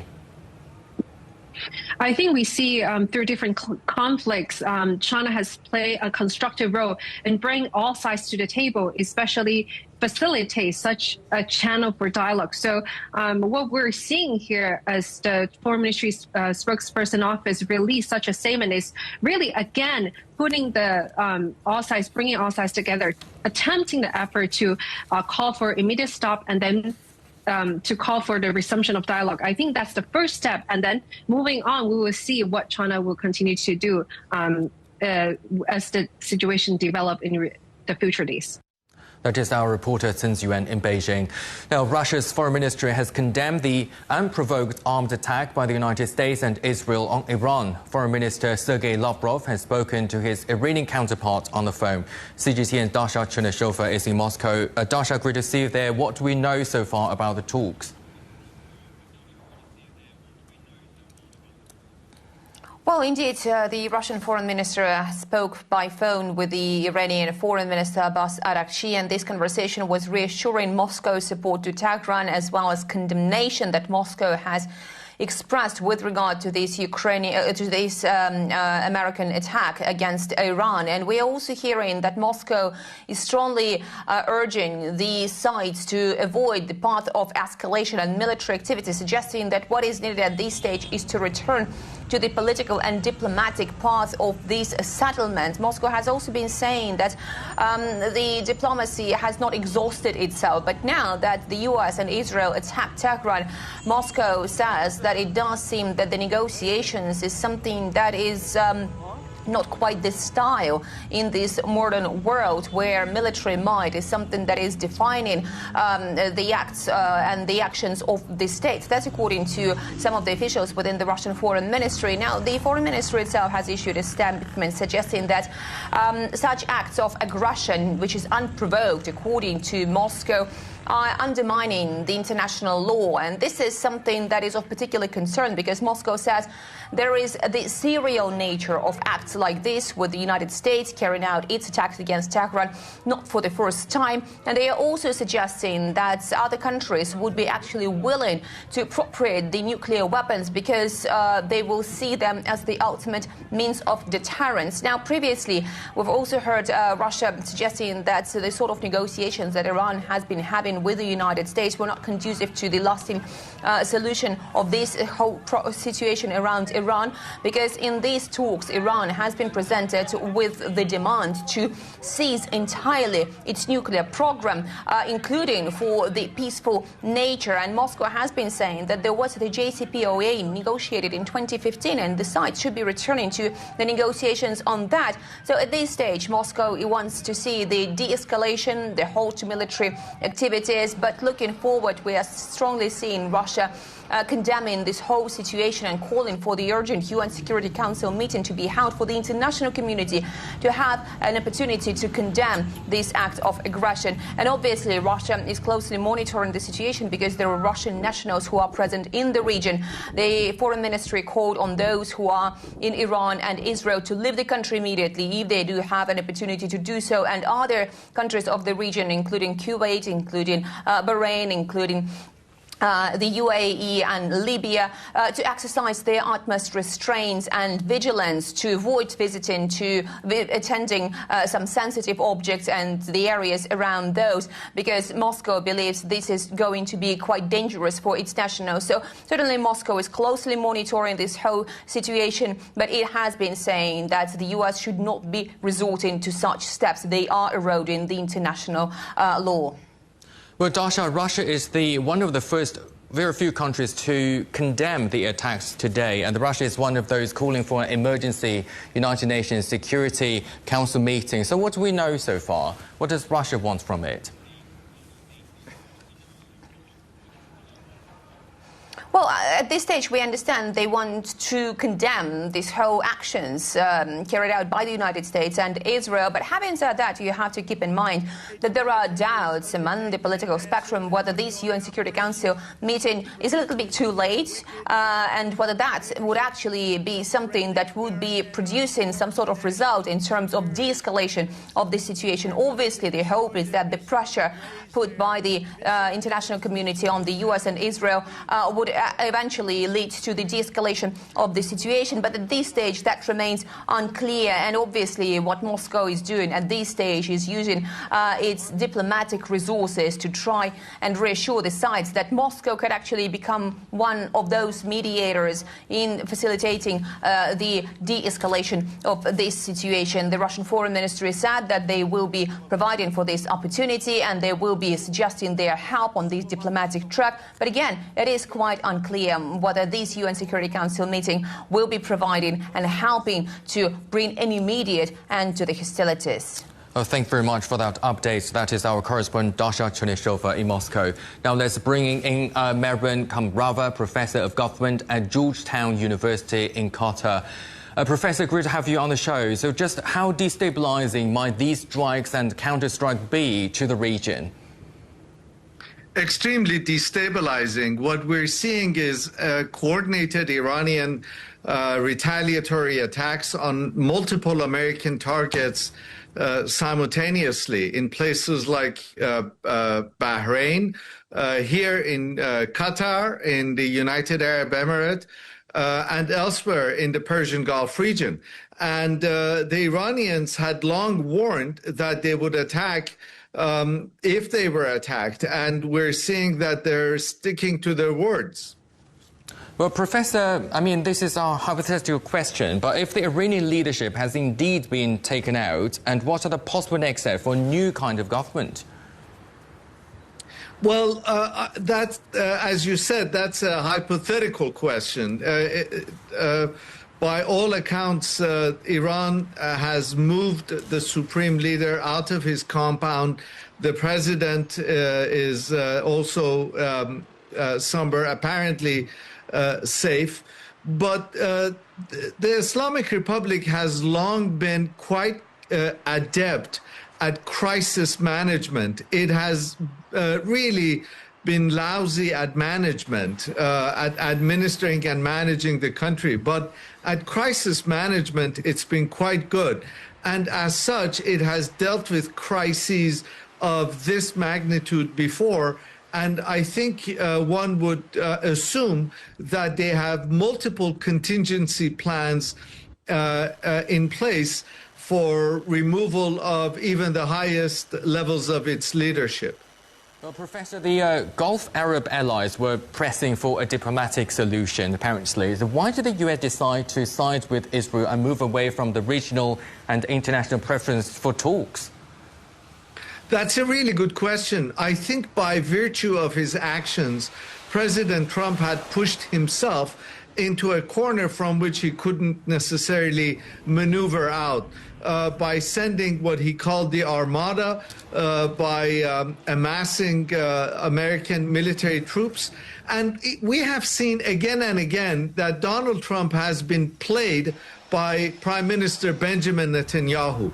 Prime Minister Netanyahu has once again forced Donald Trump's hand. Just as the negotiations over Iran's nuclear file were beginning to bear fruit, the Israelis attacked Iran, just as they they had done back in June of 2025 and derailed the negotiations. And it appears as if once again Donald Trump has become a victim to Benjamin Netanyahu's larger political and diplomatic regional designs. And how might this end then? Well, that's another good question. We really don't know how this is going to end. The Americans don't seem to have an end game in mind. The Israelis don't have an end game in mind. And for the Iranian political system, this is an existential question. They're going to fight to the bitter end. Unless there is diplomacy by someone like Russia or China, I sincerely doubt we're going to see an end anytime soon. Trump has been facing trouble domestically with various pressures. So how do you think that play into this? Hugely. Trump's public opinion ratings are at an all-time low. There are elections coming up, midterm elections for the U.S. Congress, and Republicans there are in trouble. And unless this is a quick and symbolic victory or decisive victory for the United States, the American president is going to find himself in serious political trouble. And that's what the Iranians are counting on. They're counting on being able to withstand and outlast the United States and Israel in terms of the political costs that are involved. Thank you very much for your insight. That is Maren Kamrava, professor of Georgetown University in Qatar. Well, Lebanon's Prime Minister Nawaf Salam said his country will not be involved in the conflict. Our correspondent Zahra Eldazi reports from Beirut. Amid escalating developments in the region, Lebanon is stepping up diplomatic contacts and internal consultations to prevent direct repercussions on the country. President Joseph Aoun held a series of calls with the Prime Minister, the Minister of Public Works, the U.S. Ambassador, the Army Commander, and the Parliament Speaker Nabih Berri. Aoun stressed the need for maximum readiness and close coordination among the state institutions, underscoring that safeguarding Lebanon and preserving its sovereignty, security, and stability remain absolute priorities. He also called for national unity to confront the growing challenges. For his part, Prime Minister Nawaf Salam called on, and I quote, all Lebanese to exercise wisdom and patriotism, placing the interest of Lebanon and the Lebanese above all else. I repeat that we will not accept anyone dragging the country into adventures that threaten its security and unity. The Lebanese government is seeking to keep the country out of the escalating Israeli-Iranian conflict amid efforts to prevent Hezbollah from becoming directly involved or openly backing Iran as it did during the conflict in Gaza. So far, Hezbollah has issued no official statement in response to the latest developments. A speech by the group's Secretary General, originally scheduled for Saturday, has been postponed as tensions continue to rise in the region. Locally, some gas stations witnessed congestion despite officials' assurances that fuel was available, reflecting the Lebanese people's fear and concern about the potential outbreak of a new war in Lebanon, which has not yet recovered from the effects of the 2024 war, and Israeli attacks on Lebanon have not stopped since then. The airport security apparatus has activated a crisis management room to monitor aircraft, missile and drone activity as several airlines suspended flights to Beirut. Meanwhile, Prime Minister Nawaf Salam is chairing an expanded meeting at the Grand Sarai to assess institutional readiness and ensure the continued functioning of public services. Politically, the Free Patriotic Movement called for Lebanon to be neutralized from the imminent dangers, while MP Sami Jmail stressed the need for a firm stance from the army in case of an attempt to drag the country into a confrontation. Despite these official reassurances, many Lebanese remain deeply concerned about the possibility of another war erupting on their soil, particularly given the country's fragile internal situation and mounting regional tensions. Zahra Derzi, CGTN, Beirut. Well, that is the latest from Lebanon. Now, our correspondent Rahul Pathak is here in the studio. Rahul, so lots of international reactions we have got since this morning. Now we are hearing the latest from Germany. What do we have? Yeah, the German Chancellor Friedrich Merz, he's wanted to make clear that Germany didn't participate in the US-Israeli strikes against Iranian targets. He added that the United States previously had sought a negotiated solution with Iran for weeks, but that Iran didn't agree to a comprehensive, reliable and verifiable agreement to end their military nuclear program. And he added that Germany was committed to peace, security in the region, and underlined his country's commitment to Israel's security. So very much coming on the side of Israel and America, as you would expect, and putting again the onus on Iran to end their nuclear program and to put an end to their conflict, even though it's Iran that have been attacked this morning by the United States and Israel. Thank you for the update. That is our correspondent Rahul Pathak in the studio. Now, I would like to bring you to Iran. Our correspondent Ehsan Kevani has the latest from the Iranian capital. The commander of Iran's main air defense base said all Israeli-occupied territories and American bases in the region have come under heavy drone and missile attack. The Islamic Revolutionary Guard Corps commander added that the operation will continue unabated until the enemy is decisively defeated. In a separate statement, Iran's Foreign Minister Abbas Araghchi declared that the war imposed by the United States and Israel is not only against the Iranian nation, but also against countries in the region and the Muslim world. He stressed that it is the duty of all Muslims and regional nations to neutralize the malicious plot by Israel to destabilize these countries. Following Saturday attacks which targeted the residence of Iran's Supreme Leader Ayatollah Ali Khamenei, a panic spread across Tehran. Streets were packed with cars as people rushed to pick up their children from schools. Many also hurried to supermarkets to stock up on food and water. Reports say roads from Tehran are heavily congested as people try to evacuate to safer cities. This mass movement follows a warning from Iran's Supreme National Security Council advising residents to evacuate the capital and other major cities if they are able. Ehsan Kevani, CGTN, Tehran.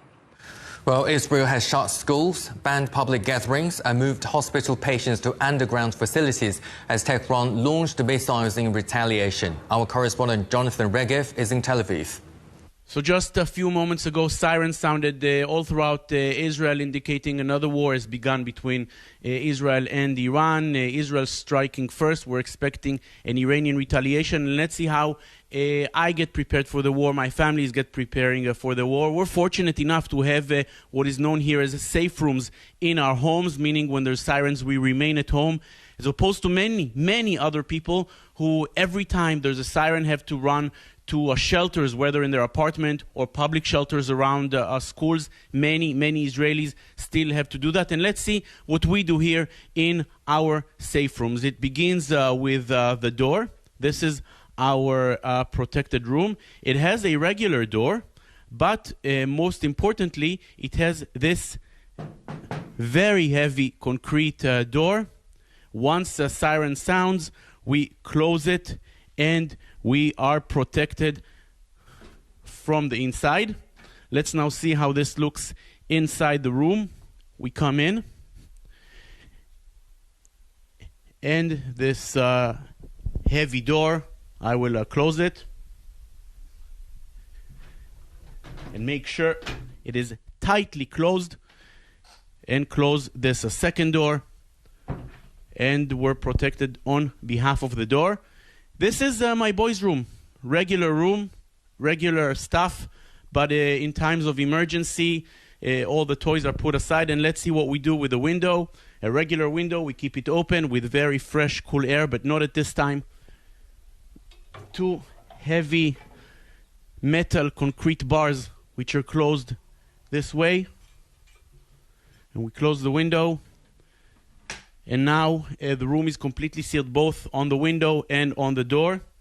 Once there's a siren, we don't really know how long we have to be here. It may be hours, and we have to be protected. Therefore, there's food, which we brought as soon as we heard that the war started and sirens are on. There's cheese. Most importantly, water, cans. There's tuna, yogurt, whatever regular people eat in the kitchen.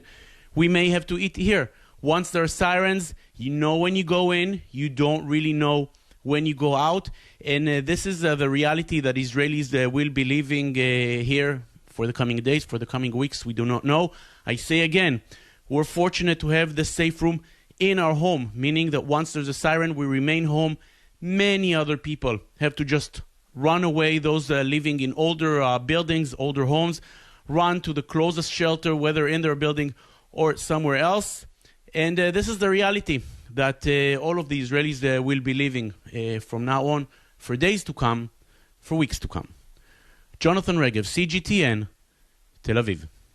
Well, Dubai has suspended all flights from its international airport until further notice. Now let's go live to our correspondent, John Gambrell in Dubai. John, what's the latest where you are?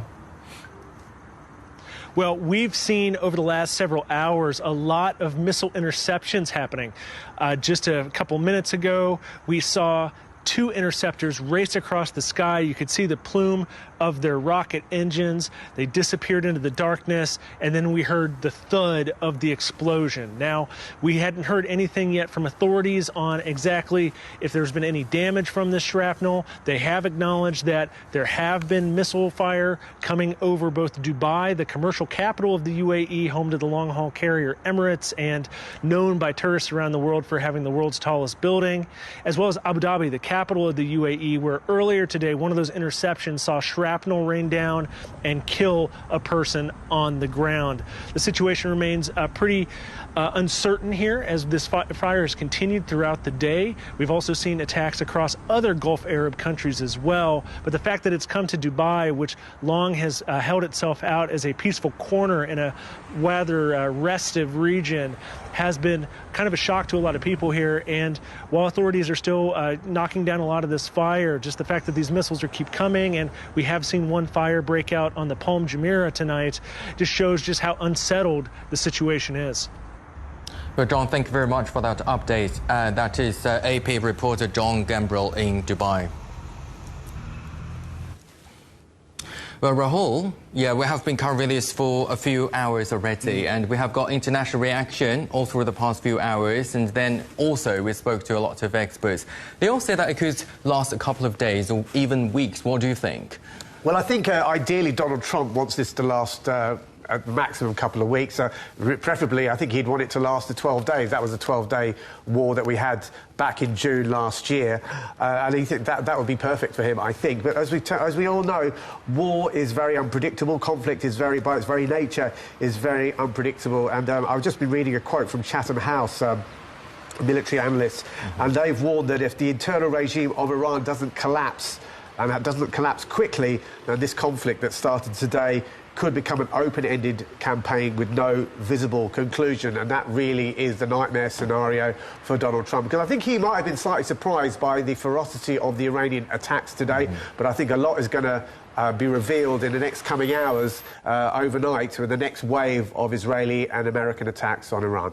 Exactly. We need to keep an eye on what happens in the next few hours. Now, the headlines again. Major combat operations underway in Iran as the United States and Israel launch an attack. Iran hits back with retaliatory strikes launched towards Israel and explosions heard in the UAE, Qatar, Bahrain and Kuwait. Beijing strongly condemned the US and Israeli attacks on Iran, calling for an immediate halt to military operations. And that is the world today. Thanks for watching. There is more news on CGTN Europe's channel, on the Telegram app, or scan the QR code on the screen to get the stories and updates sent direct to your phone. And more news at the top of the hour. For now, from all the team in London, goodbye.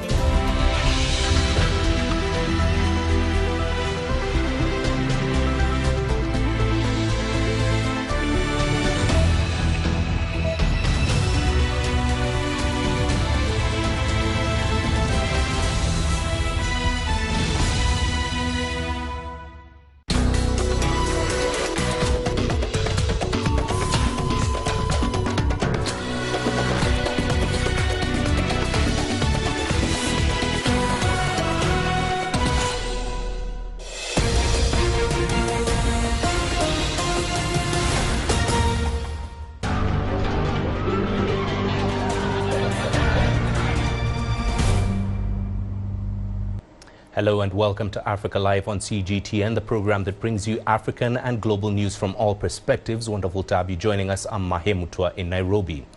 Let's begin in the Middle East, which was thrown into a dramatic escalation on Saturday as the U.S. and Israel launched coordinated military strikes against Iran, marking one of the biggest confrontations in years. The operation, which officials in Washington and Tel Aviv say was planned over months, targeted Iranian military and strategic sites amid tensions over Tehran's nuclear and missile programs. Explosions were reported across the Iranian capital of Tehran and in several other cities as airstrikes hit military infrastructure, intelligence installations and government facilities. Roads were closed, airspace was shut and emergency sirens sounded as smoke rose over urban centers. Israeli officials termed the action a preemptive strike to neutralize threats from Iran. U.S. President Donald Trump echoed this, saying U.S. forces are carrying out a, quote, massive and ongoing attack. In response, Iran said it would not show leniency and launched retaliatory missile and drone attacks on Israel and United States military bases across the Gulf, striking sites in Bahrain, Kuwait, Qatar, the United Arab Emirates, Saudi Arabia, Iraq and Jordan. Tehran condemned the joint strikes as violations of international law and called for an urgent United Nations Security Council meeting. Right, let's get more on this developing story. We can now go live to Tehran, where our reporter Ehsan Kevani is standing by for us. Ehsan, thank you for giving us time here on Africa Live. What's the latest from there right now? Well, after the initial wave of attacks in Tehran in the morning, Iran started to respond. First, Iran attacked the U.S. military bases in the countries around the Persian Gulf, including Qatar, the United Arab Emirates, Bahrain, Kuwait, and Saudi Arabia. Iran says it targeted 14 American bases. According to Iranian military officials, a very important American radar in Qatar was hit, and Iran military commanders say the radar with a range of 500 kilometers was used to detect Iranian missiles. Here in Tehran, many residents started to evacuate. Exit roads in Tehran are still very crowded as many people are going to safer locations in the suburbs of Tehran or to their hometowns. Right now it's 8:35 in the evening and we just heard several fresh explosions in Tehran something like half an hour ago. Here. Right, and Ehsan, this is of course a fast developing story with many moving parts. Just take us through the events that have culminated in what we're now seeing since Friday.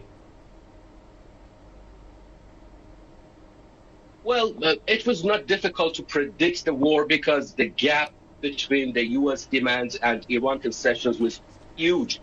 The U.S. wanted Iran to dismantle all the three major nuclear facilities in the center of Iran. The U.S. insisted Iran to ship out the entire stockpile of 440 kilograms of 60% enriched uranium, and the Trump administration also wanted Iran to considerably reduce the range of its missiles to a few hundred kilometers from the current 2,000 kilometers. And everyone knew Iran would never agree with such demands, in particular its missile capabilities. Yeah. All right, Ehsan, thank you very much for speaking to us on the program. Ehsan Kevani there in Tehran. We can get more on this developing story now from AP correspondent Sam Mednick, who joins us live from Tel Aviv right now. Sam, thank you for your time. What's the latest from Israel after this attack by the United States?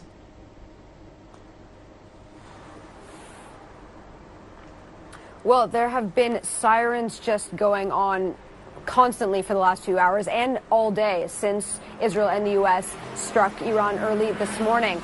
About 2 hours after that strike this morning, the sirens started here. Israel said that people needed to shelter in place. It heightened the level of emergency across the country to very high and just told people that they needed to take care. And then through the day, and then especially in the last 2 hours, you're just constantly hearing sirens. You're seeing sometimes these interceptors in the sky, and you're hearing these booms that basically are the interceptors intercepting the missiles. Now, some of them have landed in parts of Israel. There aren't reports of many casualties as of now, but it's still hard to know the actual extent of the damage. Right, and as we've been hearing from our reporting, this has, of course, been expected for quite a while now. Just talk us about Israel's preparations and readiness there.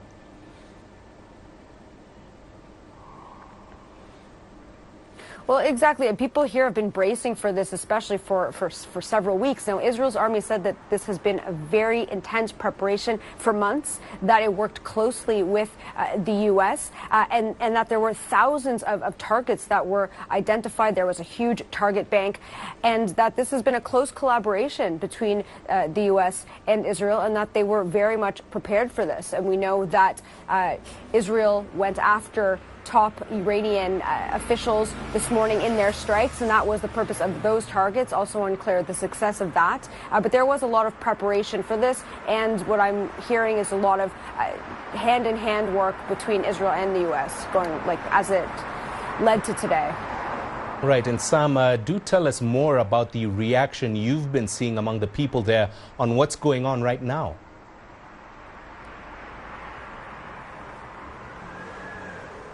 Well, I mean, the streets are fairly empty. You can hear a few motorcycles and cars, but people are pretty much staying in place, staying near shelters where they can go. So when these alarms go off, they have somewhere safe that they can go. But Israelis that I've spoken to leading up to today, as well as after the strike, said that they support this. They want what they say is the biggest threat to Israel to be eliminated, even if that means damage to Israel, war here, whatever the implications are here, that they think that it's worth it, and they are supporting this initiative. Now, they supporting it for days, they said. Some of them said weeks, but it's unclear if this goes on for longer, if that support is going to remain very high.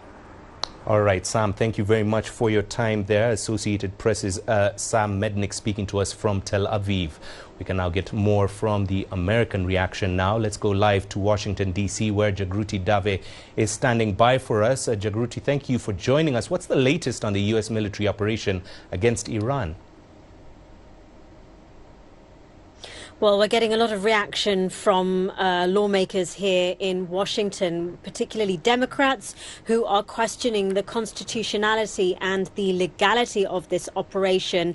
The president did not request, a vote or approval from Congress beforehand, and there are some Democrats who are saying that a war powers resolution needs to be passed as soon as possible to limit the president's ability to take unilateral action of this kind. Attempts have been made of this nature since the attack on Venezuela, to little success. Republicans have a majority, a slim one albeit, in the House and the Senate, and so any attempts to limit the president's powers have been eventually thwarted, even though there are some Republicans who question the president's actions. Republican Thomas Massie being one of them, who is pushing for this war powers resolution to be passed.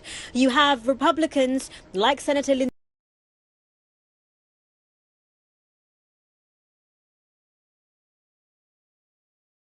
Graham, a long-time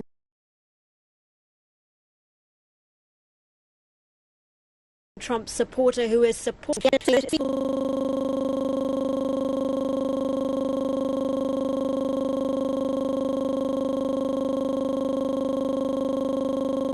was a joint operation with the Israelis, and she says that prior to the attack, Secretary Rubio called all members of the Gang of Eight, these are the congressional this kind, to provide congressional notification. She says that the president was able to, that Secretary Rubio was able to reach 7 of the 8 members, and that his national security team will continue to monitor the situation closely throughout the day. Right. There has, of course, been plenty of reaction across the globe streaming in, with many voices calling for this action to not go any further. Is the United States at all concerned by the likely possibility of its action on Iran leading to a wider regional conflict? There are some in the United States, clearly the critics of this action, who are worried about the snowballing effect of an attack on Iran. We've seen Iran's retaliation on countries in the region, and there are, as we're hearing, concerns from countries like Egypt about possible escalations into regional conflict. And I think here in Washington there are observers who probably share those views. From the president's perspective, from the White House's perspective, this is action that is necessary for both national security and for the safety of people in Iran. Remember those protests that took place in Iran, President Trump pledging US support to Iran, saying that help is coming. And in that long video, that 8-minute video that the president released announcing these strikes on Iran, he decided, he stressed that these strikes are not narrowly on the nuclear talks that are ongoing and his frustrations that he's expressed about the way those nuclear talks are progressing, but he aired historic grievances that the United States has with Iran and the threats that he says Iran has been making against the United States since the revolution. And so I think from the president's perspective, this is action that should have been taken by the United States to prevent Iran from being a threat any longer. But of course, if you do remember, the president was very critical of US governments in the past who had made interventions in the Middle East. And here we have the president of the United States, Donald Trump, doing exactly in what many of his critics are saying, doing exactly what he had criticized previous presidents for doing so, entering into a military conflict in the Middle East, which some observers are saying runs the risk of embroiling the United States in the Middle East for years to come. J.D. Vance, the vice president, has said that, look, this is an intervention, a needed intervention, but it's not going to be an example of the US getting involved in the Middle East for years to come. All right, and indeed the US president expected to address the nation soon. We will have more coverage on what he has to say. Jagruti Dave, thank you very much for your time from Washington, D.C. Well, for more on that, we're now joined by Ambassador Mutaz Ahmadine, a former Egyptian ambassador to the United Nations and the United States. He joins us live this hour from Cairo, Egypt. Ambassador, thank you for your time. What do you think will be the impact of the strike on Iran to Africa? Thank you for having me, Mahia. I believe it will be a devastating impact, especially if the war lasts for some time. Because, as you know, this is not affecting the Middle East only, but it is affecting the global economy. Oil prices are going to skyrocket. The maritime shipping ways are going to be disturbed, if not blocked. And many African countries depend on oil imports and imports of food and manufactured goods. So all of this is going to make a devastating blow to many African countries. And of course, Ambassador, we've seen impacts on the African continent from, say, the Russia-Ukraine conflict. How will this one now affect the energy and security sectors here in Africa? Absolutely. I think it will be a very negative effect, and I believe that the United States does not care about Africa at all. We have seen the national security strategy of the United States, which does not give any importance to Africa except as a source of critical material.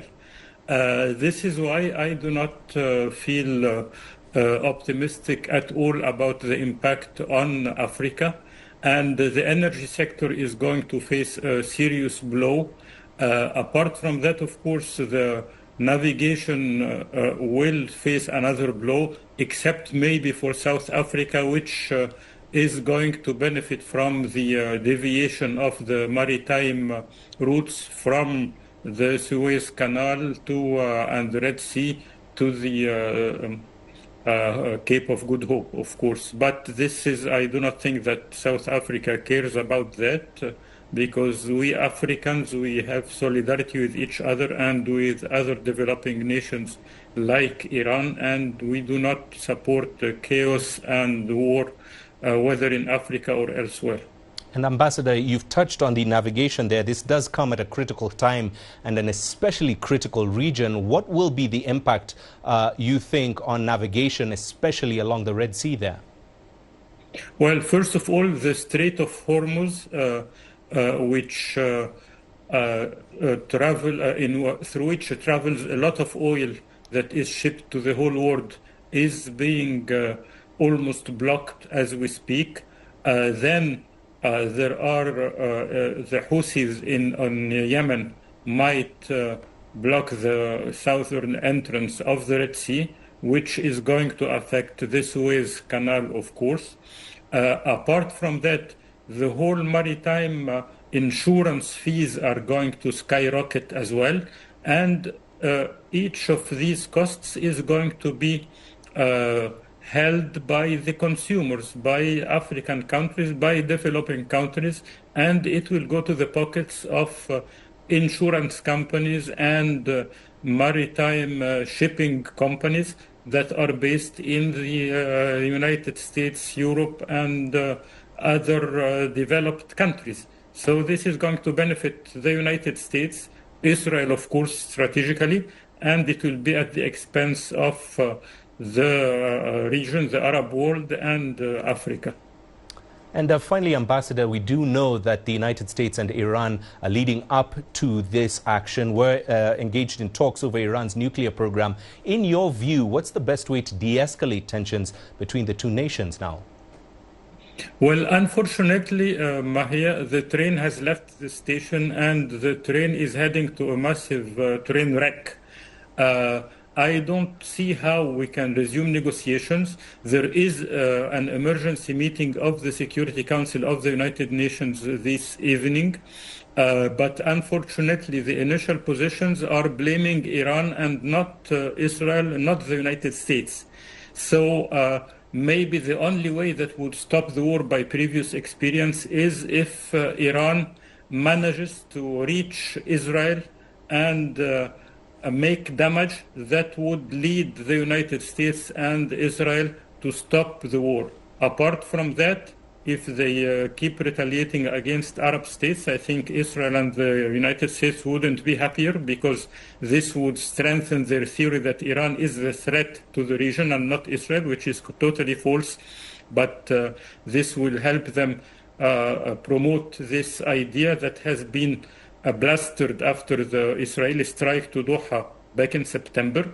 But I think the only reasonable way is to realize that now Israel is the rogue state in the Middle East and the United States is the rogue state in the international system, and all countries, including China, that is an, I would not say emerging, but a major power in the international system, should stand and make sure that the United States understand that this reckless behavior is not in the interest of anybody, and especially of the United States, but on the contrary, it will accelerate the demise of the United States as the unipolar hegemon in the international system that has been already destroyed by their actions. All right, Ambassador, thank you very much for your insights on Africa Live. Mutaz Ahmadine, former Egyptian ambassador to the United Nations and the United States, speaking to us live there from Cairo. Well, let's get further reaction. African Union Commission Chairperson Mahmoud Ali Yusuf has voiced deep concern over escalating military tensions in the Middle East following those strikes. He warned that further escalation risks widening global instability with potential fallout for energy markets, food security and fragile economies, particularly here in Africa. Yusuf urged restraint and adherence to international law, stressing that sustainable peace can only be achieved through diplomacy and not force. Nigeria has advised its citizens in Iran and Gulf states to remain vigilant and limit movement. Egypt condemned violations of Arab sovereignty and called for urgent de-escalation through dialogue to prevent broader regional chaos. Meanwhile, international reaction to the U.S. and Israeli strikes on Iran has been swift. Across Europe, leaders are urging restraint and warning against escalation. Spain's Prime Minister Pedro Sanchez rejected what he called unilateral military action, demanding an immediate de-escalation and full respect for international law. France's President Emmanuel Macron described the situation as a dangerous escalation that must stop. The presidents of the European Commission and European Council, Ursula von der Leyen and Antonio Costa, said the developments in Iran are, quote, greatly concerning. In the Middle East, calls for restraint dominate. Oman, which had been mediating talks between the U.S. and Iran, urged Washington not to be drawn further into what it called not your war. China says it is highly concerned over the military strikes, noting that Iran's sovereignty, security and territorial integrity should be respected. It called for an immediate stop of the military actions, no further escalation of the tensions, resumption of dialogue and negotiation, and efforts to uphold peace and stability in the Middle East. Russia, meanwhile, accused the United States of using diplomacy as a cover for military action and called for an immediate halt to the strikes. Now, Syrian state news agency Sana says 4 people have been killed and several others wounded after an Iranian missile struck a building in the southern city of Sweda. Witnesses say other missile debris fell in areas in Daraa province in the south. Hidar Kazwini tells us more from Damascus. Sporadic sounds of explosions are being heard from time to time over the city of Damascus and the whole southern of Syria as a result of Iranian missiles and drones being intercepted by Israeli defenses. One drone has fallen on the village in southern Syria and no casualties or damages have been reported.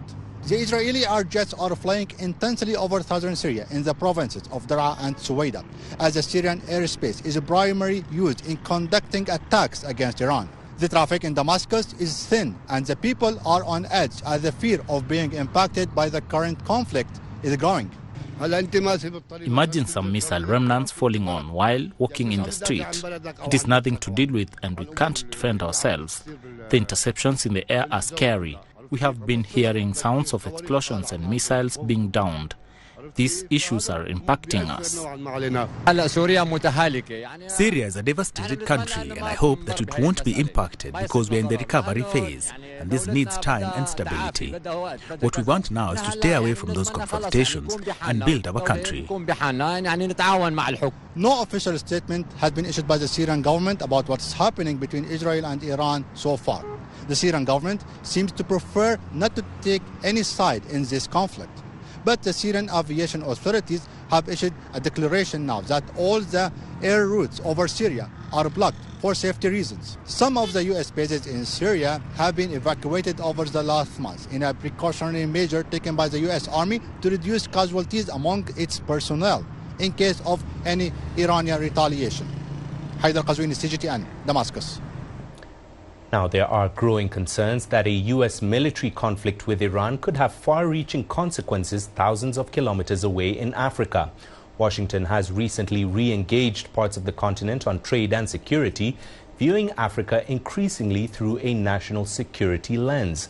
But as CGTN's Robert Nagila reports, that focus could quickly shift. At first glance, U.S. military action against Iran over its nuclear program may seem distant from Africa's peace and security landscape. But a prolonged conflict would almost certainly ripple far beyond Iran, with serious implications for the stability of the Sahel region and the Horn of Africa. Following military coups in Burkina Faso, Mali and Niger between 2020 and 2023, these Sahel states withdrew key defense cooperation agreements with Western partners. Since then, the region has experienced an upsurge in extremist violence. The Center for Preventive Action says in 2024, 51% of global terrorism-related deaths occurred in the Sahel. But in early February 2026, the Trump administration signaled a possible shift in policy, sending a senior diplomat to Mali to explore the possibility of resuming bilateral relations.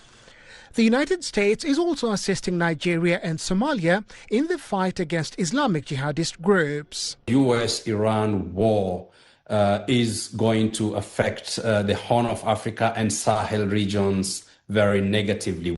Dr. Ali warns the wider Middle East conflict could force Washington to redirect military and diplomatic resources away from Africa. the hands of the U.S. is going to be full.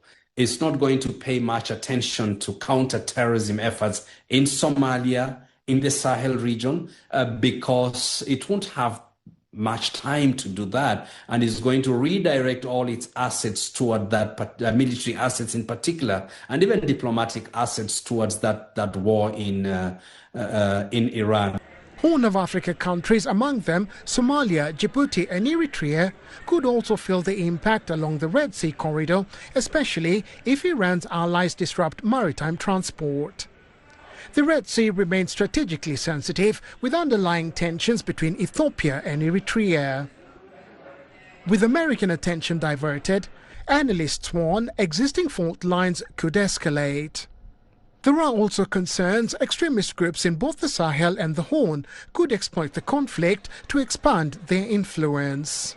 They are going to want to recruit, expand their recruitment, and also to take advantage of the anti-Western narratives and ideology that Iran is going to perpetuate. What may appear distant for now could demand urgent continental action as the African Union weighs how to contain a potential crisis from a US-Iran conflict. Robert Nagila, CGTN. And that's it for this edition of Africa Live. Do remember you can send your feedback to those contacts on your screen and follow us on our digital media platforms. We'll have more coverage on this unfolding situation in half an hour's time. For now, it's time for Talk Africa.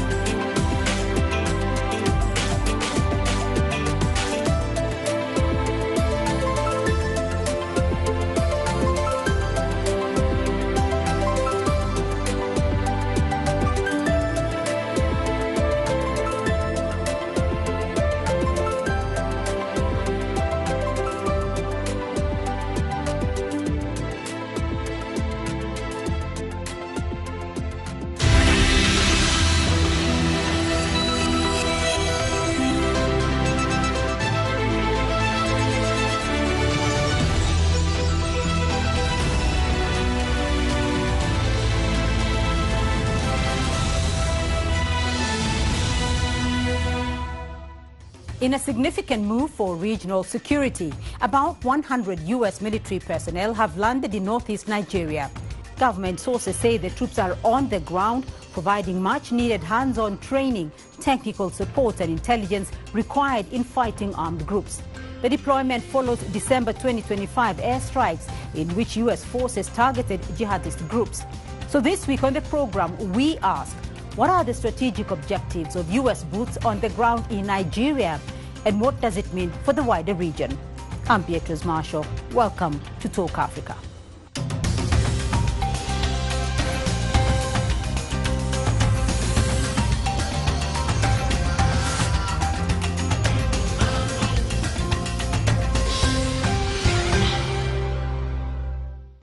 To help us unpack what this shift means for Nigeria and for the wider region, I'm now joined by our panel of experts. Joining us from Abuja, Professor Jibrin Ibrahim, Senior Fellow, Center for Democracy and Development. From Abidjan in Cote d'Ivoire via Zoom, David Otto-Endele, Director for the Geneva Center for Africa Security and Strategic Studies. And joining us from California, also via Zoom, Dr. James Armstead, Retired Professor of Strategy, U.S. Naval War College. Gentlemen, a very warm welcome to you all, and thank you for joining us on this program. Let me start off with you, Dr. Armstead, and I want to get a perspective from all of you. The U.S. has announced that it will be sending 200 troops to Nigeria to provide assistance in training the country's military in the fight against jihadist groups. What exactly is the strategic objective of the U.S. intervention in Nigeria? First, the overall strategic objective of the United States, which has been for many years to combat terrorism. Our war on terror has been worldwide. We have been consistent with this throughout the world. In Africa, we have not been as successful as we could be. We are starting to work through the Africa Command. We are starting to work with African nations. And I think this is a good sign that we are providing with Nigeria 200 trainers that Nigeria has requested. And we're looking at working closer and sharing with our allies and partners common plans to combat terrorism. Professor Ibrahim, do you think the U.S. has been successful in the region? Well, I've not seen evidence of that. The war against terrorism in the Sahel has been going on for a couple of decades. The United States has been engaged in that process. And each year, the level of terrorism has spread and increased. So we don't see signs of success in terms of their engagement, and there's no reason to think things will be different now. Right. David, let me rope you in here. What's your perspective?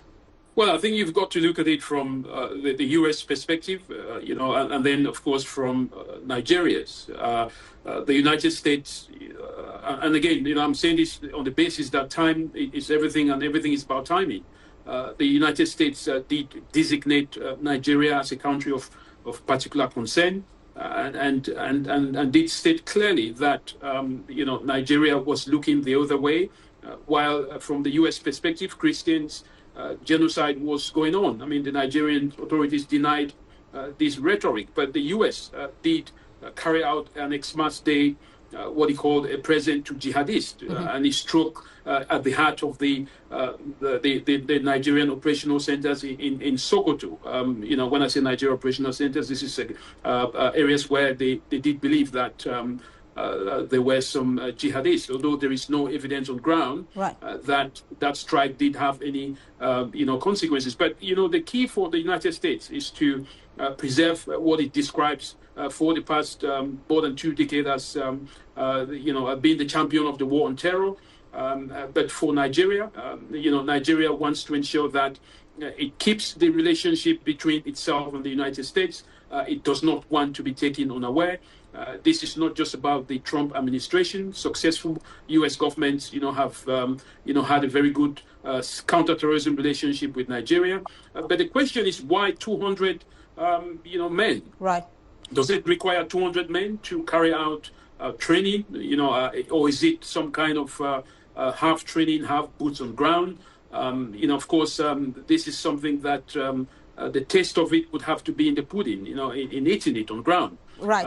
But I think that, yes, go ahead. Yeah, I want to bring in Professor Ibrahim here. I mean, to answer that question, why exactly 200 men? I mean, Nigeria's defense headquarters here says that the U.S. personnel will be pretty much technical specialists and not combat troops. Tell us a little bit more about that, Professor Ibrahim. And also, is this a preserve of the U.S., though, to continue championing its war against terror? And is it justifiable? Well, first of all, we shouldn't forget that the United States had over 1,000 military personnel in Niger, just north of Nigeria. And over the time U.S. troops were present in that country, terrorism continued to worsen, to spread, and to deepen. So the question of 200 is, for me, an interesting issue. Is the problem with the Nigerian military lack of training? The Nigerian military has had very high-level training over the decades. But the issue for us is, as Nigerians, is that we don't know the basis on which this agreement was reached with the United States. It hasn't been revealed to Nigerians. There is no evidence we have seen that this agreement that had been reached is in the interests of Nigeria. And that's why there has been a lot of concern in Nigeria about what this whole thing is about. It is required in our law that you can't have a military agreement with a foreign country without the approval of the National Assembly. We have investigated whether the National Assembly has given any approval, and it has not given any approval. There's therefore quite a sense in this country that there's no accountability in terms of what's going on this matter. David, what exactly is the U.S. objective? Well, I think the U.S. objective has always been to preserve, to always make sure that it gets itself involved in countering what it describes as global terrorism. But in this particular case, the U.S. has narrowed it down to ensuring that it wipes out, jihadists that it has accused of killing Christians. Remember, this is the U.S. rhetoric. Although the Nigerians are saying, no, it's not just Christians we're talking about here, we're talking about all Nigerians. Mm-hmm. So I think, for the U.S., they want to ensure that, they have eyes and ears everywhere. Mm-hmm. My colleague did state very clearly that the U.S. has lost its intelligence, surveillance, and reconnaissance capabilities in Niger when it got, kicked out. It does want to have, its capabilities around the region. So Nigeria provides that capability for the U.S. So it's not just, in my opinion, it's not just about Nigeria itself. It's about the region. So, Professor Ibrahim, let me come to you on this and get your sentiments on what exactly you feel the U.S. objective is, because you have mentioned that there is really no basis on which the agreement was reached, and there is a little bit of misunderstanding on what exactly this is about. What do you think the U.S. objective is here? Well, our understanding is that the objective of the U.S. is to promote religious tension and the religious divide in Nigeria. What we know is that terrorists in Nigeria are equal opportunity players. They kill Christians, they kill Muslims, they kill non-believers, they kill everybody they see. But what the United States has done is to frame the impact on terrorism with a focus on Christians only.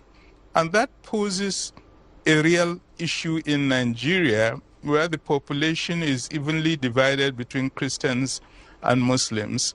And Muslims are very much aware that they are being killed by terrorists. So by reframing it as a Christian issue rather than a Nigerian issue, the strategic objective of the U.S. is to deeper into the divide, into the religious divide in Nigeria, to cause friction between Christians and Muslims. And I think this is a very unfortunate strategy that the U.S. is implementing in this country, because the terrorism will only worsen if you deepen the divide between Christians and Muslims in Nigeria. I think it's dangerous, I think it's wrong, I think it's immoral, and the U.S. should reconsider its strategic objective in this country. So let me bring that back to Dr. Armstead here. I mean, in terms of the success of the U.S. troops in the region, you know, the Sahel is presently classified as the hotbed of terrorism by the Global Terrorism Index. Can the U.S. succeed in stabilizing the Sahel in real terms and the Gulf of Guinea, Dr. Armstead? Terrorism is a global problem. Africa is the second largest continent. There are terrorist activities in most places in Africa at some extent. If we look at the particular area on the border of Nigeria, where this problem is currently being focused on now, certainly the optics, that is the kidnapping of girls at Christian schools and the concentration on Christians, has brought this issue to the fore politically in the United States. But strategy is a long-term process. And where we're going with that process, I think, is looking at terrorist connections around the world. That's extremely important. And when we talk about something like numbers, remember, a training program has to have an assessment. We have to look at what's needed in various places.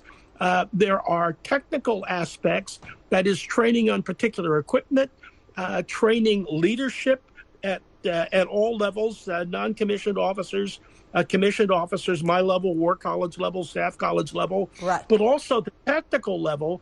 And having 200 people, that's not a very large mission in terms of training. You know, I've worked at 19 universities around the world, and the staffs to teach, to support the teaching, the technical support, all of those kinds of things come into play when you transfer essentially a school of anti-terrorism, and 200 is not a very large number. David, your thoughts here?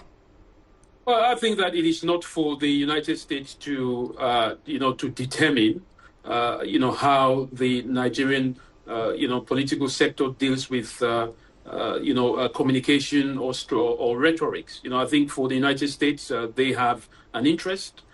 If the United States' interest is in protecting Christians, it is up to the United States to determine how that format is presented. But it's up to Nigeria to accept whether to work with the United States based on the fact that it's a dangerous rhetoric.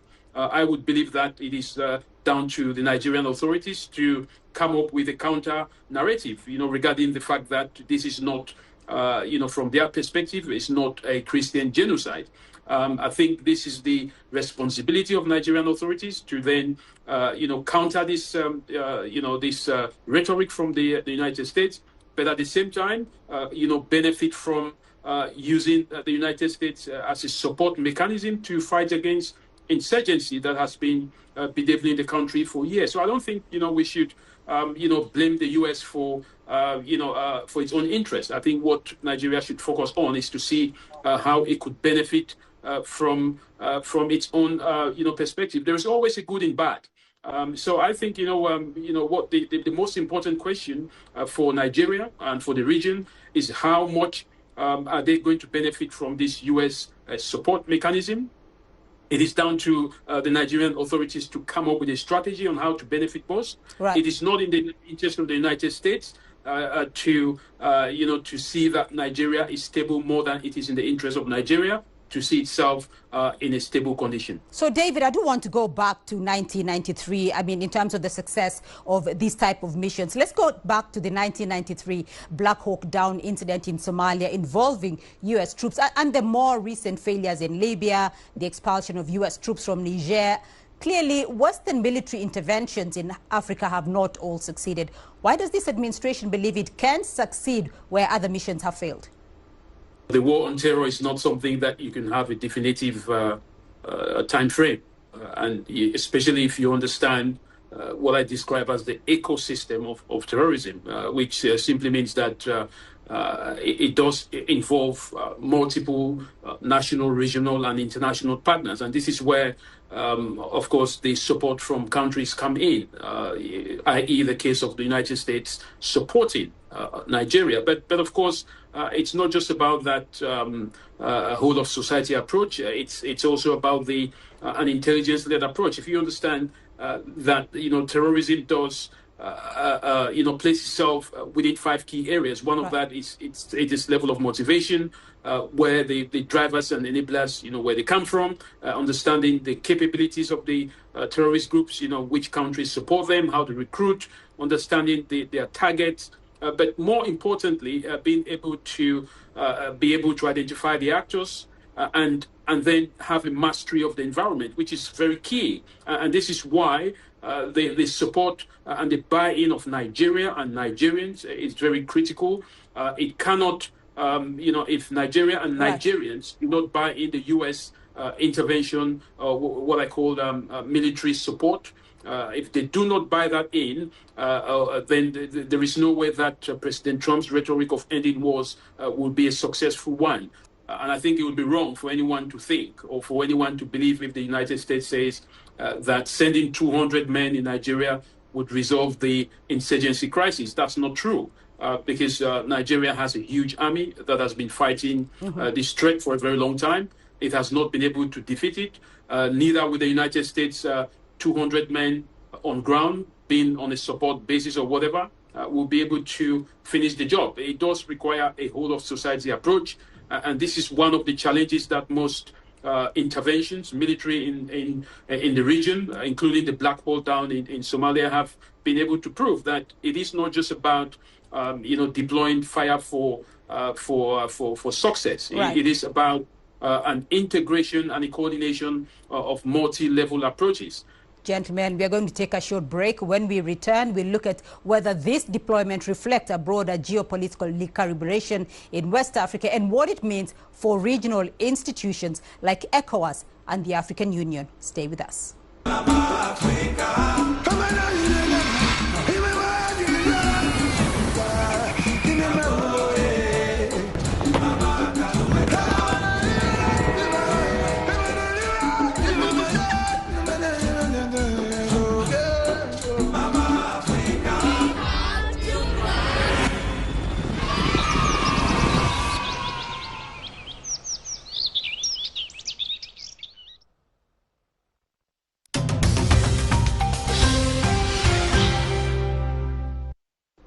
Welcome back to Talk Africa. Let's continue with our discussion. Still with me, David Oto-Endele, Professor Jibrin Ibrahim, and Dr. James Armstead. Professor Ibrahim, do give us what you think here about the arrival of U.S. troops. Is that a sign of a successful partnership, or does it undermine African-led solutions and institutions like ECOWAS or the African Union? Well, I think context is very important. Let's not forget what happened in 2012 when terrorism was really making rapid gains in Mali. And the approach of both the African Union and ECOWAS was to mobilize forces across West Africa to intervene to put a stop to the spread of terrorist violence in Mali. The United States took a very strong position that the African armies should not be involved because, as they put it, they have a tendency of violating human rights. They therefore created a situation in which France had to be called upon by Mali to stop the march on Bamako by the terrorist forces. When that happened, the Malian government and the other governments in the Sahel were extremely pleased with what they had been assured of by the French and the Americans, that terrorism will be wiped out in a question of months. That was 2012. Where are we today in 2026? Terrorism has spread even wider, and it has spread deeper into our societies. And as this has been happening, the key question is, why is it that this idea of technical intervention by external forces is always seen as a solution. When we look back at our history, we don't have evidence that it's a solution, that they are going to do what these forces have failed to do, because if at the end of the day, the Sahelian countries had to force out France and the United States, is because of an objective assessment that the decades these countries have spent intervening on the war on terror has not met the objectives that had been laid out initially. Given this history, therefore, I'm one of those who doubt that just because the Americans say they are coming to help us solve the problem of terrorism, that's what's going to be the likely outcome. Right. Because I do know various attempts by the United States to solve issues of terrorism around the world has not created the solutions that have been promised. Right. Therefore, we should be extremely careful in considering the fact that, it's just a technical support, they will improve the capacity of these forces to solve the problem. I don't see the historical evidence for that belief. David, why is external intervention seen as a solution? And following up on that, why is the ECOWAS standby force still not operational in 2026, despite its potential to offer that unified regional response instead of unilateral arrangements like what we've seen with Washington? Well, I think from the ECOWAS perspective, they've made it clear that they've set up a standby force. Remember the exchanges between ECOWAS and Niger at the time, where it was clearly stated that ECOWAS would intervene in the case of Niger after the military coup d'etat. There is now a standby force, but we're yet to see that standby force being deployed. Of course, remember that with the crisis that occurred, very deadly in the case of Benin, the attempted coup d'etat, who had to intervene? That was Nigeria. Nigeria had to intervene. Again, that takes us back to the whole thing of getting authorization from Parliament, from the House of Assembly for any such intervention, either by Nigeria or by some other country. I mean, in the case of Nigerian intervention, there wasn't any, parliamentary authorization for Nigeria to intervene in the case of Benin. But let's leave that aside. Whether ECOWAS, will succeed to have a standby force, and what would be the role of that standby force. Remember, when it comes to a standby force, what you're saying here, you're talking about response. So you're saying, in other words, when there is a crisis that is ongoing, then of course you'd send troops. So we're not yet talking about a force that would be generated to proactively engage in some of the what I call the ungoverned spaces that a lot of these countries do have. Now, that could be one way that the standby force could work. It will not work if it's just on standby and wait for something to happen before it intervenes. Then that's always too late. So I want to get your final comments, gentlemen. And let me start off with you, Dr. Armstead, as you give your final thoughts here. In terms of international partnerships and in reference to this particular situation, what will ultimately define what success looks like? Success is a reduction immediately and the long-term and elimination of terrorism. Terrorism, as my colleague Dr. Ibrahimi says, is a very complex, it's a socio-political, economic, religious factor. All of those components are part of terrorism, why we have it. And of course, all of that has to be dealt with, and it's very complex. We have to look at all of those areas. We have to have strategies that confront problems in all of those areas. Americans make the mistake sometimes of considering themselves the world policeman. We are not the world's policeman. We can't solve all problems everywhere. We can only work successfully with our allies and make joint plans, make joint strategies, and apply those assets we have that they want, that they desire, to work on plans themselves. The international strategy for terrorism is long term. This is something that's going to be, it's like pollution in the environment. It is something we have to recognize that's endemic to our social, political, economic systems, and we're going to have to address that over the long term and work together very diligently to get it solved. Right. Professor Ibrahim, as you make your winding out comments, what do you see as a solution to stabilize the region? African countries have sovereignty, and they must take primary responsibility for resolving the problems of terrorism that have been affecting their countries.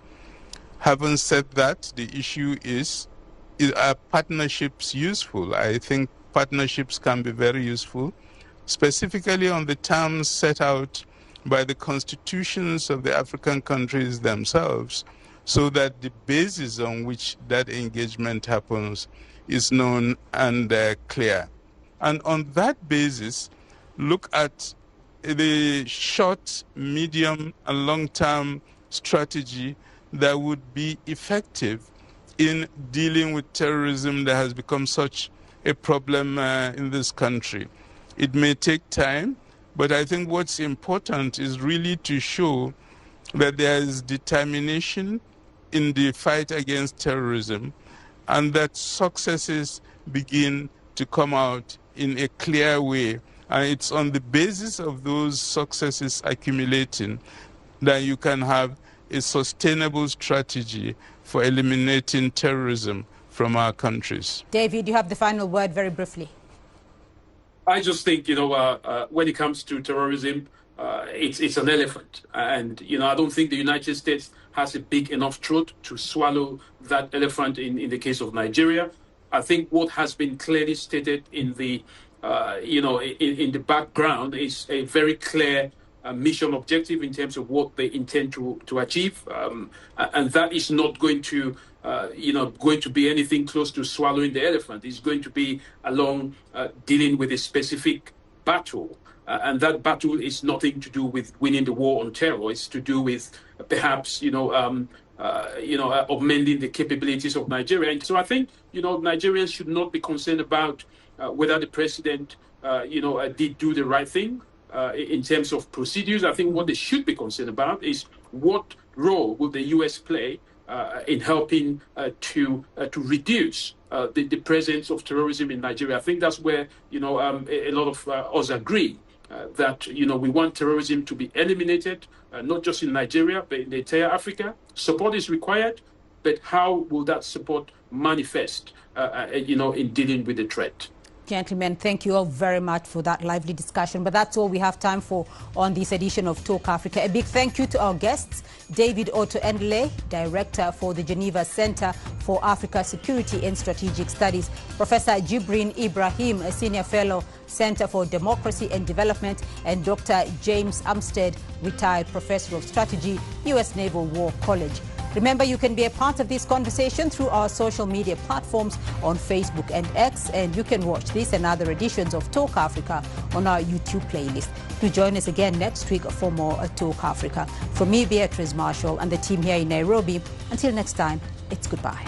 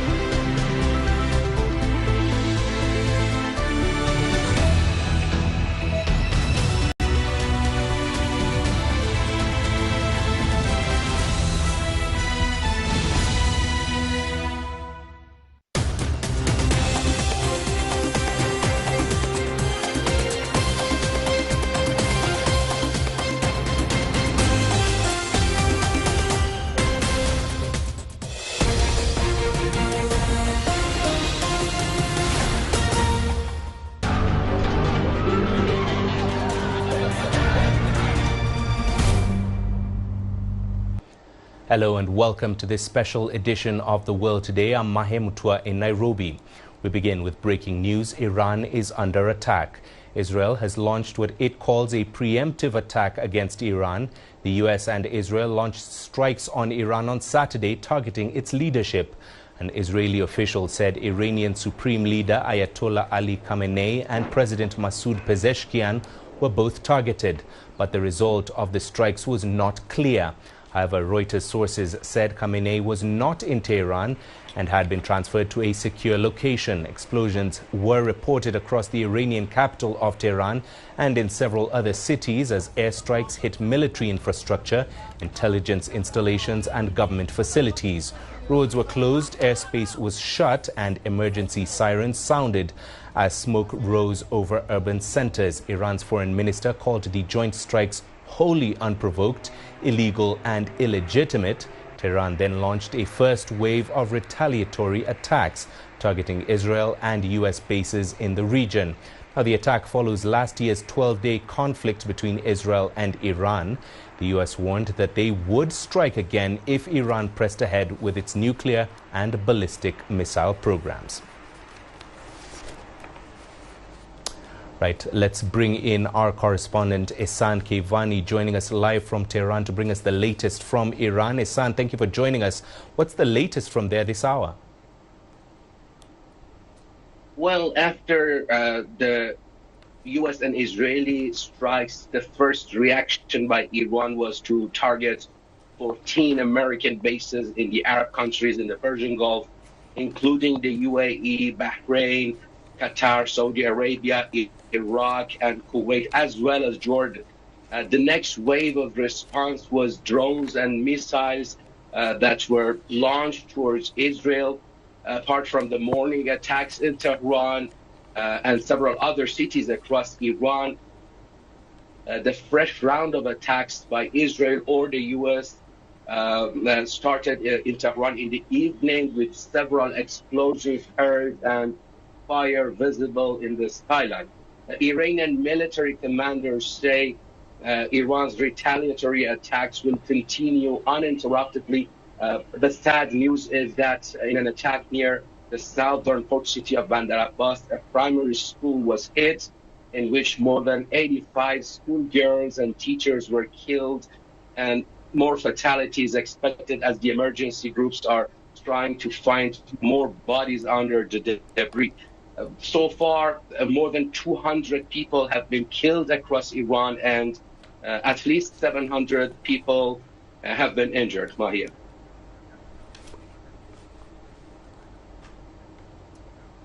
And Ehsan, this is something that has been expected for a while now, and Iran has been making its own plans in case of such an eventuality. Talk to us about these preparations and how they will shape Iran's response going forward.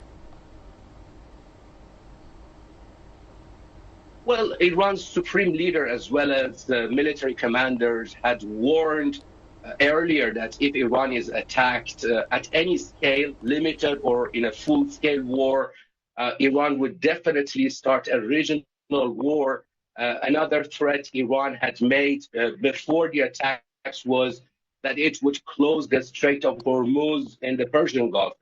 We heard in the afternoon that the IRGC has officially announced that, warning the ships and tankers not to pass through the strait. This could dramatically affect the global energy prices.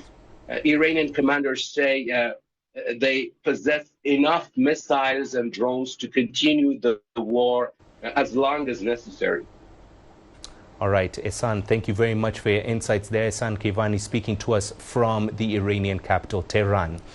Well, let's get more insights right this hour. Our correspondent Sam Mednick is in Tel Aviv and joins us live now. Sam, thank you for your time. What's the latest from Israel after this attack from the United States and Israel?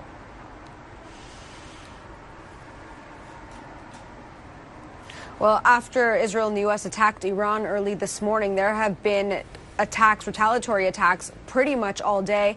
And this evening, there's just been constant sirens. Almost every 20 minutes, the last 2 hours, you're hearing the sirens. Sometimes you can see the interceptors in the sky, and you can hear these loud booms. Israel has also said just a little while ago that it was launching another wave of attacks against Iran, and so people here are bracing for more attacks in the next few hours, probably into the night. Israel's heightened the security, told people to shelter in place, not to leave the shelters until it says that you can get out. And Israel says, I mean, this could go on for several days, if not longer, and people are just bracing for very intense days ahead. Right, and Sam, much has been made about the expected retaliatory action there. This has been expected for a while, as we mentioned with Ehsan there. Talk to us about Israel's preparations and readiness then.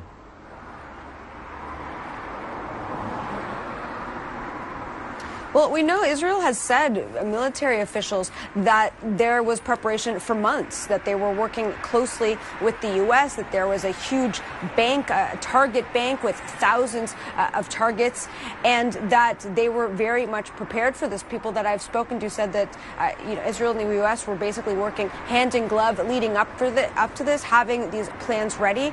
And Israel today has also said that it's mobilized tens of thousands of reservists, of fighters, to assist in operations and also to be prepared along the northern border in case Hezbollah decides that it wants to join into the attacks.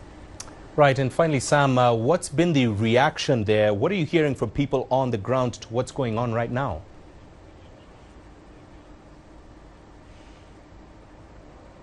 The Israelis that I've spoken to, both before the attacks and today, they are supportive. They say that this needs to happen, that they want the threat of Iran removed, even if that means that they have to suffer through and endure these retaliatory attacks and, potentially have damage and loss of life. They say that it is worth it, that they are tired of having this looming threat of Iran.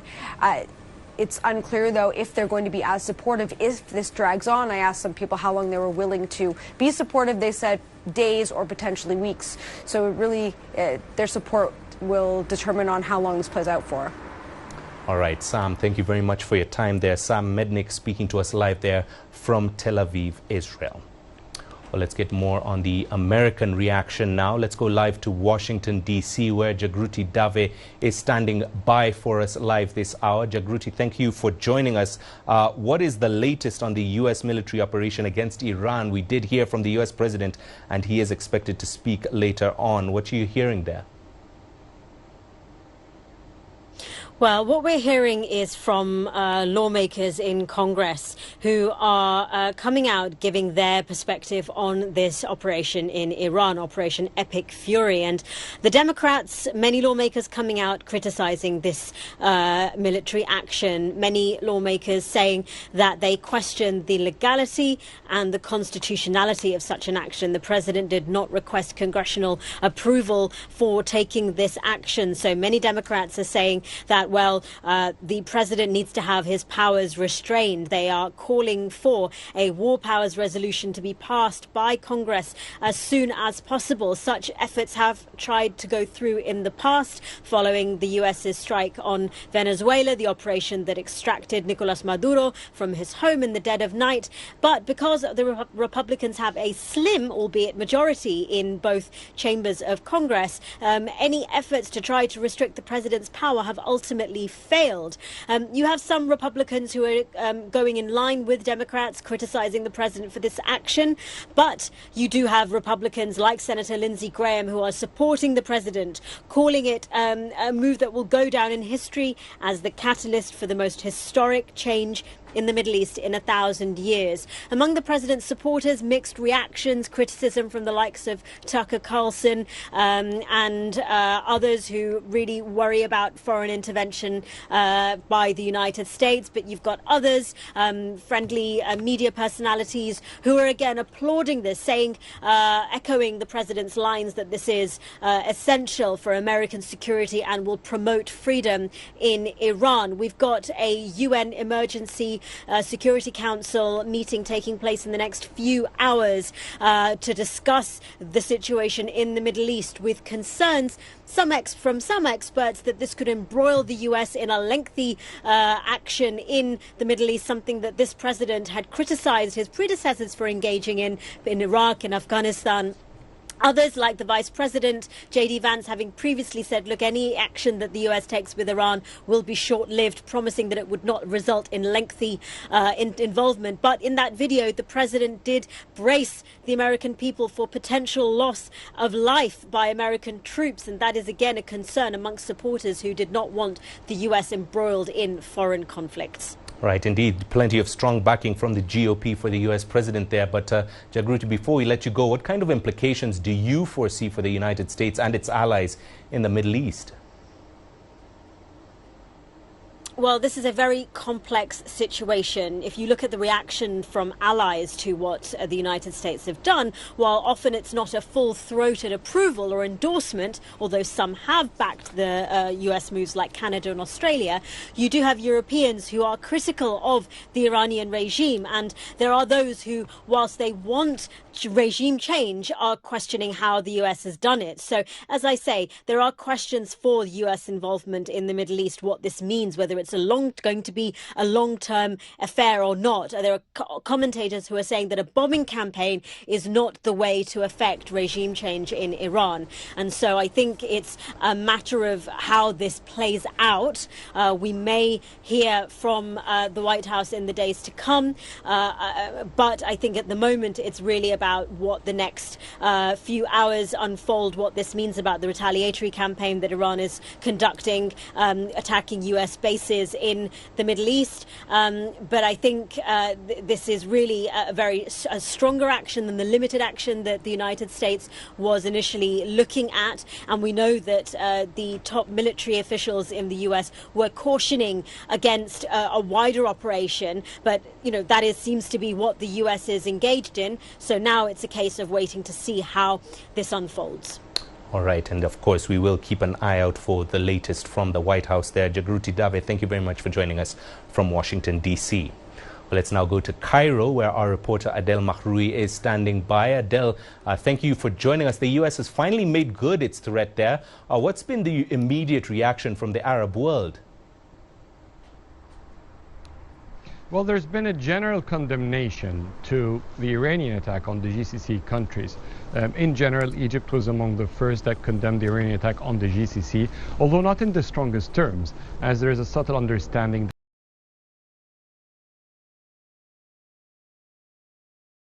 that these attacks targeted U.S. military. Intercepted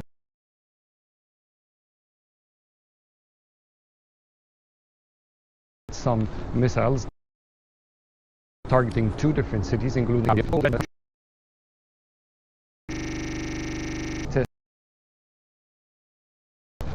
talk about the quick escalation while negotiations were going on the track. So the entire region has been quite alarmed by these deterioration in their security. And in return, these wars have started already affecting the trade route, in general, the trade coming out from the Gulf of Persia, or the Arabian Gulf as we call it, as well as the Red Sea, as the Houthis start creating some kind of attacks at the Red Sea as well. So in general, supply chains are in threat. GCC countries and country like Egypt as well have been quite working hard trying to maintain peace and stability. They were already overwhelmed by the number of crises surrounding them, from Libya to Sudan to the situation in Syria, Lebanon, Iraq, and Yemen. So that is one more war that the Middle East could have lived without, and this is actually what both are trying to do now. Powers like Saudi Arabia and Egypt are calling for immediate cessation and restoring diplomatic efforts to resolve this crisis, but it's still quite early on, as the war is just getting started. Indeed, and Adel, we did hear from the Egyptian Ministry of Foreign Affairs affirming solidarity with the Union of Arab States there. Speaking about Iran, what kind of a response do we anticipate from Tehran going forward? Well, It is quite clear, as I said earlier, that the target is not these countries, more of targeting the U.S. facilities and interest in these countries. So Iran said, for example, one of the statements that it called for citizens who live nearby any residential area that includes military personnel from the United States to clear that area, because these will be targets. So it is quite clear what is the stake here. But Iran has not said it is in a war against these nations.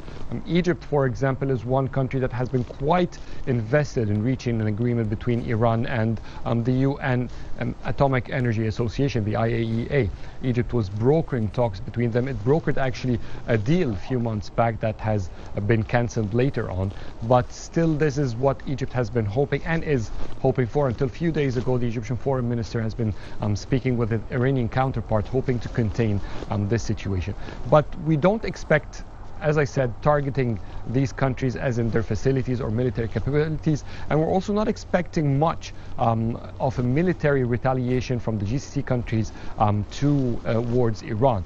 They say they will keep holding tight to the right to respond, but they have not responded yet, and it doesn't really seem that they will be responding, at least with the current intensity that they're facing. And of course they're getting support to their air defense systems with the United States helping to shoot out many of these projectiles coming to their territories.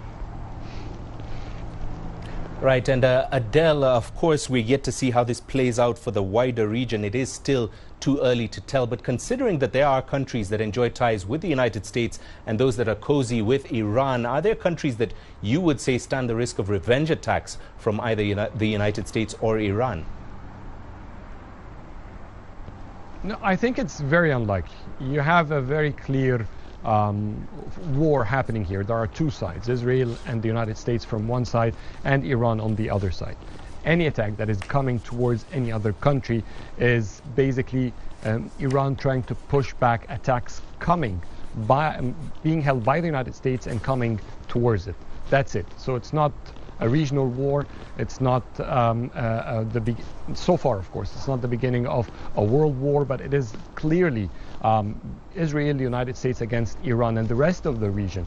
They're trying to reach calm, actually, not taking sides. They will not probably take sides in this conflict as long as they are not being targeted. So that's the plan, and this is actually what has been announced by many countries who have called for immediate cessation of hostilities, the resumption of negotiations, and resorting to diplomatic efforts. Other than that, if any of the Middle Eastern countries, the Arab nations specifically, try to engage in such a war, the cost will be tremendous. There have been more causes for them to engage in other conflicts surrounding their neighbors.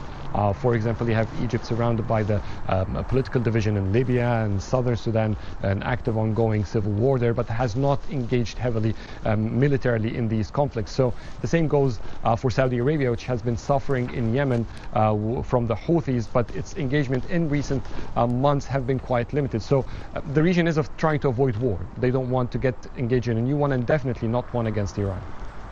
All right, Adele, thank you very much for your time there. Adele Mahroui speaking to us from Cairo.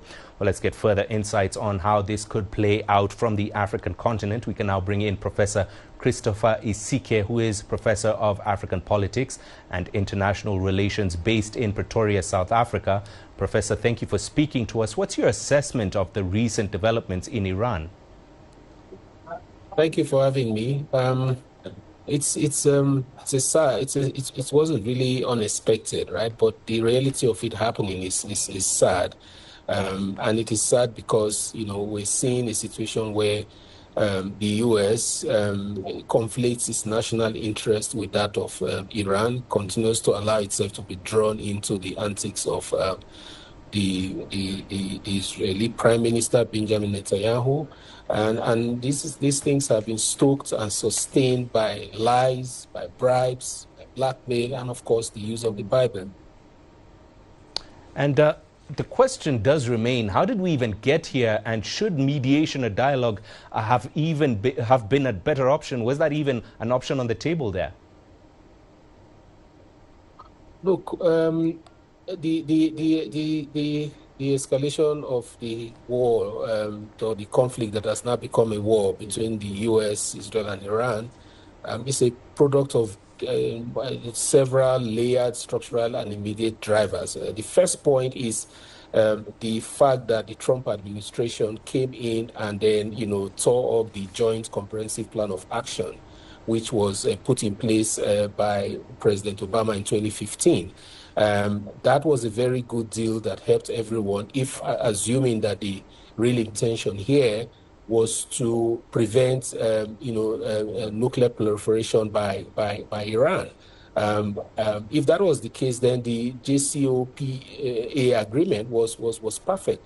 However, it appears to me that the government of Israel, especially led by Netanyahu, prefers, regime change and hopefully to control the region all by itself. And regime change will be one of the things that can get them to do that. I believe that that's the reason behind all of this, and that makes it difficult for mediation, which would have been a preferred option, to prevent this conflict. But once you have interlocutors that have different agendas, agendas that may not, fall within law, you find these kinds of distrust that we have seen leads to these kinds of situations.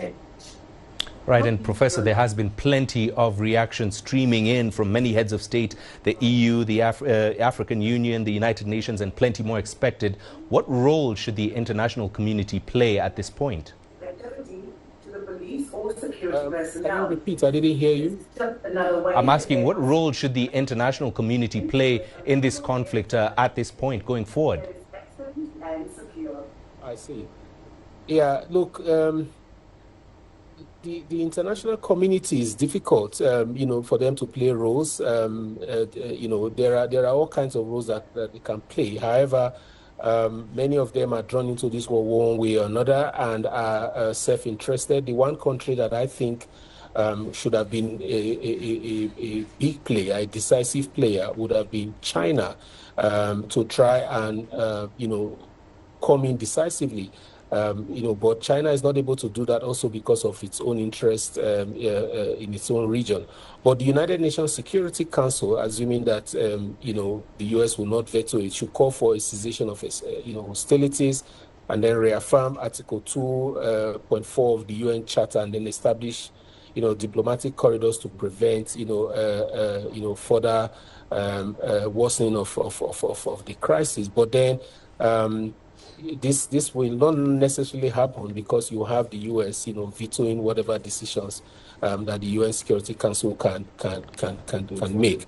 The problem here is really that the U.S. and especially Israel are not really interested in disarmament in terms of the nuclear weapons that Iran they fear Iran will have. The problem is they want regime change, and that's illegal. And so they have to, do all these things they've been doing, negotiating on the one front and then attacking on the other front, to typical gunboat diplomacy, to try and force Iran, to capitulate, change the regime, and then allow Israel to exercise full and unopposed hegemony in the region. That's what this is about. And once that is the intention, it's very difficult to get, the United States to back down, especially since it is sold on this lie that Iran is a threat to it and that, this is nothing to do with Israel. All right, Professor, thank you very much for your insights and for speaking to us on the program this hour. Christopher Isike, Professor of African Politics and International Relations at the University of Pretoria. Right, for more reaction from the Middle East, we can now go live to Dubai, where AP correspondent John Gambrell is standing by for us. John, thank you for speaking to us. How is the region reacting and what's happening where you are right now? Well, in the United Arab Emirates, we've seen hours of incoming missile fire from Iran today after the United States and Israel launched their attack on the Islamic Republic. Now, that included me actually seeing some of these interceptions happen, that they were before sunset. You could see the plumes of smoke in the sky after those interceptors went off. They're big thuds in the air. Also, at night, we saw some of these interceptors streaking across the night sky, making other interceptions. Now, unfortunately, in Abu Dhabi, the capital of the UAE, one of these interceptions saw shrapnel fall to the ground and kill a person there. We don't know if there's been any other injuries so far in the country, but we have seen that a hotel caught on fire in the Palm Jumeirah. That's that man-made island archipelago off the coast of Dubai. Authorities haven't said that it was directly linked to the attacks, but we did see online videos suggesting that something fell from the sky and then sparked that blaze. All this comes as we've seen other attacks in the region, including in Bahrain at the headquarters of the U.S. Navy's 5th Fleet, in Kuwait at an air base used by American forces, in Qatar, which is home to the forward headquarters of U.S. Central Command, which is at El Udeid Air Base, and also in other areas as well, including Saudi Arabia, which says that there was an Iranian missile attack on Riyadh and an eastern part of that country there as well. So the whole region has really been drug into this fighting, and it remains unclear just when it will stop and for how long these regional countries will be at risk. Indeed, plenty of reaction there to the retaliatory attacks across the Middle East, John. But speaking about the leadership there, has there been any reaction, and how are authorities in the UAE reacting to the unfolding events in Iran? Well, what we've seen in the lead up to this, when the United States was conducting those negotiations over Iran's nuclear program, we saw some positive comments that people wanted to see de-escalation. That included the Omanis, who are the neighbors to the UAE, who had mediated those talks. But since the attacks today, we haven't really heard too much. We know that the leader of the United Arab Emirates, Sheikh Mohammed bin Zayed Al Nahyan, called the Saudi crown prince, Mohammed bin Salman. Those two had sort of been at loggerheads in recent months with some tensions between those two countries. But these attacks on both their nations seems to have papered over that conflict. And we're also seeing other Gulf leaders calling each other, also issuing statements saying that they were willing to possibly retaliate, but it remains unclear if they'll militarily attack Iran or if they'll try to take some other diplomatic route. We have seen Saudi Arabia reach a Chinese-mediated détente with Iran back in 2023, and the Saudis had really been trying to work to ease tensions, but this attack on the kingdom really saw the Saudis put out a really strongly worded statement calling into question that relationship now. All right, indeed, plenty to look ahead to there. John Gumbrell speaking to us live there from Dubai. Thank you for your time. Now, Iranian authorities say at least 85 people, including children, were killed after a missile struck a girls' primary school in Minab in the southern province of Hormozgan during U.S. and Israeli strikes on Saturday. The country's judiciary said the death toll rose throughout the day there. Iran's foreign minister condemned the attack, calling it a crime that would not go unanswered. Israel said the operation targeted Iran's nuclear and missile capabilities, while Tehran vowed firm retaliation after launching missiles toward Israel and U.S. assets in the Gulf, raising fears of a wider regional conflict.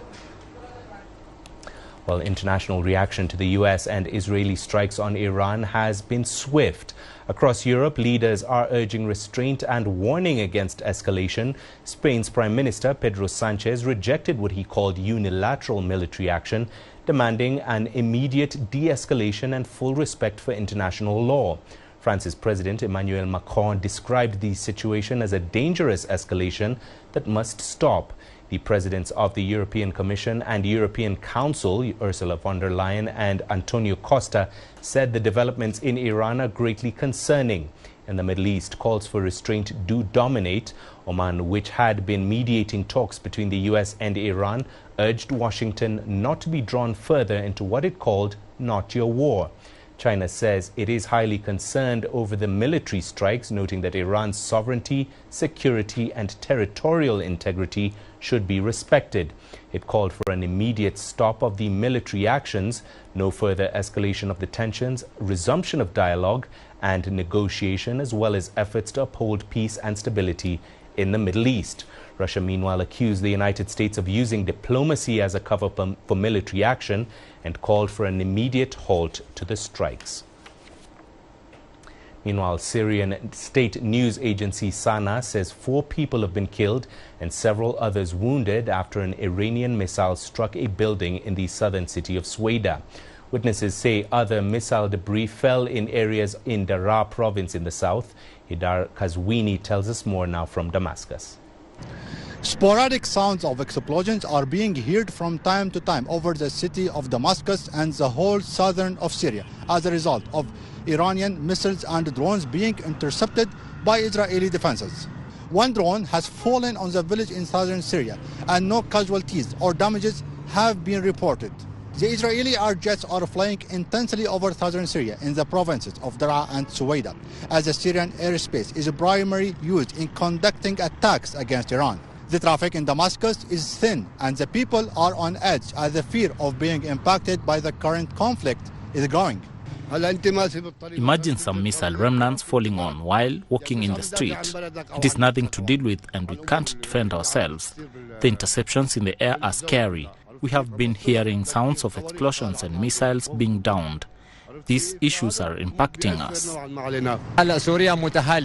Syria is a devastated country and I hope that it won't be impacted because we're in the recovery phase and this needs time and stability. What we want now is to stay away from those confrontations and build our country. No official statement has been issued by the Syrian government about what's happening between Israel and Iran so far. The Syrian government seems to prefer not to take any side in this conflict.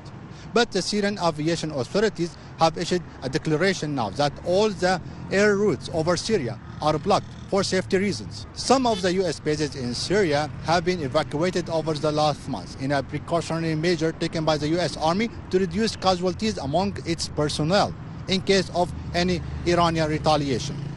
Hidar Kazwini, CGTN, Damascus.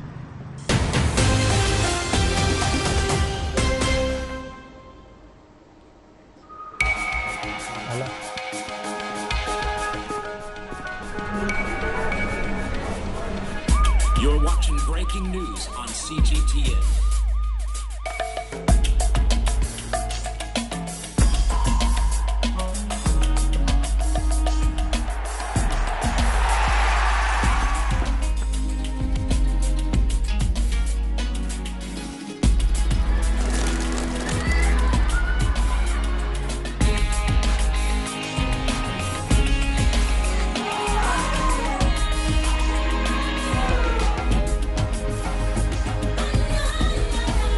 Watching CGTN with the latest market-moving headlines from around the world.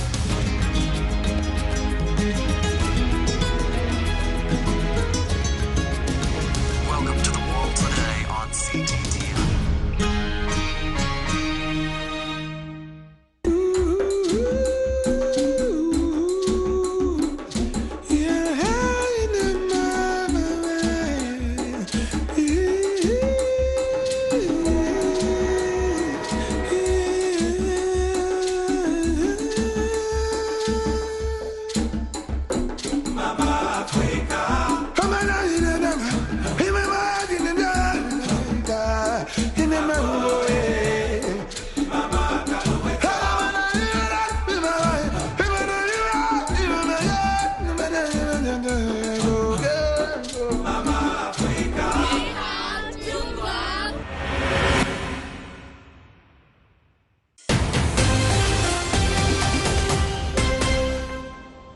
Welcome back and thank you for staying with us on the program. We can now get more reaction to our top story this hour. We have with us our reporter Robert Nagila here in our studios in Nairobi. Robert, thank you for joining us. What's been the immediate reaction from African countries to this news?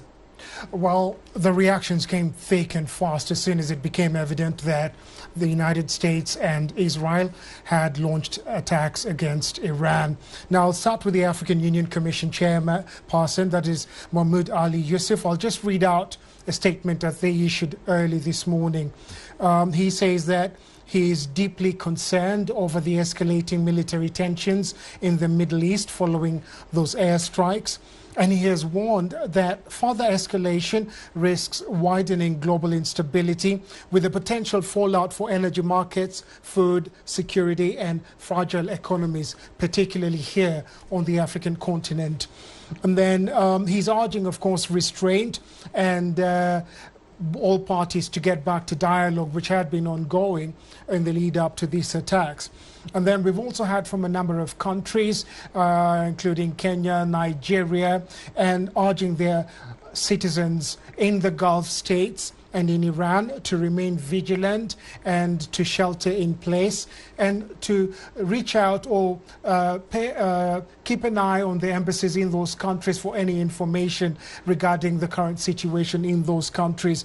Meanwhile, Egypt has condemned violations of Arab sovereignty and is calling for an urgent de-escalation to this conflict and is urging all parties again to go back to dialogue. This is something that we've seen many countries across the African continent urging a return to dialogue through all parties concerned. Just very quickly as well, South Africa has expressed its concern, saying that this current military operation poses a serious threat to regional and international peace. Meanwhile, we've also seen airlines, African airlines across the continent, issuing or suspending flights to the affected countries within the Middle Eastern region. Right, and Robert, do talk to us about the economic and security impact that African countries can expect as a result of these attacks.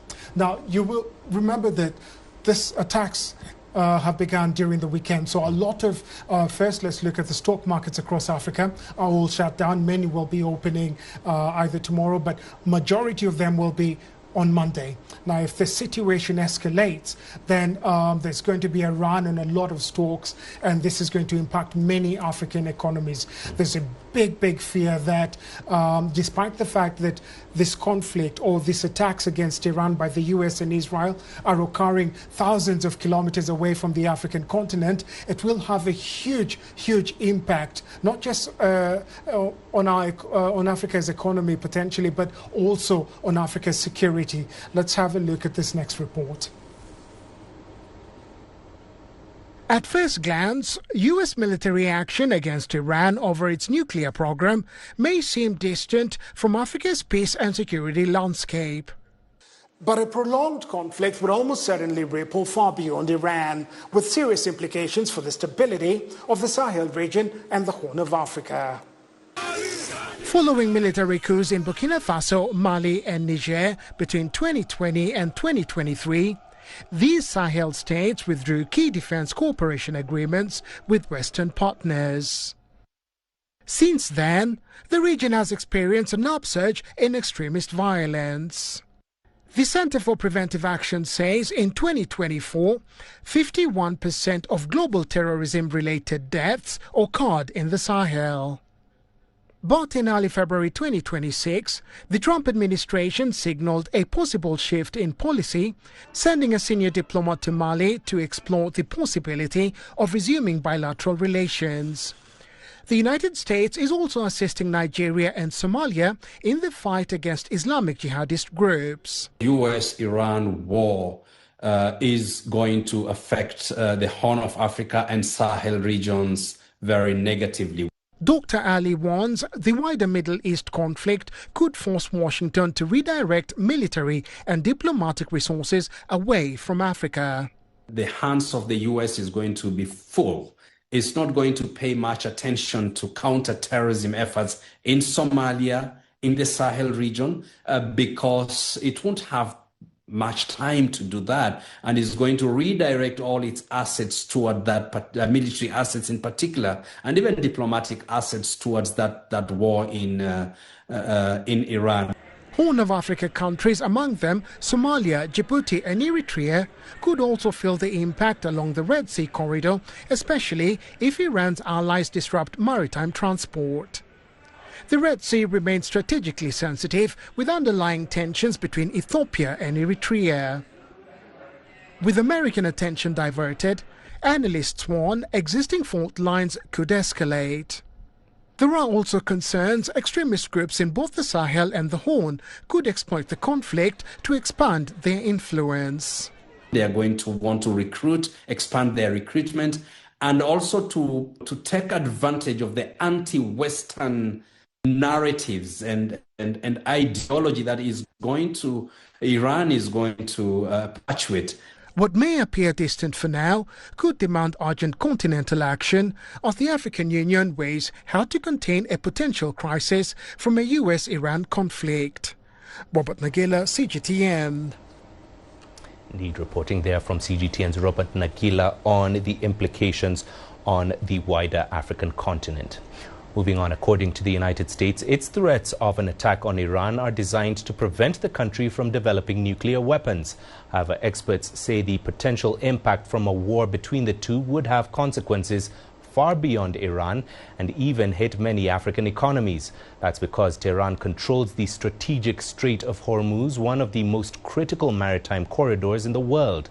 As CGTN's Yasser Hakim reports, governments across Africa are being advised to be ready for every eventuality. The Strait of Hormuz is a narrow waterway whose banks are shared by Iran and the oil-exporting Gulf Arab states. The oil that is transported through it accounts for about 20% of both the world's total consumption and of global LNG production. Any conflict in Iran, which controls the tip of the strait, would inevitably impact the supply of energy to the rest of the world. The closure of the strait would be catastrophic for the global economy because oil prices would multiply 4 or 5 times and would exceed $200 to $300. Unfortunately, there are no alternative routes for the vessels. Pipelines are not built yet, and even they will not solely carry the huge amounts of daily supplies. Furthermore, the oil price hikes, as well as shipping disruptions across the nearby Suez Canal, another strategic corridor that accounts to about 15% of global trade, would hit Egypt and other African economies, even though the continent is far away geographically from Iran. The Suez Canal is a top hard currency earner for Egypt, and any cuts in revenue will lead to a currency devaluation followed by a crazy spiral in inflation. There are usually freight rate increases during conflicts, which in turn raises the cost of products and prices. The crisis in Africa is that we are net importers of food, technology, energy and strategic commodities. In such conflicts, our economies will be extremely damaged. African economies were hit hard by the outbreak of the conflict between Russia and Ukraine 4 years ago, with grain and energy supplies severely impacted. Now experts are calling on governments to ensure they're not caught out again. First is to secure 9 months of food stocks. It's essential to have silos to store strategic commodities. Second, how to manage your energy sources to guarantee electricity generation flow. We also have to speed up our promising development process in Africa to avoid dependence on imports. Analysts here believe that governments need to have localized solutions on demand to protect them from the fallout of major international crises. Yes, Hakim for CGTN, Cairo. Now, the long-running conflict between Israel and Iran erupted once again into an open confrontation as it did last June. Rob Meager looks back at the sequence of events that led to the conflict. In 2025, a period of relative calm lasted from January through May. This included a pause in the fighting in Gaza and attempts at U.S.-Iran nuclear diplomacy in Oman, although underlying tensions remained high. Iran executed a man in April it claimed was an Israeli Mossad agent. The conflict reached a crisis point in June. On the 12th, the International Atomic Energy Agency voted to censure Iran for failing to provide sufficient information about its nuclear activities. In response, Iran announced plans to open a new secret uranium enrichment site. The next day, June 13th, Israel launched a large-scale unilateral military campaign called Operation Rising Lion against the core of Iran's nuclear and military infrastructure. The comprehensive aerial attacks, some reportedly using drones smuggled into Iran, killed top generals and nuclear scientists. Iran retaliated immediately with waves of missiles and drones against Israeli targets. Over the following days, Israel expanded its airstrikes, including on targets in Iran's energy sector, while Iranian missile attacks on Israel continued. A major escalation occurred on June 21st when the United States directly intervened. US B-2 bombers struck 3 key Iranian nuclear sites: Fordo, Isfahan, and Natanz. The long-term success of these strikes remains unclear. 2 days later, on June 23rd, Iran launched retaliatory military strikes on the U.S. Al Udeid Air Base in Qatar. Iran had warned Qatar and the U.S. hours beforehand, and no fatalities were recorded. That same evening, U.S. President Donald Trump announced a fragile but largely held ceasefire between all parties. The ceasefire has largely held, though both sides accuse the other of minor continued strikes. Until now. Now, a fresh wave of U.S. economic sanctions is tightening the squeeze on Iran, prolonging a 4-decade-long financial blockade. The fallout, including plunging oil exports, a collapsing currency, soaring inflation, and stalled growth, now impacts every sector of the country's economy. On January 12th, U.S. President Donald Trump declared that any nation trading with Iran would face a 25% tariff on all U.S. commerce, calling the measure final and non-negotiable. The U.S. economic blockade, initiated in 1979, has been steadily tightened by successive administrations, applying continuous strain on Iran's development. A major turning point occurred in 2018 when the U.S. withdrew from the Iran nuclear deal and cut off Iranian banks from the SWIFT network, devastating the country's links to global finance.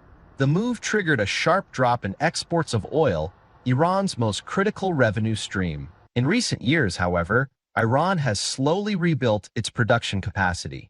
The 2024 to 2025 period proved significant.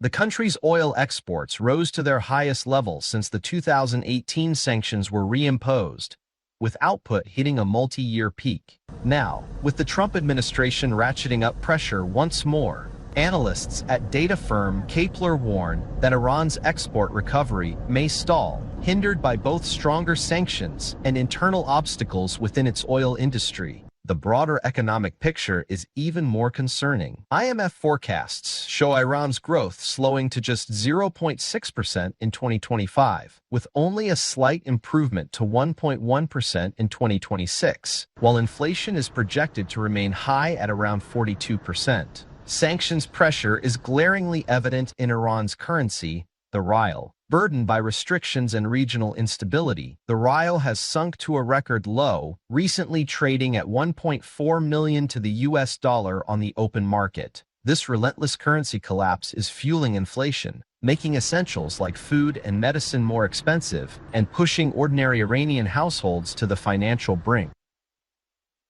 Let's now talk about the U.S. military buildup in the Middle East region. We can now take a look at the military might of the two adversaries of Iran and the U.S. Washington has forces deployed at 19 locations in the region, with 8 of them considered permanent bases. Before tensions started to simmer again, the U.S. had about 40 to 50,000 troops scattered at these sites. The contingent is now growing. Trump added nearly 6,000 additional service members when he deployed the USS Abraham Lincoln aircraft carrier, along with 3 destroyers at the end of January, and another additional 4,500 service members with the deployment of the USS Gerald Ford, the world's largest and most advanced aircraft carrier. Aboard these ships are a number of fighter jets, including the F-35C Lightning II, the world's only long-range stealth fighter. There are also electronic warfare aircraft for jamming communications and helicopters for anti-submarine warfare. Not on this list are land-based long-range strategic bombers, including the B-2 Spirit, the only bomber that can carry the Bunker Buster, a 14,000-kilogram bomb that the U.S. used in Operation Midnight Hammer last June, when the U.S. attacked 3 nuclear facilities in Iran. Right, let's now take a look at the military might of the two adversaries, Iran and the United States. For decades, the United States has maintained a military footprint across the Middle East and parts of North Africa. The US either owns or has access to 19 military sites across these countries. At least 40,000 US troops are thought to be currently stationed across the region. Those troop numbers have been swelled by the arrival of the USS Abraham Lincoln in the region. A carrier strike group typically brings around 5,700 personnel and 60 to 70 aircraft, operating as a mobile airbase at sea. Its jets, including FA-18s and F-35s, provide air power, while the destroyers carry Tomahawk cruise missiles and air defense interceptors. The arrival of its second aircraft carrier, the USS Gerald R. Ford, is significantly boosting the U.S. military striking power. It normally carries a crew of over 4,500 and up to 75 aircraft. It's also reported that a sizable number of KC-135 air-to-air refueling tankers have moved to the Mediterranean and Middle East. Experts believe it's possible any air campaign might be prolonged and could involve other bases away from the Middle East. Iran does not publish comprehensive official data on its armed forces, but defense analysts estimate the country has around 610,000 active duty military personnel. The country's core strength lies in its missile arsenal, with estimates of more than 3,000 ballistic missiles, one of the largest stockpiles in the region.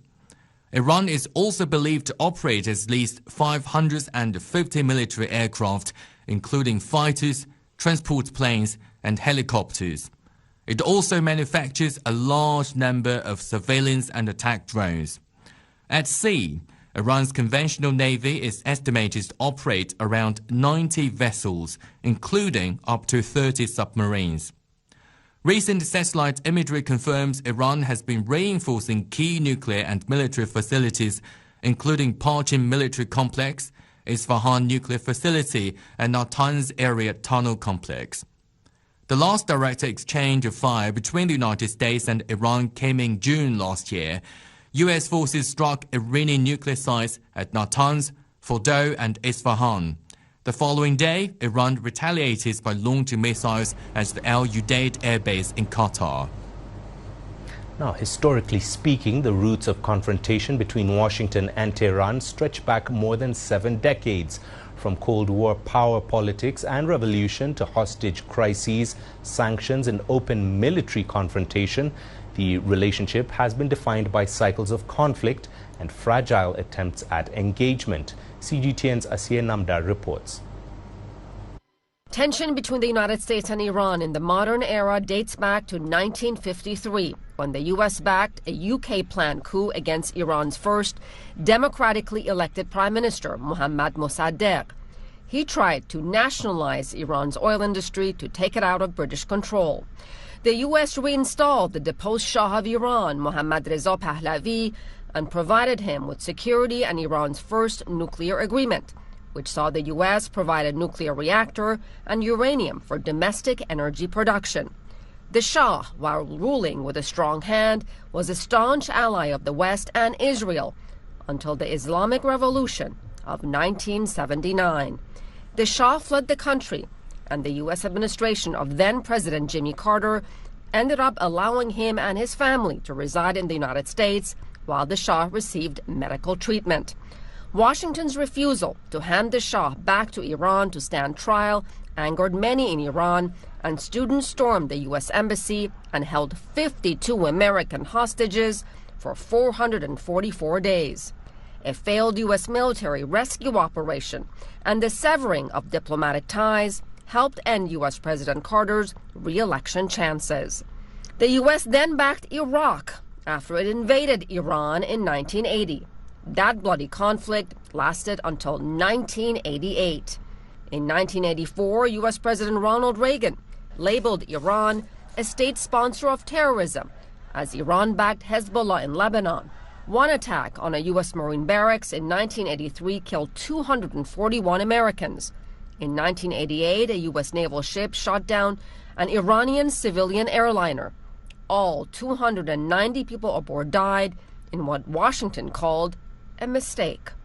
Under U.S. President Bill Clinton, the U.S. stepped up sanctions on Iran, accusing it of sponsoring terror groups and advancing a nuclear program that could lead to a nuclear weapon. After the September 11th attacks on the U.S.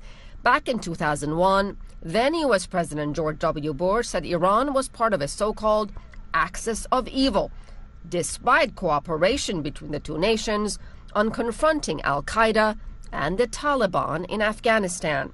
Decades of tension eased from 2013 as high-level talks led by Washington under President Barack Obama helped deliver the landmark JCPOA, a nuclear deal which enshrined Iran's right to civilian nuclear power but monitored uranium enrichment and potential weaponization plans. Iran received much-needed sanctions relief.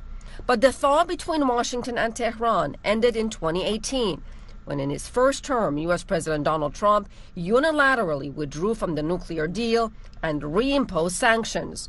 Iran began increasing the level of enrichment of its nuclear fuel.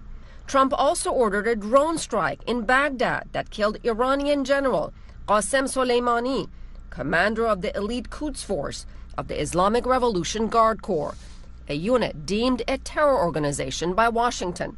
Iran responded by attacking U.S. bases in Iraq. In his second term as president, Trump in March reopened negotiations with Tehran over its nuclear program, with a provisional deadline to reach a new deal within 60 days. Progress was positive, and in May, Trump said a deal was, quote, very close. But just 2 days before a planned 6th round of talks, Israel started its bombing campaign against Iran, one which the U.S. ultimately joined, targeting nuclear sites with the potential to produce nuclear weapons. Asiye Namdar, CGTN, Washington. And just before we go, let's take you back to our top story this hour, where Israel has launched what it calls a preemptive attack against Iran. The U.S. and Israel launched strikes on Iran on Saturday, targeting its leadership. An Israeli official said Iranian Supreme Leader Ayatollah Ali Khamenei and President Masoud Pezeshkian were both targeted, but the result of the strikes at this time is not clear. However, Reuters sources said Khamenei was not in Tehran and had been transferred to a secure location. Explosions were reported across the Iranian capital of Tehran and in several other cities as airstrikes hit military infrastructure, intelligence installations, and government facilities. Roads were closed, airspace was shut, and emergency sirens sounded as smoke rose over urban centers. Iran's foreign minister called the joint strikes wholly unprovoked, illegal, and illegitimate. Tehran then launched a first wave of retaliatory attacks, targeting Israel and U.S. bases in the region. Now, the attack follows last year's 12-day conflict between Israel and Iran. The U.S. warned that they would strike again if Iran pressed ahead with its nuclear and ballistic missile programs. Right, you're up to date this hour. Our coverage continues. Thank you very much for watching this edition of The World Today.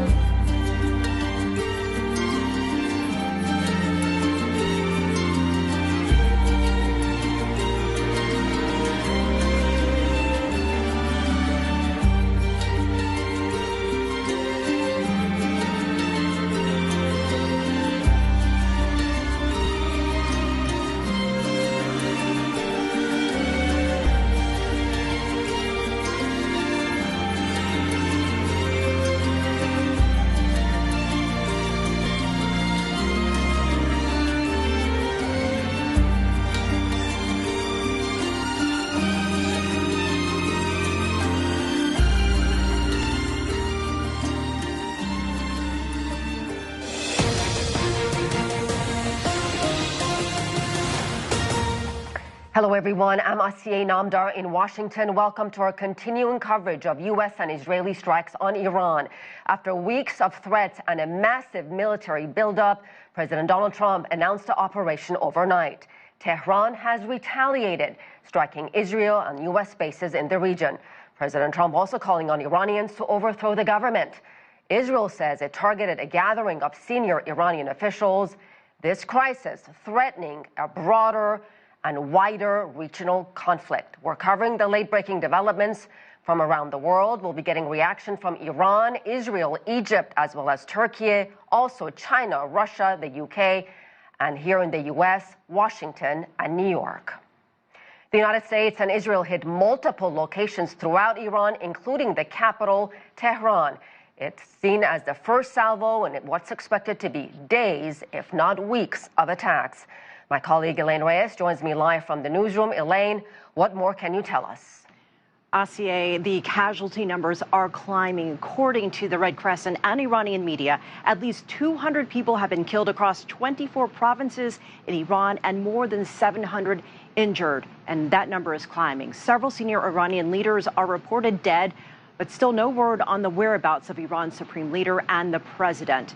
Iran has retaliated and returned fire with missiles and drones targeting Israel and the U.S. assets across the Middle East, Qatar, the UAE, Kuwait, Bahrain, Jordan, Saudi Arabia, and Iraq. Iran's foreign minister is alive and